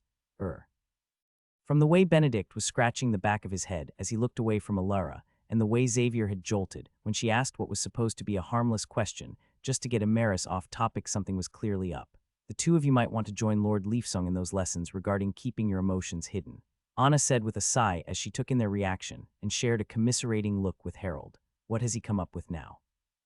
I find myself whispering to Xavier. Over the last couple weeks we had grown closer together. Those fluttering feelings that had mellowed since we hadn't seen each other for months since he left Sylventhal returned in force over the last few weeks. That isn't for me to say, he whispered back, clearly enjoying our little game of whispers as much as I was. You owe me a small favor still, don't you? Araner addresses his champion counterpart. How many shocking ideas has Ajax come up with since I last saw him? There it was. This is something that Emeris had been trying to push us towards since we arrived in Grindor. Champions operated by their own set of rules. At their level, even the laws of the kingdom bent, sometimes more than they did for royalty, simply because of their strength. It was a known fact that they kept in somewhat close contact with one another and had wagers and favors that would see anyone else tried for treason. It also helped that they didn't flaunt it. The only reason we were getting a glimpse was because they recognized that we would eventually reach their level with all the dungeons we were going to soon be delving. 3, as far as I am aware. The champion's words shook me to my core. It has only been a few months, and already Ajax had 3 more potentially earth-shaking ideas. One of them has been fully confirmed, one partially but is looking good, and the last one he is just trying out. So they're pretty obvious. Erener nodded as he processed the information. You'll see the first one before we even enter Lessus, and you'll find out about the second within a day of being there. The champion confirmed. But that's all I'll tell you. I'm pretty sure Ajax will tell you if you ask him. Anna said as she looked towards me and Alara. When did he have the time to come up with all that? Alara exclaimed. He's a newly landed duke. I fully understood Alara's feelings on the matter. Both she and I had started taking a more active role in helping our fathers with their duties, and it took a serious chunk of time and effort to handle even a small portion. Xavier and Benedict chuckled at that. Even Anna let slip a smile through her poker face. Ajax isn't a hands-on duke, Benedict explained. He seems to have picked a style similar to his future grandfather-in-law. He might set the direction the house and duchy are moving towards, but he hardly steps in when it comes to implementation of how to get there. That was something I could actually see happening from how I knew Ajax. In fact, his position mirroring that of Duke Manashaper made a lot of sense. Nevertheless, I was now even more excited to reach Lessus and see just what Ajax had managed to come up with. The cold winds and low temperatures didn't bother the elves or any of the other people who joined them. They all had enchanted items that would help with temperature control so long as mana wasn't involved. What is that? One of the retainers outside the carriage asked. I don't know. I've never seen this kind of rock before, another answered. Do you think he spent all that empirical gold on a stonemason to craft all this? While the carriage did have sound-dampening enchantments, they were all aimed at keeping sound from leaving while letting those inside hear what was going on outside. The conversation was drawing everyone's attention, and Xavier was now wearing a cocky grin as he watched their interest. Then there was a shift. All of a sudden the carriage stopped wobbling. Even with the enchantments, it would occasionally tilt a little or jolt as it hit a bigger ditch in the road, but that all ended. Clearly didn't do that good a job. Looks like it's already cracked over there. The outside conversation continued, and Erener moved to open the door, his curiosity just as high as everyone else's but much better concealed. They were still a fair way away from Lessus, but they could at least see the city walls now. More attention, however, was given to Ajax's cement road. Despite being built within the last few months, there were already a few cracks here, and they're building up at the edges of the road following winter and now enduring death. What are those people doing? Arianwen asked as she pointed off close to the city walls. Building space inside the walls had almost run out. What little remained Ajax was saving for anything he might need to build later, so he started building outside the city. The initial distaste at the idea disappeared immediately once he mentioned that a new wall would be raised once the city stopped expanding so aggressively. The sight they were all watching must have been very odd for them. The bones of the structure was something they could probably identify, and the presence of a warm fire wouldn't be too far of a stretch given how cold it was. What confused people, however, was the presence of a massive cauldron that masons were actually using. Are they doing alchemy? It was a good thing that Erener's body was blocking the exit of the carriage, as his body was all that was stopping Lindra from running over to take a look at what was happening. In the next moment, something changed. Erener was channeling his mana, and his staff appeared from his spatial ring in his hand. Easy there, Erener, Lancel said as he approached the carriage. I'm just here to verify who you are. Lancel. Erener put away his staff as he nodded to the man. I didn't think I'd see the day you left Manashaper's side. The man cares a great deal about his granddaughter. Lancel nodded. He asked me to look out for her. He has you babysitting. Erener laughed. I'm in danger of getting bored during this babysitting assignment.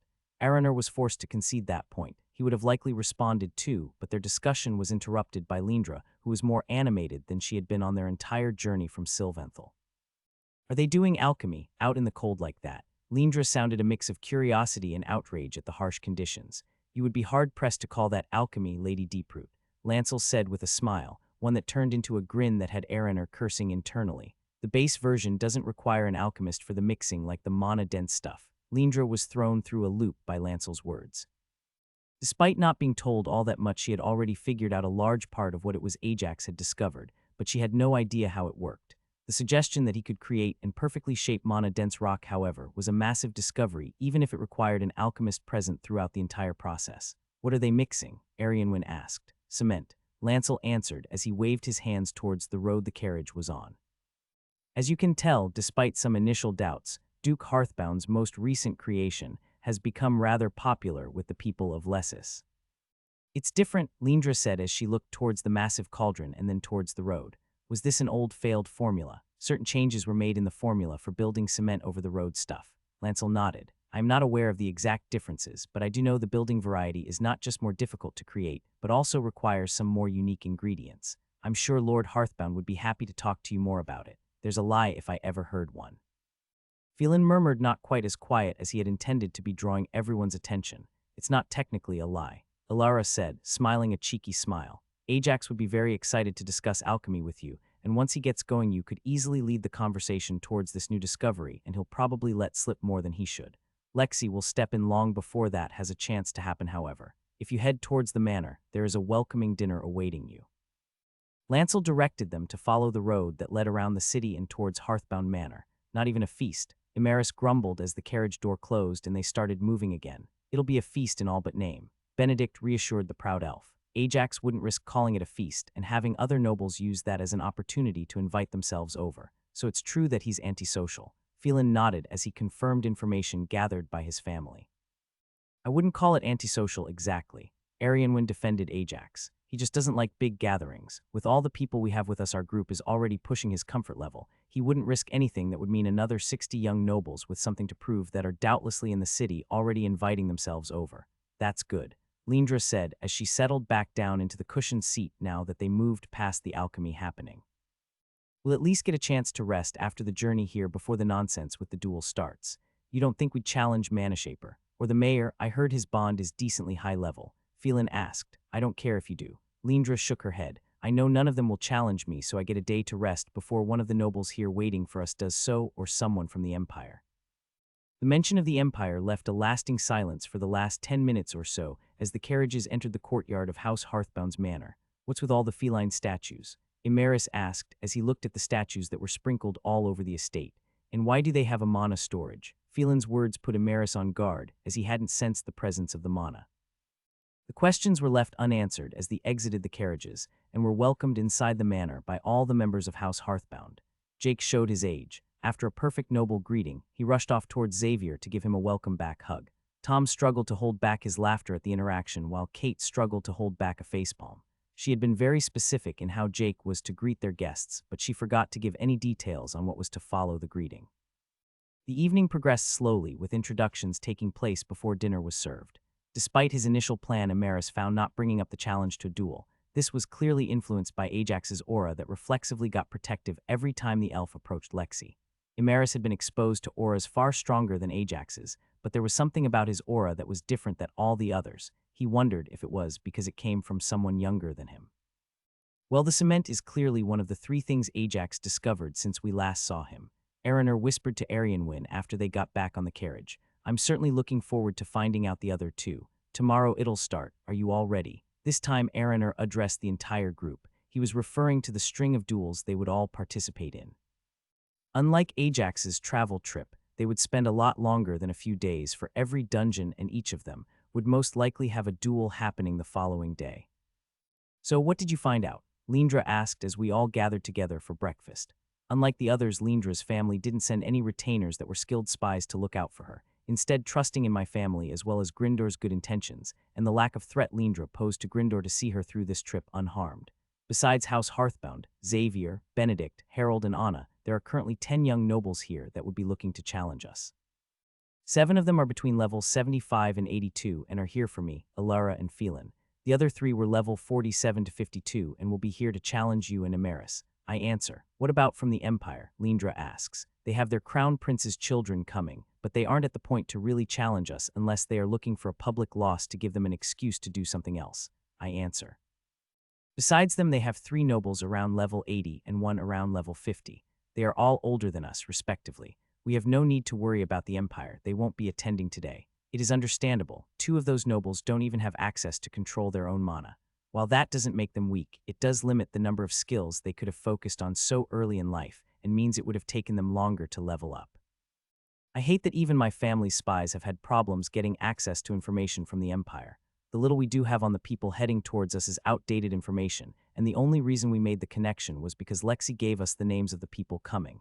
It's a good thing they haven't arrived yet, and our people will have a chance to look into them as they arrive tomorrow morning. My lord, the retainer of House Whisperwind interrupts our discussion. Speak freely, what have you found? Phelan thinks he's making a good impression by sharing the information with all of us together. The only person that works on it is Emeris.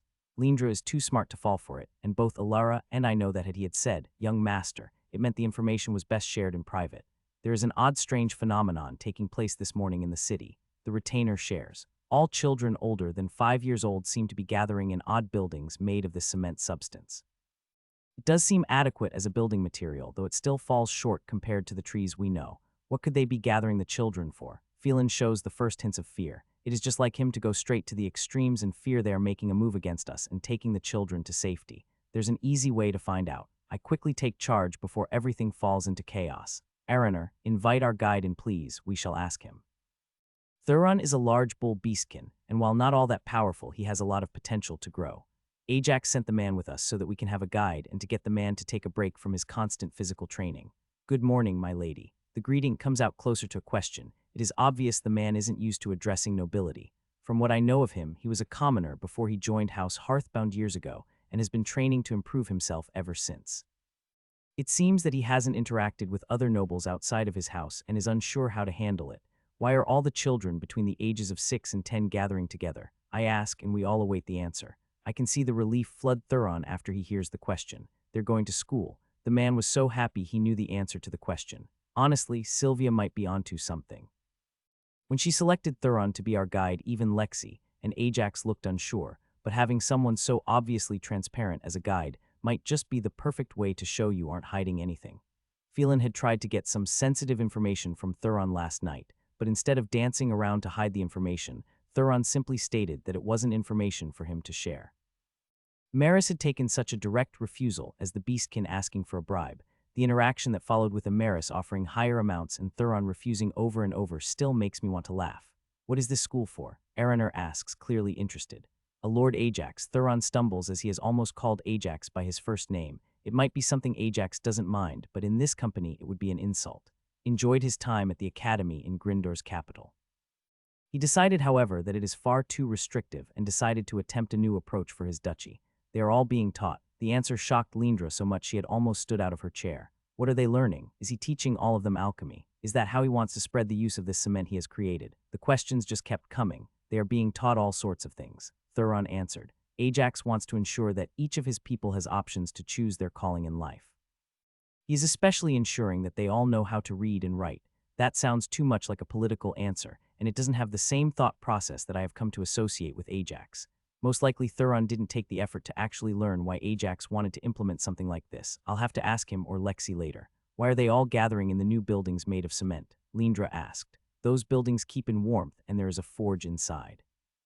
Thuron answers. This time the answer is exactly something that Ajax would do. A big reason why parents are so willing to send their children there to learn is because they are warm and fed at no expense to them. Even if nothing else comes of this school idea, the productivity of these people will certainly rise. Lindra points out, but the way she does it makes me think she already suspects some of the motivation behind why Ajax chose to open the schools. After finishing breakfast, we take a quick exploratory trip through Lessus with Thuron acting as our guide. In most respects, it looks just like any other human city. The only difference is the cement roads, the new cement houses, the couple of schools, and of course, the arena we will be using later. We almost lose Lindra as we walk by a construction site, and she stops to watch them mix fresh cement before deciding to head back to Ajax's manor. I feel sorry for Ajax. For the next week or so while we are here, he is essentially forced to hold open court at his manor, while we and the other nobles that traveled here will be interacting. Are you ready? Alara asks me. I'm actually looking forward to it. I admit when I think about how I am almost certainly going to end up dueling at least once before we get to even delve the dungeon that's only a few hours away from here. It's been about a year by now since the last time I truly dueled. Since then I delved a lot and trained to master my increased stats following delving in Deepwood. Thinking back to how exciting my last duel was, I can't help but mirror some of Emeris' excitement at being challenged. I don't think I need to mention this, but just to be sure. Araner gets our attention as we approach House Hearthbound's manor. You can use the fact that you are younger to goad someone into a duel, but you best make sure you're respectful of our host if you do. Not even Emeris needs any extra explanation on the warning. Ajax is younger than all of us, most likely younger than all the nobles in attendance, being disrespectful to him, or worse his family, after making a point about being younger when challenging someone else to a duel, would quickly see you across the arena sands from Gryndor's newest duke, or humiliated beyond belief. As Ajax and Lexi prepare to greet us, I can't help but crack a smile as with my increased perception, I barely manage to catch a whisper between them as they wait for us to enter. Is it bad that I want to get on with this and get to the duels already? Well then, it would be rude of me to keep my host waiting, wouldn't it? Where is the first challenger looking to take on the elven princess? Lancel watched with apprehension as Ajax and Lexi welcomed the elves to the party. For the first time, the Hearthbound Manor was home to a true noble party, filled with some of the best of the youngest generation Gryndor had to offer. Rex, are you sure this is fine? Lancel asked the other Gryndor champion, one in service to the crown. When talking about the youngest generation at the highest levels of power, champions refer to people under 100 years old. Those who manage to reach the level of an elite combatant, who can delve beyond level 100 in the dungeons, by that age are those powerful enough and young enough to have a good chance at being a champion in the future. Most of these people, however, all come from noble families, with only one or two commoners becoming champions every millennia for the simple reason that even if they're talented enough by the time they make their talent known, they've already aged too much. The promising members of this generation are all 70 years old or younger on account of all of them being born after the peace treaty was signed, with more being much younger on account of the royal family deciding to wait. It will be fine. Rex nodded. Ajax Hearthbound is a duke in his duchy and Xavier is not yet crown prince, though I still think he should have just been married into House Manashaper and not given his own duchy. The reason Lancel was concerned was because with two royal families present, and soon to be three, Ajax would be the overarching authority in these interactions, with the champions present all there simply to keep each other in check. It was easy for the champions to take note of the change in atmosphere as the elves entered the room. Araner headed straight for the two of them, leaving the elves to mingle with the rest of the young nobles. How many duels are you expecting? Araner asked. Shouldn't be that many, maybe two. Rex answered, all of the elves will fight today. Lancel shook his head in disagreement. They only have one day before the Empire arrives and Gryndor has to play middle ground. All of the elves will be challenged. It didn't take long for the first argument of the evening to break out. More than that, everyone could tell that the argument had been manufactured. I think I have put up with these insults long enough. I'll have you know my family prides itself on their alchemy. Noble said as he addressed Lindra Deeproot. I demand a duel. Lexi tactfully stepped on Ajax's foot as he was about to point out the man had been in the wrong. More than that, in his opinion, Lindra had actually been quite subtle in pointing out a mistake so amateurish he was tempted to facepalm when hearing it. Since your family prides itself so much on their alchemy, I trust it wouldn't be an issue to include any and all alchemical items as part of the duel. Lindra responded to the challenge. It was easy to see the reluctance of the noble man's face at the terms, but he couldn't simply back out at this point.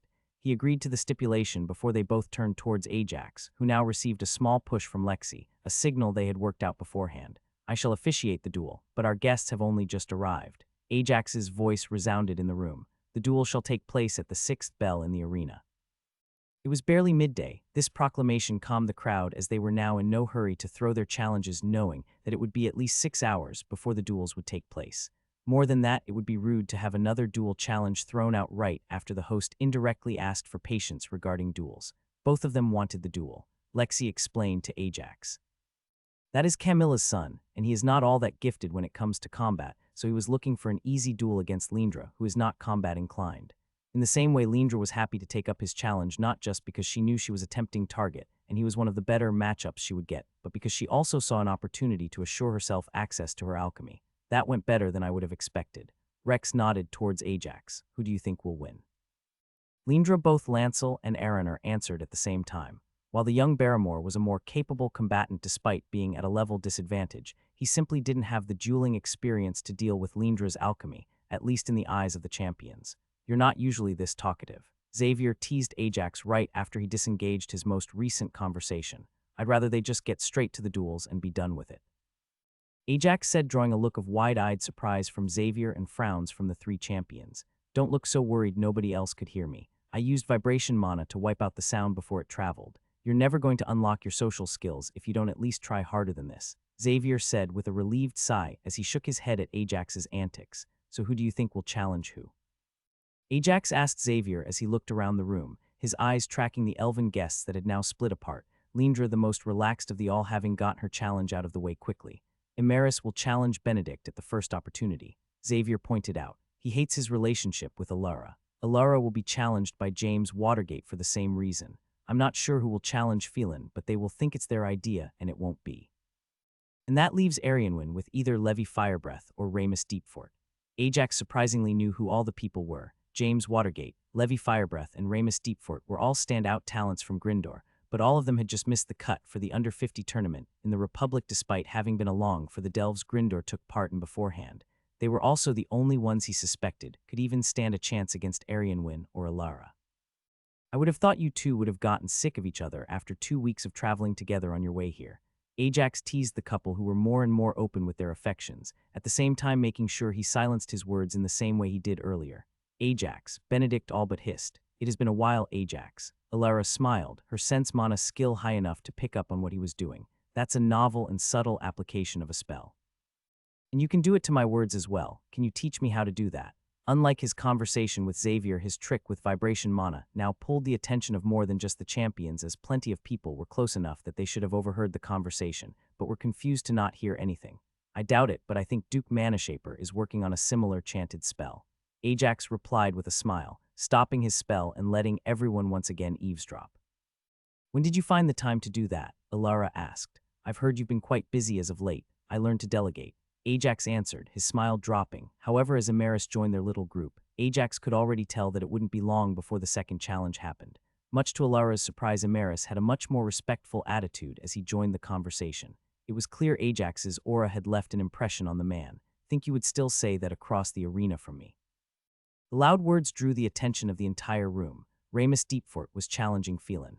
Ajax had barely made his way across the room to officially legitimize the duel when Emeris turned around and challenged Benedict, with James Watergate using his challenge to challenge Alara at the same time. Your prediction turned out to be spot on. Ajax praised Xavier after giving the go-ahead to all 3 duels. Couldn't have warned me they would all happen one right after the other. This was orchestrated by Phelan. Xavier's words had a bit of anger. Emeris must have asked him for an opportunity to challenge Benedict, and since Phelan thinks Emeris can win, he decided to get Ramus to challenge him, since Levi would have a very hard time with Arianwin, and he knew as soon as Emeris challenged Benedict, James would challenge Alara. He's looking to have all the elves win. Ajax picked up on what was happening. I think he stands a good chance for that to happen. Xavier looked a little troubled by what just went down. Depending on how these duels and tomorrow's duels with the Empire turn out, I might have to ask you to duel as well, just as a show of force. For the next hour, everything calmed down as everyone was now just anticipating the duels. Levi Firebreath even showed his political skills by catching on to Phelan's game and had tried to avoid Arianwin. He had almost made it, but half an hour before the first duel, Arianwin managed to get her own challenge out, even as she threw Ajax an apologetic look as he approved their duel to take place last. The arena stands were empty. Nobody in Lessus had really known that they were to expect some duels, and even if they had known, few people would be willing to wait in the biting cold long enough before even the first one started. This will be a simple duel. Lancel explained as he stood between Lady Deeproot and Lord Barrymore. Each of you has 3 pieces of protective enchantments. Should the third one break, or should an attack I deem to break through all your defenses and deal significant damage land, I will end the fight. The power level of the first duel was weak. Most of the nobles in attendance hadn't even bothered to focus on the match, even as Lancel stepped back from between the 2 fighters. Ajax, however, was very much focused on Lindra. He wanted to see how an alchemist fought when pushed if they weren't a true combatant. Begin. Barrymore didn't hesitate and charged the moment the match started. Charging a mage as a physical fighter the moment the duel starts is a valid option, but clearly not something that takes into account an alchemist's speed at simply tossing out a flask. Lindra was actually happy that her opponent was charging towards her in a straight line. That's an interesting design. Ajax said as he watched Lindra push the cork into the flask instead of pulling it out, this adding an ingredient and making the mixture unstable as she tossed the vial. While Lindra was quick to act, she didn't have the force to toss anything at too high a speed. By the time the vial got anywhere near her opponent, he had already changed directions and was 10 feet away from the vial and only 30 away from Lindra herself. A shield. Lexi was slightly surprised to see Lindra's first spell finish. While Lindra might not have been a mage, she clearly had some access to spells, but Lexi didn't understand why her first spell would be a shield. The answer to Lexi's unspoken question came quickly as the vial in the center of the arena exploded with more power than any of Ajax's own mixtures had before. It tossed Lord Barrymore aside after breaking 2 of his reactive shields and even shattered the shield Lindra raised. there are skills that can do that. Ajax's jaw dropped as he processed Lindra's first move. What is it? Lexi asked. She has a skill that costs her mana to empower alchemical potions. Ajax answered as he was still processing what had just taken place. He hadn't seen any mage his age spend mana with a skill at the same time as casting a spell before. Her mana didn't affect the ingredients of the mixture. It amplified the explosion once the mixture destabilized. Lindra's next move, however, shocked Ajax even more. She pulled out a second flask and started walking slowly towards her opponent while at the same time chanting a spell he now recognized from her previous cast as another shield spell. That's cruel. Xavier winced sympathetically as everyone watched the realization dawn on the young noble as he watched an alchemist twice his age, but barely a few levels above him, draw closer to him, slowly holding the end of the match in her hands. Lord Barrymore was down to his final shield. Once broken, he would be declared the loser. Lindra, on the other hand, still had all three of her shields and her own spell ready to go. She could detonate her second flask as soon as the physical melee fighter closed in. Even if the explosion broke through her shielding spell and two of her enchantments, it would still give her the win as long as it broke the final of Lord Barrymore's enchantments. I yield. Lord Barrymore shouted in frustration as he threw his sword in the dirt, knowing there was nothing he could do anymore. The end of the match rippled through the nobles watching, leaving another issue for Xavier to handle. Due to her age, Lindra made for an easy target for any of the higher-leveled of Gryndor's nobles, and her status as undefeated, even with only a single victory, made her a tempting target, especially with the way she won her match. I'll take care of it. Tom whispered from behind Xavier as he looked towards the arena. Xavier turned around in surprise to look at Tom. In direct combat, Lindra would obliterate Tom even without use of her alchemy. She had more than 10 levels on him, and even some dungeon floors worth of stats. Fluffy, on the other hand, she could do nothing against. The Shadow Cat was higher level, and her mobility using shadow travel would leave the elf with no options at all. Letter 1d633, letter 1d656, letter 1033d, letter 1d52c, E grave, letter 1e67. That would make you a target. Xavier sounded reluctant. I won't be rude about it. Tom shakes his head in disagreement. I already talked to her guard on our way here. A polite sporting challenge to break her undefeated record would work perfectly for all involved. Ajax was impressed with his brother's political acumen. He had already prepared a strategy to help their business partner and the reputation of their own house before Lindra's first match even took place. Lindra might not be upset, but that would leave you a target for the oath. Xavier's words stopped as he turned towards Ajax.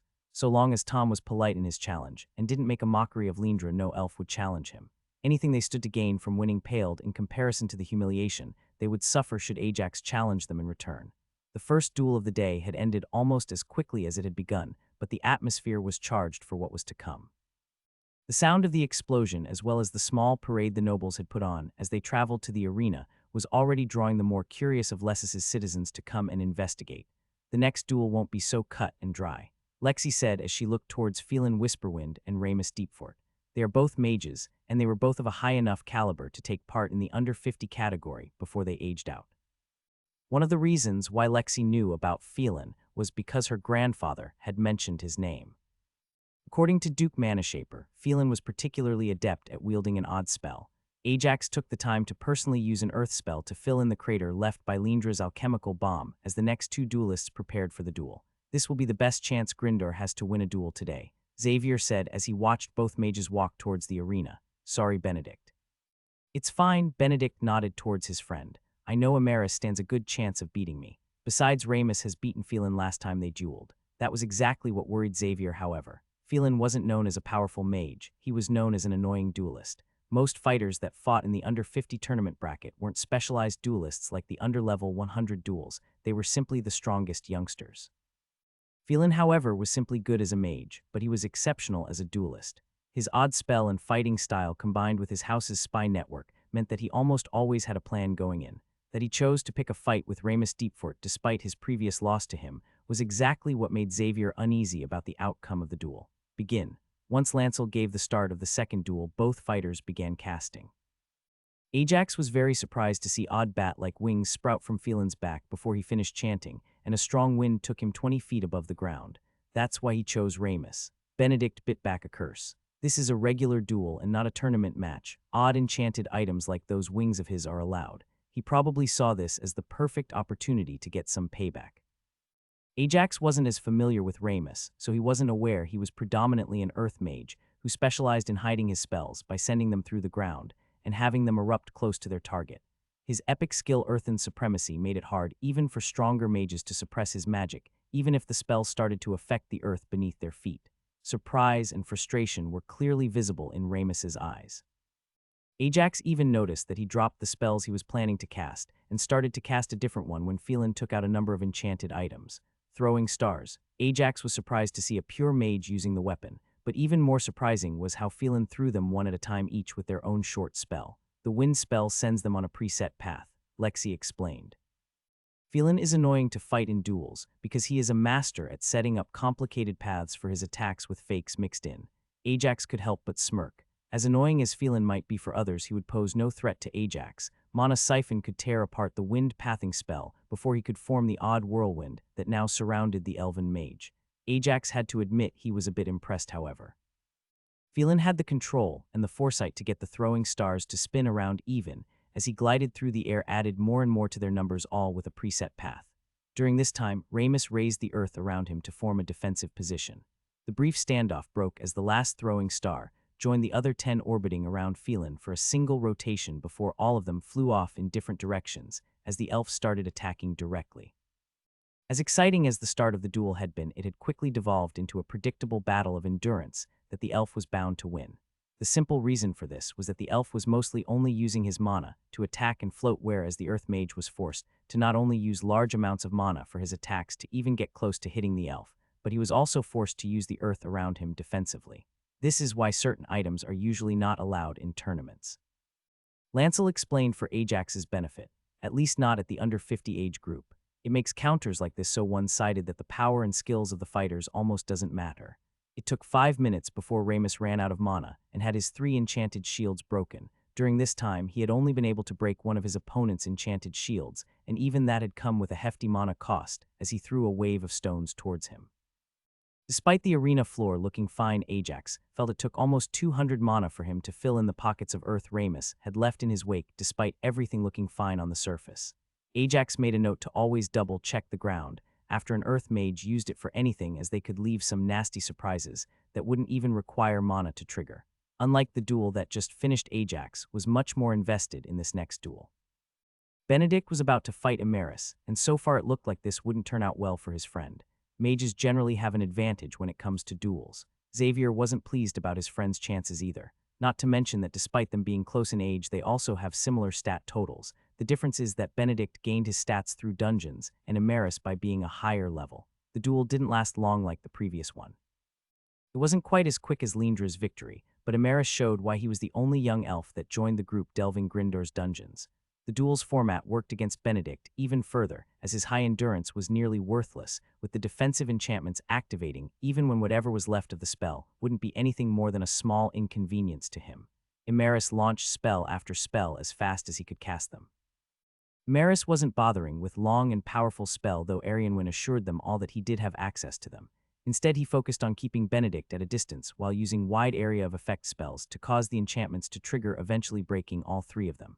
"I want to fight him," Anna said with the same emotionless expression she wore during any negotiation, but the words felt cold, almost like a sentence being given to Emeris. The reason why Anna wanted to fight the elf was because, unlike most elven mages, Emeris seemed to prefer fire mana. He wasn't as much of a purist as Anna was, but it was clear fire was his best element by far. Ajax would actually enjoy seeing how the elf would react when he came face to face with Anna's legendary skill. "You're up next, Alara." Emeris's words were clearly a provocation. "Hope you don't go easy on your opponent just because your boyfriend got his ass kicked. I didn't even have to use my domain." The ending was clearly a provocation. Everyone knew that if Emeris had tried to use his domain, given the short distance between the fighters at the start, he risked Benedict reaching him by the time he could complete even a simple follow-up spell. Alara and James took to the arena. There was nothing for Ajax to fix, as Emeris and Benedict didn't do more than leave a few burn marks here and there on the arena floor. Unlike most other mages, James was a runic mage. He would definitely have the advantage in terms of speed, but Alara would have flexibility with her chanting, and she also had the edge in raw power between the two of them. The start of the duel seemed to go in James's favor as he landed 2 quick attacks, a lightning bolt and a follow-up fireball that smashed the first of Alara's enchantment defenses, and her second took a beating.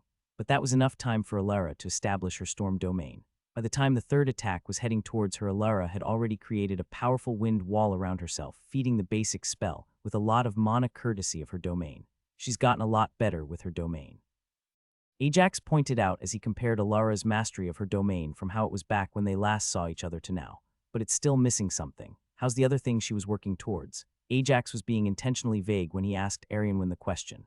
It was petty of him, but he was looking to get back at Amaris for his taunts, and it was clearly working, as the young elf clearly couldn't suppress his outrage at his own lack of information on the subject. She's been making progress, but she doesn't yet have the skill, Arianwen answered. The answer was better presented in the next moment, as Alara launched a naturally formed bolt of lightning. The bolt was so powerful that it smashed through not only his defensive spell, but also 2 of his enchanted shields. The real trick, however, followed shortly after, as Alara used a vibration spell to focus the thunder as a follow-up attack, smashing James's final enchantment barrier.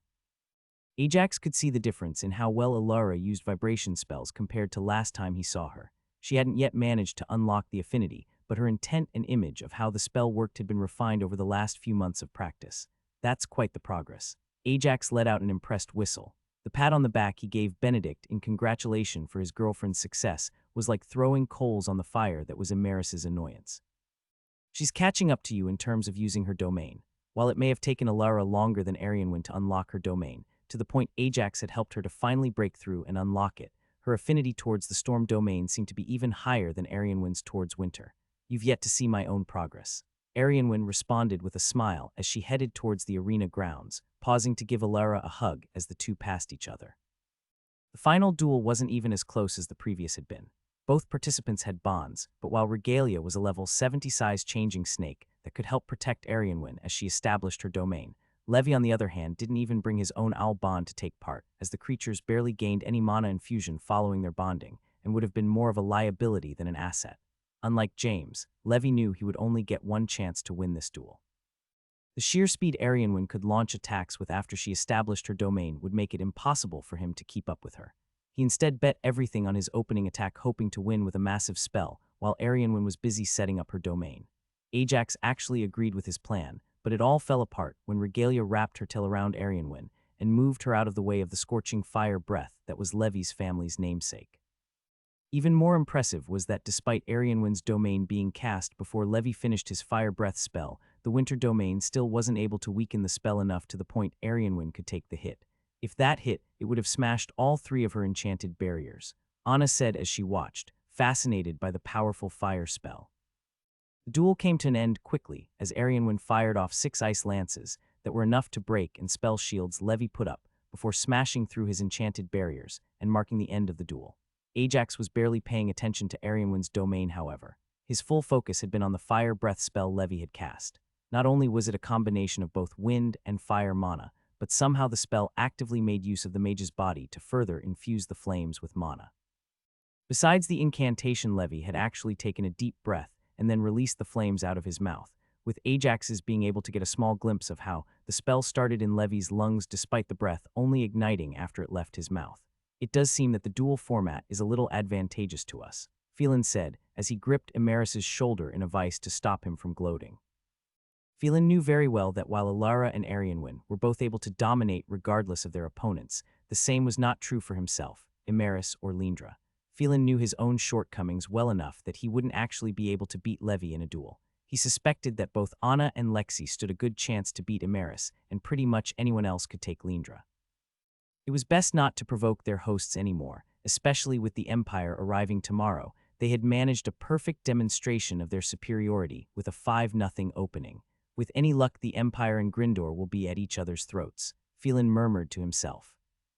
Much as he actually found himself respecting House Hearthbound and recognizing they actually had intentions of friendship with Sylvanthal, he still hoped that the Empire would split their focus and target them as well because of the presence of Kate and Jake. That could have gone better, Xavier muttered as Arianwen and Levi both rejoined the group before they returned to the manor for dinner. I don't think so, Ajax said. Arianwen, and Alara for that matter, could have beaten any of the 3 of them. Yeah, they would have, that's not what I meant, Xavier said. The elves won all the duels. Lexi said, it doesn't look good for us, and how things look is what matters about this. The reason Xavier was worried about how things looked was because of how the more prideful noble houses would react in order to regain some perceived honor. This could damage their budding alliance with Sylvanthal. Would Tom beating Lindra tomorrow help? Ajax asked as he watched his brother already having moved to talk to the elf as soon as the final duel had ended. Not a lot. Xavier shook his head. Not only would it be Fluffy that would be winning that duel, but Tom was born a commoner. It would have to be James, Levi or Ramus as well as Anna, Lexi or myself that take a few wins. Good news is that the Empire is sending more than one person our age, Lexi said as she tapped the pocket where a note Lancel had given her a little earlier rested. It seems the Empire has a bit of a grudge against House Leafsong and they are sending multiple people who are the appropriate age and level to duel him. We can duel them. Won't that antagonize the Empire? Ajax asked. No, it should be fine. Xavier agreed with Lexi's reasoning. I'm not saying we should look for a fight, but we don't need to avoid them either, especially since not all of the Empire nobles are going to be looking to make a good impression. Xavier was actually a bit worried about what might go down between the visiting nobles and House Hearthbound given the presence of Kate and Jake. Discussions had died down considerably once they returned to the manor. Most nobles just stayed for dinner before calling an end to the evening following the pitiful result from the duels. I'm sorry about this, Arianwen said once most of the nobles had already left, and there was more privacy for her and Alara to stray from the rest of the elves and talk with Ajax, Xavier, Lexi, Anna, and Benedict. Phelan pulled a fast one, and by the time I realized it, all the duels were already set. I doubt it would have mattered. Ajax said, drawing the attention of the elves by being more proactive in a conversation, as opposed to how passive he usually was when the crowds were bigger. The only way you or Alara might have lost was if I was fighting. Phelan simply chose his opponent and set it up for Imaris to do the same. You think quite highly of yourself, Imaris said. Phelan had been surprised by Ajax paying him a compliment despite not feeling any antagonism from the young duke, so much so that he had missed Imaris looking annoyed at Ajax's observations. You think Imaris's fight might have turned out different if he wasn't fighting Benedict? Phelan asked, interested in what he could get Ajax to divulge about Xavier, Lexi, or Anna's fighting style. The question is interesting enough to even quiet Imaris from objecting further, something Phelan. The duel format wouldn't have been ideal for Xavier, so that fight could go either way, but from what I saw today both Lexi and Anna would have won. Ajax answered. Lindra was shocked at how much more engaged Ajax became as the number of people had been reduced. She had heard he didn't have great social skills and remained more reserved in crowds, but this was something else. She had initially doubted her family's judgment of him, but now she could see what they saw when they met him in Sylvanthal. In a fight against mages, I would have used my domain, Imaris said with glee. So would Lexi. Ajax's throwaway words as he popped another spoonful of food into his mouth left the young elf speechless, much to everyone else's amusement. You've mastered the use of a domain. Not even Phelan managed to keep all of the jealousy out of his voice as he turned towards Lexi. I wouldn't claim I've mastered it. Lexi said with a shake of her head. She had a long way to go with all of the affinities that made up her destruction domain, vibration mana, especially since she had just barely scratched the surface of what those spells could do. But I can use a domain. You knew about this. Imaris turned an affronted look towards Arianwen and Alara. He had known they had traded the knowledge of how to develop a domain, but since only the small traveling group had known about Lexi's domain, the news had yet to spread. Daddy, can I come watch the duels tomorrow? The silence was cut through by a whisper from Jake as he hung on to Tom's arm. You can come, but you have to stay with your uncle. Tom wanted to ensure his aunt's safety, and with the Empire around, the safest place would be near Lancel, who would be by Ajax and Lexi's side, and that's only after school. The duels wouldn't be taking place before school was over anyway, but Tom wanted to cut off any argument about Jake skipping out on lessons just because he didn't want to miss out on the duels. The progress he had made with farming skills was impressive, and Tom knew how important early experience was now. School is an interesting idea. Arianwen clung to the topic in hopes of easing the tension coming from Imaris. Did you enjoy your time at the academy that much? I learned a lot at the academy. Ajax answered. It made me realize just how much people miss out on because they don't know what they don't know. It seemed like a good way to spend some of the gold I had found in the dungeon. When Xavier had asked him this very same question, Ajax had actually expanded more in how he saw this as the perfect way to give commoners a chance to really look for something they are skilled in and a way to prepare them for a fast track to the academy. So much so, in fact, that Ajax had warned them that the academy would need to expand or raise their standards in the coming decades. Both Arianwen and Alara realized Ajax was holding something back, so they decided not to push the topic further. Before the elves took their leave, however, Imaris had something he had to get off his chest before they left for the evening. It might not be tomorrow, but before we leave I will prove you wrong. Imaris squared off against Ajax. I look forward to it. Lexi said from beside Ajax. I haven't gotten a chance to have a domain battle with someone around my level. Would it be okay if I came in the morning to discuss some alchemy? Lindra also asked. I have to say I am quite interested in this cement you have created. That would be fine. Ajax said with a smile. It's something I am quite sure it is something our houses can trade in the future. The lack of abundant rocks in Sylvanthal would mean that regular cement wouldn't be feasible for large construction, but the mana-infused kind could be, and for that an alchemist is required throughout the entire process. With that, the elves took their leave. I'm glad you'll have fun in the morning, Lexi said as she and Ajax both headed for their room to turn in for the night. With how large the Empire visit will be, the rest of the day will really take it out of you. Unlike Grindor, the Empire didn't have a large foreign visit taking place at court, where most of the nobles were now gathered. Their visiting party would have more nobles than just those young enough to take part in the duels. A few older barons and viscounts were actually here to try and prove their superiority over the elves. Lexi had no idea just how prophetic her words would turn out to be as she went to sleep. Jake POV, do you think they'll get used to it? I asked Nashara. It was easy to see the distinction in how everybody treated me. There were only a few dozen children our age, but I was the only noble, and even the teachers treated me differently, almost afraid of how I would react if they were correcting me in front of the rest of the class. They'll get better about it, but it won't be by the time you graduate, Nashara answered. It was easy to see that she has started treating me with a lot less deference since we spent so much time together. Not even Jari was as comfortable around me, yet since he was in a different class. They most likely learnt those habits through trial and error. It's not so easy to unlearn them. Dad mentioned that before school started, not only that, he also told me that if I ever had a complaint about how I was treated, that I should bring it to him and just keep quiet in the class. Even if it seemed unfair, he would be the one to handle it for me, but it's only now that I realize why. Are you excited to watch the duels? Jari asked. I could feel excitement filling me once more, the blood pumping through my veins faster as I thought that I would get to watch the duels today. I heard they used domains. I was practically skipping down the road as I shared. I barely saw Auntie Lexi's domain, and that is so dangerous and destructive. She always goes a long way away from the manor to practice it. The conversation got cut off at that point, as all of our attention was drawn to the commotion we could hear around the corner. The three of us all sped up to see what it was that was drawing in the rest of the children. It must have been very interesting for everyone else to stay out in the cold weather, since I knew very few of them had the warm clothes we did. What's with all these runts flooding the streets? Aren't they cold? I could make out a gravelly voice over the murmur of kids, along with the heavy breaths of horses. It was times like this that I was thankful I kept my mother's ears, even if they did make me stand out from most people in my class. Turning the corner onto the main street, I could see a line of carriages making their way through the town. All of them had different house sigils on different colored cloth adorning the windows, but they all sported a small flag with the mark of the Empire next to the driver. It's probably the Duke's way of being passive-aggressive towards our visit.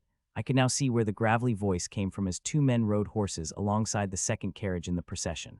My eyes were quickly drawn towards them, or more specifically, the large white feline with blue jagged stripes. It was slightly larger than Fluffy. He sent all the children to watch like we are a side attraction. Shows how prepared he was to become a duke. The first rider chuckled, drawing my eyes away from the feline as my eyebrows lowered in a frown. They weren't the only riders around the carriages, and while most didn't seem pleased by the children watching them, they were the only ones visibly annoyed. They entered the city right as school finished, and they complained about Uncle Ajax. I could feel my previous excitement turn to anger. I closed my eyes for a moment to grab a hold of my emotions and calm down. Mother taught me how to do this. Apparently it was part of our feline heritage that anger led to aggression. What's with that look, you little animal? I snapped my eyes open as the gravelly voice sounded much closer to us. It took me a second to realize I wasn't the only one to catch the conversation between the two riders. Nashara had also overheard it and was giving the pair one of her venomous looks. Both Nashara and Jari looked up to Uncle Ajax, so hearing someone talk like that about him probably angered her even more than it did me. That's better. The man sneered as both Nashara and Jari instinctively loosened their knees and looked towards the ground, a response that Mom explained had been beaten into them for years when they were in the Empire. At least you know who your betters are. Look at them, brother, the other rider said. What is this kingdom doing? Animals like them are better dressed than humans. What's with that look? You disagree? I didn't know what look he was talking about, but it was clear that this time he was addressing me. Just like Dad said, I wouldn't say anything back, but I didn't lower my gaze. Maybe I ought to teach you a lesson. I didn't expect the rider to urge his horse to move right through me. During the entire interaction, the rest of the kids had moved away from us, not wanting to draw attention to themselves while also staying close enough to observe.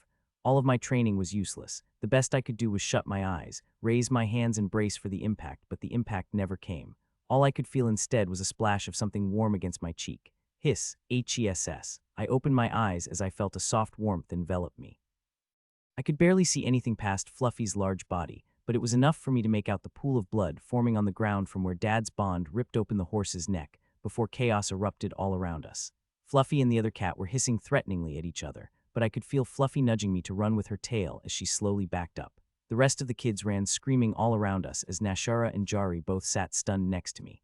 My leg. The cry of the downed rider was like the start signal as the white feline jumped towards Fluffy. I felt the mana surge as Fluffy vanished only to jump from the large feline's shadow and swipe her claws against its exposed shoulder. The strike connected, but the wound was shallow. Barely 3 thin lines of red could be seen against the white coat as I felt a weaker surge of mana from the feline. I could even see what happened next, but Fluffy was launched into the wall of the alley we had come down. It was then that Nashara and Jari unfroze and started dragging me away. I could feel my legs moving, but it wasn't intentional. It was more like I was just a spectator watching everything play out like a play, all while it took everything I had not break down and cry.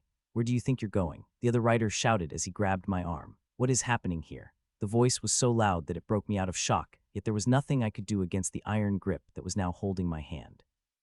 "Your Highness, they attacked my brother," the man holding my arm said. "Look, his horse is dead and he hurt his leg. He tried to run me over with his horse." I objected back as I tried to rip my arm out of the man's grip, but all that did was hurt myself as his arm didn't even budge. "These animals need to pay," the downed rider yelled as he finally got out from under his horse and took a shaky step towards Fluffy. The young man they called Your Highness seemed to fixate his gaze onto Fluffy as his jaw dropped for a brief moment. "Enough of this." His voice wasn't as loud right now. "Cal, call off your bond. Helmuth, let go of the boy now." "What?" Hemuth shouted as he turned to face the young man I was now more sure was part of the Empire's royal family. His movement was so sudden that I felt my body fly through the air before coming to a sudden stop, anchored by the grip he still had on my arm as my knees hit the ground. "You can't mean to Juaha." I could feel everything change from one moment to the next despite not getting my bearing after being dragged off my feet. A comfortable warm pressure surrounded me, one I had felt before, and the iron grip around my arm released. I focused on the sounds to reorient myself, the whimpering of the large feline and the screaming of the man next to me. What possible reason could you have for laying a hand on my nephew? Despite the chaos all around, Uncle Ajax's voice was calm and collected, but it came with a frigid undertone that made the weather this past week feel like a warm summer's day.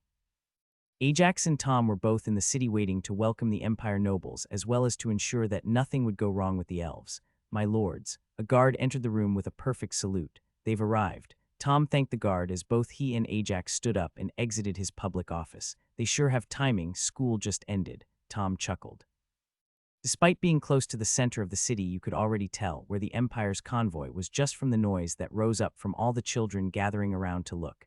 "Need to send a message to Luna that we could use a few more healers in the coming week," Ajax muttered. "They'll all catch a cold in this weather." Tom was bundled up in warm clothing, but his face wasn't spared the biting cold. One look at Ajax was enough to send a cold shiver through his entire body, and Tom had to remind himself that his brother had cold resistance. "Are you ready for your duel later today?" Ajax asked. Tom had already planned the duel between himself and Lindra. They also scheduled it for later in the day, and Ajax will use it to mark the start of the duels. It was an earlier start than yesterday, but he also expected there would be more duels.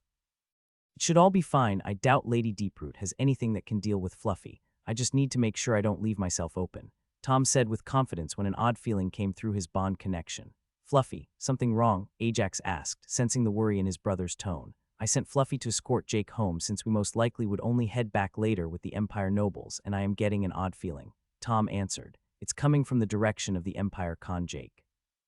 Ajax didn't wait for anything else as he blasted Mana Siphon at full power and took off in the direction of the convoy.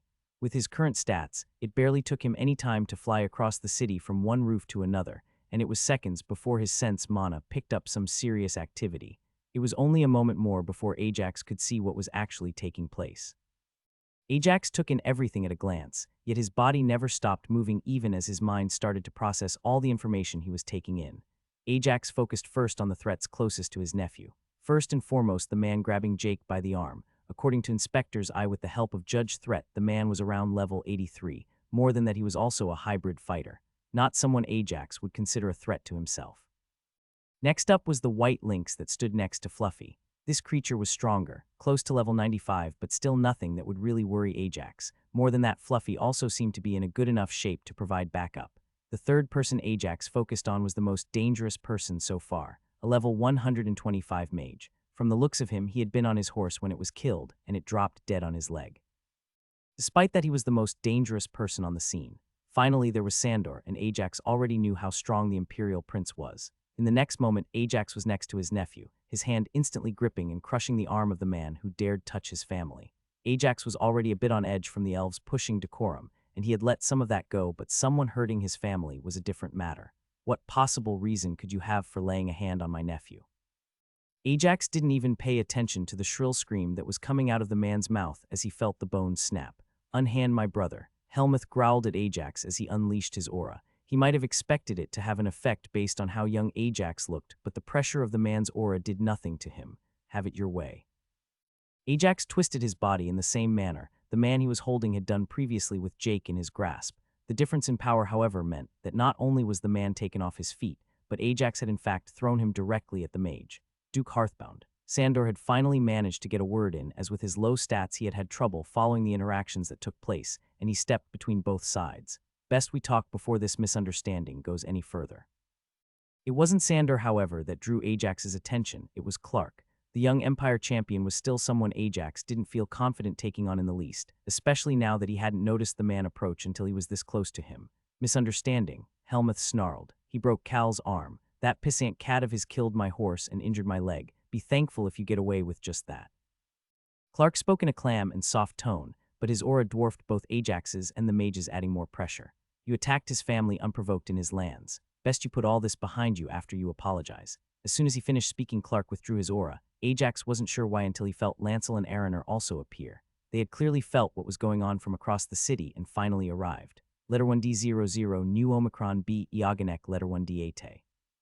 With Lancel here, Ajax finally dropped his guard enough to grab a hold of Jake and start checking him over while he pushed a light spell to heal his arm. "Are you okay?" Ajax's voice was now slow, soft, and warm. Jake was completely overwhelmed, yet he didn't want to be a burden to his uncle. He didn't trust his own voice, so he simply nodded, not realizing just how tightly his hand was gripping his uncle's sleeve. "There'll be no apology," Helmuth said. "An apology wouldn't be enough." Ajax snapped back his eye, catching sight of Tom, who had finally made his way over. After a deep breath to calm himself down, Ajax looked towards Sandor, and just by looking at the Imperial Prince's face, he could tell how close things were to becoming an international incident, something neither he nor Grindor's royal family wanted. "We can however settle this with a duel, and I will let things be." Ajax's thoughts were that Xavier mentioned he wanted Ajax to make a show of strength. Helmuth was clearly strong, but Ajax felt confident in being able to handle a level 120 mage. This would be a perfect way to help build his reputation with the elves, while also giving the Empire a way out of the incident, and focusing it solely on the house of the two brothers. More than that, however, it was clear to him who started this, and he wanted to teach the arrogant noble a lesson. "I look forward to teaching you a lesson," the mage snarled, "in the name of House Septimus." With that, both Helmuth and Cal turned around and headed towards one of the carriages at Clark's direction. "I'm sorry about them." Denisa, the Imperial Princess, finally entered the conversation. "We tried not to bring them, but House Septimus has too much influence, and Cal fits the bill perfectly for this visit." Ajax knew about House Septimus. A ducal house based in the south of the Empire. Much like his own, it was based in the long mountain range that traveled along the border of both kingdoms. The house took its name from the 7 peaks that surrounded its manor. "They don't look like such a great fit for congratulating my brother on his engagement." Tom's words felt like a slap to Denise, but there was nothing she could say to that. "Why don't you take Jake to Kate?" Ajax asked, looking to give his brother some time to cool off as well as take Jake somewhere else. "Sorry, but I'll need you to come back." No, the word was barely a whisper, yet both Ajax and Tom instantly turned towards Jake, who looked with fiery defiance towards Ajax. "I want to see you beat him. You promised me I would get to watch the duels today." Much as both Ajax and Jake would have wanted to object, they saw how pointless that would be. Jake wouldn't let himself be convinced otherwise. Both Tom and Ajax were partly glad for Jake's response, as him not cowering in fear after what happened was a good sign for how well he was processing what happened. "Okay," Tom said with a sigh as he took Jake by the hand, while Fluffy rounded up Nashara and Jari, and the 5 formed a small circle as they headed deeper into the city. "Perhaps it's best if we start over." Sandor said, both him and Denise skillfully overlooking Jake's mention of the duels that their hosts were clearly also expecting to happen. They could have used this to parry Tom's earlier words regarding their motives for the visit, but they had no reason to be any more antagonistic. "Sorry, Tom, but I'll have to ask that you let me take the first duel of the day," Ajax said as he started to head towards the center of the city, alongside the Imperial Prince and Princess. "I'm sure our other guests would be thrilled to welcome our Imperial visitors at the arena while watching a duel. I'll head right over to let Princess Arianwin know." Araner said before casting a wind spell that launched him into the air and across the city. Ajax had initially been planning to make a show of force by dueling multiple people, but this would turn out much better. The outcome had turned out rather favorable, if not for House Hearthbound then at least for Grindr as a whole, despite how much Ajax despised how the events had come to pass. Ajax was also sure that Xavier would ensure the royal family would give them something in return for hosting the Imperials. All he had to do now was win and put the entitled son of a duke in his place. Word spread through Lessus like wildfire. The challenge had been seen by lots of kids who all ran home to share the news. This in turn meant that the arena was being swarmed even before Ajax got to it. Ajax and Tom both took a short detour to the mayor's office to ensure that the rest of the convoy knew where the Empire nobles would be staying, as well as Tom and Ajax welcoming the Imperial royal family. This is so awkward. Jake muttered as he stood in one corner of the office with Jari and Nashara while petting Fluffy. With the duel hanging over everyone's heads, it was hard for the Empire nobles to break the ice considering that most of them were young, and while Ajax had managed to behave civilly, he hadn't gotten his anger under control, and this reflected in his aura. Best we continue this after the duel, Sandor said with a sigh after an awkward 30 minutes. Both Helmuth and Cal hadn't even stopped at the office and headed straight for the arena, recognizing they wouldn't be welcome. Why is Helmuth even here? Tom asked as they all headed out of the office with Ajax in the lead as they moved towards the arena. It's not like he is in any position to challenge any of the elves. Tom suspected that this outcome was one House Septimus was going for, and maybe even the Empire, hoping to provoke Ajax and win when they are the challenged party. Tom was forced to respect how effective the Duke had been.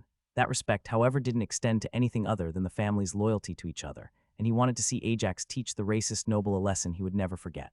How are you? Do you feel okay? When the group arrived at the arena, Lexi didn't hesitate or look towards anyone else as she headed straight for Jake, giving him a warm hug. Of course you're not. Why don't you come sit with me while your uncle teaches the mean man some manners? Lexi spared the Empire nobles a half-hearted greeting before turning to Ajax and giving him a deep kiss.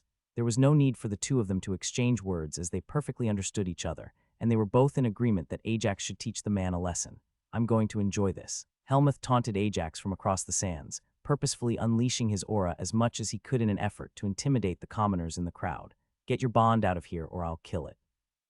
Ajax's words wiped the smirk off of Helmuth's mouth as his skills told him of the truth behind the warning. I heard you care about your family. Today you will find out how much I care about mine. Lexi, Jake, Jari, and Nashara were quickly swarmed by Ajax's and Lexi's friends as soon as they got into the VIP stands. You weren't hurt, were you? Tom was moved by just how much such important people cared about his son. He knew that the only reason they cared so much was because he was related to Ajax. A small part of him resented the reason. All of his growth, learning social skills, and integrating into the capital's noble strata, yet all of House Heathbound's most influential allies came from Ajax's connections. Is this really a good idea? Lindra's question drew a lot of eyes. He'll be on the back foot from the start. Unlike Alara and Arianwin, who were very good friends with not just Ajax, but everyone they went delving with, Lindra was simply friendly with House Hearthbound as a whole.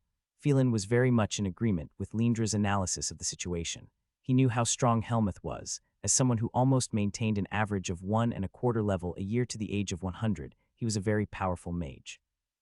There wasn't any time to answer Lindra's question, as the entire arena roared as Lancel signaled the start of the fight before backing off, as both he and Araner took position on opposite sides of the arena and were prepared to contain any attacks that might injure the audience. Lindra's bad feeling and Phelan prediction quickly proved true.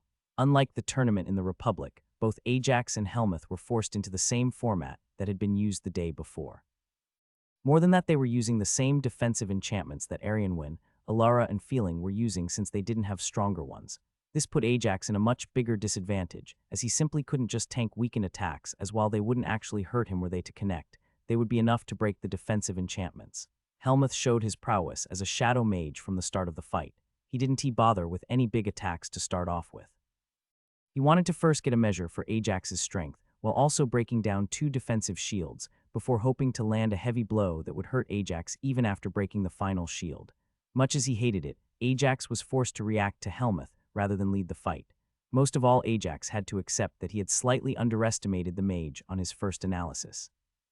It was clear that Helmuth had spent all of his stats in mental stats and vitality.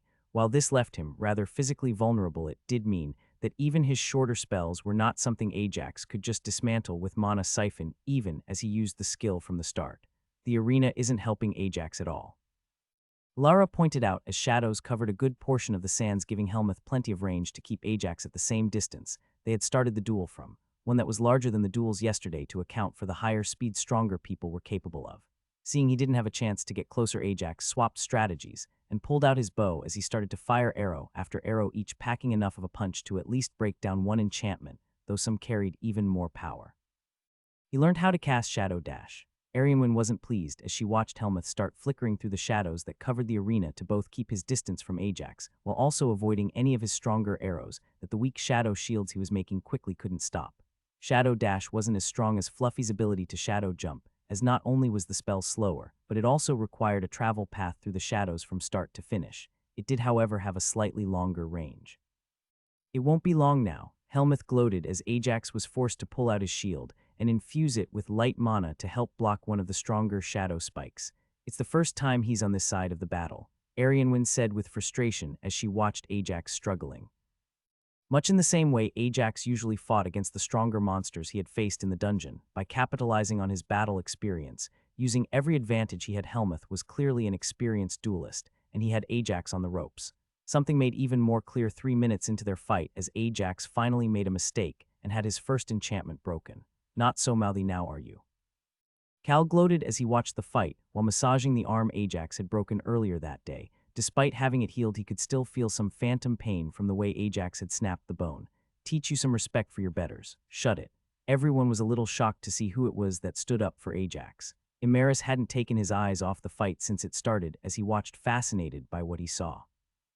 Ajax is half your age, and the only reason your older brother hasn't been destroyed is because of how weak the enchantments are. For Imaris, this was the first time he was seeing just how powerful Ajax was. Those shadow spells were faster than anything he could currently react to, and strong enough to pierce through his regular shields, yet Ajax was hamstrung by the fact that he couldn't just ignore them and take the hit. Any ideas he might have once held about how elves were superior to humans, or that nobles were a step above commoners, died as he watched Ajax casting multiple spells as he fought someone over twice his level. You know, we never did decide what the winner of the duel would get. Helmuth taunted Ajax, though he didn't show it. The man was actually very much scared of the young duke. He realized just how strong Ajax was, and how it was the duel format alone that had him on the back foot.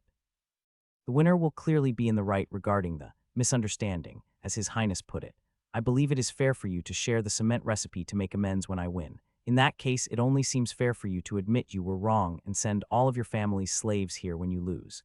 Ajax did his best to make it seem like he was desperate while he was building up a plan. Not to mention that any injuries suffered in this duel will be accepted as part of the misunderstanding that was laid to rest. I can't agree to all my family's slaves, but I can agree to any slaves that I have direct oversight over. Helmuth answered, that still covered most of the slaves of House Septimus, only excluding any personal slaves of other family members, and I'll accept your terms. Helmuth grinned as he landed his second attack of the match, smashing Ajax's second enchantment. Once he had the man's acceptance, Ajax was ready to put his plan into action. I accept your terms. Ajax boosted his voice. This wouldn't be much of a show of force if he was on the back foot the entire fight before he really got started. During the fight so far, Ajax had spent 1,500 mana and 500 stamina. That still left him with 3,500 mana and 3,500 stamina to put his plan into action. Ajax spared no expense as he started launching large spells, each backed by 200 to 300 mana, in all directions, aiming for the shadows at the edges of the arena. He trusted that Lancel and Araner would be able to contain anything that might make it outside of the arena sands. After his 15th attack, Ajax had finally gotten what he had wanted as Helmuth was forced into the center of the arena, where Ajax was waiting with the second part of his plan. You think that's enough to beat me? Helmuth was angry that he had been forced on the defensive by such a brute force approach, as well as scared by just how quickly Ajax could launch such large, devastating spells. No, but I wasn't trying to beat you with those, Ajax said, and he watched with glee as his next words drained the color from his opponent's face. Just bring you in range. Ajax didn't hesitate even as he felt his mana channels burn, and he unleashed 500 mana with telekinesis. He still didn't have any fine control with the spell, but he didn't need any fine control when he was aiming to crush his opponent's limbs. Helmuth's enchantments activated and tried to resist the legendary skill, but it was no use. The shields were simply too weak. All three of them shattered a moment before all of the mage's limbs were crushed and bent at unnatural angles, an agonizing wail marking the end of the duel. Mage killer, Clark said in a whisper nobody heard even in the silence that gripped the entire arena. The commoners who were watching the match were the first to break the silence. They had been cheering for their new lord as he started launching massive attacks, calling for him to hit his opponent, but they had gotten progressively quieter as none of the attacks hit. Ajax's gruesome display of power left the entire arena silenced with the exception of Helmuth, who had experienced a massive dose of physical agony for the first time. What was that? Arianwen looked towards Lexi. Even her hand shivered a little as she noticed that Helmuth's shadow shield still remained unaffected. It was only his enchantments that reacted to the attack. Ajax is declared the winner.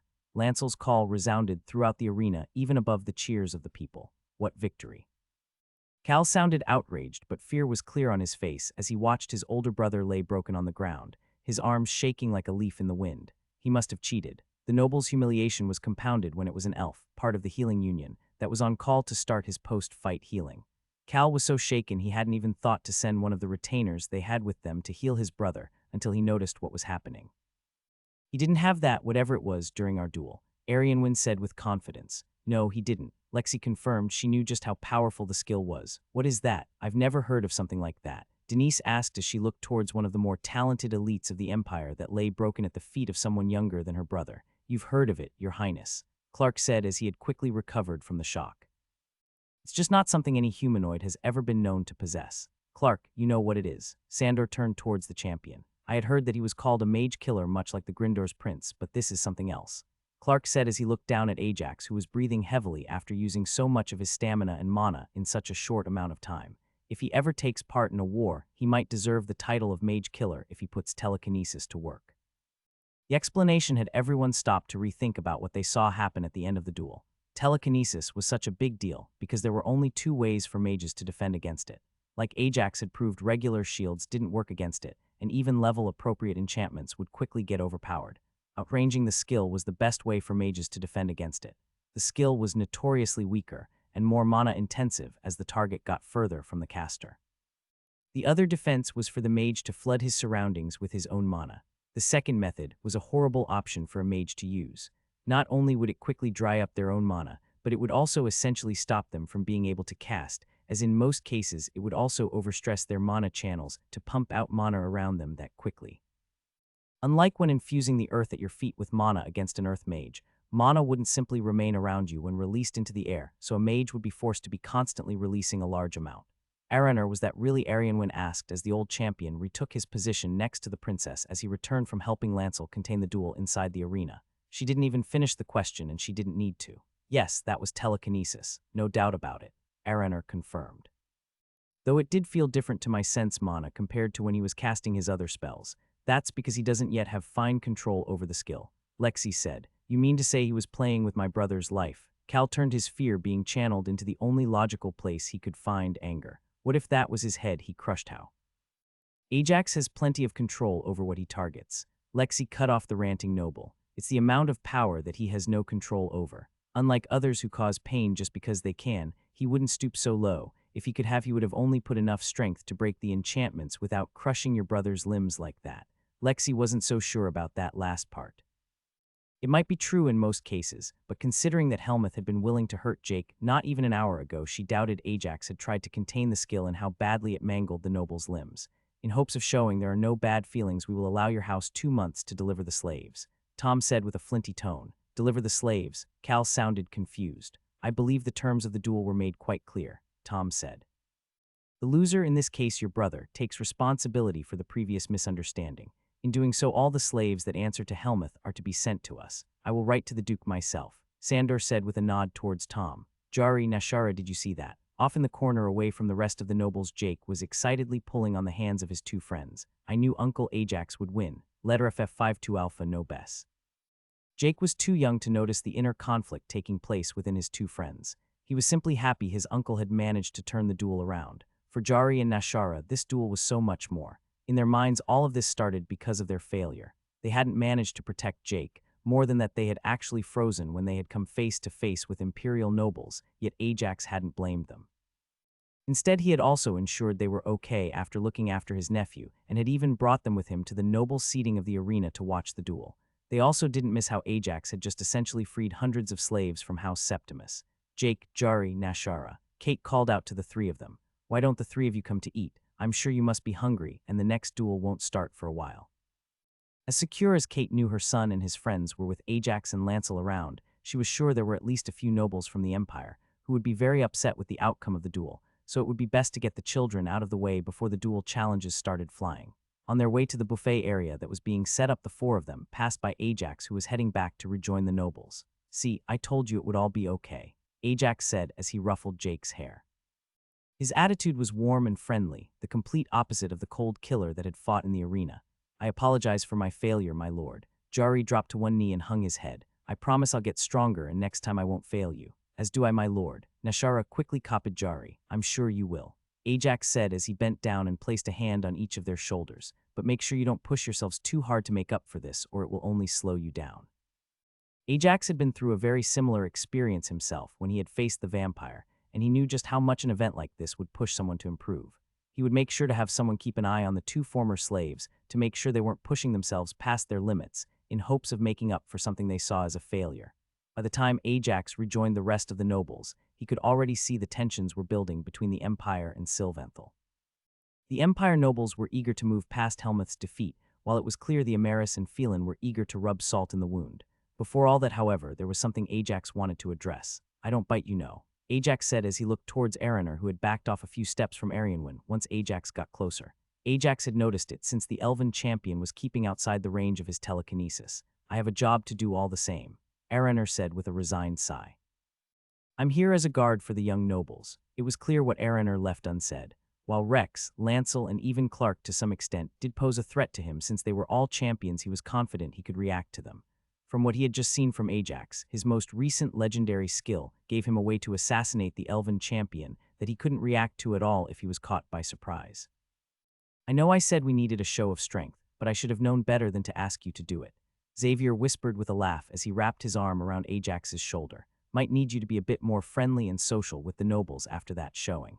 Ajax followed Xavier's eyes to see that it wasn't the Empire or Sylvanthal he was referring to, but Grindar's nobles, who were now looking at Ajax differently than they had been a day before. Araner Starfree POV, "It took a lot for me to remain calm. Telekinesis is among the most dangerous skills ever encountered. At the high end of dungeon delving, it alone is suspected of being responsible for 1/3 of dungeon breaks simply because of how powerless casters are against it. Even knowing that I would have no problem killing Ajax, as he is now, it unsettles me to know the reverse is also true if I stand close enough to him and he takes me by surprise. Most dangerous of all, however, is that Ajax is a hybrid fighter. Every time we had encountered telekinesis before in the dungeon or outside of it, the creature possessing it was a mage. Ajax's speed, combined with his shadow spells, would make him a true terror on any battlefield." "Well, that was a surprise," Rex says from beside me. "You didn't know." I arch an eyebrow to show my skepticism. "That we had a future pinnacle." The man huffs as he says it. "Nope, can't say that I did. It was only now that he said it that I realized it. A pinnacle, it had been so long since the last one died. I was young back then, barely 100 years old. A champion that stands unmatched by the other champions, able to not just match them, but kill any of them in single combat quickly. Most pinnacle champions end up being hybrid fighters that split their stats between physical and mental. This might seem odd since by being a hybrid, most people give up on the upfront power of a mage or the extended tenacity of a physical fighter. The last pinnacle was a dwarf from Highmountain. It was a testament of how old I am to have lived at the same time as two different pinnacles. He had been a specialized physical fighter killer, with a legendary skill compound strikes able to deal more and more damage to the same point with every hit. About 50 years before his death, however, he had gained another legendary skill, True Mana Strike, allowing him to direct his attacks at a spell's structure, breaking it and the spell. It was the combination of the two skills on top of his otherwise champion-level combat ability that made it so two champions were required to even stand up against him for any reasonable length of time. Now Ajax might not yet have the stats and combat power of a champion, but between his void aspect mana and now telekinesis, he has a way to quickly put down both a physical fighter or a mage. It's a good thing we lost all those duels yesterday, Rex continues. That will help balance out this news. If this was supposed to be some show of force to make up for that, he overshot. I answer in a deadpan tone. By a lot, this was not the plan. Rex shook his head before nodding towards Ajax and Xavier, who were talking. The initial plan was to have Ajax fight 2 against 1. The plan quickly fell apart once they tried to harm his nephew. I forced myself to pay attention to what the young nobles were doing. My friend and king would need to know about Ajax's new development, but there was nothing I could do about that.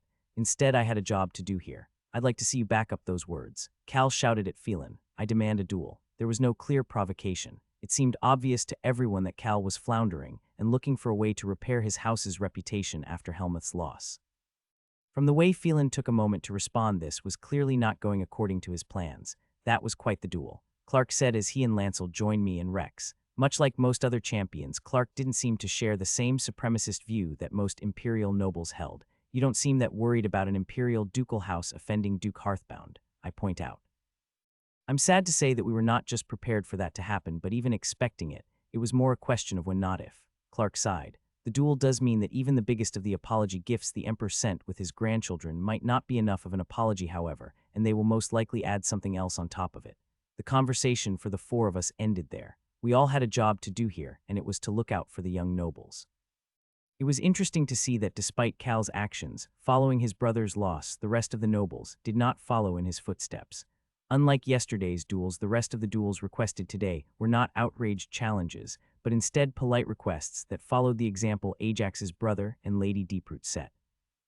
I would have liked to watch the polite and even groundbreaking interactions between imperial nobles and elves continue, but I noticed Xavier and Arianwin slip away from the rest as everyone was mingling waiting for the next duel. So what is it that you want to share? Arianwin asked after setting up a privacy bubble.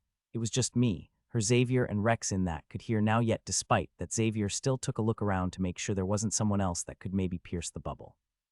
It's something my father wanted to share with your father, Xavier answered. Initially the plan was to tell you this right before you left for Sylvanthal, but I think you'll agree it's better to do it now considering Ajax's recent showing. No doubt you'll be sending the news as soon as you can, so you might as well share all this at the same time. You think it's as impactful as him having telekinesis. I can't help the incredulity in my tone. Does he not realize what that skill means combined with Ajax's build? Yes, it's not Xavier that answers my question, but Rex. He can clearly see both Arianwin and I are questioning this, so he just turns to Xavier. Tell them. Xavier takes a deep breath before speaking. Ajax is an ascended human. I feel my mind flow away as I try to process the words coming from the young prince. It's like I'm listening from deep underwater as he explains the process of how humanoids can evolve their race, the boons that come from it, as the achievements that can be gained. That's what I felt in his aura, Arianwin exclaims once Xavier stops speaking, and that is enough to pull my mind back into the present, the overwhelming presence that made me feel inferior. Alpha letter 1033D, letter 1ED3, letter FF42, E circumflex. Yes, Xavier nodded. He mostly has it suppressed, part of his aura training, but as you saw, he was very angry and his control slipped when his nephew got hurt. In an odd twist of events, Xavier sharing that information now is crucial. No doubt Arianwin's visit to other countries would be sped up to help her clear as many floors as she can before she levels any further. It's a bit sad to see that her leveling will be actively restrained to keep her eligible for as many floors as possible. Even more concerning, however, is Ajax's leveling speed. It was already a foregone conclusion that he was not only going to reach the level of a champion in a few decades, but with the experience increase and the addition of telekinesis, that timeline has been cut down to a single decade. That's big. Aranoin seems at a loss as she processes everything. That's not all. Xavier's next words aren't as impactful, but are still something we very much have to consider. We confirm that Ajax can help others get the boon for killing a floor boss twice your level in a group. Do you know what he might want in exchange for helping some of our promising youth get the boon? I ask, choosing to focus on the smaller revelation as my subconscious is still trying to comprehend Ajax being an ascended being. Hard to know what Ajax might want. Xavier shows his palms in surrender at the question. He has access to a lot of things just by going to the dungeon to get them. One thing, however, I am sure he will want is repeated access to dungeons for his family. With that, we return back to the arena stands. We get some odd looks. Others clearly notice us slipping away, and they are wondering why, but I am confident that not a single one of them is even close to guessing the correct reason. This is too much information all at once. I need to calm down and then think over everything I found out in the last hour to process it properly. I instead choose to focus on Ajax's brother and Lindra, who are standing opposite one another in the arena. Ajax could practically feel how everyone was now keeping a wary eye on him. It wasn't even like he could blame them. He would do the same thing if there was someone around that could kill him without moving a muscle at a moment's notice, and that's exactly the threat telekinesis posed. He actually felt a little more comfortable when Xavier and Arianwin returned. A big part of that was that Rex was one of the few people who wasn't wary of his newly revealed skill. The physical focus champion would only be mildly inconvenienced by the legendary skill until Ajax learned how to put even more power behind it. How do you see this fight going? Ajax asked Lexi as he watched his brother square off with Lindra. Once Fluffy gets involved, the fight will end quickly, Lexi answered. but until then it should be a pretty interesting match. For all that Lindra was a gifted alchemist, she was merely a mediocre mage for her level. That should still give her the advantage over Tom, who had managed to work himself to match the average level and power of a noble his age. As soon as the duel started, Tom rushed forward, not looking to give Lindra a chance to cast. Tom was lucky that Lindra wasn't at all handy with earth spells, and she was forced to rely on wind, fire, and ice spells to keep him away. From the commoner's point of view, this duel was a lot more interesting than the one Ajax just fought. The fight was one they could actually follow, and so was the win condition of each fighter. Lindra would win if she managed to keep Tom away while slowly breaking his 3 shields with her spells, whereas Tom would win if he got close enough to actually hit the elf. This is all the elves got. Can they get this over with already? While the commoners were enjoying the fight, the nobles in attendance found the fight boring after the first 3 minutes. Ajax had a hard time suppressing a grin when he noticed that despite all the complaints, none of them made any remarks about his brother. He was glad the message he had just sent about messing with his family had been so clearly received. In the arena, Tom was performing a lot better than anyone had expected of someone who was born and raised a commoner would be. Even if Lindra was just a mediocre mage, she still had 15 levels on him, and Tom had managed to get within 15 feet of her. If Ajax was to comment on his approach, his only flaw would be that Tom should have been more willing to sacrifice his second shield in exchange for an opening to get in close. But that kind of thinking wasn't something that came with regular training and was built with experience in true combat, something Tom hadn't had much experience with. 5 minutes into the duel, Tom had made it within 10 feet of Lindra before his second enchantment broke. At that point, Fluffy sprung into action. Lindra didn't stand a chance. She had barely had time to realize the Shadow Cat was on the move and launch a short chant spell towards her when she shadow jumped behind her, and with 2 swipes and 1 bite broke through all 3 of her enchantments. The audience erupted in cheers. It wouldn't be wrong to say that Fluffy was the member of House Hearthbound the people of Lessus knew best, some of them knowing her even back when she was a cub. The cat can shadow jump. Helmuth had barely regained consciousness following the healing he received, but he managed to catch the end of the match. How high of mana infusion does it have? The cubs she and Thunder could have. It was easy for everyone in attendance to know why the man was so interested now. Shadow jump was better than Helmuth's shadow travel in almost every way. His remark, however, caught Ajax's attention. How could the man be delusional enough to think they would still accept a pairing with his bond? Best you give up on that pairing. Sandor was quick to jump in. Ajax was glad to see the man twitch slightly when the Imperial Prince put his hand on his arm. No doubt some phantom pain still lingered despite the healing he received. But Helmuth's words died in his throat as his eyes locked with Ajax. Ajax didn't try to hide how much he was against the idea of the 2 felines mating. Fine. The next duel didn't turn out much better for the elves. Cal was a much better matchup against Phelan than Ramus had been.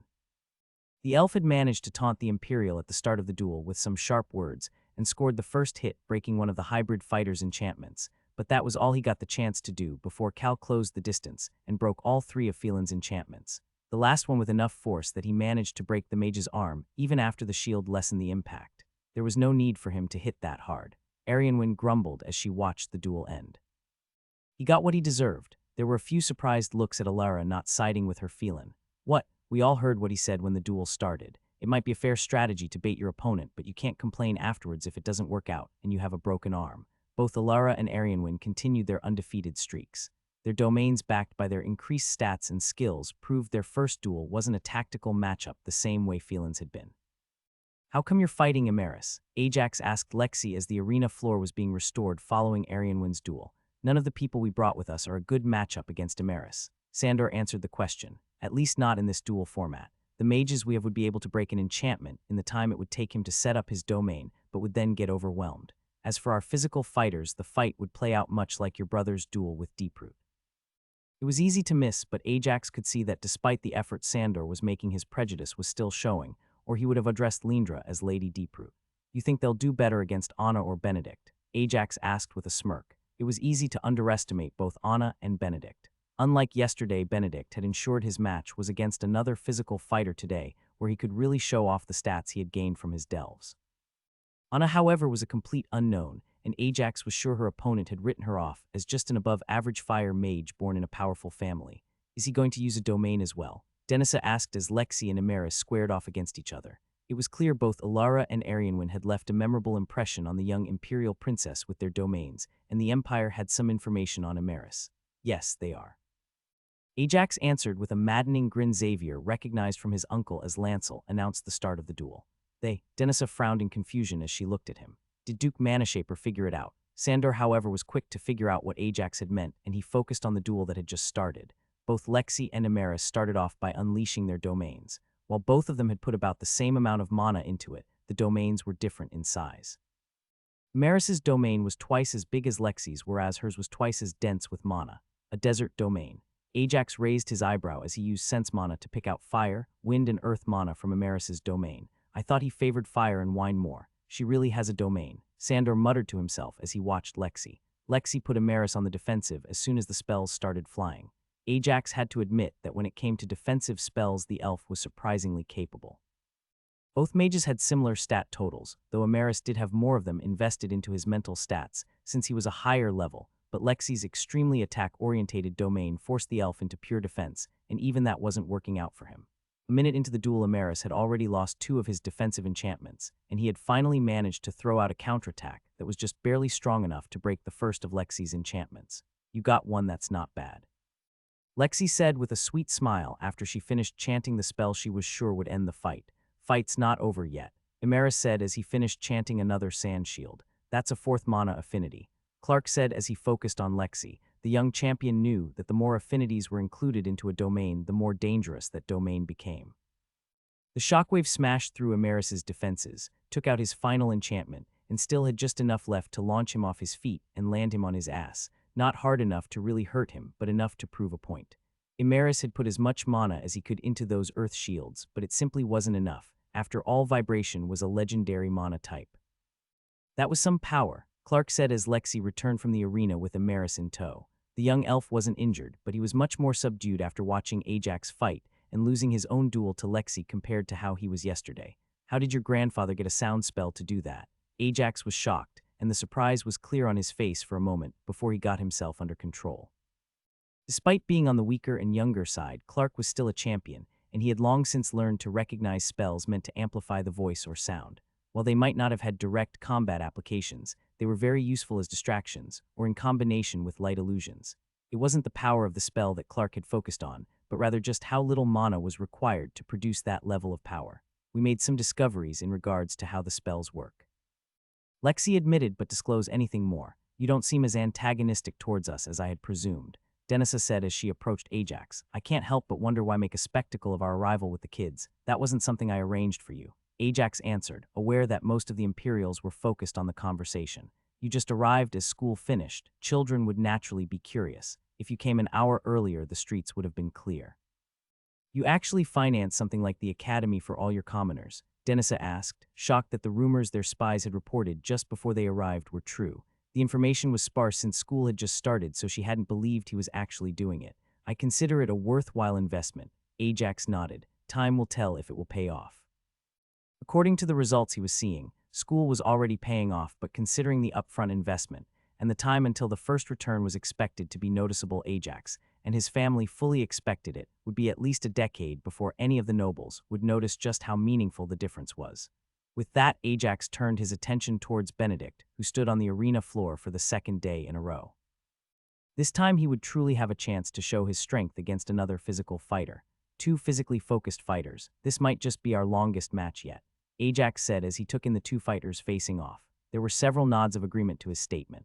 Unlike mages, if 2 physical fighters were close in terms of skill, then it wasn't uncommon for fights to last for a while as stamina slowly dwindled, and both fighters would move towards a death by 1,000 cuts approach. As soon as the match began, the difference between the 2 fighters was clear. Benedict had a higher strength stat, but his opponent had a higher dexterity, add in the range of the polearm, and the fight turned into a stalemate rather quickly. At least they're entertaining.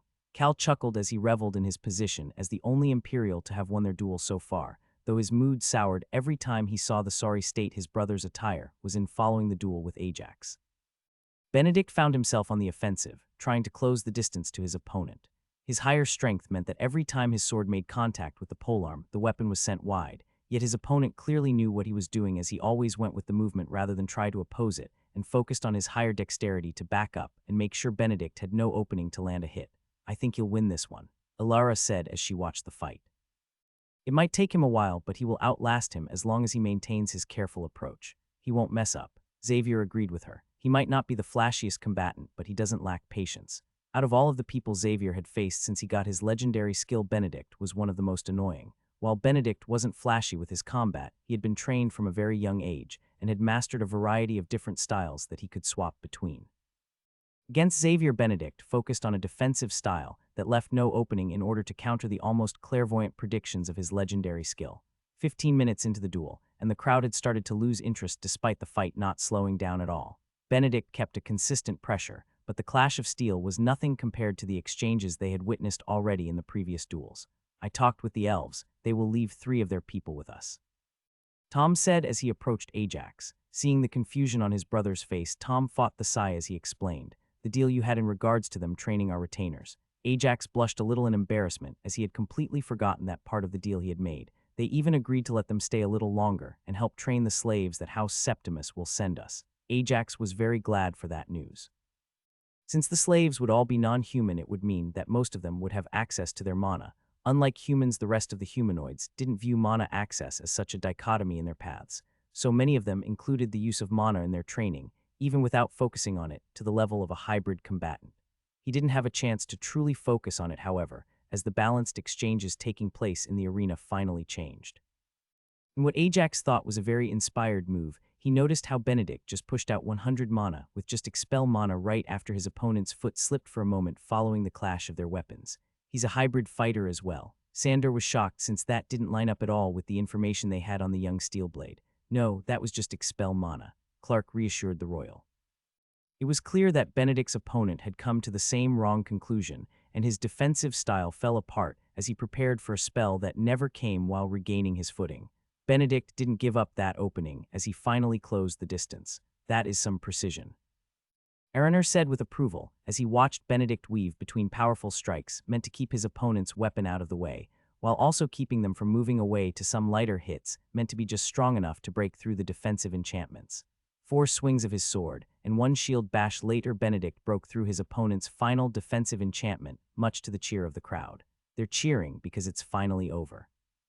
Cal laughed as he picked up on less enthusiastic cheers compared to the rest of the duels. Everything all right? Lexi asked Ajax as she noticed him more subdued than he would normally be after their friend's victory. I think Helmuth came specifically to fight me. Ajax made sure that the Imperials didn't hear his comment. It was something he realized when he thought about how well suited every single person had been to this style of duel. Unlike the elves, they weren't here for dungeons with dueling on the side. This was a team picked specifically to duel. More than that, I think the Emperor sent him as a test for me. I think you're right. Anna nodded as she started thinking. They most likely expected the duel to be in regards to whatever agreement was going to be struck about a possible match with Fluffy, but he came here to fight you. I doubt Sandor or Denisa even knew about it. Xavier said he had been paying close attention to the both of them throughout Ajax's duel. I think the Emperor used House Septimus as a way to test you. Clark had a front seat to your duel, and you weren't holding back. What happened to you in the Empire must have made them very curious. Arianwin said, the 3rd servant from the right. He was at the tournament in the Republic, most likely here to compare your progress with back then. Ilara and Anna were both a bit surprised to hear that Arianwin had some idea of what happened with Ajax in the Empire, but both Ajax and Lexi were aware that Xavier was going to share the information about evolution with her during her stay. I'll see if I can take some of the attention off you, Anna said as she started to head down from the stands and for the arena floor. With the previous duel not damaging the arena, there was no need for any repairs. Maybe this duel will end up being closer, Sandor said as he approached the group once again. Once he saw them all gathered like that, a brief frown in Ilara and Arianwin's direction was all there was to indicate his displeasure at how close Ajax and his friends were with the elves. Depends how you look at it, Xavier said as he watched Anna take her position with a smile he recognized that still made him uneasy. It will definitely end faster.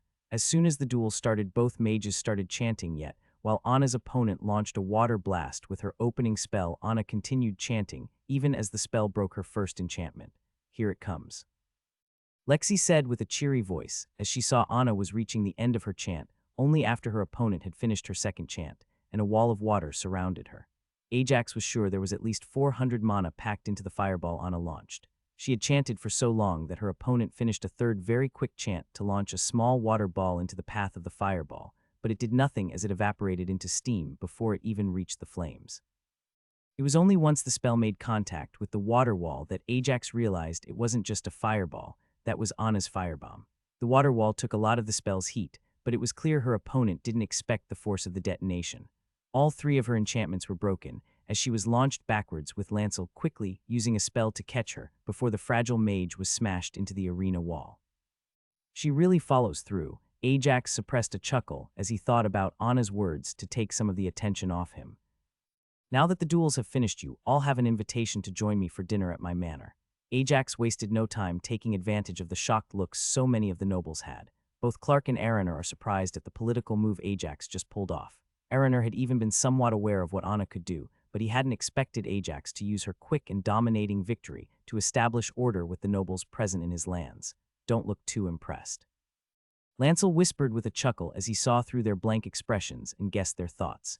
He just wants to get this over with and get the commoners out of the cold before they all get sick. A part of House Hearthbound's retainers are already directing traffic as they try to usher all the commoners towards their homes while keeping a clear street for the nobles to head towards House Hearthbound's manor. Quick thinking there with the invitation. Lexi praised Ajax. What prompted that?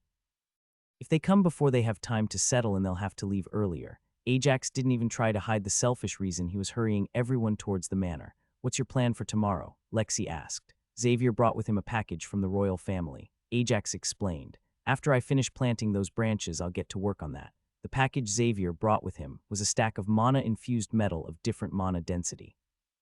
The reason it was sent was for Ajax to work with on his magnetic mana. What Ajax didn't share, however, was that he had already fallen behind Duke Manashaper when it came to deepening his understanding of the mana type. While he was still a better wielder, that was simply because the Duke had to now invent the chanted spells to make use of the mana type, whereas Ajax could free-form them. I thought you said you would leave that to my grandfather to figure out. Lexi pointed out. I will. Ajax nodded. When I came across magnetic mana, I also came across another mana type. This one seemed more versatile, but it is also much harder to generate. I simply didn't have the gold to fund the research until recently. Ajax wanted very much to learn how to use gravity mana. He very much suspected that it could even lead to a space affinity, but that he would leave for later. If his theory that space was a combination of void and gravity held any weight, it would mean the spells would become even more mana-demanding than the life affinity. He thought it best to focus on gravity for now, as that would help him the most when he ventured into the wild lands. It didn't take long for the nobles to split up into their own little groups as they all got into carriages and headed towards Ajax's manor. The show of strength was over and now it was time for the true politics to start. Do you think there will be this many duels tomorrow? Ajax asked once they got into the carriage. In the carriage with him were Lexi, Xavier, Arianwin, as well as Sandor and Denise, with Lancel, Clark, and Araner riding on horseback outside the carriage. There will still be a couple, but I expect most of them will die down, Xavier answered. Nobody is likely to challenge your brother or anyone else from your house after your display of power. Arianwin and Alara also proved themselves at the top of their range with the duels today, so they should be left alone. Phelan will likely be looking to challenge someone from the Empire to get a winning record for his visit. Arianwin joined in. That won't be tomorrow. He'll spend a day or two baiting his target. Should you be telling us that? Denisa was surprised with how forthcoming Arianwin was. It won't change anything, Arianwin said with a resigned sigh. While Phelan is a talented mage, his combat prowess seems downright mediocre when compared to his political mind. If he wants someone to duel him, I doubt anything I say here will do anything more than challenge him a little, helping him push his skills. Imaris will be challenged tomorrow, Sandor said. I thought you said he was a bad matchup for the people who came. Ajax pointed out. He is, Sandor explained, but with Anna and Benedict both winning their duels and Imaris losing to Lexi, they will have something to prove. Ilara might also challenge Cal. Arianwin had to suppress a grin as she noticed both Sandor and Denisa flinch at her statement. They could all guess how that duel would go, and it wouldn't be a good look for the Empire to have both Ilara and Arianwin leave undefeated like this after beating all of their people. I talked her out of it for now, but if he or his brother push her, there will be a duel. Speaking of House Septimus, your duel with Helmuth might be a problem, Sandor said as he turned towards Ajax. What problem? Xavier said, showing his displeasure openly. He was clearly sent here to duel Ajax and see what he can push him to show. Denisa looked down in embarrassment being called out like that. Neither she nor Sandor had figured out the reason Helmuth was allowed to join them, and both of them were feeling a little inadequate at having missed the signs. They had no doubts it would be something their mother would lecture them for once they returned to the Empire. The duel itself would not be an issue. Sandor was quick to capitulate the issue. The wager on it is another matter. The reason Sandor was worried about the bet was because of the moves the Empire was making. Just recently, House Septimus had found a particularly deep iron vein in the mountains. It was just regular iron, but even that held plenty of interest for the Empire as a whole, and as a result, they had slowly increased the number of slaves in their employ to help mine out the mountain. Slaves that would now need to be sent over to Grindor. 2,000 slaves will hurt to replace, but it won't do more than cause a small ripple as far as the empire as a whole is concerned. Xavier argued. 2,000 wouldn't be the issue. Sandor let out a sigh. Helmuth got overconfident after breaking 2 of your enchantments. He would have never taken such a risk at the start of the duel. House Septimus currently holds over 10 times as many slaves. This came as a shock to Ajax as well. 20,000 people was a lot. It was comparable to the population of a decent-sized city. The logistics alone would be a nightmare for House Hearthbound to handle. You've been excavating into the mountain range. Xavier quickly put everything together. Since we weren't aware of it, it was done with royal approval and backing, most likely started before we were born, slowly growing the working force to keep it hidden. And to lose all of them now that the news just broke about how to better train the younger generation. Arianwen was shocked as well. She turned towards Ajax and smiled. You're a duke for less than a year, and already you most likely caused the fall of another ducal house, one in another kingdom no less. Ajax was still overwhelmed by the logistics of housing another 20,000 people, while also battling the joy he felt at having 20,000 experienced miners right as he was about to start deep mining operations into his own part of the mountain range. Arianwen's words, however, broke through to him. They tried to hurt my nephew. Ajax's response sent a shiver through Sandor, Denisa, and Arianwen. The unspoken threat clear. They are lucky to still be alive.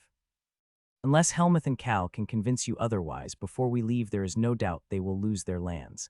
Denisa said, changing the subject. Most likely their father will be downgraded to a viscount, and his lands given to the duke in the best position to restart work in the mountains. Ajax was confused at the change in topic, but he let it go when Lexi gripped his hand. While Ajax hadn't realized this was an apology Lexi had, Denisa had all but told them to squeeze House Septimus dry, or find out which house was in the best position to take over their lands, and use that information to make a solid investment before it was official. It was a rather generous apology considering she and Sandor weren't really involved with the offense. Lexi theorized their hopes was that House Hearthbound didn't lump the empire as a whole with House Septimus, but she would need to consult Anna and Elijah to be sure. As they all entered the manor, Ajax was already done with the evening. As far as he was concerned, there were much more important things he could be doing than entertaining nobles, so instead, he headed straight for his mother, sister, and grandparents, hoping they wouldn't be too upset with him for basically dropping another 20,000 people in their lap.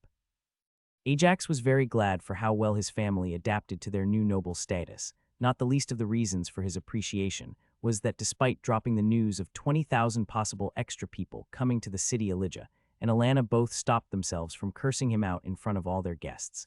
Despite the calm response, Ajax knew the discussion wasn't over, merely delayed. While Ajax was bringing his family up to date with everything that happened today, the rest of the nobles were sampling the food that was prepared for them while they mingled. Is there anything you can do? Helmuth all but begged Sandor and Denisa. If you want to back out of the bet, you'd have to work that out with Duke Hearthbound. Sandor was clear in his rejection to act as a middleman. You think I didn't put it together that I was sent here to duel him? Helmuth snarled in anger as he realized the royals wouldn't do anything to help his house. And now you're tossing me to the wolves. Even if my grandfather might have allowed you to join in the hopes of you dueling Ajax, he didn't prompt you in any way. Denisa showed no remorse. While she had been raised with the same human superiority propaganda, as most Imperials, she had no patience for needless cruelty, so many of the nobles took part in it when it came to the other races. You made that bet all by yourself. What bothered Helmuth even more, however, was that he knew the Emperor would absolutely be enforcing the bet even if House Septimus decided to not follow through. They might not have done so before this trip to Grindor on the account of how much the royal family also had invested in the operation, but in a twist of fate, the duel, or more specifically Ajax's use of telekinesis, meant that they would side with House Hearthbound just to not offend a future pinnacle. How would it work with the slaves, my lady? Thuron asked Lexi after Jari and Nashara shared what happened. Thuron had always thought that his decision to join House Hearthbound when he was given the chance was one of the best decisions of his life. After what he heard happened today, he couldn't be prouder to wear the sigil on his shoulder pads. After the conditions, he saw the beastkin, elves and dwarves live in the Empire. The news that Ajax had just freed thousands of them meant a lot to him. It is difficult to say, Lexi admitted. Most likely a lot of them will continue working in mines like they have been doing for a while now. The difference will be the improved living conditions as well as path to progression. Above all, however, they will have the choice to leave and try making their way through life as they choose. The mines, my lady? Thuron asked. Jari and Nashara behind him looked confused as well. It seems House Septimus was heavily invested in a slave mining operation.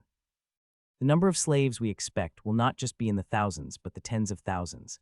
Lexi answered with a smile that covered the doubts she had about how they would accommodate so many people on short notice. While Thuron, Jari, and Nashara all were left shocked at the news, a similar fate befell another person in that room. "Excuse me," Benedict said after he regained his composure. "I think I misheard you." "No mistake," Phelan said with a charming smile. "Today's events have changed my opinions on a number of things, your relationship with Alara being amongst them. I do hope it progresses well." Unlike Emeris, Phelan had no direct interest in keeping Alara's family from forming such a deep tie to House Steelblade. With the revelation of Gryndor's future power, a tie to their current military archduke would be priceless not just for Sylvanthal, but also all their nobles. "Though I do have to admit you would be remiss not to switch your fighting style more towards a hybrid," Phelan continued. "These duels should have shown you some of the limitations a pure physical focus can have, especially considering all the mental stats you have received from delving. I'll make sure he has the opportunity to learn if he wants to," Alara said, "though I have to say your approval is appreciated, even if it wasn't something we needed or even wanted." Unlike the previous evening, Tom was standing apart from the rest of the nobles. While his presence was required, he still hadn't quite gotten over what happened with Jake. As much as he wanted to be with his wife and son at the moment, he knew he would need to wait at least another hour before he could take his leave.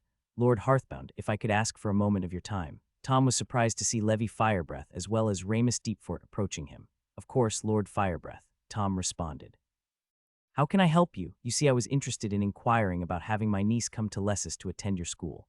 The man answered, and from the way Ramus was nodding, it was clear the man also had a young relative they wanted to send.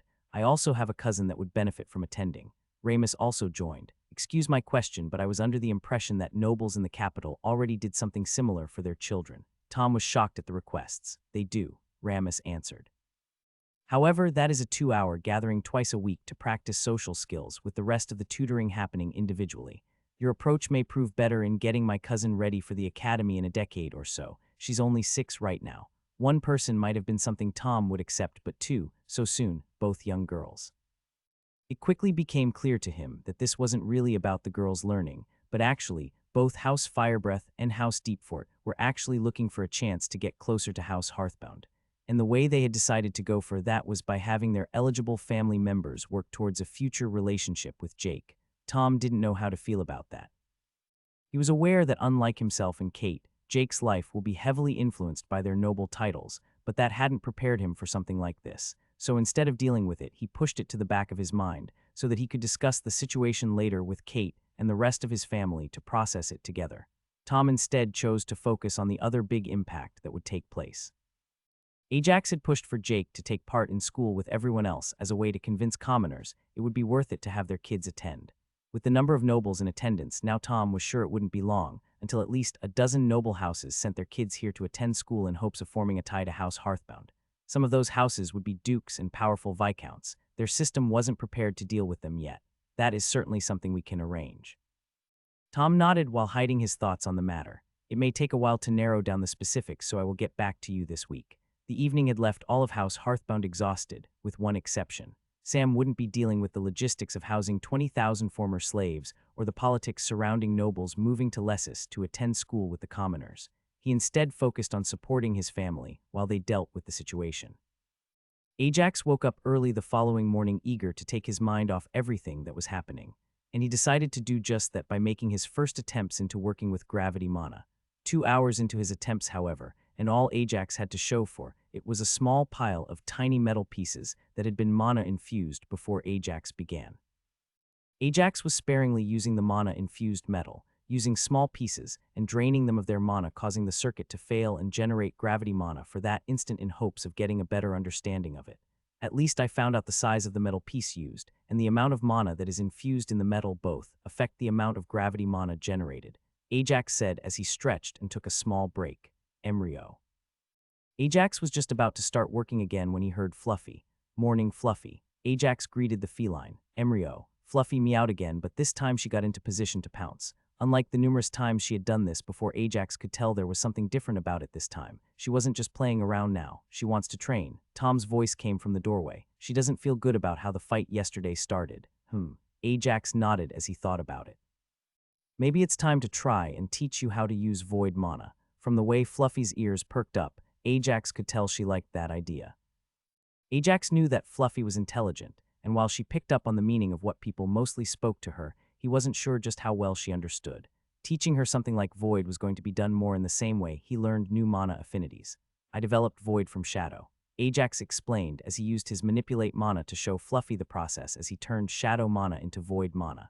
Where Shadow mana hides an attack, Void instead moves it to a different place. Ajax spent about 200 mana over an hour as he demonstrated the change as well as a few attacks with Void for Fluffy, but he wasn't expecting the Shadow Cat to learn it in one lesson.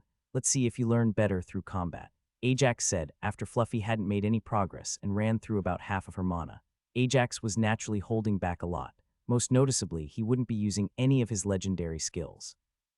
Even without those, however, Ajax was doing just enough to pressure Fluffy while giving her plenty of space to actually attack. Sparring might not help just yet, Kate said as she came half an hour after they started sparring and brought Fluffy a bowl of water. She instinctively reaches for Shadow mana. Only once she knows how to call upon Void Dew, I think she'll have a chance to use it in combat. The feline was laid flat on the floor panting heavily, her silky coat matted with sweat after all the effort it had put in. Ajax had also worked up a sweat during the spar as he hadn't been using Mana Siphon to boost his stats, but it was the equivalent of having finished warming up. Did Jake already head to school? Ajax asked as he used a rag to wipe up his sweat. He silently promised himself for the 100th time he would look into recreating towels, but the plan would always leave his mind the moment he was no longer drenched in sweat or drying after a bath. He did. Kate let out a big sigh. She had spent the night awake monitoring Jake just in case he had nightmares. While he hadn't been harmed yesterday, it was still the first dangerous situation he had been in, and Kate had wanted to be there to comfort him.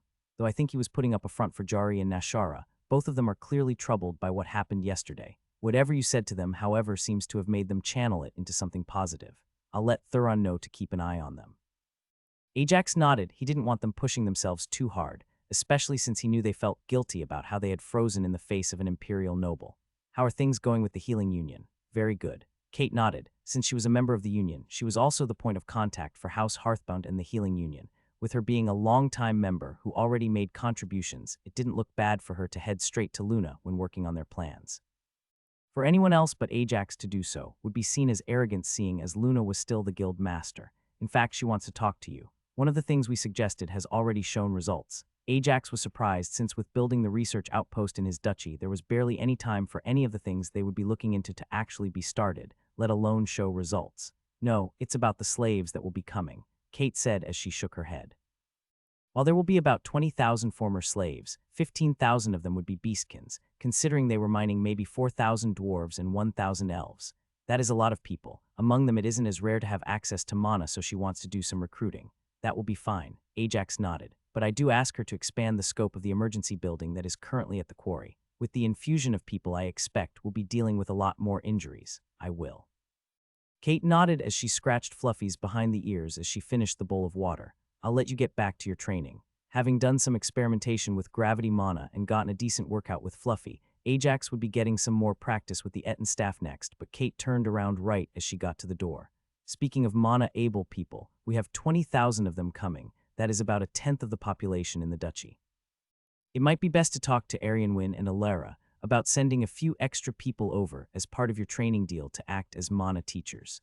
Kate was already out the door once Ajax turned around, realizing how valid her point was, but he only caught a glimpse of her tail arching behind her as she disappeared from view.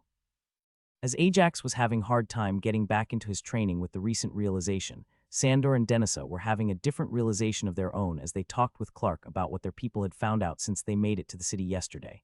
He really was telling the truth about having everyone educated. Sandor frowned after having listened to the report of the people he sent to look through the town. That can't be cheap. It's not that expensive either, Denisa pointed out. It's just journeymen that are teaching, and we know he has plenty of gold after he got lucky inside our dungeon. Now if he was having masters and grandmaster crafters teaching, that would get really expensive. I still don't see what he stands to gain from all this, Sandor said with a frown. He must be looking to shore up his retainers quickly. Clark gave his take on the situation. Seeing both royals turn to him with some confusion, he explained. It's hard to remember when looking at all he achieved, but less than a decade ago his family had only a medium merchant organization, and now they are a landed ducal house. You're saying he's training everyone so that he can pick out the best people for his retainers. Sandor nodded as he understood the point Clark was making. Lancel aside, as he came from House Manashaper, Ajax is also their strongest combatant, Clark pointed out. He made a good choice in marrying a manhwaeshaper, but he can't rely on them to build up the rest of his house. Then why keep training everyone? Denisa asked. Why not just find those with talent and drop off the rest to go back to whatever they were doing? The price to train more people isn't that much higher compared to training enough to hire for himself, at least not at the lower skill levels, Clark explained. The favorable impression doing so leaves on the people is well worth the investment, especially so as it would also most likely be at least partially paid back with higher taxes more skilled people will be paying. Trying to educate commoners wasn't something that hadn't been tried before as an investment to raise taxes. This is also why a lot of nobles dismissed the idea out of hand so quickly when they learned about Ajax trying it. What those people hadn't taken into account, however, was that all those previous attempts fell short in a number of different ways. Firstly, they were tried on a much smaller size than a whole duchy.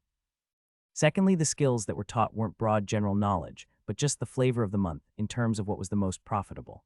Finally, there was also the increased stats these children would have since they would wait until the age of 15 to spend their free points. The duels that took place today were much fewer, though they did have their own surprises. Ajax wasn't surprised to see that nobody had challenged Lexi after the last demonstration she made, but Anna was challenged. Unlike her match the previous day, it wasn't a fellow mage that challenged her but a physical fighter who was quickly defeated by a barrage of empowered fireballs before he could even cross half the starting distance between them. The big upset, however, was an Imperial mage beating out Emeris. The victory was purely tactical. The mage had managed to launch a fireball that was just strong enough to break the first of Emeris's enchantments and block his vision while he was setting up his domain. The second and third enchantments were broken afterwards in quick succession, one by the bolt of an enchanted crossbow the mage had brought with him, and the final by a quick lightning bolt that Emeris was slow defending against since he was still surprised by the crossbow bolt. The last to take the field was Xavier, who didn't want to be left out of the duels, and he masterfully dominated his opponent as he put his legendary fighting style on display by not taking a single blow from his physically focused opponent despite being slower and weaker than him. That will give people something to talk about, Lexi whispered to Ajax as they both cheered their friend's victory. Elijah waited with his wife and daughter as well as Alana for the nobles to return from the arena to welcome them with another lavish dinner. Unlike Tom and Ajax, this visit was almost the perfect scenario that Elijah could have wished for. How good has this been for you? Aurora asked. Better than anything I have experienced before, Elijah answered. In the past 3 days I have leveled each of my skills at least once. I gained almost half a level. Unlike nobles, Elijah had gotten to the high end of level 60 purely through his work as a merchant. This left him with a lot of experience but lacking in stats to help push his skills. With the main meeting taking place in the capital, he wasn't dealing with heads of noble houses now but their heirs, people around his level, but without his experience. This was the perfect situation to help him grow. Once the duchy is starting to settle, I'm sure we can spare to send you to accompany the Delvers that come to visit Grindor. Sylvia teased her father. Mother, Judy and I would hold down the fort. As both Alana and Elijah focused on the running of the merchant trade, rather than the identification of rare and valuable goods, they had the most to gain from the last few days. The idea that this would be something they would be able to attend with some regularity meant a bright future for them as they would increase in levels quickly as long as they pushed themselves. Ajax doesn't appear thrilled. Alana pointed out. He's happy to see his friends. Sylvia said with a sigh, knowing that Alana was right. Ajax very much did not like the large gatherings they were now hosting. He's also started focusing on a new project of his while trying to teach Fluffy to use void mana. That's a terrifying thought. Thuron, who stood at their side as a bodyguard, couldn't help but shudder slightly as he thought about that. Fluffy had been sparring with Thuron with some regularity ever since he became one of House Hearthbound's retainers. Fluffy had been outgrowing the powerful beastkin as of late already, but Thuron was slightly terrified of the ambush predator getting the ability to bypass armor. It was then that the nobles entered the room, enjoying the change in temperature from the freezing air outside to the warm, comforting light of the ballroom. Sylvia and Alana both moved to help welcome their guests, while Elijah and Aurora remained off to one side to give their guests the opportunity to approach them. This is something I wasn't expecting. Elijah's face and tone didn't match his words, but he was honest about the surprise. Is there something you are looking to trade? Helmuth and Cal had both approached the old couple, and Thuron could help but tense, as he knew the difference in power between the two nobles and himself. We are here to talk about negotiating the wager our house lost during my duel with the Duke, Helmuth said. Elijah knew why it was that they had approached him. It had been obvious over the course of the 2 days that Ajax based deals more on how he was feeling rather than logic. Most deals didn't interest him enough, and he would send the noble towards Elijah, Alana, or his mother. The few that did interest him, however, were negotiated all over the place based on how Ajax felt about the house in question, as well as how excited he was about what he was getting in return and giving away. You wish to retain your slaves, Elijah said matter-of-factly. Without them you will lose your lands, your house might even be demoted to Viscount. Elijah worked hard to hide the glee he felt as he could see his words unbalance the two brothers. What do you have to offer? In a situation like this where there was no scale to measure the value of something, being the first to offer a price would put you at a disadvantage, especially so if you were the side that couldn't afford the other to walk away. We are willing to offer Guarantee House Hearthbound a delve slot in every one of the Empire's dungeons. This would extend to 20 people under level 100. Helmuth started with their offer, one that Elijah was about to dismiss as insulting and end the negotiation.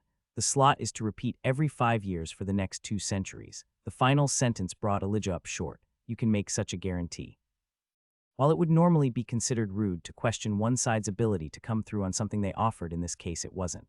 Dungeons were national resources. Ajax had barely gained 3 delves in exchange for his beekeeping knowledge, and that was with House Goldmancer handling the deal. The value of a delve is becoming lower. Cal said as he supported his brother. The first 3 slots might cost us more than we would like, but it should only get easier from there.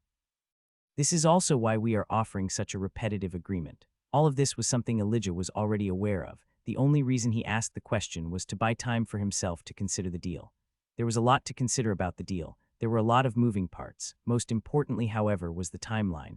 Elijah had dealt with decade-long contracts before, but this was on the scale of centuries.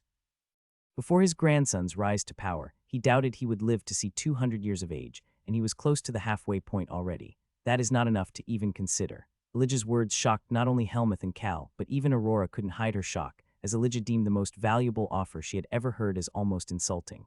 Cal looked ready to fly off the handle as Helmuth put his arm on his shoulder to restrain his outburst. How so? Helmuth asked, his detect meaning skill having picked up that not only was the merchant not lying, but it wasn't even attacking. He truly believed the offer wasn't worth considering.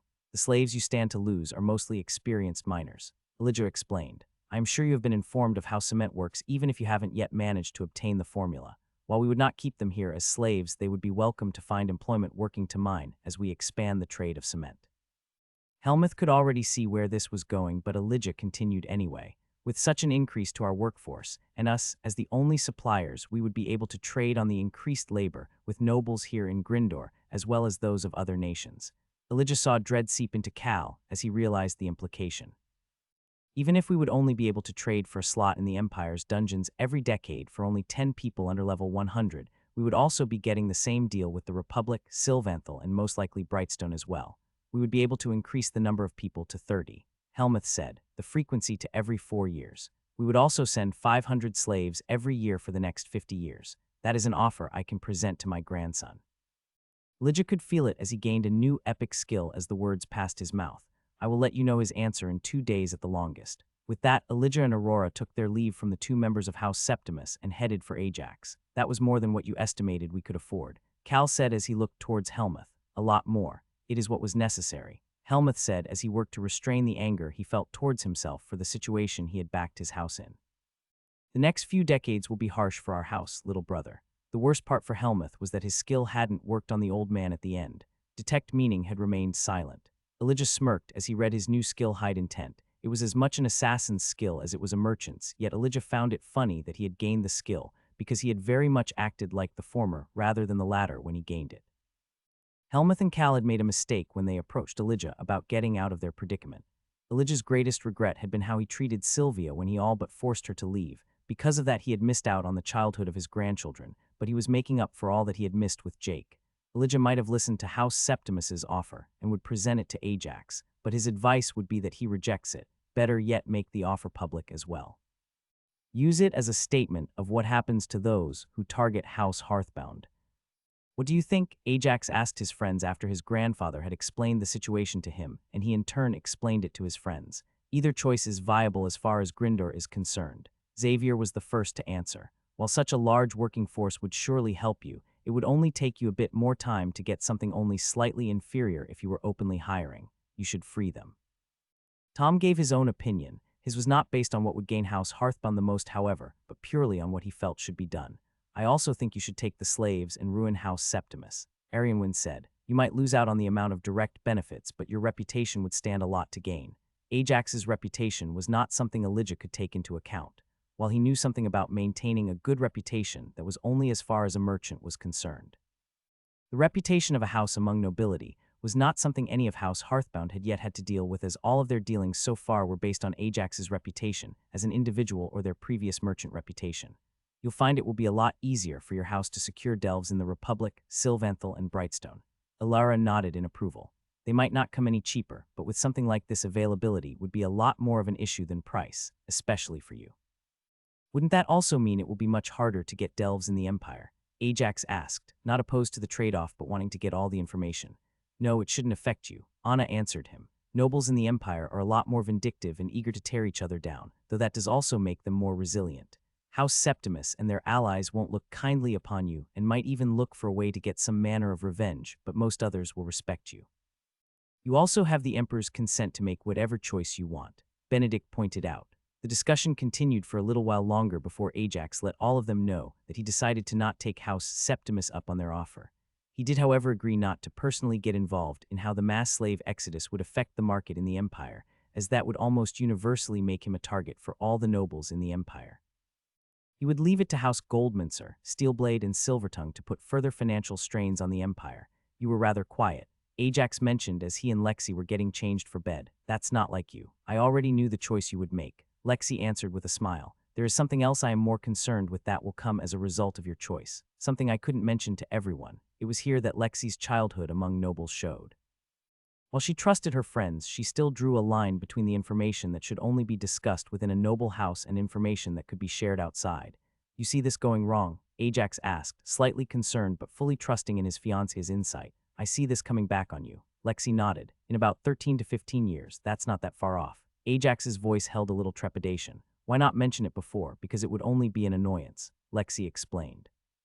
One that you might grow to resent, however. How? The explanation eased Ajax's worries. Now he was interested in what he missed. Despite not enjoying politics, he was very much open to learning. It all comes back to how effective the school program is, Lexi said as they both cuddled into bed. I have to admit the results shocked me. I knew there was a lot of potential left untapped in commoners, but I didn't think it was to this extent. I thought I would be a clear example of that. Ajax chuckled as he embraced her. You're an exception. Lexi shook her head. I always thought that nobles had better prospects than most commoners. It seemed obvious based on lineage that they would have a step up, and they do, but it's much smaller than I initially thought. Small enough that it becomes meaningless when you account for how much more dedicated commoners are in comparison to nobles in general. That is something I expected. Ajax was serious. How would that become an annoyance for me? I still haven't made the connection. We agreed we would let the royal family know just how big a difference the school is making in 10 years. That would give us enough time to properly record the results of the current 6-year-olds, Lexi explained. Despite people naturally keeping their skills secret, I doubt it would take longer than 12 years for other nobles to pick up on how much of a difference there is between our people and theirs. The results would be obvious. They will want to not be left behind by commoners. That doesn't affect me personally, but us all as a house, and it doesn't tie into the decision we made today, Ajax said. But it does. Lexi sighed. 20,000 slaves, none of them human. Do you know how many kids that is? Kids with a fair chance to unlock the use of their mana, all of them going to school. They would claim I'm staging a revolt. Ajax's eyes widened as he realized what Lexi was getting at. Exactly, Lexi nodded. The royal family would know that isn't the case, but they wouldn't be able to just dismiss it out of hand. My guess is the nobles would focus on regaining their advantage over the commoners in a way that doesn't require effort. You might be asked to personally teach in the capital. Lexi didn't have a solution to the problem she already saw coming. Both her and Ajax agreed to discuss it further with their family after the Imperials and the elves left, but for now they would sleep. The following morning saw Ajax making some slight progress in the use of gravity mana. Instead of trying to generate his own gravity mana, to use Ajax instead decided to focus on using manipulate mana to try and use the small amounts of gravity mana released in an effort to get a better feel for how it worked. Progress was still slow. While he was able to grab a hold of the gravity mana in half the attempts he made, he still hadn't managed to get it to do anything other than move in the direction he indicated before it dissipated. I'll have to ask my father-in-law if he knows any spells that crush the enemy to the ground, Ajax muttered to himself. Maybe that will give me a template for how to use the mana. Following his experiments with gravity mana, Ajax moved on to the next part of his morning. Training with Fluffy. I think Kate is right, trying to use Void in a spar won't work for you, Ajax said, and Fluffy gave a said meow in agreement. Instead, we will focus on having you generate it for a single attack. With that, Ajax pulled a solid stone target dummy out of his special ring. More than that, the stone was mana-infused, meaning that even Fluffy would have to work to scratch it. Inside of this, there is a bell. Ajax explained to Fluffy. I want you to swipe at it. Focus on using Void to get through to the bell. For the next 2 hours, Fluffy focused on swiping at the dummy. She put her weight behind each of her attacks. She hadn't really given it her all for her first swiped, but when she saw that even clad in shadow mana, her claws hadn't even left a mark on the stone, she stopped holding back. Keep trying. Ajax encouraged the feline, while at the same time providing her with a clear example of void mana in his right hand, as well as a continuous loop of turning shadow mana into void mana with his left. Try to visualize sending the blow past the stone shell rather than through it. The stone dummy was scarred with 1-inch deep claw marks from both the left and the right as Fluffy had been swiping at it continuously. Then it happened. Ajax felt the middle claw of Fluffy's paw was suddenly enveloped in void instead of shadow like the rest of her claws. In his excitement for the Shadow Cat's success, he hadn't been quick enough to realize what something like that would mean. Ding! Rio Fluffy hissed in pain, one of claws left bleeding and almost detached from where it had stopped dead, while the rest of her paw moved on with her attack. You did it! Ajax cheered as he threw his arms around the neck of the giant cat. That was Void. The sound of the bell echoing Fluffy's success. Ajax quickly got to work healing Fluffy's wounded claw, but both of them had a hard time concentrating on the superficial wound in the shadow of the success it represented. Is everything fine? Tom asked from the door, having felt an echo of Fluffy's pain through their bond, followed by excitement and joy. It's better than fine. We did it. Ajax had a hard time containing his excitement. Oh, okay, we did have a slight injury, but I'm fixing it. Fluffy gave Ajax a small nibble in protest before purring deeply as Tom stroked her head as he congratulated her on her achievement. You do know that this is only the first step, Ajax said after he finished healing the claw. You still need a lot of training before you can even attempt to use it in combat. The entire Hearthbound house was celebrating Fluffy's success before breakfast was over. The feline herself was one of the proudest as she purred in satisfaction despite not managing to call upon the void mana a second time yet. You'll get there. Tom reassured his bond, but you'll just have to work at it. I know you've seen how hard Ajax worked back when we were in the capital, so it will be just like that. As everyone was finishing up with breakfast, Lexi moved on to the next topic. We are going to need to maintain perfect records of everything that we are trading going forward for the next 2 decades or so. Our records are always expertly maintained. Elijah was instantly defensive. I'm not just talking about them being able to pass inspection. Lexi explained. I mean that if they were to be made public, other nobles wouldn't have space to claim we were building up a revolt. That got frowns from everyone. We are not planning a revolt. Ajax reassured everyone. It's just that, Lexi, you're better at explaining this. So Lexi took them through the same explanation she had given Ajax the night before about how their schooling and influx of mana-abled former slaves could very well be used to paint their house as staging a revolt. It isn't even that far-fetched. Elijah nodded as he heard their reasoning. 1/3 of revolts in known history was staged by a newly raised noble thinking they know better and seeing injustice everywhere. Not to mention that we will be having elves training the former slaves how to best use their mana. Should we not share how well the school is doing with the royal family right now then? Kate asked. It wouldn't help. Lexi shook her head. All of the previous attempts at teaching commoners started off promising. There are only 2 big differences between what was tried in the past and what we are doing. The first is that we are teaching everything we can, not just certain skills that are profitable now. The second is that commoners will now have a lot more stats, especially since they will be able to run dungeons despite only a minimum of combat training. Anna had previously pointed out how despite the power increase, commoners would get the chances that a true powerhouse would remain independent of the nobility like Ajax had actually gone down significantly after all the changes that are taking place. The reason for this was that only nobles would be able to access the dungeons of other kingdoms, so any promising commoner would have to join a noble house early so they wouldn't miss out on those floor clears. House Hearthbound was looking to start a similar boosting program where their people would be boosted in all of the dungeons of Grindor when they had the level for it, the first floor being at level 27 for the first capital dungeon. Besides the duels, is there anything else that is supposed to happen today?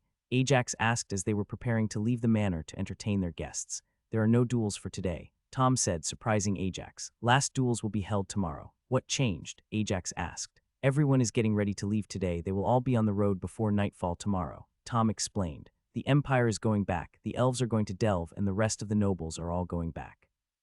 Today is the day where they are all going to be on their best behavior so they can make requests of you. Ajax quickly found out how right Tom was. Since he hadn't taken a carriage but simply ridden a horse to Lessus, he was quickly joined by a viscount not 30 paces after he entered the gates. Duke, the man said with a deep, respectful nod. It was impractical to bow on horseback while keeping pace. I was hoping to find you today. Ajax recognized the man. He was the cousin of a viscount. At 70 years old, the man looked to be in his late 20s. Not a bad achievement by any means, but a step behind those who managed to gain extreme amounts of vitality early in life. What can I help you with? Ajax asked, not bothering to hide his annoyance. With that, the noble took his leave, not asking for any confirmation. The ambush set the tone for how his walk to his brother's office would go. He had been approached 7 more times before he made it to the office. Twice by people looking to help House Septimus, 3 times by nobles hoping he would gut House Septimus, and twice by people who offered him a favor in exchange for just letting them know what his decision would be in a timely manner so that they could profit from it. Is something wrong? Xavier asked Ajax when they met. Just getting used to being a duke. Ajax said with a shake of his head as he left the political issues for a later time. Ajax could see the wisdom in Harold's advice. Even if he didn't let the nobles influence his decision, 3 of them had asked him to make the choice he was already set on making. He made a mental note to remember which 3 houses those were in case he needed a favor. Time flew by so quickly. Arianwen complained as she looked towards Ajax. We barely got to see you. Are you sure I can't tempt you to join our delve 2 days from now and help us with the floor themes? Sorry, but I don't want that knowledge to leak just yet, and I am sure once Emeris and Phelan know of it, it will spread quickly. Ajax shook his head. I will be coming to see you off before you leave the capital. That came as a surprise for Benedict, Anna, and Xavier. How come? Xavier asked. I plan to take the collectors and Thuron to get their boons, Ajax whispered back. But that quickly? Xavier asked. It's only a month and a half away. It has to be that quickly, Ajax explained. I have to be below level 55 for that floor boss to count. Ajax was already almost halfway through level 54. A month and a half would easily see him gain that half a level, and he knew that word would break by the time the elves left, and he would need to take another group of nobles for their boons before he returned from the capital, so he needed to leave himself some leeway in terms of experience, doubly so since he would be exchanging ideas with Duke Manashaper, and that might lead to some new skills. That's great. Lara was happy they would get to spend some time with Ajax in the capital, where they wouldn't be the center of attention of all the nobles. The whole group left together back towards Ajax's manor. Ajax was taking this opportunity to give his friends a tour through the gardens he was setting up.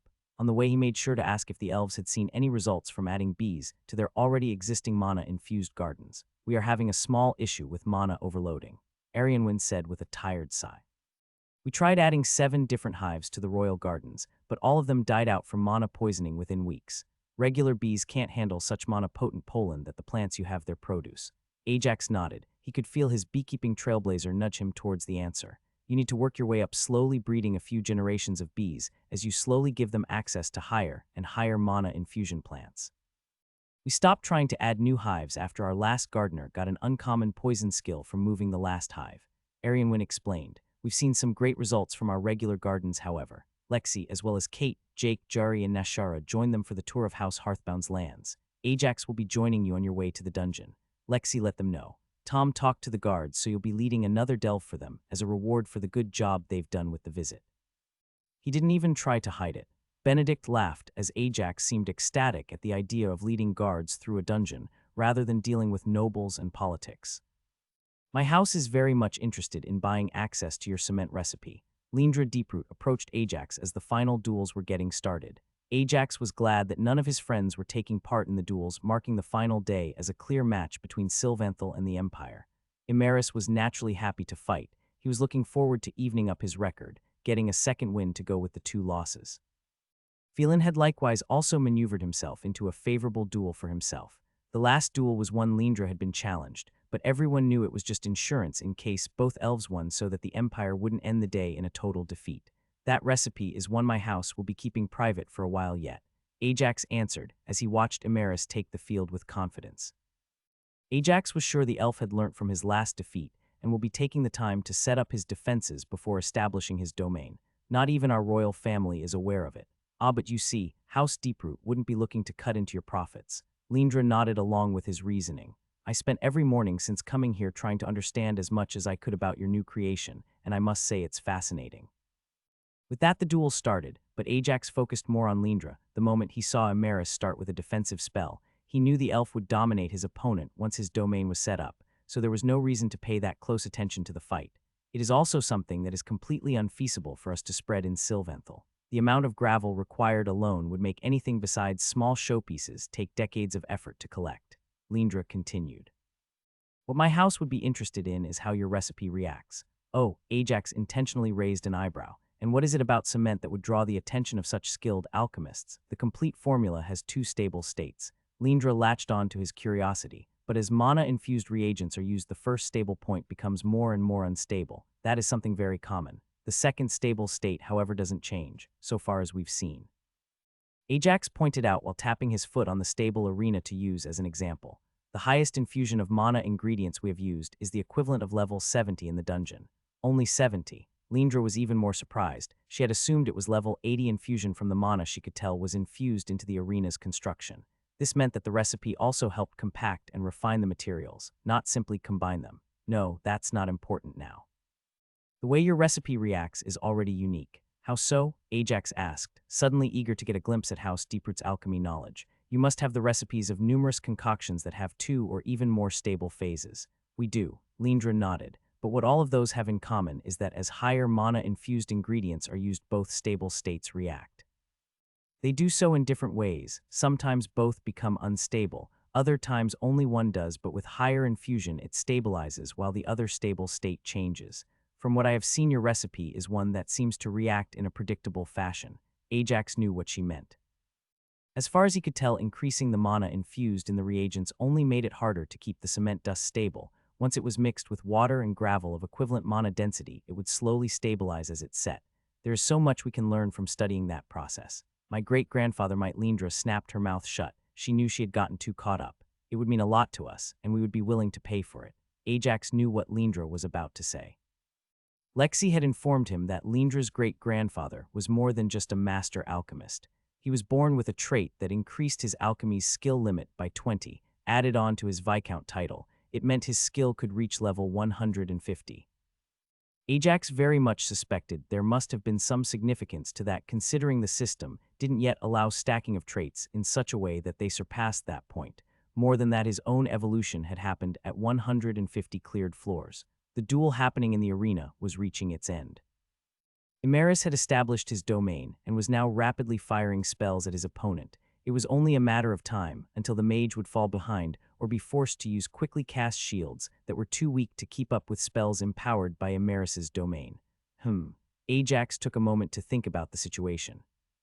It might be very useful to have such a talented alchemist owe him a favor, especially if he ended up returning from the wild lands with a bond that might require some very compact nutrition to properly grow. I'll come see you off before you leave Grindor. Reach out to your house before then and prepare an offer. Ajax's words filled Lindra with hope, so much so she hadn't properly schooled her expression. Thankfully for her, Imaris won his duel at the same time, so most of the other nobles mistook her reaction as a celebration of the elf's victory. With Lindra stepping away to start preparing for her duel and Phelan taking the field in the arena for his own match that was about to start, Ajax was surprised to see Clark approaching him. "I need a word," Clark said, his tone making it clear whatever this was, it was more important than anything else that had happened since they arrived. In private. Ajax nodded as he led the Imperial champion to a secluded space at the entrance of the tunnels that led under the arena. Despite Clark being stronger than himself, Ajax was sure he was now strong enough to buy himself time for Lancel, Rex, or Araner to interfere even if Clark attacked him when they were isolated. "What is it?" Ajax asked. "I carry a trade offer," Clark said. "The Emperor wants to buy cement. I won't be selling the formula."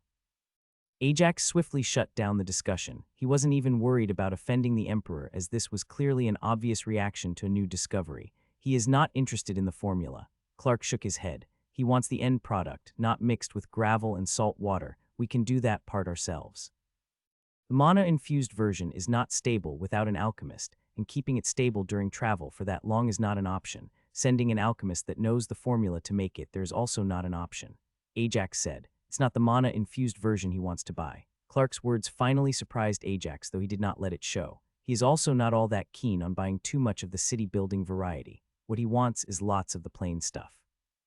Ajax was left speechless at the request. He carefully controlled his reactions, but he couldn't find the right words, the silence making it obvious how surprised he was. "You made quite an impression on him." Clark finally allowed himself a grin. "He looked into you a lot more when you left in such a hurry. We are pretty sure we didn't find the reason you left so quickly, but your roads did impress him." "My roads." Ajax had to give it to the Emperor. If he could see what Ajax wanted to do with the roads, he was more of a visionary than most of the nobles of Grindor. He wants to make a very large direct road from the capital to the wildlands. Clark explained, and Ajax realized that the emperor was looking at all of it differently. He wasn't going to be using roads to increase commerce inside the kingdom, but as a way to speed up expansion into the wildlands. With information about safe expansion being provided in their visit, he was looking for a quick way to deploy troops and then send settlers once the lands were conquered.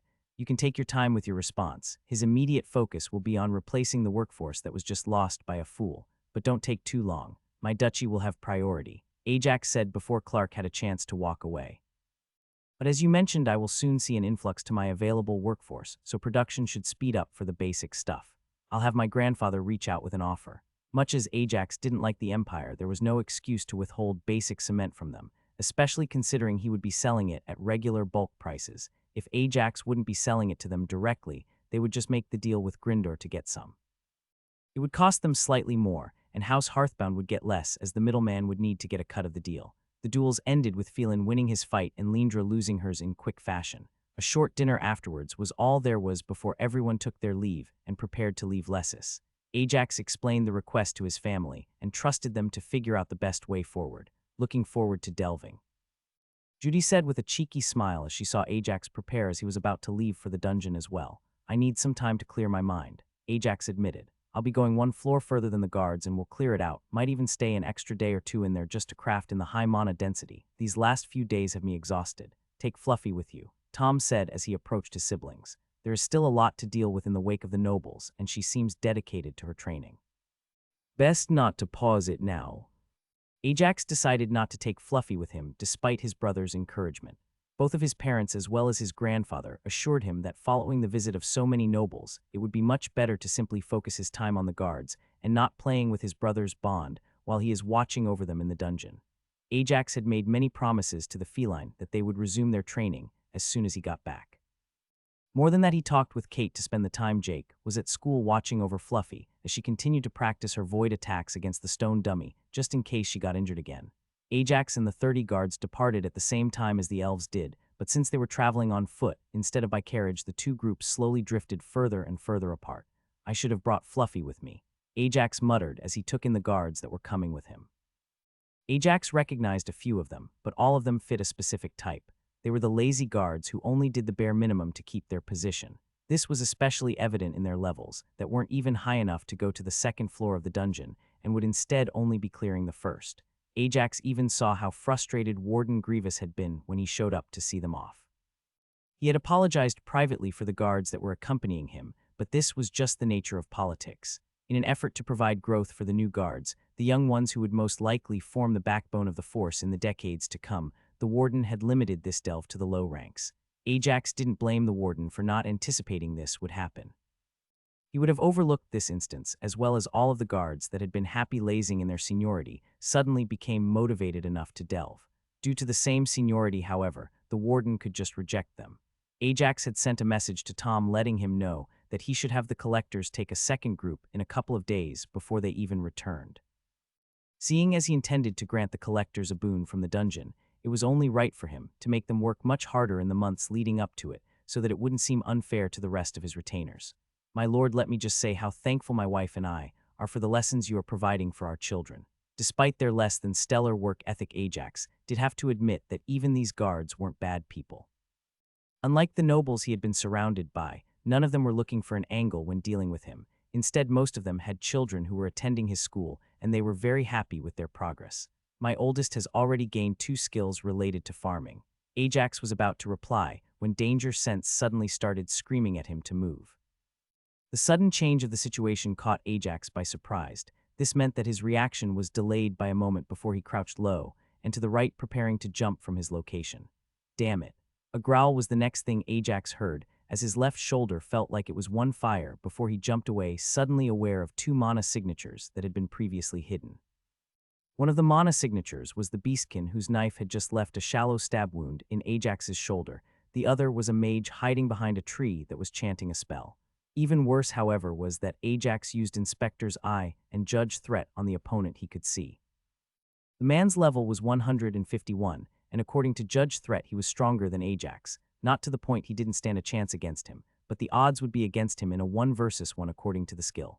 Poison. Ajax cursed as he flooded life mana into the wound, hoping to stop the spread at the same time as he launched himself towards the location of the caster. Whatever spell they were chanting had enough mana that Ajax very much did not want to let them finish. Out of the corner of his eye, Ajax could barely make out the beastkin tearing through 4 guards like a hot knife through butter, as the mid-level 30s tried in vain to help Ajax. As much as he might have hated not restraining the man, he knew just how devastating a spell unleashed on the group would be, so he continued his charge towards the caster. Ajax was 20 steps from the tree behind which the caster was hiding, when his sense mana picked up a third signature 3 steps to his left. While Danger Sense was quiet, Ajax was now focused enough to react, suddenly stopping his dash towards the caster right as a second beastkin launched towards him. "You sensed me." The snake beastkin was a lot closer to its animal counterpart than Nashara was, so much so that the forked tongue actually accentuated the man's S. Ajax didn't bother responding to the man. He instead moved and focused on putting the third assailant between himself and the mage, hoping it would interfere with whatever spell they were casting, as they had to be close to finishing the chant by now. Smart move, but that won't help you. The Beast King taunted as he charged Ajax at the same time as the caster released their spell. Ajax wasted no time in latching Mana Siphon onto the spell.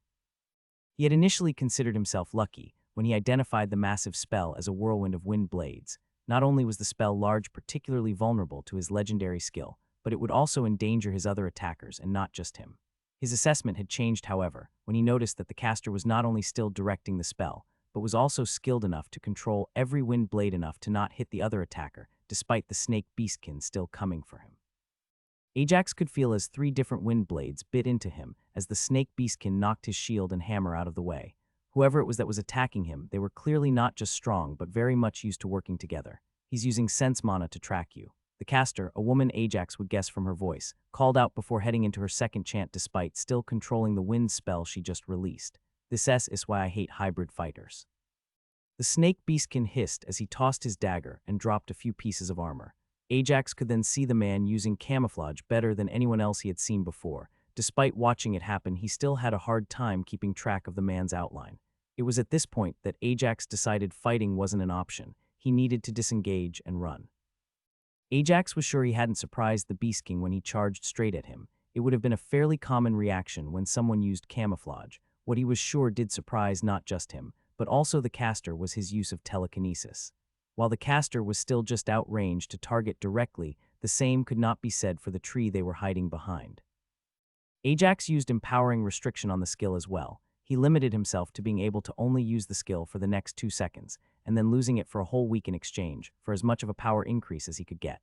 Telekinesis was simply too mana-intensive to use in a protracted chase, especially once he lost the element of surprise. The Beastkin's physical stats were so high that even with the power boost and surprise telekinesis barely brought him down to 1 knee. The caster, on the other hand, had a much harder time dealing with the tree that had been torn from the ground and launched at her from almost point-blank range. Ajax put about 500 mana into his skill, added on to the power boost from empowering restriction. Ajax was sure the only reason the caster wasn't out of the fight or dead was that the tree he had used as a projectile wasn't solid enough to withstand the impact against whatever enchanted shield the caster had, and had shattered into kindling on impact, while also launching the caster backwards. Not to lose out on his opening, Ajax followed up with a void strike towards the Beastkin's head. Despite his crumbling form and the pressure from telekinesis, the Beastkin was still strong enough to throw a parry in Ajax's way. This forced Ajax to spend even more mana as his hammer was knocked aside, losing all momentum upon contact with the knife. Even more surprising was that the Beast King tried to move his head out of the way of the void strike. He had only managed to change the impact zone from between his eyes to his jaw, but even that was enough to send a cold shiver down Ajax's spine. Whoever these people were, they knew a decent bit about him. Telekinesis had clearly caught them by surprise, but they were prepared for everything else he had thrown at them, including void. Even worse was that through mana sense he could feel the first and strongest of his assailants closing in on him from behind. Ajax POV: why did he take so long to chase me? Why didn't I think about it before? All of the guards with me are probably dead, and it wouldn't have taken him more than a few seconds to kill all of them.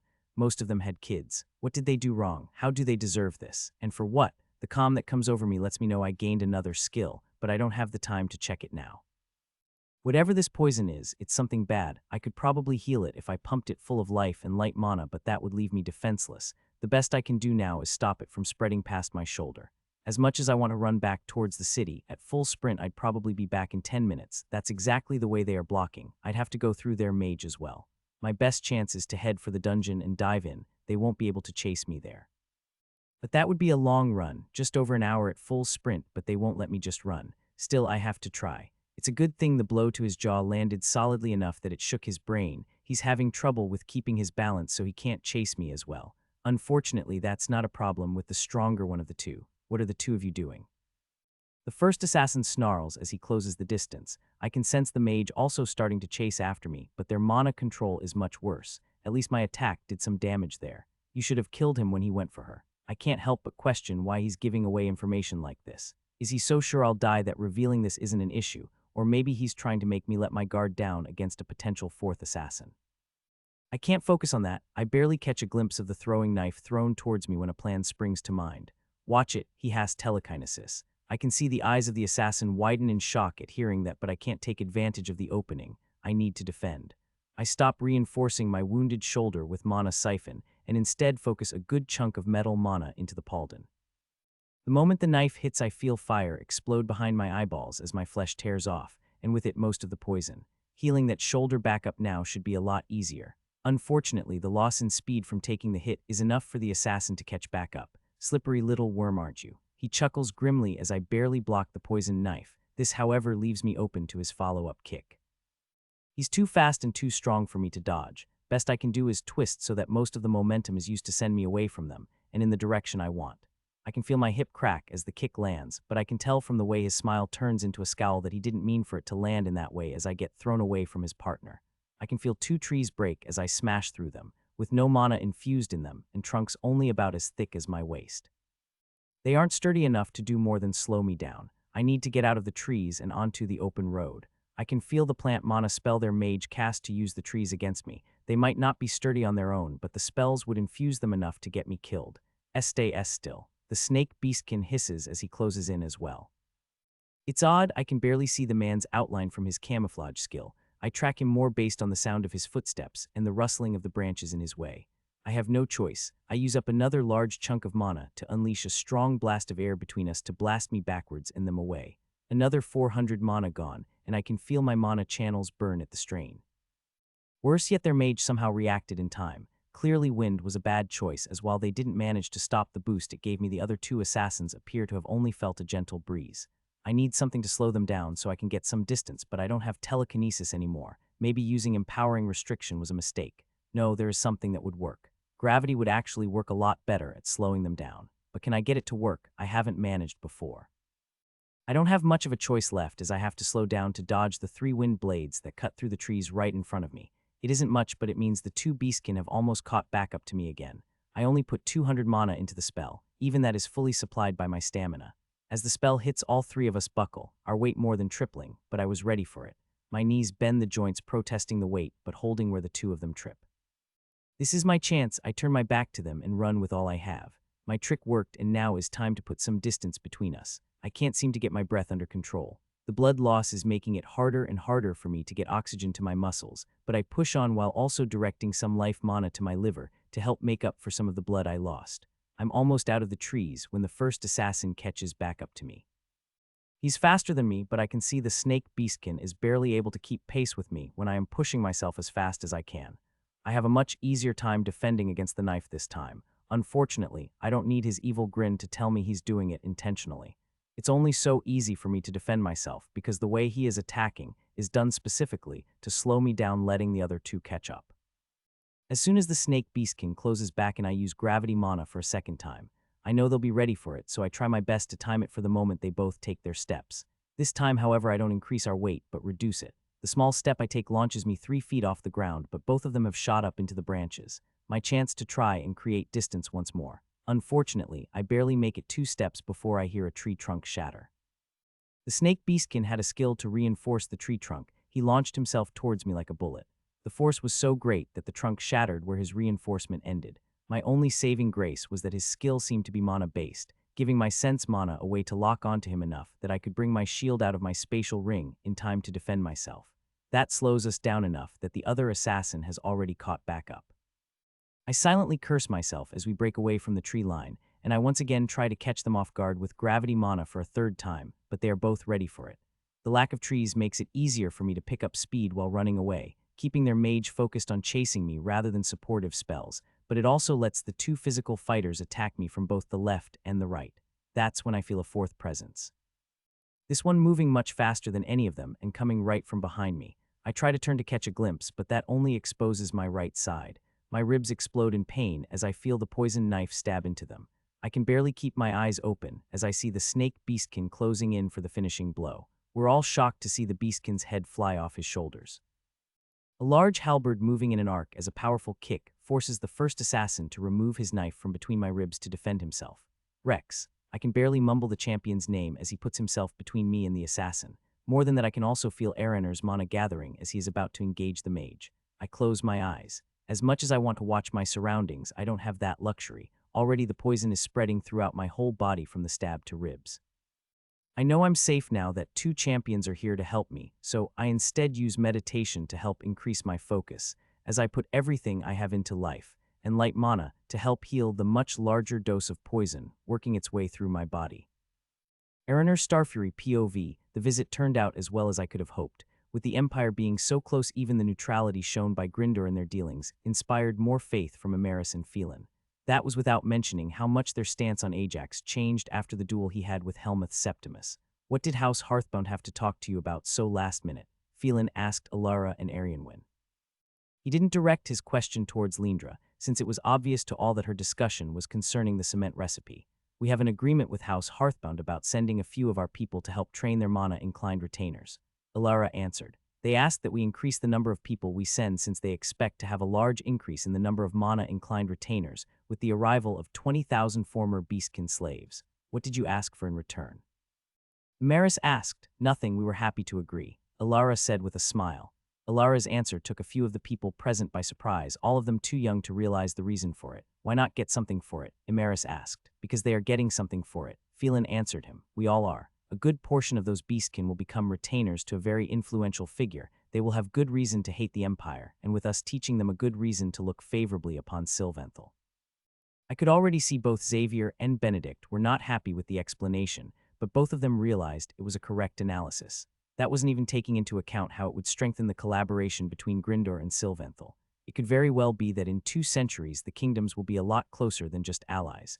My thoughts grind to a sudden halt as I feel the presence of mana in large quantities. It is relatively far, around the edge of my sense mana skill, but I can feel my heart rate increase as I recognize the spell and casting. What is she doing here? Uncle Erener, what's wrong? Arianwyn asks me. Clearly she must have picked up on my reaction. I just sensed a large amount of mana. I answer, I don't mention that I also recognize the caster as one of my former students that deserted. You think there's an attempt on us. Phelan is suddenly prepared to fight even though he wouldn't make much of a difference. That's when I sense the mana of a second person with enough magnitude to pick up clearly. More than that, it is also something I recognize, something I have only seen in action days ago that I had figured was almost impossible, telekinesis. No, this is an attempt on Duke Hearthbound, I say with a grim voice as my eyes lock with Rex. About 2 miles away, both of us are tense. Both of us have a job to do protecting the people present here, but there is an attempt being made on Ajax's life by someone strong enough that I can feel their spells 2 miles away. That's not even mentioning that there are almost surely more people that aren't specialized in mana if the people who orchestrated this have researched their target even a little. What are you waiting for, Rex? Xavier is the first to break the silence. Go help him. We'll be fine, not like they'll try anything this deep into Grindor territory. I can see Rex looking torn between Xavier's logic and his orders. Erener, you go too. Arianwyn's words follow soon after. We'll be fine. The risk to us is small, especially when compared to the political mess that Ajax getting killed would be.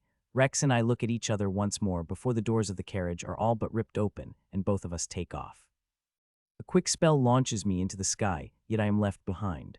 I have to say I am impressed at how quickly Rex not only figured out the direction to head in based on the way I took off in, but also his speed. As a physical fighter, his body can move at a speed faster than I can fly. The closer I get, the more clear a picture I get of the fight, my sense mana showing more and more detail on the spells Ajax is using. Oddly enough, it doesn't seem like he is directly engaging Ravenna. My former student seems to have taken the supporting role, and whoever she is working with isn't using mana. My eyes catch the first glimpse of the fight as Ajax and his pursuers enter my line of sight. 2 beastkin are chasing him, with Ravenna doing her best to just keep up with their chase, and using a spell or 2 here and there. Ajax is in full retreat, and he looks worse than I have ever seen him. I can however see the scales are about to tip in the other direction, as Rex is charging towards at almost twice the speed they are moving. I know full well Rex can handle the two assassins, so I change my angle and head straight towards my former student. Even if she is a known traitor, her capture could come back to bite Sylvanthal in the long run. Ajax somehow manages to detect Rex a moment before he enters the fight. This, however, causes a distraction that opens him up to a knife in the gut. As the snake beastkin moves in to finish him off, however, Rex takes his head off with the two-handed axe he pulled out of his spatial ring, while putting his body between Ajax and his other attacker. I can see Ravenna catching up. We both start to chant at almost the same as she also entered my range. I can't help but feel a little disappointment when she doesn't sense the mana I am gathering to launch at her. My ice lance finished well before she had a chance to interfere with the fight anymore. I can see the moment she senses my spell, the way she looks right towards me, obviously recognizing who it is that cast the spell in the same way I recognized her wind blade tornado. Her eyes go wide as she barely has time to register the ice lance before it pins her to the ground, blood gushing from her gut. She's out of the fight. I look back towards Ajax and am surprised to see the second beastkin is still alive. He's missing an arm, and I can see deep cut down his chest, but he must have been pretty strong to have survived so long against Rex, even if he was prioritizing protecting Ajax. That's when I feel an enchantment activate from the body of the first beastkin. A moment later, I can feel the same enchantment activate from Ravenna's armor as well, and a moment later the second beastkin also activates the same enchantment. Even the armguard on the arm he lost has the same enchantment activated.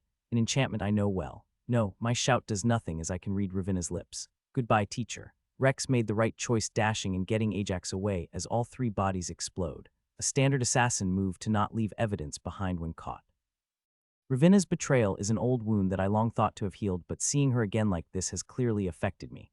I do my best to keep anything from showing as I fly towards Ajax and Rex. How is he? I ask Rex. Even I can see that Ajax is fully focused on healing himself. No point in distracting him as I feel the light and life mana rushing through his body. That's a nasty poison he was hit with, but I think he'll live. Rex answers. We need to head back to our posts. I'll bring him.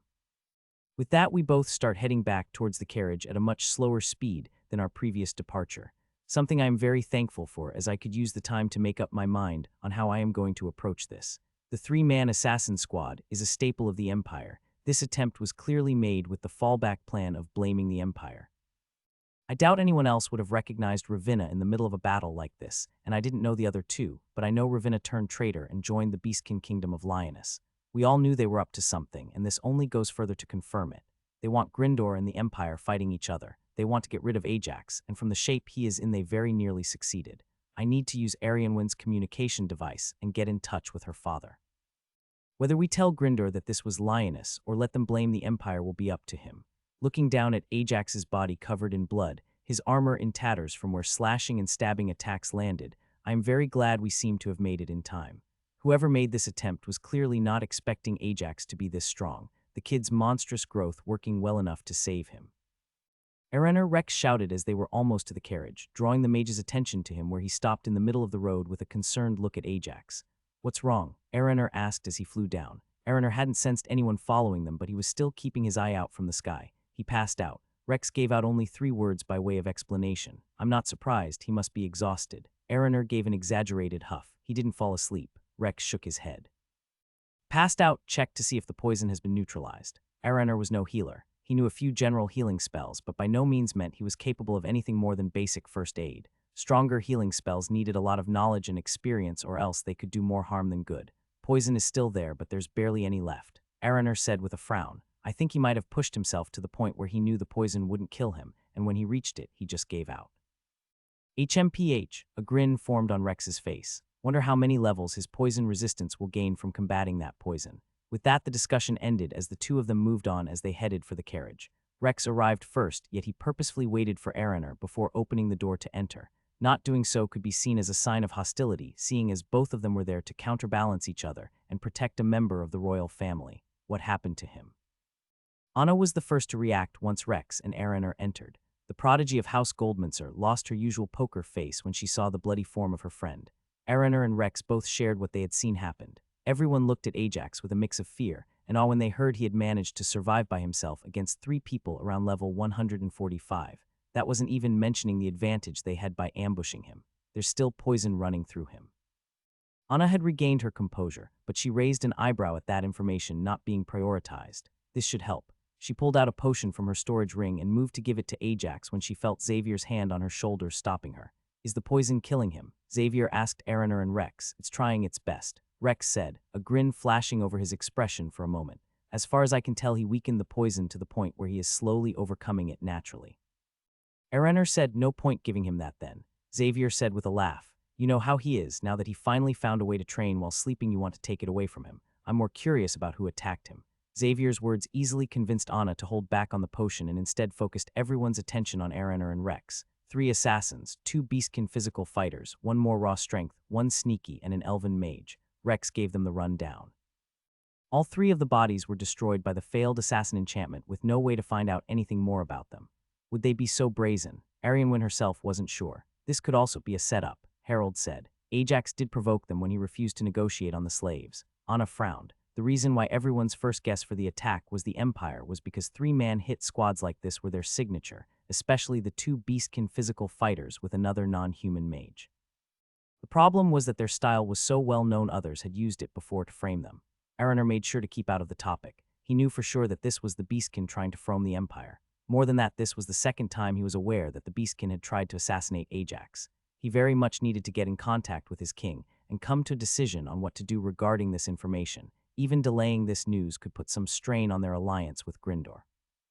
The discussion slowly turned from who was responsible to what would their next move be. Should they continue on to the dungeon with Ajax, or should they return to Lessus and get Ajax home? We should probably turn back. Arianwen nodded in agreement with Xavier. There might be another hit squad roaming around. The decision was taken out of their hands as both Rex and Araner tensed for a moment when they sensed someone approaching at a speed that meant they were most definitely powerful enough to pose a threat. Both the champions were outside the carriage in an instant and looked ready for combat, only for both of them to lower their weapons from an aggressive stance into a defensive one once they saw the threat in question. He's here and alive. Rex shouted towards Lancel the moment House Manashaper's former retainer was close enough to hear him clearly. Lancel quickly slowed down. Hearing that Ajax was safe was enough for him to cautiously approach the pair and await an invitation to enter the carriage. What happened? Lancel asked the moment he saw Ajax's prone form laid on the soft cushion of the carriage. Assassination attempt. Rex answered. 2 physical assassins and a mage, 2 beastkin and an elf, the Empire. Lancel was quick to draw the same immediate conclusion, or someone trying to frame them. Xavier pointed out. Did they knock him out? Lancel was very surprised to see Ajax unconscious but alive. He had tried to knock the young Duke out before during their spars, but it had proven damn near impossible due to his life mana healing spells waking him up in seconds. The only time he had managed it was when he landed a strong enough blow as an opening attack before he started any of the life mana healing. No, he fell unconscious after fighting back most of the poison that was inflicted on him. Araner said, exhaustion of his mana, most likely. Lancel was glad the elf didn't mention that Ajax was most likely out of stamina as well. The boon he had received from the Etten letting him spend his stamina as mana.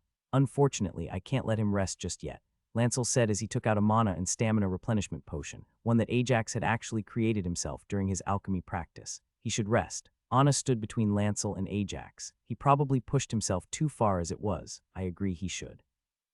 Lancel nodded. Unfortunately, the best he will get is the time it takes me to take him back to Lessus. It will take a bit for the potion to restore some of his mana, so I need to feed it to him now. It was surprisingly Arianwen who put her hand on Anna's shoulder and pulled slightly to get Anna to let Lancel feed Ajax the potion. I know he's younger than all of us, but he is still a duke. He has decisions to make about what happened. Only then can he rest. How many casualties? Xavier asked before Lancel left. Despite being a part of Ajax's duchy, they were still citizens of Grindor. He felt like he needed to know. 30 guards. Lancel's voice sounded like a whisper, yet they all heard it clearly. All under level 40, most of them had families. None survived. Both Rex and Araner silently approved of how Lancel delivered the information. They both knew the loss of 30 people didn't really affect the champion. He had lived through wars and had dealt with losing friends. Yet both had seen the impact the news had on their respective charges. Arianwen and Xavier were both born and raised in times of peace. This experience was likely one they would remember even if it didn't affect them personally. With that, Lancel made his way back to Lessus at a speed similar to the one he came at. His mission wasn't finished. Lexi, as well as the rest of House Hearthbound, were still very much worried about Ajax, and it was his job to put their worries to rest. The start of Ajax's fight was what had drawn the attention of a hunter nearby, and when he found the bodies of the guards, he ran back to report it.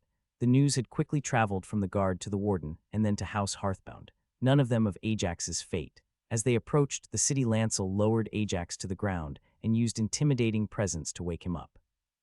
Having recovered some of his mana and stamina, Ajax was jolted awake by the skill responding on instinct by calling the axe from his spatial ring and trying to cleave Lancel's head in two. Ajax's body felt like it was on fire. The little that remained of the poison had spread quickly even as it was slowly being destroyed by his body. This left Ajax's body in a horrible state. His knee-jerk reaction to attack Lancel worked off of muscle memory, something that failed him as he lost the grip on the axe once the pain registered. "Careful now," Lancel said as he caught the axe. "You also might want to give your body some time to recover. The poison isn't all the way out of your body, not to mention the damage it did." The assassin's Rex Ariner to Ajax's hand covered one of his eyes as his mind recounted the last memories it registered before going into deep meditation. "I survived." Lancel gave Ajax a moment to come to terms with the realization. Despite Ajax being in numerous dangerous situations, this was one of the few times he had come so close to death despite his prodigious talent. "The guards that were with me," Ajax finally said once he processed everything. "Did any of them make it?" "All of them were killed," Lancel said with a sad shake of his head. "The assassins didn't want witnesses, is our best guess." Rex and Ariner. Ajax moved on to the last things he remembered now that he knew there was nothing he could do for his people. From what they said, Rex used the element of surprise to take out one of the assassins before overpowering the second while protecting you. During this time, Ariner took out the mage. Sadly, they all self-destructed, leaving nothing to question or look into to find out who sent them. Lancel explained. "The moment the bodies of the guards were found, I went out to try and find you. By the time I did, you were already unconscious." "Do we know who did this?" Ajax asked. "Most signs point towards it being the Empire, though I suspect Ariner might know something more on that front." He was oddly quiet on the topic. Lancel gave his insight. "For now, let's get you to your family. They are all very worried about you. Also, leave the rest of the poison to be eliminated naturally," Lancel added. "I recognize it, and it is one specifically made to disable high-priority targets. Even if the poison is magically repelled, it would leave the body ravaged and resist healing. Your life affinity might work, but you would stand to gain a lot more if you just let it run its course at this point." Ajax thought back to how hard it was for his shoulder to heal during the battle, even after most of the poison was removed, and whatever little there was left overpowered with life mana. Now that he was in no rush, he had no reason to push himself so hard. With a nod, Ajax accepted Lancel's advice and then requested to be taken to his family. Despite the journey being short with Lancel's speed, Ajax's body still very much protested the amount of movement. "Ajax." Judy was the first to spot him as Lancel brought him back. Lexi and Sylvia were the first to get to him. Both of them were very careful, having noticed the state he was in, and they led him to the nearest couch where he could sit down. "How are you feeling?" Lexi asked. "Like somebody set my body on fire and they finished tenderizing it." Ajax tried to give a smile, but even that turned into a scowl as a slight shift caused a fresh wave of pain. "I'll be fine. It might take me a few days to recover, but I'll be all the stronger for it." Ajax could read the pain and frustration his family felt at being able to do nothing to help him, so he decided to move on to another topic, one where he very much hoped they would be able to help him. "What are we going to do for the families of the guards that were with me?" Ajax could see how his mother's, brothers, sisters, and father's face fell at the question even further. Lexi, however, had a different reaction. She looked conflicted. "What is it?" Ajax asked. "She's a bit afraid of how you would react to her view on this." It was Elijah that answered. "What? Why?" Ajax was even more confused. "Because high nobles, especially those who show potential early in life, are raised to look at things differently," Elijah answered. "They are raised to be ready to lead armies, where they have to look at the situation as a whole instead of seeing each individual soldier. My age and experience lets me see her point of view, but she is afraid how you will look at her for having it already." "Well, what happened to the guards that went with you was a tragedy," Lexi finally spoke. And I hope you don't take this the wrong way. It's also a great opportunity for House Hearthbound." "How so?" Ajax was taken aback by her words, but he tried his best not to judge her for it and instead focused on trying to understand. "The people we lost were some of the least important when it comes to the guards of Lessus," Lexi explained, "but all of them were very much part of the community. Their deaths marks the first of our failures as a house, and how we handle this will stick with the people we rule over. This is our chance to make a solid impression in bad times while also solidifying our people. Not to mention that the seniority positions in the guard were just freed up, allowing upward mobility to those who prove worthy in the near future." Tom was the first to see her point, yet he couldn't help the frown as he looked at her. "I can see where you're going with this, but I think you and our grandfather will have to take the lead on this. I can see the logic in it, but I guess I still have a lot to learn about actually being a noble." This situation was a sobering one for Ajax, and he was very glad he had got to know Lexi well enough to know that it wasn't that she didn't care about what happened, or that she was glad for it. Ajax ignored the pain as he moved his arm to give Lexi a reassuring squeeze. Ajax spent the rest of the night mostly in silence. With House Hearthbound doing their best to process the feeling of sadness and responsibility, they felt for the guards that died as well as to take in Ajax's survival. As soon as Ajax turned in for the night, however, the atmosphere seemed to change.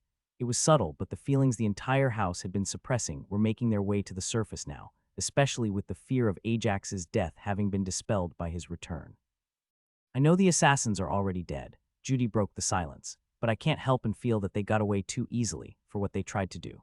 Everyone could sense the subdued fury that became more and more felt with every moment since Ajax's departure from both Sam and Sylvia. Unlike the others, the two of them had been worrying for Ajax since the day he was born, and while there were a lot of dangers they had accepted Ajax had chosen for himself, the assassination attempt was not one of them. They got what they deserved. Lexi's words brought on looks of surprise from everyone. The assassins were just a tool. Death is exactly what they deserved. The ones who gave the order, however, have a lot more to answer for, and I will work to make sure they do so the moment I find out who they are. The venom in Lexi was worse than any of House Hearthbound had heard from the woman in all the years they had known her, yet all it did was light a fire under them. Until now they had all been helping Ajax handle his rise to nobility by taking care of what they could, but it was time for them to branch out and not be so reactive. I'll find out who they are. Sylvia spoke the promise in little more than a whisper, but it carried clearly throughout the room. So far her role in the family had been as a bridge between her father and daughter and her son, making sure the financial side of their family worked well with the ruling side. But now she had another focus for her talents, in finding out information that would lead towards those responsible for the attack today. Sam took a different approach from his wife, where she would look to protect Ajax by finding those who were looking to take his life. He instead looked to defend his son the best way he knew how. Come tomorrow, he would get in touch with one of the few enchanters that had come to their duchy. His blacksmithing skill had flourished of late, but that alone would not be enough. Ajax would need enchanted armor. Lancel was the only objective person in the room, though he stood in a corner merely witnessing House Hearthbound's reaction. He had experienced many assassination attempts in his long life, some successful and some failed. Despite all that, he knew deep down that this one would have some of the most meaningful consequences as he watched each member of House Hearthbound determined to push themselves, to grow. Also, they could help the head of the house with burdens nobody his age should have to deal with. That night, Ajax had trouble going to sleep. It wasn't out of fear for himself, however. He just couldn't stop going over the fight in his mind. He managed to fall asleep about halfway through the night, the exhaustion of his body finally overcoming his active mind. When he woke up the next day, Ajax found that he felt both better and worse. His body had finished clearing out what was left of the poison, so he no longer felt any consistent pain, but the damage the poison left in its wake he had yet to recover from. Every movement hurt more than it did the day before, but the pain was almost negligible when he was standing still. "You're awake," Lexi exclaimed when she came in to check on him, a tray of food in her arms. It was almost noon, but everyone was aware that Ajax very much needed his rest. "Are you better?" "The poison is gone." Ajax noticed her nod at that. He quickly put together that Lancel must have explained his situation to his family. "It'll probably be another day or two before I do anything physically straining." Lexi nodded along as she placed the tray in bed and started to feed him his breakfast. Lancel had explained how any movement would be painful for him over the next few days, but it was important that he eat to better recover his strength. "What do you want to do today?" Lexi asked after feeding Ajax another forkful of scrambled eggs. "I think I'll train Fluffy and then oversee the training of all our future alchemists." Ajax answered after swallowing. Training with Fluffy? Lexi sounded skeptical at that. She very much didn't want Ajax to push himself just because he had come so close to death in such a helpless situation. The rest of his family had already told Lexi how Ajax had thrown himself into training after his run-in with the vampire more than a decade ago. "I'll just be watching over her," Ajax reassured her. "Tomorrow I will go over the progress the quarry has made once I have a better idea of how our alchemists are progressing. We will soon have 20,000 former slaves arriving, and we will need a lot of cement if we want to house them all." As much as Lexi wanted to tell Ajax not to push himself, she knew that it would be pointless. More than that, she knew that Ajax did have to push himself. This latest attempt on his life made it clear that while Ajax was now firmly in the ranks of the elite, he was still quite far from the peak of power. That he was quickly closing that gap was obvious to anyone who tracked him, so this would be the most dangerous time for him. "Fine," Lexi said as she continued to feed Ajax. "I'll send Jake, Jari, and Nashara to you once they come back from school. They'll be happy to have you training them as well." After finishing his breakfast, Ajax slowly got up, washed, got dressed, then went and joined Fluffy. Ajax was surprised to find that Tom wasn't at the manor. He had already left for Lessus as he had a lot of work. This was something he noticed about every member of his family that morning. "I hope they aren't avoiding me." Ajax mumbled as he and Fluffy went to their private training space to help the shadow cat practice with Void some more. Over the course of 2 hours, Fluffy ran her mana pool dry. Her attempts at using Void had started to show some consistency. One in every 20 swipes would have at least one claw using Void. I guess I shouldn't be surprised that you got that skill, but it's certainly not something I was expecting. Ajax was shocked when an hour and a half into the training, Fluffy started energetically jumping around the room with happiness. The skill Fluffy got was self-preservation. The skill was only an uncommon skill, and it was a weaker version of the skill Duke Manashaper had. Fluffy had gotten the skill after repeatedly ripping up her own claws when she got Void Mana to activate. With the new skill, Fluffy was now stopping her swipe right after the moment of contact, with the skill helping her prevent any self-inflicted damage. Following the training with Fluffy, Ajax spent another hour overseeing the alchemists. He had initially planned on spending 2 hours there as well, but 1 hour was all he could take. With how easy the most basic of cement recipes was to follow, it all came down to just properly measuring the ingredients and following the correct steps for any half-decent alchemist. Since he wasn't looking to give out any of the better formulas, Ajax was content that they would have enough cement for roads. Uncle Ajax. Ajax suppressed a grunt as Jake slammed into him as he gave him a hug. Even in his injured state, Jake didn't have the strength to inflict any pain on Ajax. That said, Ajax hurt himself as he loosened his muscles and moved to absorb the impact. Otherwise, Jake's hug would have felt like slamming into a stone wall. Training Jake, Jari, and Nashara was a lot more interesting than watching the alchemists. Despite having unlocked the use of mana, none of the kids had made a decision yet on which style of spells they wanted to focus on, so the training remained physical for the time being. Did something happen today? Ajax asked Jari and Nashara when Jake was out of earshot. There were a few. Jari started, but took a moment to choose the best word. Comments made. Comments about what? Ajax asked, unsure what would cause an issue. A few of the kids, some who hadn't been more than acquaintances before, seemed to group together with negative things to say about House Hearthbound. Nashara explained. They all seemed angry and sad. It all clicked in an instant for Ajax. The children of the guards who were with him yesterday. Of course, their families had been notified of their deaths, and despite it not really being fair, Ajax could also understand why they would blame House Hearthbound for their deaths. For a long time, Ajax had blamed House Nestor, and for a short time all of the nobility for what happened with his village. Unfortunately, he also knew there was nothing he could do about that in the short term. He did, however, make a mental note to talk to his brother about keeping an eye on those kids. It was natural for kids to act out in these situations, and he was sure the guards would turn a blind eye considering the situation. That situation could easily escalate. Have you not yet found a weapon that you prefer? Ajax asked after he saw that Jake, Jari, and Nashara had all gone through basic warm-up exercises with all of the weapons they had access to. I did, but I want to be able to use all of them, Jake said proudly, just like you do, Uncle Ajax. Ajax had to fight the instinct to facepalm. The only reason why he could use so many different weapons was because he had a skill for each of them.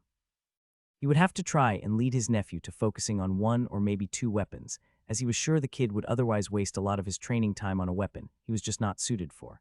At dinner that night, all of House Hearthbound seemed a lot more tired, despite that they all also looked a lot more at peace with the assassination attempt than they were the night before. Ajax didn't know what caused this change, but he was glad his family was moving past it. My lady. Lancel presented Lexi with a letter halfway through the meal. Ajax would have frowned at the interruption, but he recognized the seal belonging to the royal family of Grindor. We will have a royal representative arrive in a week and a half, Lexi said as she read the letter. Nothing in here shows they heard about the assassination attempt, but I am guessing the bird was sent out before that even took place. It's addressed to me since they assumed you would still be in the dungeon. Why is a royal representative coming then? Ajax's question was met with flat stares from the rest of his entire family. Ajax, dear, we are about to have a workforce of just under 20,000 skilled miners, Sylvia said with a helpless shake of her head at Ajax's lack of self-awareness. The amount of stone and rock we are about to pull out is going to make waves throughout the entire kingdom, and that's without even taking cement into account. The Empire's royal family was deeply connected to House Septimus's operation since it affected the market so much, Elijah explained. It's only natural that the king would want to weigh in on what we do in a similar position. Still, isn't this all happening a little fast? Ajax asked. Ajax, you said you'd be in the capital to see the Arianwin and Alara before they leave, Tom pointed out. That means you'll be starting to make your own way to the capital in 1 month. They want this meeting to happen before you meet with all the nobles who are currently gathered in the capital, so of course they would send someone here as quickly as they can. I imagine they will also be sending another champion. Lancel weighed in. That way you won't have to make a choice between having me come with you or me staying here to protect your family, considering what happened. Watching over his nephew's training, Ajax decided that it would probably be best to let most of his training up to the teachers. They had plenty of experience teaching young nobles, whereas all the experience Ajax had was from training himself, and he was self-aware enough to know that it wouldn't apply to his nephew. Instead of going over the possible future deal with the crown, Ajax instead chose to take a closer look at his status. It hadn't even been that long since he chose the threshold upgrades for most of his skills, barely a few months, yet his progress was significant. 3 new skills, one of which was legendary. Even more shocking was that he gained 2 levels. That simply didn't happen so quickly at his level. 2 levels was the result of an entire year of hard work, not merely a few months. Looking over how his skills had grown, it was obvious what had pushed him to grow in this time. 3 big events directed his growth. The first was his alchemical work with developing cement further. The second was the political work he put in as a duke, and the final was the nearly lethal battle he fought a couple of days ago.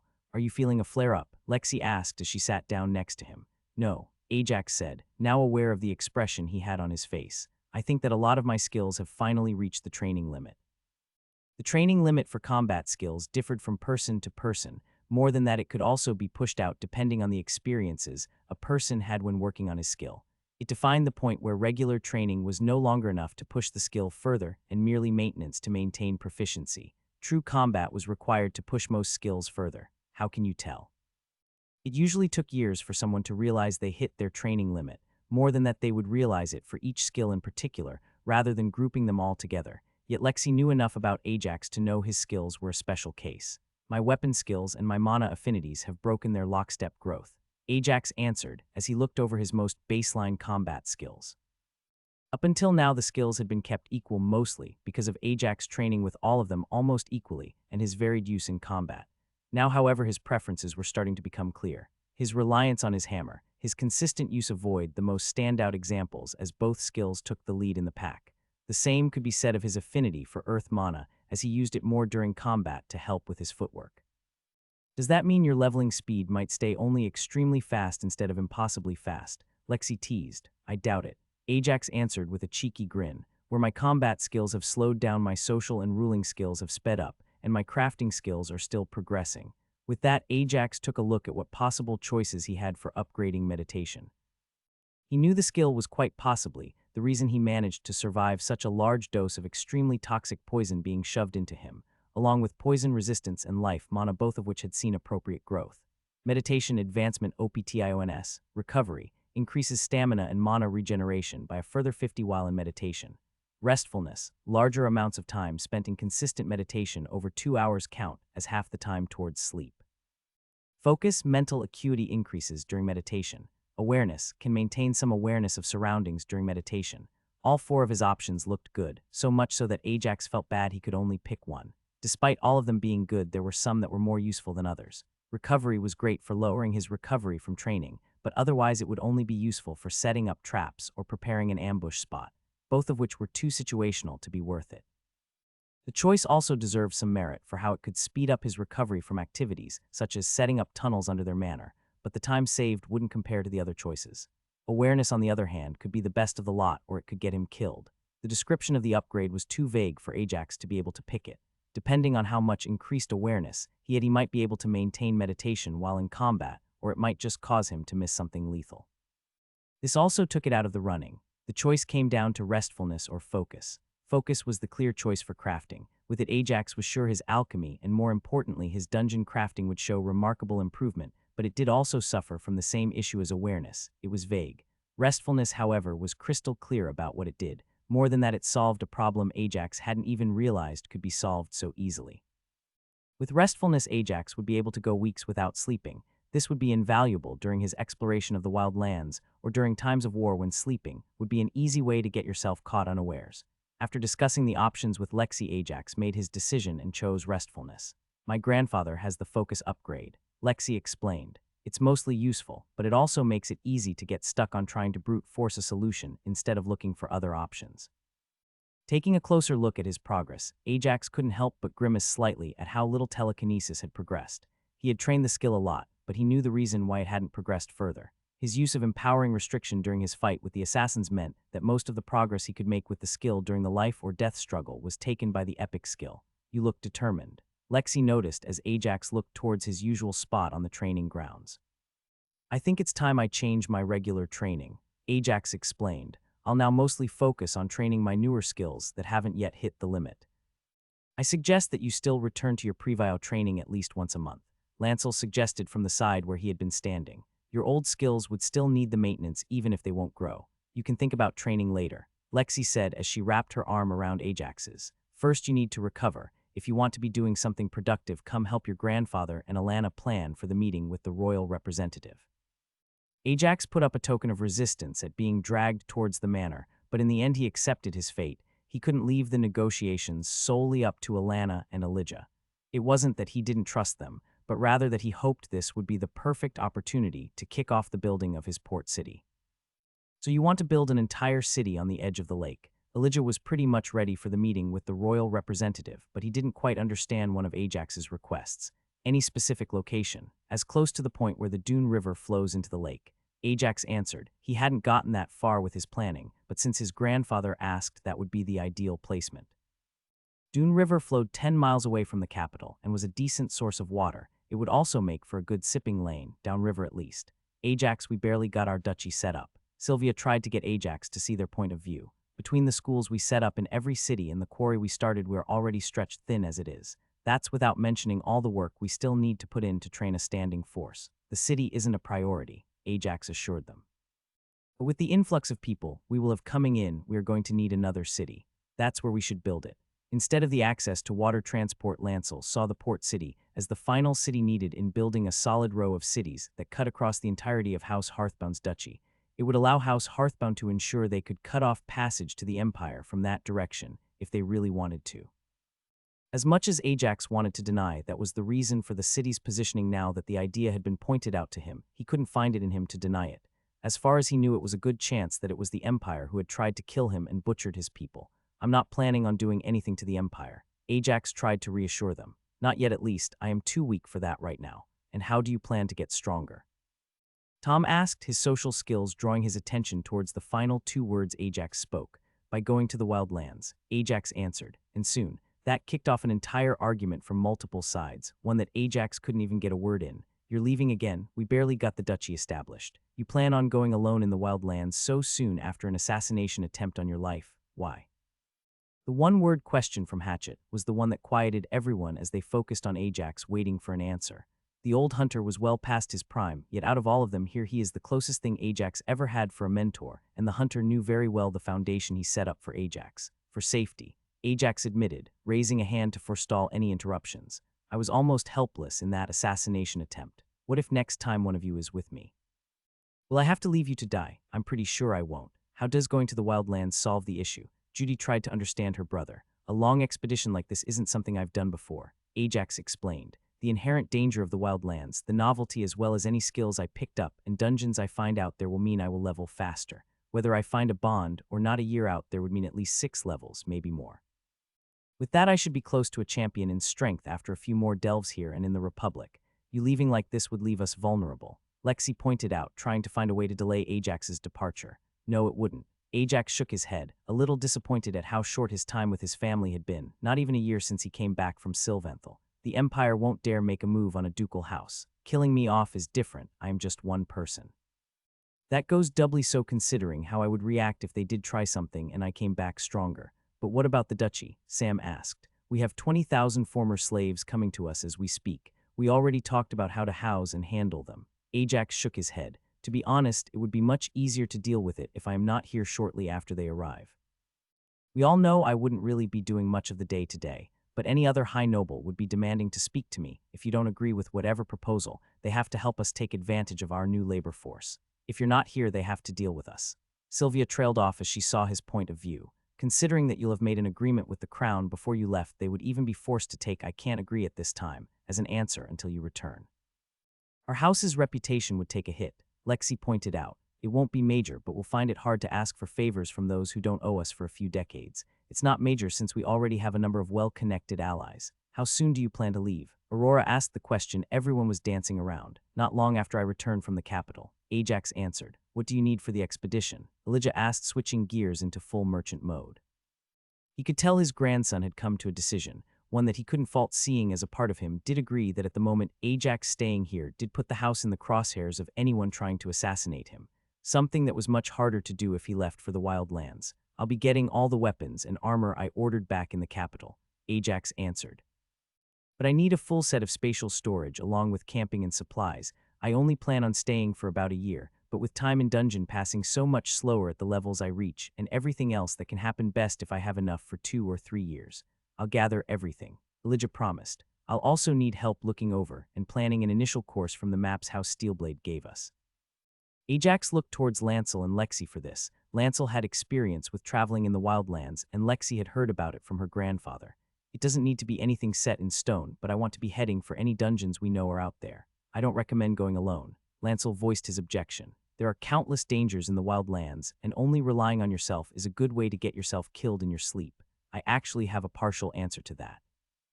Ajax smiled. It's what gave me the final push to decide to go. Ajax then explained the most recent threshold upgrade for his meditation. His explanation about how he wouldn't be as vulnerable when resting did a lot to ease their worries, but it didn't erase them.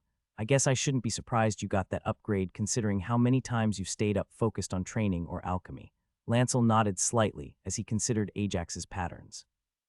You best not forget that you will still need to get some actual sleep at least once every 2 weeks or so. Very few people push themselves hard enough to get that specific upgrade, but I have seen what can happen if you try to skip sleep for too long.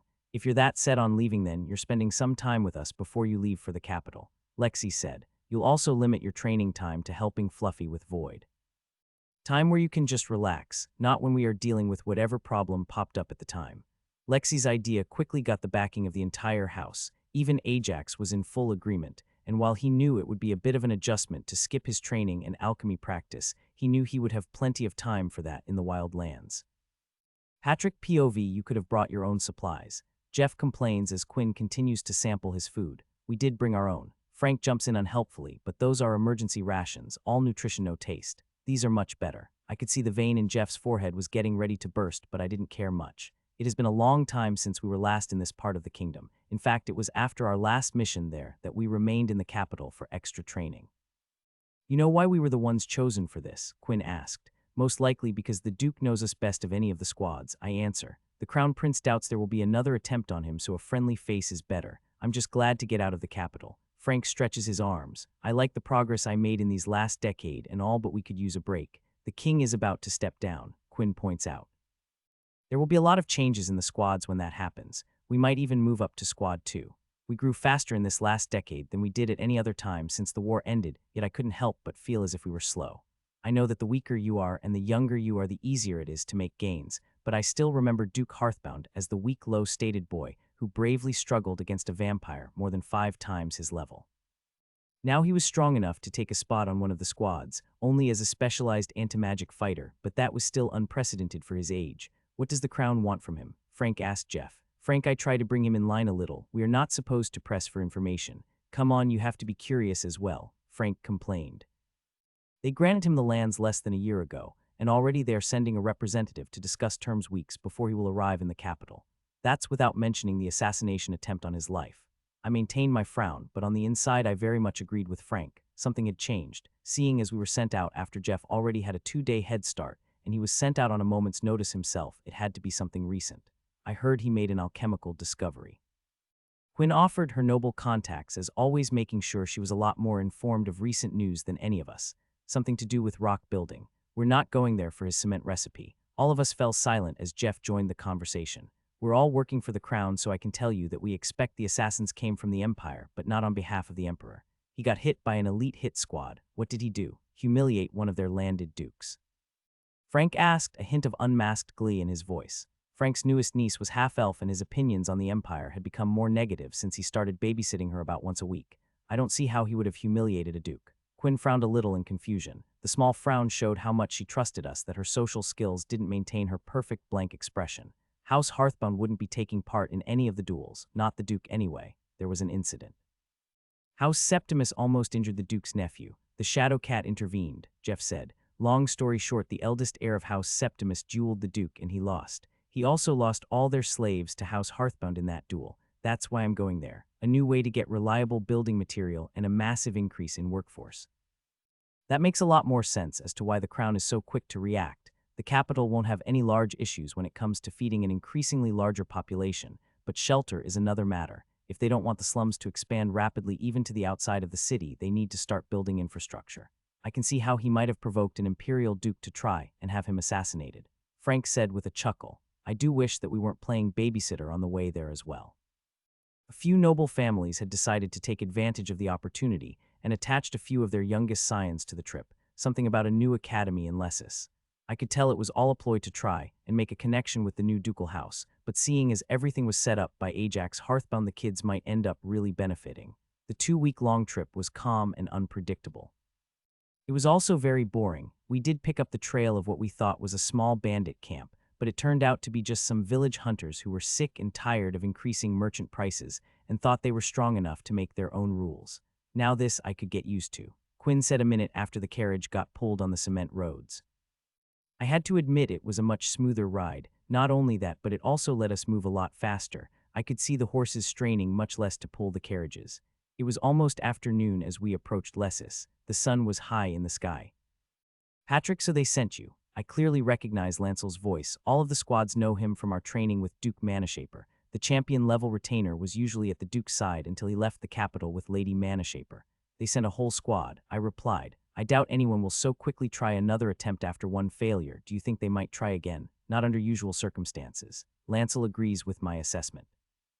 But then again, there is nothing usual about Duke Hearthbound. Jeff, is that you? It's great to see you again. Why are there so many carriages? New students. Frank chimed into the conversation. You know how things like this go. This is an opportunity to make a connection with a ducal house. I made sure all of the nobles brought with them a sufficiently heavy coin purse, Jeff said as he approached Lancel. Might I ask that I be led to my accommodations? In an hour's time I'll be ready to meet with the Duke. I am here to discuss business. An hour was a very short time for us to explore the city, doubly so considering how much has changed since we were last here. The size of the city increased considerably. Most of the new buildings were built with the same smooth, rocky substance the roads were made out of, and they even added an arena. I sent Frank to have a look around and see what information he could find out about the school and the quarry that House Hearthbound had added since they took over. I knew that Rex would have most likely already done so as he passed through here, but we returned to the capital before he did so. It was up to us to do at least a surface check of the place. You want to build a new city on the edge of the lake. There was something in the way Jeff said this that made me question what was wrong with building a new city. We are about to have an influx of 20,000 former slaves, Elijah Hearthbound responded. While we recognize that most will initially stay around Lessus and hopefully work in the quarry, the city simply cannot house this many people long term. We will eventually have to build a new city. I see they might be holding a grudge against the Empire for the attack, Quinn whispered to me. With the new city placed their house, Hearthbound would be able to essentially cut off more than half the trade routes to the Empire. As logical as that sounded, I couldn't help but think there was another reason they wanted the city built there. If they were looking to strike back at the Empire, as a whole through commerce, Elijah should be leading the charge, yet both times Jeff suggested a different location for the city. He looked towards Ajax. You know, I blame you for all this, Quinn said with a joking tone after spending 3 hours listening to the negotiations. If you hadn't insisted I heal up the kid the vampire poisoned a few years back, we wouldn't have had to stay and listen to all that. I'm quite glad you healed that kid. Both Quinn and I turned to find Ajax standing right behind us. Duke Hearthbound, I meant not even Quinn's social skills could stop her face from reddening with embarrassment. While Quinn was struggling through an apology, however, I focused on Ajax's presence. He had snuck up on us, and I hadn't even realized it until he spoke. I could feel a light sheen of shadow mana even now coating his entire body. Normally, I would have been able to feel his aura, but after spending 3 hours in the same room, it just became part of the background. It's fine, Ajax reassured Quinn with a smile. I'm actually glad they sent your squad. We should be ready to head out in a day or two. Ajax had already made preparations for his departure, but the appearance of 12 very young nobles and their caretakers was not something he expected. He did greet all of them and ensured they had accommodations. There were plenty spare now that the nobles here for the elves departed. How do they expect this to just work? Ajax huffed in annoyance as he ate dinner with his family. You can't just add students in the classes. They've already been learning for months now. They wouldn't have the same foundation to learn from. This is the main reason why you only see the academy as the only big learning institution in the capital, Luna said with a laugh as she sliced a piece of steak. All the nobles there can afford the tutors, so they all get them at the perfect moment for their children. It's why the shared social events they do have are limited in number to those around the same point in their development. We'll start them at the start of the next quarter, Tom said. You made sure that all the subjects had their lesson plans split so they all finished major sections around at the same point 4 times a year. They'll just join the classes in a month. While House Hearthbound was having dinner and working out how to deal with the nobles who appeared, Patrick and the rest of his squad were making their own preparations. How did he just sneak up on us like that? Quinn was still a little shaken following her short talk with Ajax. The embarrassment she felt at the moment Ajax interrupted them made it easy to overlook in the moment how he had all but gotten within touching distance of them, but now that she had regained her composure, it wasn't as easy to put it aside. I wasn't there, Frank said. It was his job as the scout to keep track of their surroundings, but he had been given another job. His use of shadow mana isn't well documented, Patrick said. He was disappointed in himself for letting his guard drop that far. Even if they were in friendly territory, they were here because of an assassination attempt. Mostly he uses it with his arrows. He mixes in shadow arrows with his other mana types. Evidently he can use it for more than just that. Chances are he's stronger than half of us, Roger said. I went and took a look at the ambush site, thought I might be able to pick up something they missed in regards to the identity of the assassins, but no luck. What I did see was how far he got with 3 assassins getting the jump on him. He was also doing something with his mana skin, Quinn said as she thought back to their earlier encounter. He wasn't using shadow mana for that. It seemed like he was trying to change something about it while keeping himself covered in a layer of shadow mana. We're not here to pick through his combat capabilities. Patrick cut off the topic. As curious as he might have been about Ajax's abilities, that wasn't why they were there, and it could cause some issues if they were somehow overheard discussing this. What do we know about the people he is bringing with him? Some of their oldest retainers. Frank said. His investigations yesterday also extended to the people who would join them for the return trip to the capital. Used to be called the Collectors, they are originally from Lessus, and they delved with Ajax for half a year before they all came to the capital. How good are they? Quinn asked. According to their records with the Adventurers Guild, they are a solid group. They made slow but steady progress before joining House Hearthbound, Frank said as he produces the notes he had taken on them. Above average when looking at adventure groups, but nothing too out of the ordinary. One thing that stood out a little was that they have a fully trained and dedicated healer, and they weren't taken in by a noble family before. Quinn was a healer herself, and she knew just how much nobles would go out of their way to recruit healers. Demand had lowered since the healing union was created, and more healers were being trained, but even that was less than a century old. Healer is a new addition. Frank turned over his notes to double-check his memory since he had focused on this point during his information gathering. Lower level than everyone else, joined right after finishing his studies with the healing union. Also related to one of the adventurers, why are we bringing them with us? Roger asked. Ajax will be running them through the dungeon in the capital to get them a boon. Patrick answered, and he could see a glint of jealousy flash in the eyes of his squad members for just a moment. Patrick couldn't blame them. He was also jealous of the collectors for getting a boon. It was simply something they all needed to accept. It wasn't the first time they had run into such a situation, and it won't be the last. Patrick was actually more worried about how the nobility would react once the news spread about the boons. Most of them would miss out on the opportunity to get them as Ajax continued to level. If his speed was anything to go by in a decade, he would already be too high level for the kingdom to risk him fighting a floor boss twice his level. All right, everyone get some sleep. Patrick instructed his squad. This is the last good night's rest we'll get before we're back in the capital. Following morning Ajax, the collectors as well as the royal representative and the squad were all ready to leave by the time the sun came up. I won't be gone all that long. Ajax reassured his nephew, who insisted that he see him off before going to school. I'll be back in about a month and a half or so. Left unsaid was that he wouldn't be staying long after he came back before he left for the wild lands. This brings back memories. Jones, the leader of the collectors, said as they all departed from Lessus. It wasn't all too long ago that we left Lessus looking to boost you through your first dungeons. How the tables have turned. All of the collectors chuckled as they all remembered how Ajax was back when he first set off for his first delve. Are you doing okay? Quinn asked as she dropped back to be level with Ajax. Do you need me to heal you? I'm fine. Ajax was surprised at her question. Your mana movements are odd. Quinn explained her reasoning. I can feel mana pulsing through your mana skin. It's odd, just something I am trying out. Ajax said. He had no reason to hide what he was doing. In fact, there was a good chance that the squad might even be able to help him with what he was trying to achieve. One of the assassins had a very high-level camouflage skill. I am trying to see if I can get my mana skin to mimic what his skill could do where he blends in with the surroundings. You could easily do that with your light mana, Quinn pointed out, but light mana would be easy to sense. Ajax said with a nod, understanding her point of view. Mana skin is different in that despite not using shadow mana directly, it can be covered with shadow mana to mask my presence, if I can get mana skin to also hide me from sight. It would work that much better. You're trying to do too much all at once.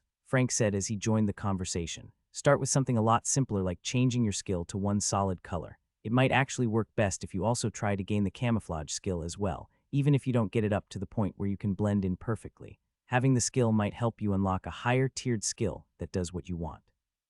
Frank was experienced with such integrations. Despite being able to use mana, he hadn't gone down the path of the mage or even the hybrid combatant. He was a scout through and through. That meant high mobility and perception. He did, however, learn certain spells. He routinely used shadow spells to cover his enchanted items from sense mana, so he knew how easy it was for the veil to break. Ajax found himself happy that his trip to the capital would be taking 2 weeks.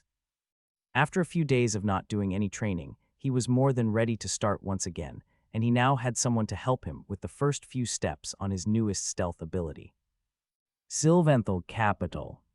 Don't worry about it, King Sylvian answered. Information about that ambush is actually why I am reaching out to you. Araner recognized the mage, one of your assassin squads. The Crown Prince's voice could be heard. King Sylvian was secretly glad for it. Having the future king interact with him while still only being the Crown Prince would set the tone for their early relationship, and this put him in a superior position.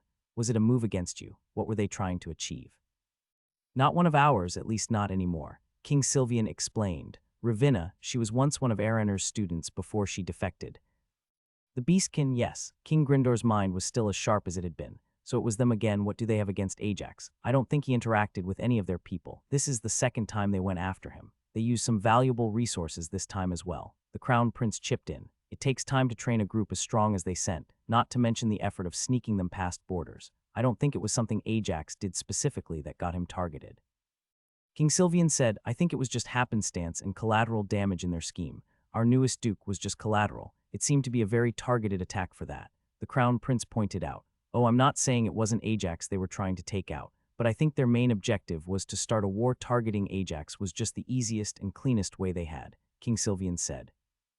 In Deepwood they used elven mercenaries, and now again they clearly tried to put the blame on the Empire with the squad they sent. If they were there just for the kill, they would have sent a full-packed team of 9, so they want to start a war. King Grindor agreed with King Sylvian's assessment. We really need to find out what is going on down there. That still leaves the question of what you want to do about the attack. King Sylvian said, how do you want to play it?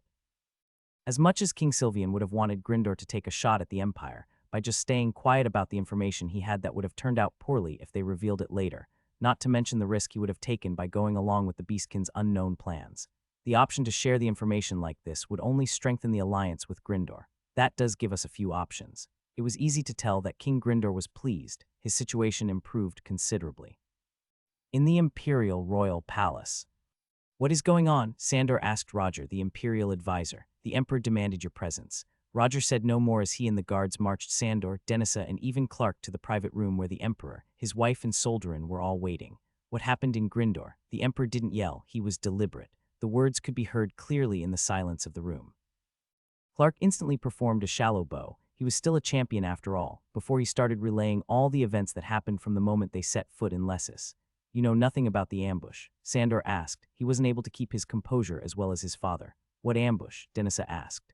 Duke Hearthbound was ambushed by 3 assassins the day after you left. The Empress responded, her voice introducing some kindness in the conversation as she pulled her granddaughter in her embrace. 2 Beastkin physical fighters and 1 elven mage. News from our spies in Lessus reached us less than a day ago. Clark was the first to realize just how dire the news was. He couldn't exactly blame the spies in Lessus either. From the sounds of it, they sent back some rather detailed information regarding what took place, but considering it took almost as long for them to get it back to the Emperor as it took them to return, they might already be late in responding to it. Could it be House Septimus? Sandor asked, is this their desperate attempt at clinging to their lands and title? That is a possibility we can't rule out, especially considering how humiliating everything went down for them in Lessus. The Emperor considered, but I doubt it, it's not their style. It's more likely someone is looking to take out the Duke and is using us as scapegoats, or they are looking to start a war between us and Grindor, and this was their setup. Is there anything else we need to know? Roger asked. He was an experienced and seasoned advisor. He had taken up his position centuries ago, and had already learnt the lesson about not looking for details in such rushed situations. I know everything is happening so fast now that you just got back, but is there anything big we might not have heard? Do you know Ajax is a future pinnacle? Dennis's question caused the first twitch in the Emperor's controlled expression. We know the Duke is extremely strong at an extremely young age, Your Highness. Roger nodded. We have already made assumptions that he will become a pinnacle eventually as his strength continues to grow as he gets older. The timeline has been highly accelerated. Clark jumped in. Even with conservative estimates, I have the Duke reaching champion level in the next decade and pinnacle in less than half a century. What changed? Roger asked. He somehow gained the skill telekinesis. Clark's words caused the Emperor and everyone else to fall silent in disbelief, their eyes wide as they took in the information. Should we still have House Septimus send the slaves they lost? Sandor asked after a moment, trying to get the conversation moving again. Yes, the Emperor said with finality. I also need to reach out to King Grindor, much as I hate acting from a position of weakness. I can't let someone set us up to take the fall. The Proud Rock. King Proudmane, I have news. The spymaster bowed deeply as he approached the lion beastkin seated on the throne. We lost Fenris and his team. More than that, they also failed to kill the new Duke. That's certainly a waste. King Proudmane growled his displeasure. Did they also compromise the main mission with their failure? I do not believe so, Your Majesty. Their enchantments were all activated before the fight ended. The rat beastkin responded. Send out the order for my armies to return, King Proudmane proclaimed. Soon it will be time to attack. A long way past the wild lands border in a cave on the side of a volcano. Orection, the roar echoed throughout the cave, causing the rock to shake and wake the sleeping inhabitant. Who dares disturb MYSL? The dragon with black and red scales rose to his feet, anger clear in his voice even as gold and gems were thrown around the cave. The anger in the dragon's voice quickly disappeared, however replaced with a subdued acceptance. Dear Aunt, to what do I owe the pleasure of your visit? At the entrance of the cave was a dragon twice the size of Orection. Resting on her head was a much smaller dragon, one that Ajax would recognize as Shifty. I'm sorry to wake you up after only 500 years, dear nephew, the dragon said, but you must come with me. I believe I have found a perfect opportunity for you. You found a source of ever-burning flame. The joy and excitement in Orection's voice was so infectious. Shifty was smiling, joining in with his cousin's excitement. I'm afraid not. The large dragon said, the opportunity I found for you is not a sure thing. It was easy to see excitement draining away from Orection, but if you do succeed, it would be so much better than even a source of ever-burning flame. Weeks of practice on the road had made it easier for Ajax to use his shadow mana to hide himself. He had even started to make a breakthrough on learning how to use Mana's skin to copy the effects of camouflage, but any time he tried using both together, the shadow spell would fail to mask the layer of mana that Mana's skin was made out of. Ajax's first stop after returning to the capital was House Manashaper's manor. He knew he had arrived before Xavier, Arianwin and Alara, so there was no rush and he wanted to pay his in-laws a visit. More than that, he also wanted to inform them of the decision to leave for the Wildlands shortly. Welcome back. Duke Manashaper greeted Ajax with open arms. It brings me such joy to see you again. You just want to examine telekinesis in person. Duke Manashaper was cut down by his own son. How is Lexi? We heard about the attack. Lancel is with her and the rest of my family. Ajax was quick to reassure them. He also subtly ignored the mention of telekinesis. There would be time for that later. The attack is one of the things we have to discuss. Unfortunately, we are a little short on time. The elves won't be back for a few days yet. We have plenty of time. Duke Manashaper paid no mind to his son's remark and welcomed Ajax into the manor. Patrick and the rest of his squad, as well as the collectors, were led to a welcoming area for guests while Ajax was led deeper into the manor. This was slightly upsetting for Patrick. His orders were to guard Ajax until he saw the king. The only reason he didn't even attempt to push the point was that he knew in his own home Duke Manashaper could kill the entire squad and Ajax. There was no threat he couldn't deal with that his squad could make a difference to. So what's this about having no time? Duke Manashaper became more serious. He didn't lose all his jolly attitude, a clear mark of having grown up as a commoner and working his way to nobility through power. I plan to leave for the Wildlands shortly after I return to Lessus. Ajax matched the change in attitude. I see. Lexi's father nodded slowly, his mind rapidly thinking through what would happen. You've already made the decisions for how to build your duchy. You might have more you want to do, but you need a new normal to settle before you add anything more. Hopefully this will. Ajax tried to explain his reasoning but was interrupted. Stop any more attempts, yes. His father-in-law cut him off. No point in trying to attack your family. Who knows how strong you'd be when you return. Too dangerous. You might have assassins coming after you, but I doubt they will be so powerful that you can't at least run away now that you are expecting them. This still doesn't explain the lack of time while you wait for the elves. Duke Manashaper pointed out. The retainers I brought with me, Ajax said by way of explanation. I plan to bring them with me into the dungeon and get them the boon. They are the first adventuring team I joined for my first delve, and they are trustworthy enough while also having the potential to push further. An expedition into the wild lands would take at least a year, considering it's you who's going, and that you would also be hunting for dungeons more likely closer to 2. Duke Manashaper reasoned. In that time you'll level a fair few times. I would have said 4 times before, but with your experience boosted more like 10 times. This would eliminate a fair few who would be able to get the boon. The crown will ask that you do at least another one, maybe 2 delves with some noble hopefuls. And that brings us to our time shortage. Ajax nodded. One thing that Ajax was glad about was that there was no pressure on him in regards to marrying Lexi. Unlike on Earth, it was usual for engagements here to last a decade before a wedding was held, at least among the nobility. With lifespans for high nobles nearing half a millennium, it wasn't considered that long. It seems like we truly won't have time to analyze it. Duke Manashaper let out a dejected sigh. Can you at least show it to me? Of course. Ajax answered with a cheeky grin before he used gravity mana to erase the gravity surrounding the Duke, causing him to start floating off the ground. This isn't telekinesis. The Duke quickly frowned, upset by the joke his grandson-in-law was pulling on him. His attitude quickly changed, however, when he realized he didn't recognize the mana affinity used to lift him off the ground. What is this? Another mana type? Where did you find it? What rarity is it? Feels like epic. How does it work? One question after another was fired off without a moment to wait for an answer. Oh, by the gods, show him telekinesis, and then we can go. I have questions regarding the reason a royal representative was sent to you. Ajax could see his father-in-law's impatience and did agree that it was important for him to be informed about the 20,000 or so former slaves that would soon be populating his duchy. I can't control the output all that well. Ajax said by way of apology as he lifted one of the glasses from the table in front of them. The glass shot upwards and smashed straight into the ceiling. But there it is. Wait, you can't just leave. Duke Manashaper said, a little lost between the spell that was still affecting him as he floated a foot off the ground and the recent display of telekinesis. I have questions, so many questions. Best you make your own deductions before I give you my explanations, that way you might see something I missed. Ajax said as he and his father-in-law stood up to leave to another room. Ajax couldn't help but chuckled at the indecision on the Duke's face as he left the room.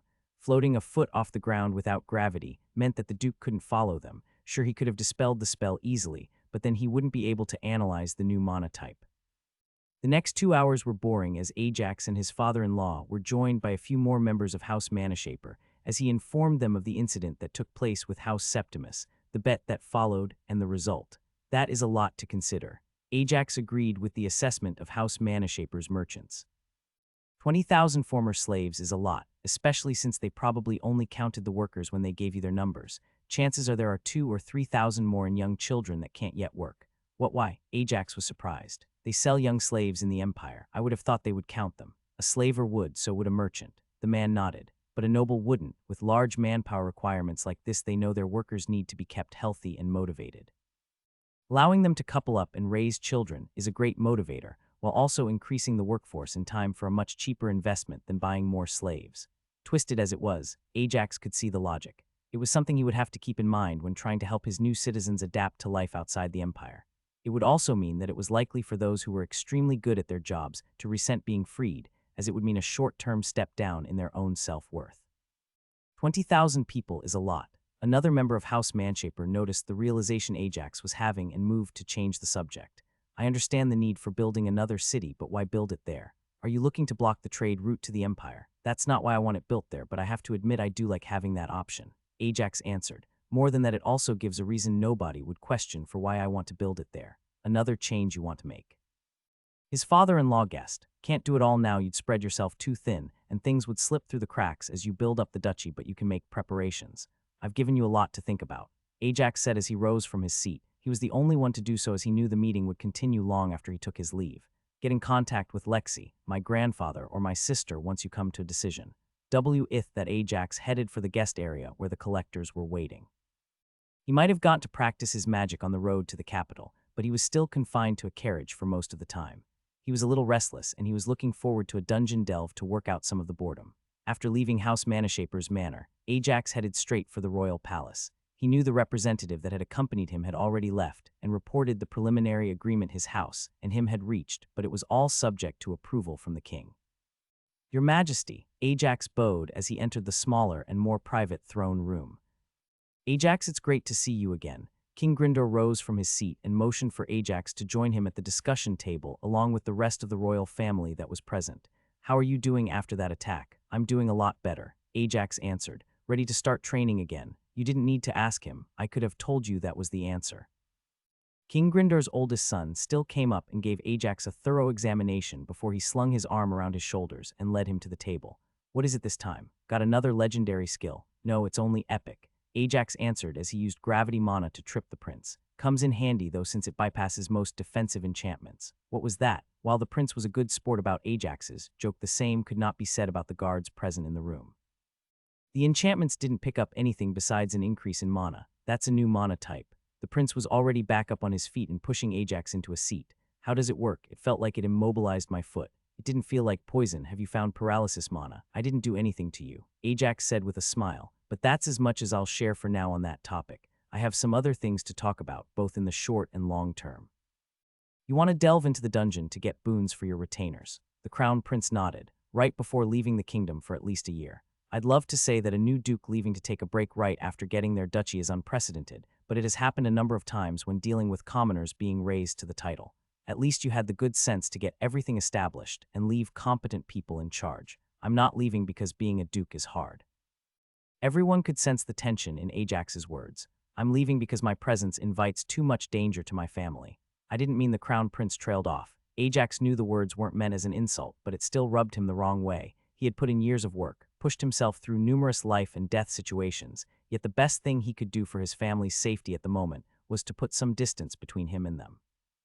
If it makes you feel any better, we doubt killing you was the main purpose of the attack, the oldest prince said. Best guess is they are trying to start a war between us and the Empire. You know who was behind the attack. Ajax latched on to the information. Yep, Araner recognized one of the assassins. The prince continued, one that defected to the Beastkin kingdoms during the last war. Them again, and you still think they aren't targeting me to kill me? Ajax asked. This is their second attempt in as many years. We are sure they do want you dead, Ajax, King Grindor answered, but killing you is not their main objective. In Deepwood, they sent local assassins after you to try and start a war with the elves. Now they are doing something similar with the Empire. This information made Ajax feel a lot better.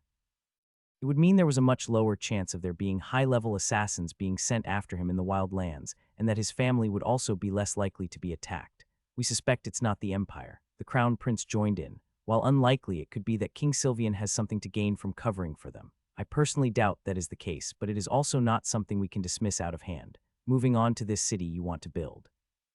King Grindor changed the subject. He acknowledged his son's point by not contradicting him, but he didn't want to dwell on the possibility of King Sylvian lying to them. Now that we are relatively sure it wasn't the Empire that attacked you, do you still want to build it there? A trade blockade will be a mistake. It was obvious to Ajax that nobody believed him when he said he had a different reason for choosing that spot. In a way that worked out better for him, he didn't know how widespread humanoids had gotten under the rule of the Reaper Tens, or more likely hundreds of thousands of years ago, but there was still a chance that ships had not been built yet, at least anything bigger than a raft. That could mean numerous Trailblazer achievements. A trade blockade is really not why I want to build a city there, Ajax said with a deep sigh as he relaxed in his chair. I'm not going to say that having the option to set one up isn't something I considered lately, but I had wanted the city built there since before the ambush on me. Then why? The Crown Prince asked. It will be a while before I can show you why, Ajax said with a grin. I already made quite a number of big changes in my duchy, need those to settle before I do anything else. You destabilize the crafting market here in the capital in a way unseen outside of war. The queen pointed out with a sweet smile on her face. Taking all of those high-skilled journeymen and low masters came as a shock to everyone, and unlike a war, nobody had news of it beforehand, so everyone was caught unprepared. You don't sound all that upset, Ajax pointed out. Xavier had told him he had caused issues in the capital, but from how he explained it, the royal family had gained from the incident as a whole. Oh, we have quite a few more favors to call in than we did before, the queen nodded. But you are aware that ideas like your school have been tried before and they all failed. Oh, I know, Ajax nodded, but there are a number of big differences between what I am doing and what was tried before. I won't ask you to share what those are, but if you see widespread positive results, let us know before the other nobles make a fuss, the king requested. Ajax could recognize how many problems he was causing for the royal family. He had provided them with a lot more benefits, of course, but between the training method, the new trend in delving he started, and as of late the dungeon boons, Ajax knew some of the more shrewd nobles were using everything that happened as a way to make waves in hopes of increasing their power or position. I'll try too. Ajax did his best to reassure them. On the bright side, the first of my new students won't have achieved any true power for at least another 9 years, so it will be a while. All of the kids starting now were still 6 years old. Since none of them would spend their free stat points until they were 15, it would also mean none of them would draw all that much attention until then. If anything, their levels might be high for their age, and the number of skills they have would also be unusually high, but besides that their low stats would also act as a soft cap for their skills.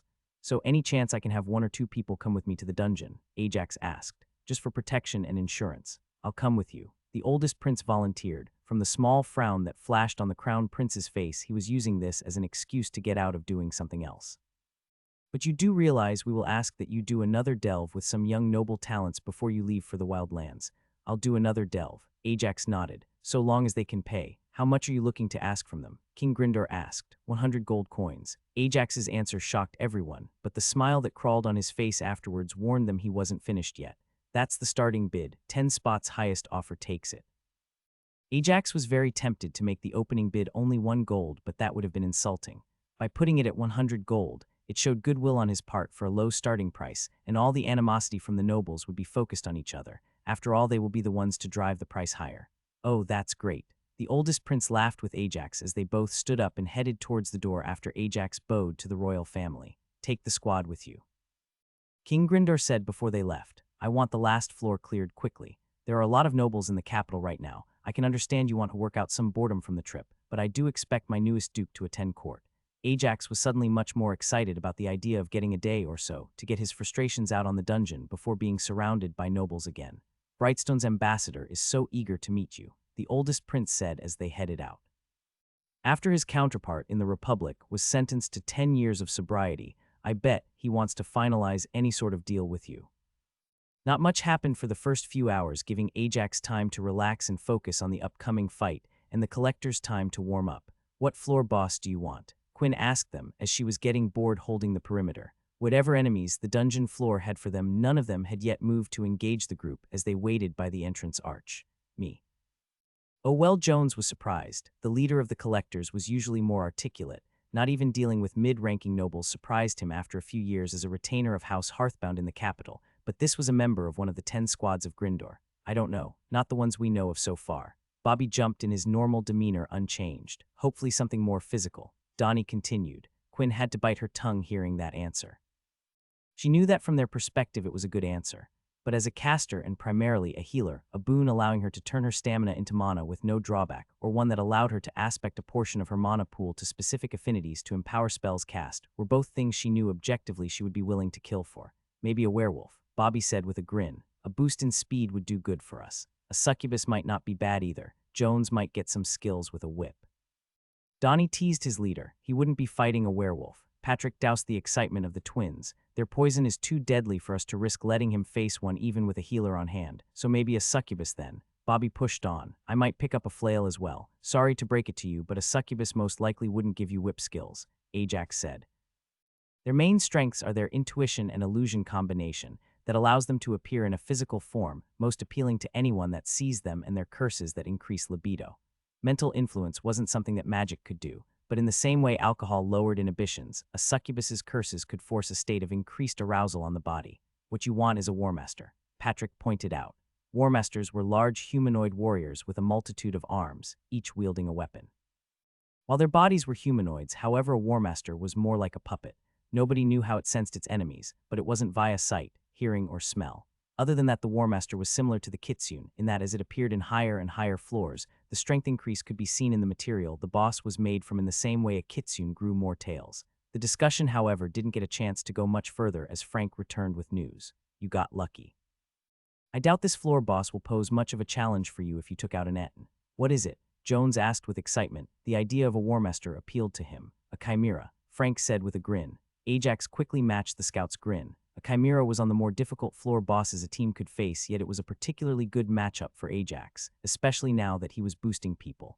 Chimeras started out as a lizard the size of a rhino with the body shape of a dachshund. That quickly changed, however, as the fight progressed. Chimeras were all about adapting to their opponents, slowly becoming tougher and more resistant to anything that hit them. This was one of the main reasons why whenever a dungeon outside the capital suffered a break, if a chimera was spotted, 2 squads would always be sent after it. They couldn't afford to let it grow too strong. Against Ajax, however, the chimera would be in for a world of hurt. Since it started weaker than almost any other floor boss, this meant that Ajax could engage it head-on, add on his massive opening attacks courtesy of the Etten staff, and Ajax would be looking to not even give the creature time to adapt to more than 2 or maybe 3 of his multiple affinities. The entire group followed Frank at a light jog. They didn't want to use up their stamina right before they were about to fuel Ajax's opening spells. It only took another half an hour before they joined up with the prince and the rest of Frank's group. I have to admit, I am curious what sort of boon the chimera would give them, the prince said, as he looked towards the creature from behind a small rock wall he raised to hide them from its sight. You'll find out soon. Ajax waved off the prince's curiosity before he turned towards the collectors. Looks like there will be some changes to the plan. We won't have too long to channel. Nellie quickly caught on to it. The moment Ajax removed the Eton staff from the spatial ring he used to carry it, the chimera would find them. It was one of the disadvantages that came with the open rocky terrain they were now on. Exactly. Ajax nodded. I am going to start with a lightning attack. That should paralyze it at least for a short time while giving us a chance to channel a second spell. That way, all of you can participate. I'm not going to sugarcoat it. This will hurt. With no cover, they would have to shove almost all of their stamina and mana out quickly, something none of them had experience with, so it would put an enormous strain on their bodies and mana channels. We'll give you some space, the prince said as he nodded to the squad members that were around. A chimera doesn't start off with any wide area attacks, so you should be fine to just sit here as Ajax charges the boss. We're ready, Jones said with a formal salute towards Ajax. Ajax appreciated the lack of formal address. It showed that the collectors still saw him as more than just the Duke. After the prince and the squad backed away, Ajax brought out the Eton staff and half of the collectors didn't hesitate to latch onto it, with one arm as they pumped it full of mana and stamina. The chimera had quickly located them and was dashing so quickly towards them. All the collectors could see was a blur head towards across the plains. This floor boss fight wasn't the same as the one against the Beholder. Ajax had practiced using the Eton staff a lot since then. More than that, he had learnt how important it was for him to contribute a decent chunk of the mana used for the spell to increase the efficiency. The collectors donated about 10,000 mana in total, about half the amount the young nobles had provided for their boost, but that was to be expected, seeing as most of them were stamina-focused, and the transfer efficiency was 1 in 3, and they were split into 2 groups of 8 to power the 2 spells. Arg! The cry of pain from Nellie's son marked the launch of the first spell. Ajax put in 300 of his own mana, and he could feel his own mana channels stretching as far as they could. The bolt landed perfectly. The chimera skid across the ground while twitching, as the impact zone was nothing but a large blacked explosion site where the lighting discharge charred the layer of grass. Ajax was pleased to see his plan had worked, but he was already preparing the second spell. He knew the fight wasn't over just yet, so he followed up with a fireball that was as hot and explosive as he could make it. He put another 300 of his own mana into this spell as well. As soon as the spell was launched, Ajax chased after it, looking to engage the chimera while the collectors all dropped down on their asses or knees, but Ajax didn't pay them any attention. Instead, he pulled out an axe and a sword. As he got closer to the smoking crater left by the fireball, Ajax could feel the chimera clearly through his sense mana. More interesting, however, was that he could sense the chimera's body transitioning. Ajax wasn't sure how the chimera was doing this, but he could feel mana was at least part of the process, so he quickly used Mana Siphon in hopes of slowing it down. Ajax was very much surprised to feel that Mana Siphon wasn't even able to get a hold onto the chimera's adaptation skill. Despite already starting to adapt, it was clear that the chimera was very injured already. Ajax had no issue getting in close, cutting a deep slice straight into its abdomen with a wind-powered sword slice. Just because it was injured, however, didn't mean that the chimera was giving up. Ajax got a full taste of its adaptability as his follow-up axe strike got smoothly deflected by a combination of agile movement and a change in the texture of the scales that covered the chimera's body. Worse yet, the magma mana was a lot less efficient, as well since the chimera had already been exposed to extreme heat coming from the fireball. With the axe strike deflected, the chimera moved in looking to take a deep bite out of Ajax's shoulder. The only reason Ajax was able to dodge out of the way was because he used earth mana to reshape the rock under their feet. Ajax wasn't sure how the chimera would adapt to his control over the terrain, but he certainly hadn't expected it to start releasing an odd mana field that seemed to interfere with his ability to manipulate not only the earth around them, but the air as well, effectively locking him out of any wind spells as well. As the chimera lunged for him again, Ajax used a powerful blast of telekinesis to pin it to the ground while swapping out his sword and axe for his longer spear, and infusing the tip with ice mana before lunging. Despite the close proximity, the chimera still had enough strength to get its head out of the way, and the spear stabbed it in the chest, releasing a wave of ice mana deep into the floor boss. With its moment slowed, Ajax simply let go of the spear as he could feel the chimera already working to push the tip out of its chest, and pulled out the first of his 2 hammers. Taking advantage of its inability to dodge as well as the frozen flash still present, Ajax put his whole weight into a side smash filled with vibration mana.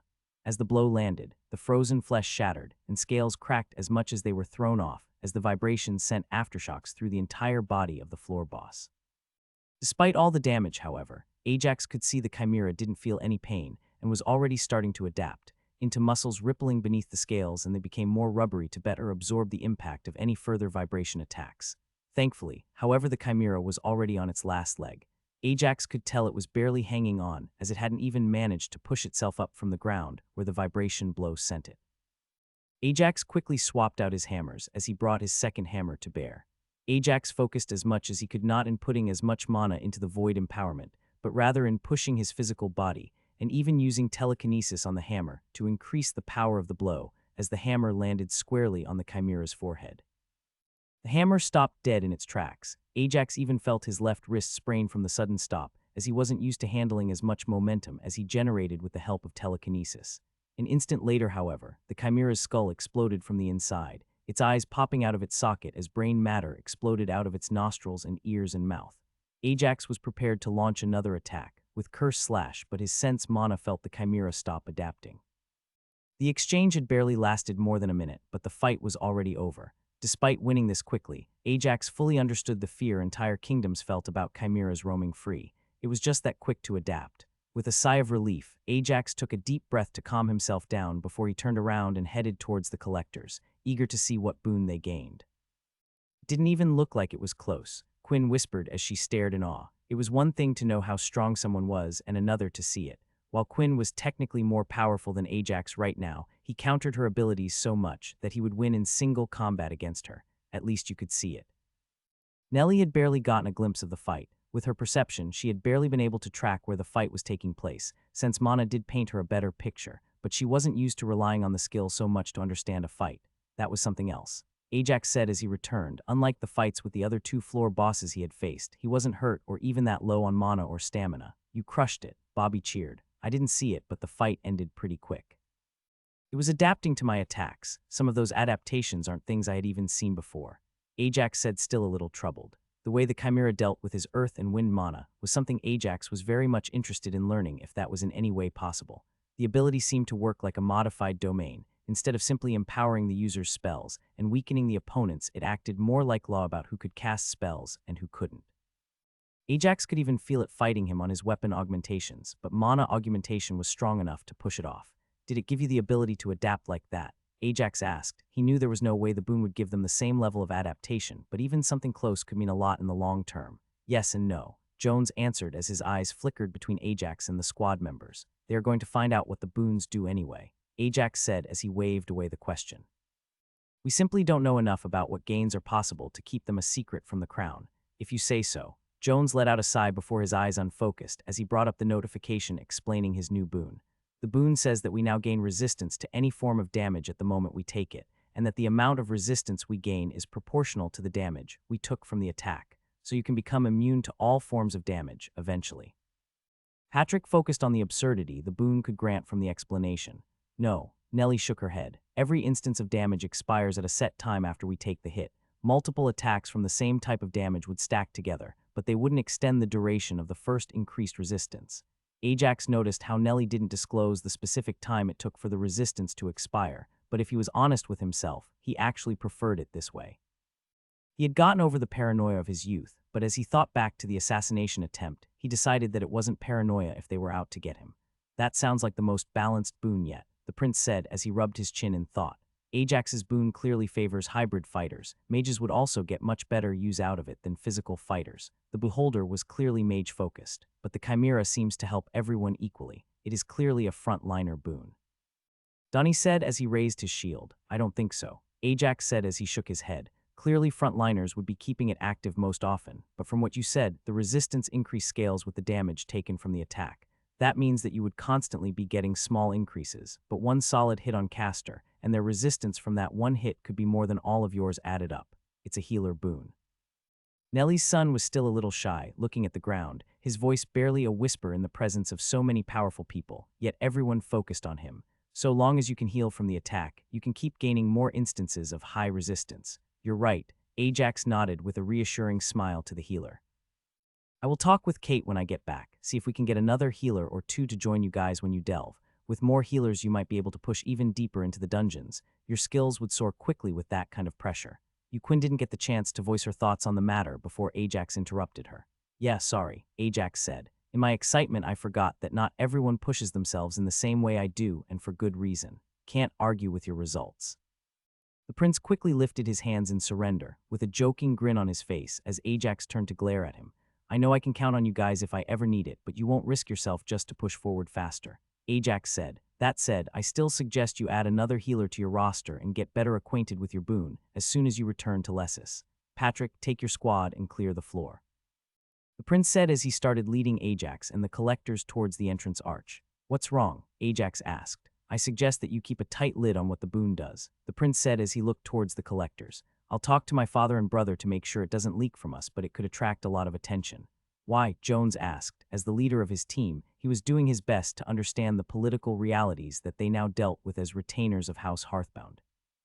Because from the looks of things, all boons are something that can be recreated with skills, the prince explained.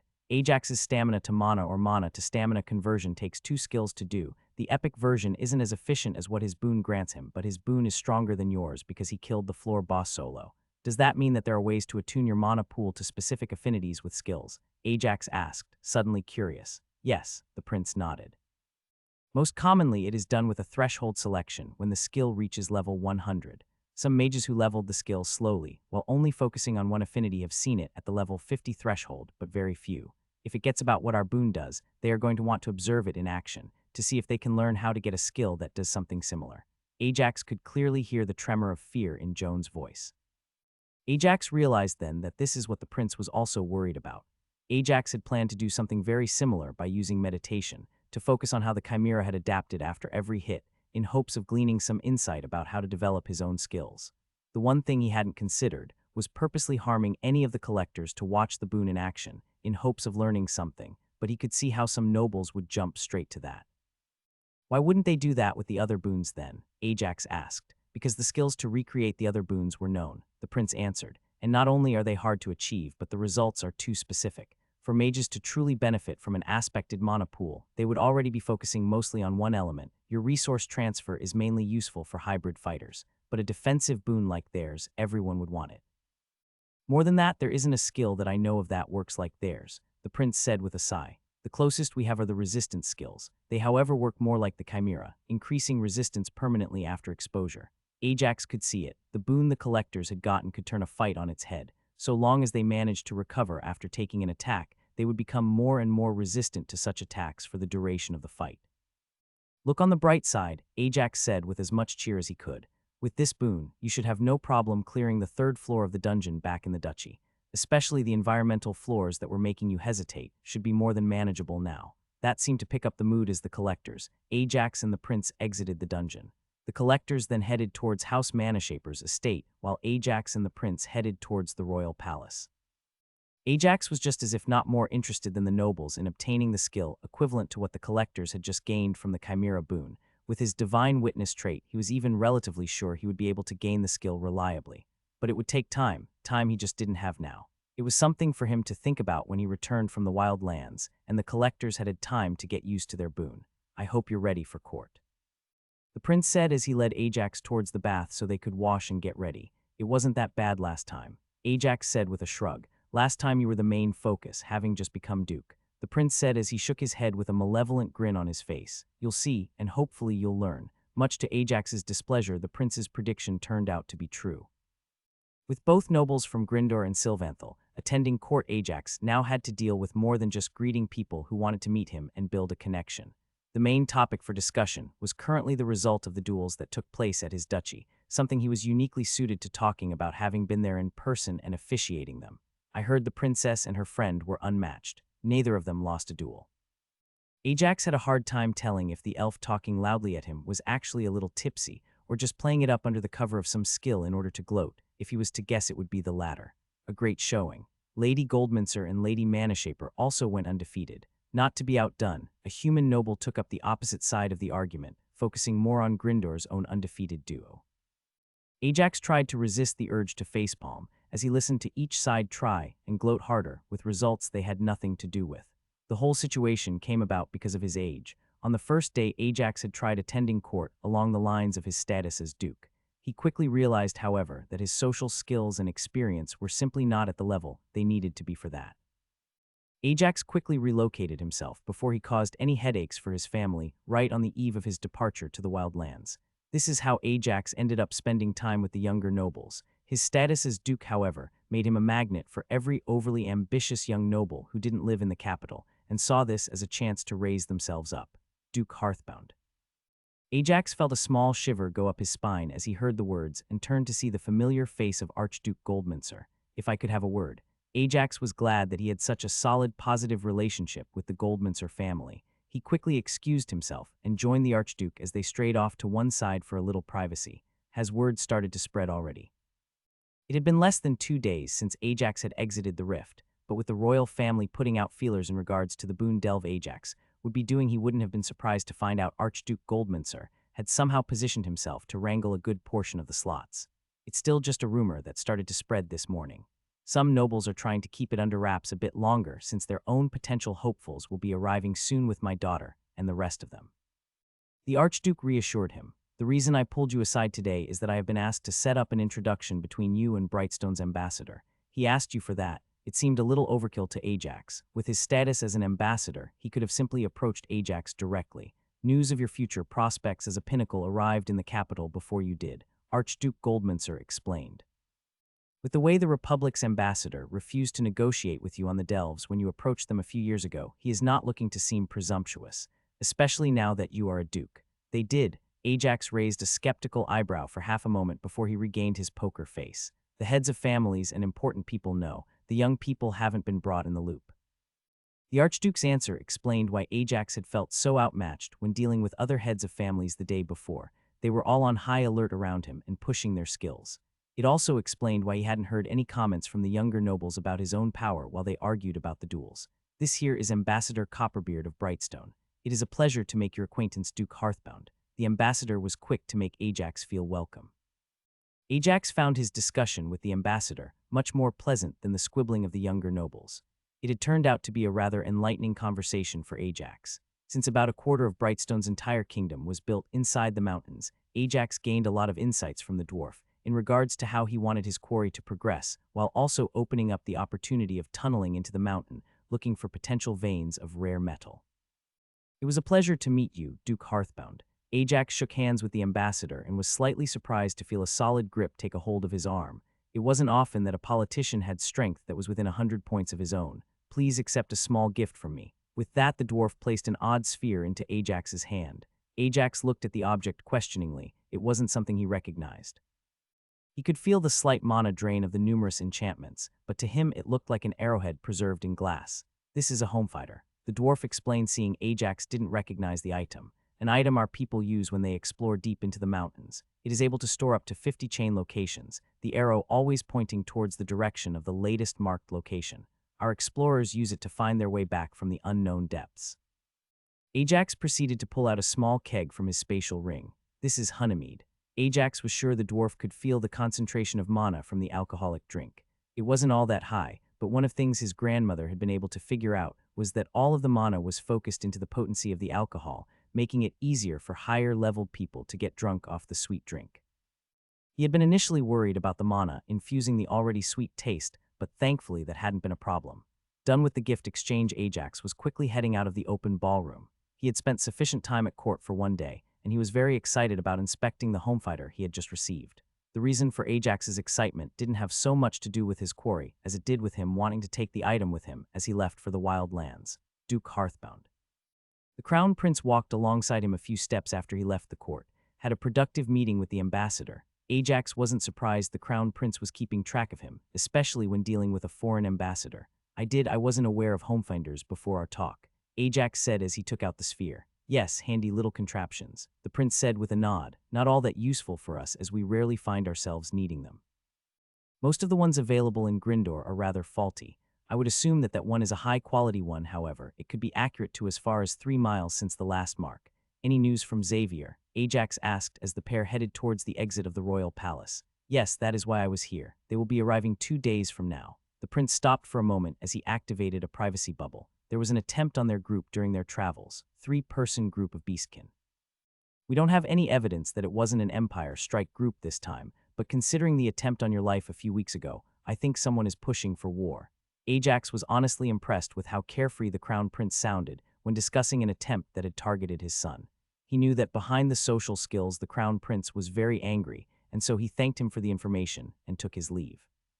He made a mental note to check in on his friends about how they are handling the attempt on their life once they arrived.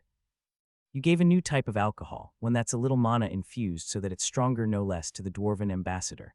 Grindar's oldest prince laughed loudly inside the palace. And you said you didn't know politics. How much did you give him? A small barrel. Ajax admitted before his grin turned a little evil. Of the low-potency stuff. Thought I might get something to bargain with if they liked it. Why couldn't you be more like Ajax?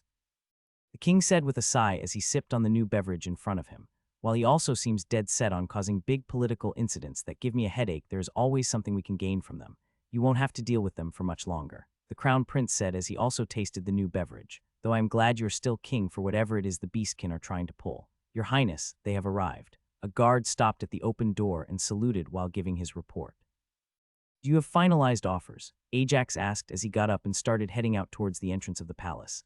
Yeah, I do, the Crown Prince sighed. The Goldmincers are up to 3 spots, Steelblades have 2, Smithmate has 3, we have 3 ourselves, and to nobody's surprise Silvertongues have 5. Is 20 people all you are willing to do? Working together with his grandfather and Alana, Ajax had come to the capital with a list of items that he wanted. The items were rare, and all of them could be used to help secure the foundations of young retainers. Having the spots for the boon boost go to whoever would provide the item, and if more than one person had access to it, they could bid gold on top to win the spot. It was easy to see why the Silvertongues had so many spots. They called in a number of favors they were owed to corner the market on 5 different items. That leaves 4 spots. Who got them? The king asked, also interested in the development. 2 spots, Ajax corrected. House Manashaper is also getting 2 spots. Even if Ajax hadn't been willing to give the 2 spots away because they were in-laws, as he was sure the royal family would have liked to point out Lancel had been instrumental in setting up the duchy. It was a bad look when 16 out of 18 spots for such a unique opportunity went to the royal family, the 3 archdukes and 1 former archduke. You're looking much better than the last time I saw you. Their conversation was interrupted as Xavier entered the palace and saw Ajax. A little poison never hurt nobody. Ajax joked back. Imaris tripped hearing the words. He knew exactly what poison Ajax had been exposed to, and unlike Phelan, he didn't have the social skills to mask his surprise at Ajax's nonchalant attitude. Heard you had a little run-in with some assassins of your own. Ajax prompted them. Nothing Rex couldn't handle. Xavier did his best to play down the incident.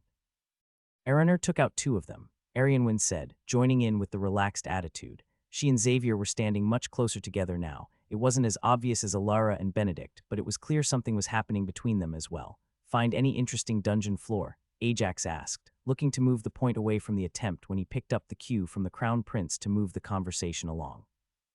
None of the floors the group had encountered had anything stand out.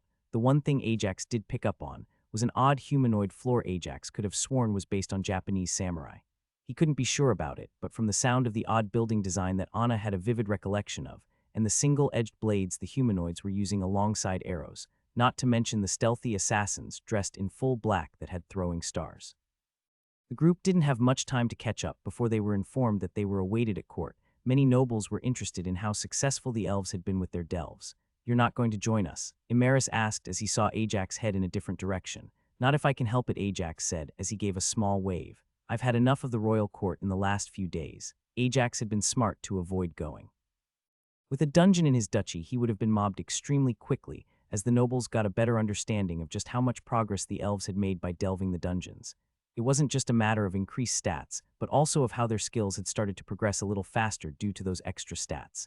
So you're leaving for the wild lands? Xavier asked as he, Anna, Benedict, Ilara, and Arianwyn had all joined Ajax for dinner. News of Ajax's decision had made it to Xavier, but the topic hadn't been brought up in front of Imaris, Phelan, or Lindra. They weren't close to Ajax, and there was a real possibility they might take advantage of the information to set up an assassination on him, especially with such a clear scapegoat available. If I stay, I am just putting a bigger target on my family, Ajax said with a nod, not to mention that this is the perfect opportunity to push myself in a new way. I haven't trained in camping and survival since I started training as a village hunter. Ajax didn't count camping in the dungeon since it was completely different. The high mana density and constantly roaming monsters made it impossible to compare to actually camping in the woods while also following a trail. Which also brings me to something I want to ask of you too, Ajax said as he turned towards Arianwin and Alara. I want to buy information about any dungeon entrances you have outside the Wildlands. Ajax would be heading towards the Wildlands furthest away from the Beastkin. He would have called it northwest looking at the map, but much to his annoyance, cardinal directions didn't exist. Ajax supposed it made sense. With the mana density varying between different places, it would be pretty hard to believe, and a magnetic field had developed on the planet, and that was without the interference of the ascended races. One of the boost spots Ajax had sold was to Viscount Longfoot. Their family wasn't the strongest, but they were one of the older houses. More than that, an expedition into the Wildlands was a rite of passage for each generation, meaning they had better information than anyone else in Grindor about what to expect out there. We can work something out, Arianwin answered with a serious voice, but only so long as we can agree you won't be causing dungeon breaks. It could be a very real issue. If Ajax pushed the dungeons to level 140 and then left, there was a very real chance the dungeon break could head towards Sylvanthal. I can agree to that. Ajax wasn't all too happy about that, but from the information he had gotten from House Longfoot, the dungeons they knew about had pretty high-level jumps from one floor to another. If they didn't, it would actually have been worth it to try and expand the kingdom to include them. Giving up one extra floor per dungeon wasn't that big of a deal, especially considering it would also make it much safer to return if the way back wasn't filled with roaming waves from dungeon breaks. The following day, Ajax was ready to delve into the dungeon again. He wouldn't be staying in the capital for more than a day following this delve, and that should coincide with the elves leaving to return to Sylvanthal as well. How's Uncle Lancel doing? Ajax was surprised when one of the two people from House Manhwaedit asked him about his Uncle Lancel. Ajax supposed he shouldn't have been surprised that the rest of Lancel's family were also retainers for House Manhwaedit, or that they were talented enough to be given this spot. He's been indispensable, Ajax answered. Ajax's answer caused a frown from the man. Despite being the same level as Ajax, the man was quite a bit older than him. I heard you weren't a stuffy noble. Forgive my friend here, Duke Hearthbound. The other spot from House Manhwaedit quickly spoke up. He has no filter and he should know better than to insult a duke. No, he's right. Ajax waved off the apology to the minor outrage of the rest of the people there for the delve. Seems I spent too much time at court in the last few days. I'm looking forward to the fight with the floor boss. I hope it will be an interesting one. After the last fight against a floor boss, Ajax was feeling excited about facing off against another floor boss. Unlike the fights against unusual bosses in the dungeon, the floor boss was more than just something that outstated him, that he needed to outplan or outsmart. The fights against a floor boss were a lot more complex, more than that they weren't so much stronger than him that a single misstep would leave him dead. Are you sure you want to keep pushing afterwards? The oldest prince of Grindor asked Ajax. Right now I am. Ajax nodded. I might change my mind depending on how the fight against the floor boss goes. Ajax was certain that he could clear at least another 4 floors, maybe even 5. With the squad and the prince, there was no worry about a dungeon break happening, and Ajax wouldn't want to regret not having the extra stats when it came time to face the Wildlands. This boost was unlike Ajax's previous boost for nobles. Not only was the number of nobles with him twice what it was before, but it was clear that the nobles had learnt from last time. It wasn't simply the most talented that they sent to get the boon. It was those who specialized in delving. With the boon's effect being so random, they decided to focus on a certain part of the boon, the ability to reliably loot the dungeon. House Smithmaid really sent 3 crafters. Ajax was surprised by the choice, but he couldn't blame them for it. He suspected the boons would be very much drawn towards combat since they were a reward for a combat achievement, but they could be useful in crafting as well. That's a pretty big gamble to take. They know the exact wording of the boon. The prince explained. They are all dungeon crafters. They are hoping that the boon would work in such a way that anything crafted with parts of the creature they kill can be brought outside. Ajax's eyebrows rose at that. That was a possible interpretation. With the wording on the boon, it was possible that the delving crafter would be able to recreate his own stronger version of the boon, where he could collect something from every floor of the dungeon and take it out without the downside of having to solo kill the creature for the benefit. It didn't take long until the group had ascended all the way to the 16th floor. A forest on what looked to be an inclined slope spread out all around them. The squad quickly split into 2 groups and spread out to clear the floor. What are you hoping for? Ajax asked the crafters. He already knew that each combat-focused person would want something for their specific traits, but crafters were different. An elemental. One of the 3 crafters answered, receiving glares from the other 2. It was no secret that House Smithmaid wasn't friendly towards House Hearthbound. Besides Ajax's close relationship with the Goldmincers that House Smithmaid was looking to dethrone and regain their status as an Archduke house, There was also the direct competition house Hearthbound was creating with their public school that pushed for the creation of crafters. Ajax could see the point. Regardless of what type of crafters they were, an elemental floor boss would most likely give them a boost in specializing in crafting anything to do with that element. It was a solid gamble. That would be a good option, Ajax nodded. What makes you think the talented few among the commoners you find will choose to stay with your house? The crafter asked him. Loyalty is a rare value. Ajax could see that this crafter was not just a retainer of House Smithmaid, but one of their scions. He had the political training, and as a dungeon crafter, he was on the young side for a noble reaching level 55 by 35 years old, because I'll provide the best benefits. Ajax answered with a confident smile. I wonder if you know what your house had to pay to get you a spot here. Me taking my retainers is something I can do on a whim. Ajax knew he was bluffing with that statement. There were severe limits on what he could do on his own. With Lancel's help, the safety of his people and clearing the floor afterwards weren't an issue, but his own level was. Ajax was growing too quickly to give him time to raise up those crafters. What he was hoping for was raising a generation of people who were strong enough to earn the boons by themselves in groups of 30 or so people, the way the achievement was intended to be earned, instead of having them rely on one person. The royal family won't let you simply amass the words of House Smithmaid's scion died in his throat. It was during this conversation that everything House Smithmaid had told him about Ajax came together, and he didn't like the picture it was painting. With how powerful Ajax was becoming as well as the connections he was building, those rules might not apply to him in a few decades. There had already been precedents where the House of a Pinnacle was given preferential treatment. The fear he could see on the man's face as he realized just how much influence Ajax had was what scared him about leaving for the wild lands. He was sure that other nobles had already made that connection, and while targeting him was out of the question, finding ways to cut the legs out from under his house was not. You're aiming to become an archduke, the noble accused him. 4 of the others there for the boost had reacted much as he had hoped, but much to the crafter's surprise, most of the other people there reacted with laughter to his accusation. It was an understandable reaction. Most of the people there were from houses that had a close relationship with Ajax, so all of them had been told in advance how Ajax ruled. At best, it could be interpreted as aggressive delegation of duty. The idea that he would push for more responsibility like an archduke's seat was ludicrous to them. I wouldn't use my influence for something as headache-inducing as that, Ajax said with a chuckle. It sounds exhausting. What Ajax didn't mention was how he was sure that all speculation on his ambitions were surely going to lessen once more people became aware of the evolution humans could go through. With the increased leveling speed and stats, it wouldn't be hard to see how any ambition of ruling the current humanoid lands would be undermined by the opportunity to expand. Ajax didn't get a chance to expand on that, as a sudden change took everyone by surprise. A fog started to rise throughout the forest, causing a sudden rise of fear in all the nobles there.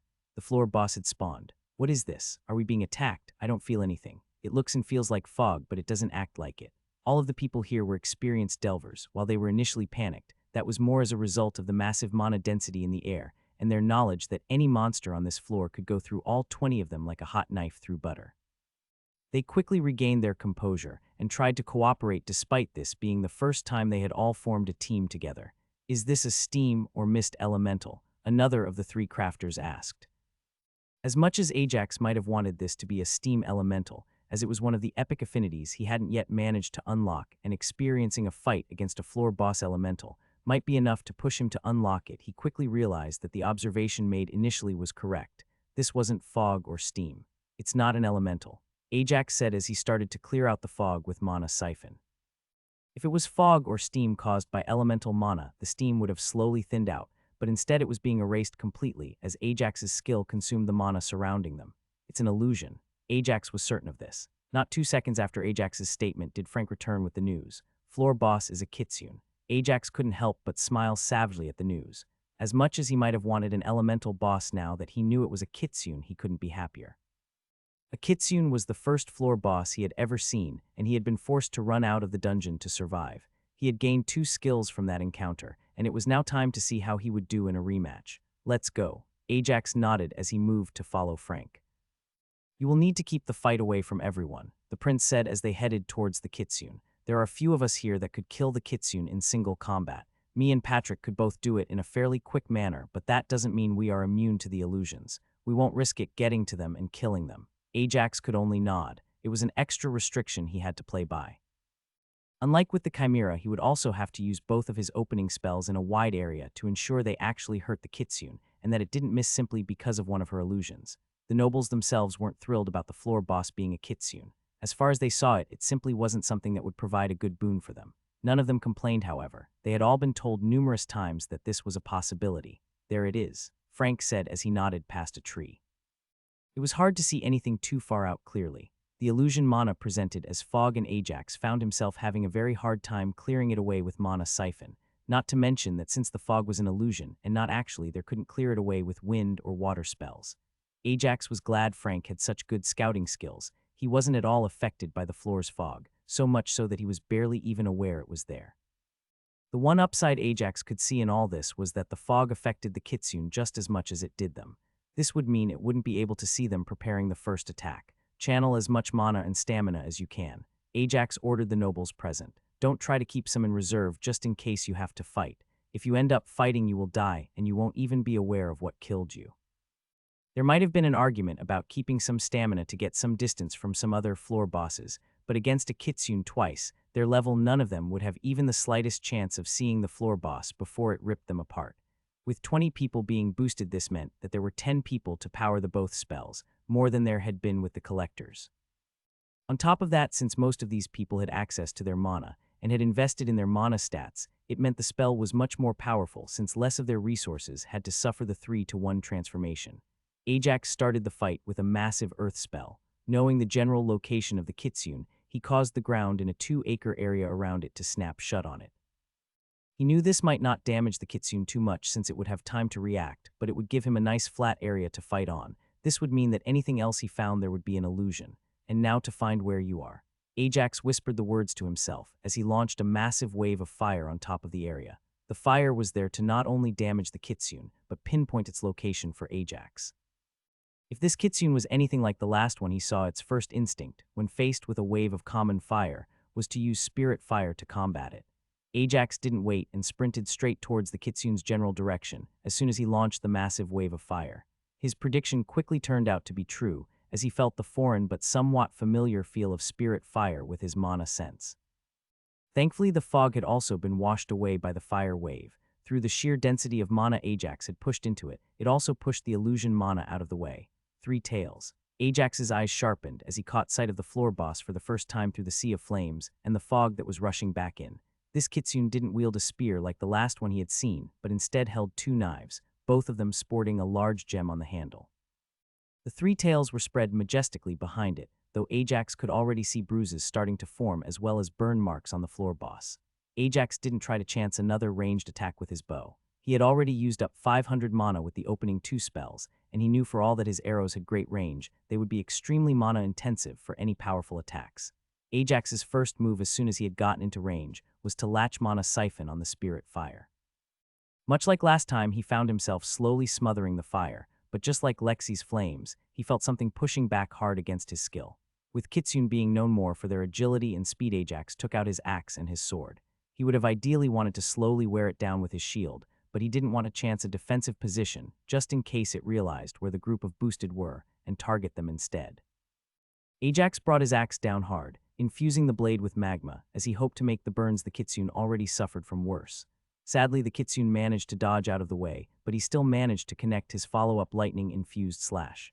A feral hiss came from the boss, and Ajax saw most of the spirit fire wink out. A thin sheet covered the blades of both daggers as the kitsune dashed close to slash.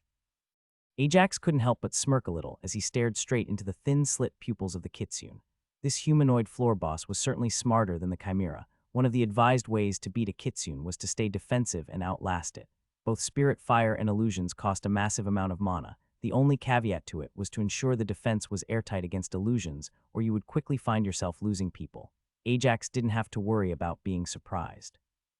He was locked in melee combat with the boss as he and the boss both swiped at one another, doing their very best to land even a scratch while blocking any incoming attacks. Curse Slash quickly became Ajax's go-to move here.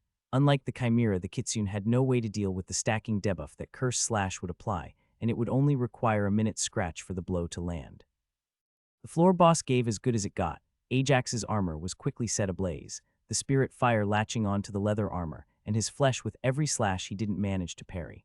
The kitsune's tails were a very annoying part of its combat style. Unlike the kitsune of Earth's legends, the floor boss didn't treasure its tails nearly as much. being more than happy to see a chunk of fur be hacked away so long as it covered the angle of its blade. Both Ajax and the kitsune were pushing their bodies hard with the amount of mana they were putting out. Ajax tried his best to mess with the earth at their feet or lay down a patch of ice to catch the kitsune slipping, but that proved to be more difficult than it usually was on account of the illusions constantly changing small details around them. More than once Ajax felt his toes snag as he went to move his feet. Other times he felt his foot drop an inch or two more as the small pothole was airbrushed out of the ground. Damn it. Ajax cursed as the kitsune ran to disengage the moment. Ajax started pumping his body with life mana to heal the damage done by the spirit fire. He moved to launch himself after the floor boss when he felt the muscles in his leg tear under the exertion. It took a moment for Ajax to realize what had happened, and for him to use some light mana to heal his torn muscles before giving chase to the kitsune. He had to admit the floor boss was a lot smarter than he had thought. Feral as the creature seemed to be, it had fooled him perfectly with the illusion spells, making them appear slightly weaker while actually condensing them. This made Ajax think siphon mana was draining more mana than it actually was, and he pushed his body harder than it was boosted. The one silver lining was that the kitsune was retreating in the opposite direction of the boosted group. More than that, Ajax was quickly catching up, his body being brought back to its peak state with light and life mana, while the curse mana was slowly strengthening its grip on the kitsune. By the time Ajax caught back up with the kitsune, they were among the trees of the forest once more. Finding himself much faster than the kitsune, Ajax switched out his axe for his hammer, looking to finish this. His first hammer strike dealt massive damage. He had specifically used Cursed Slash to weaken the integrity of the kitsune's body during the fight. As it tried to parry away the hammer strike, Ajax unleashed a shockwave filled with 200 mana. The vibration mana traveled straight through the impact and shattered the weakened bones of the boss. Despite being in immense pain and caught completely by surprise, the kitsune still managed to react well enough, as it used its illusions to hide the branches of a tree it used as footholds to try and get some distance from Ajax as it blasted him with spirit fire, having given up on mana conservation. Ajax wasn't about to let this drag on any further, however, as he pulled the kitsune back towards him with telekinesis. The sudden powerful jerk combined with the shattered arm meant there was nothing the kitsune could do as it watched, eyes widening in surprise, as Ajax landed a follow-up vibration blow straight in the center of its chest. Ajax felt 8 ribs snap as the shockwave released inside the floor boss's body turned its internal organs to mush, yet he didn't hesitate to ensure the fight was over by swapping his sword out for a dagger, thrusting it straight through the kitsune's eye with a wind enhancement to finish it off. Looking at the broken body of the dead floor boss, Ajax took in a few slow, deep breaths as he tried to use meditation to lock in his memories of the fight. Despite taking numerous small hits and having used a lot more mana and stamina than he did against the Chimera, Ajax felt much more in control against the kitsune. Time to go back. Ajax whispered to himself after he caught his breath. Unfortunately, he wouldn't be able to keep the kitsune's daggers, but he did grab them in hopes of having them examined before they left the floor.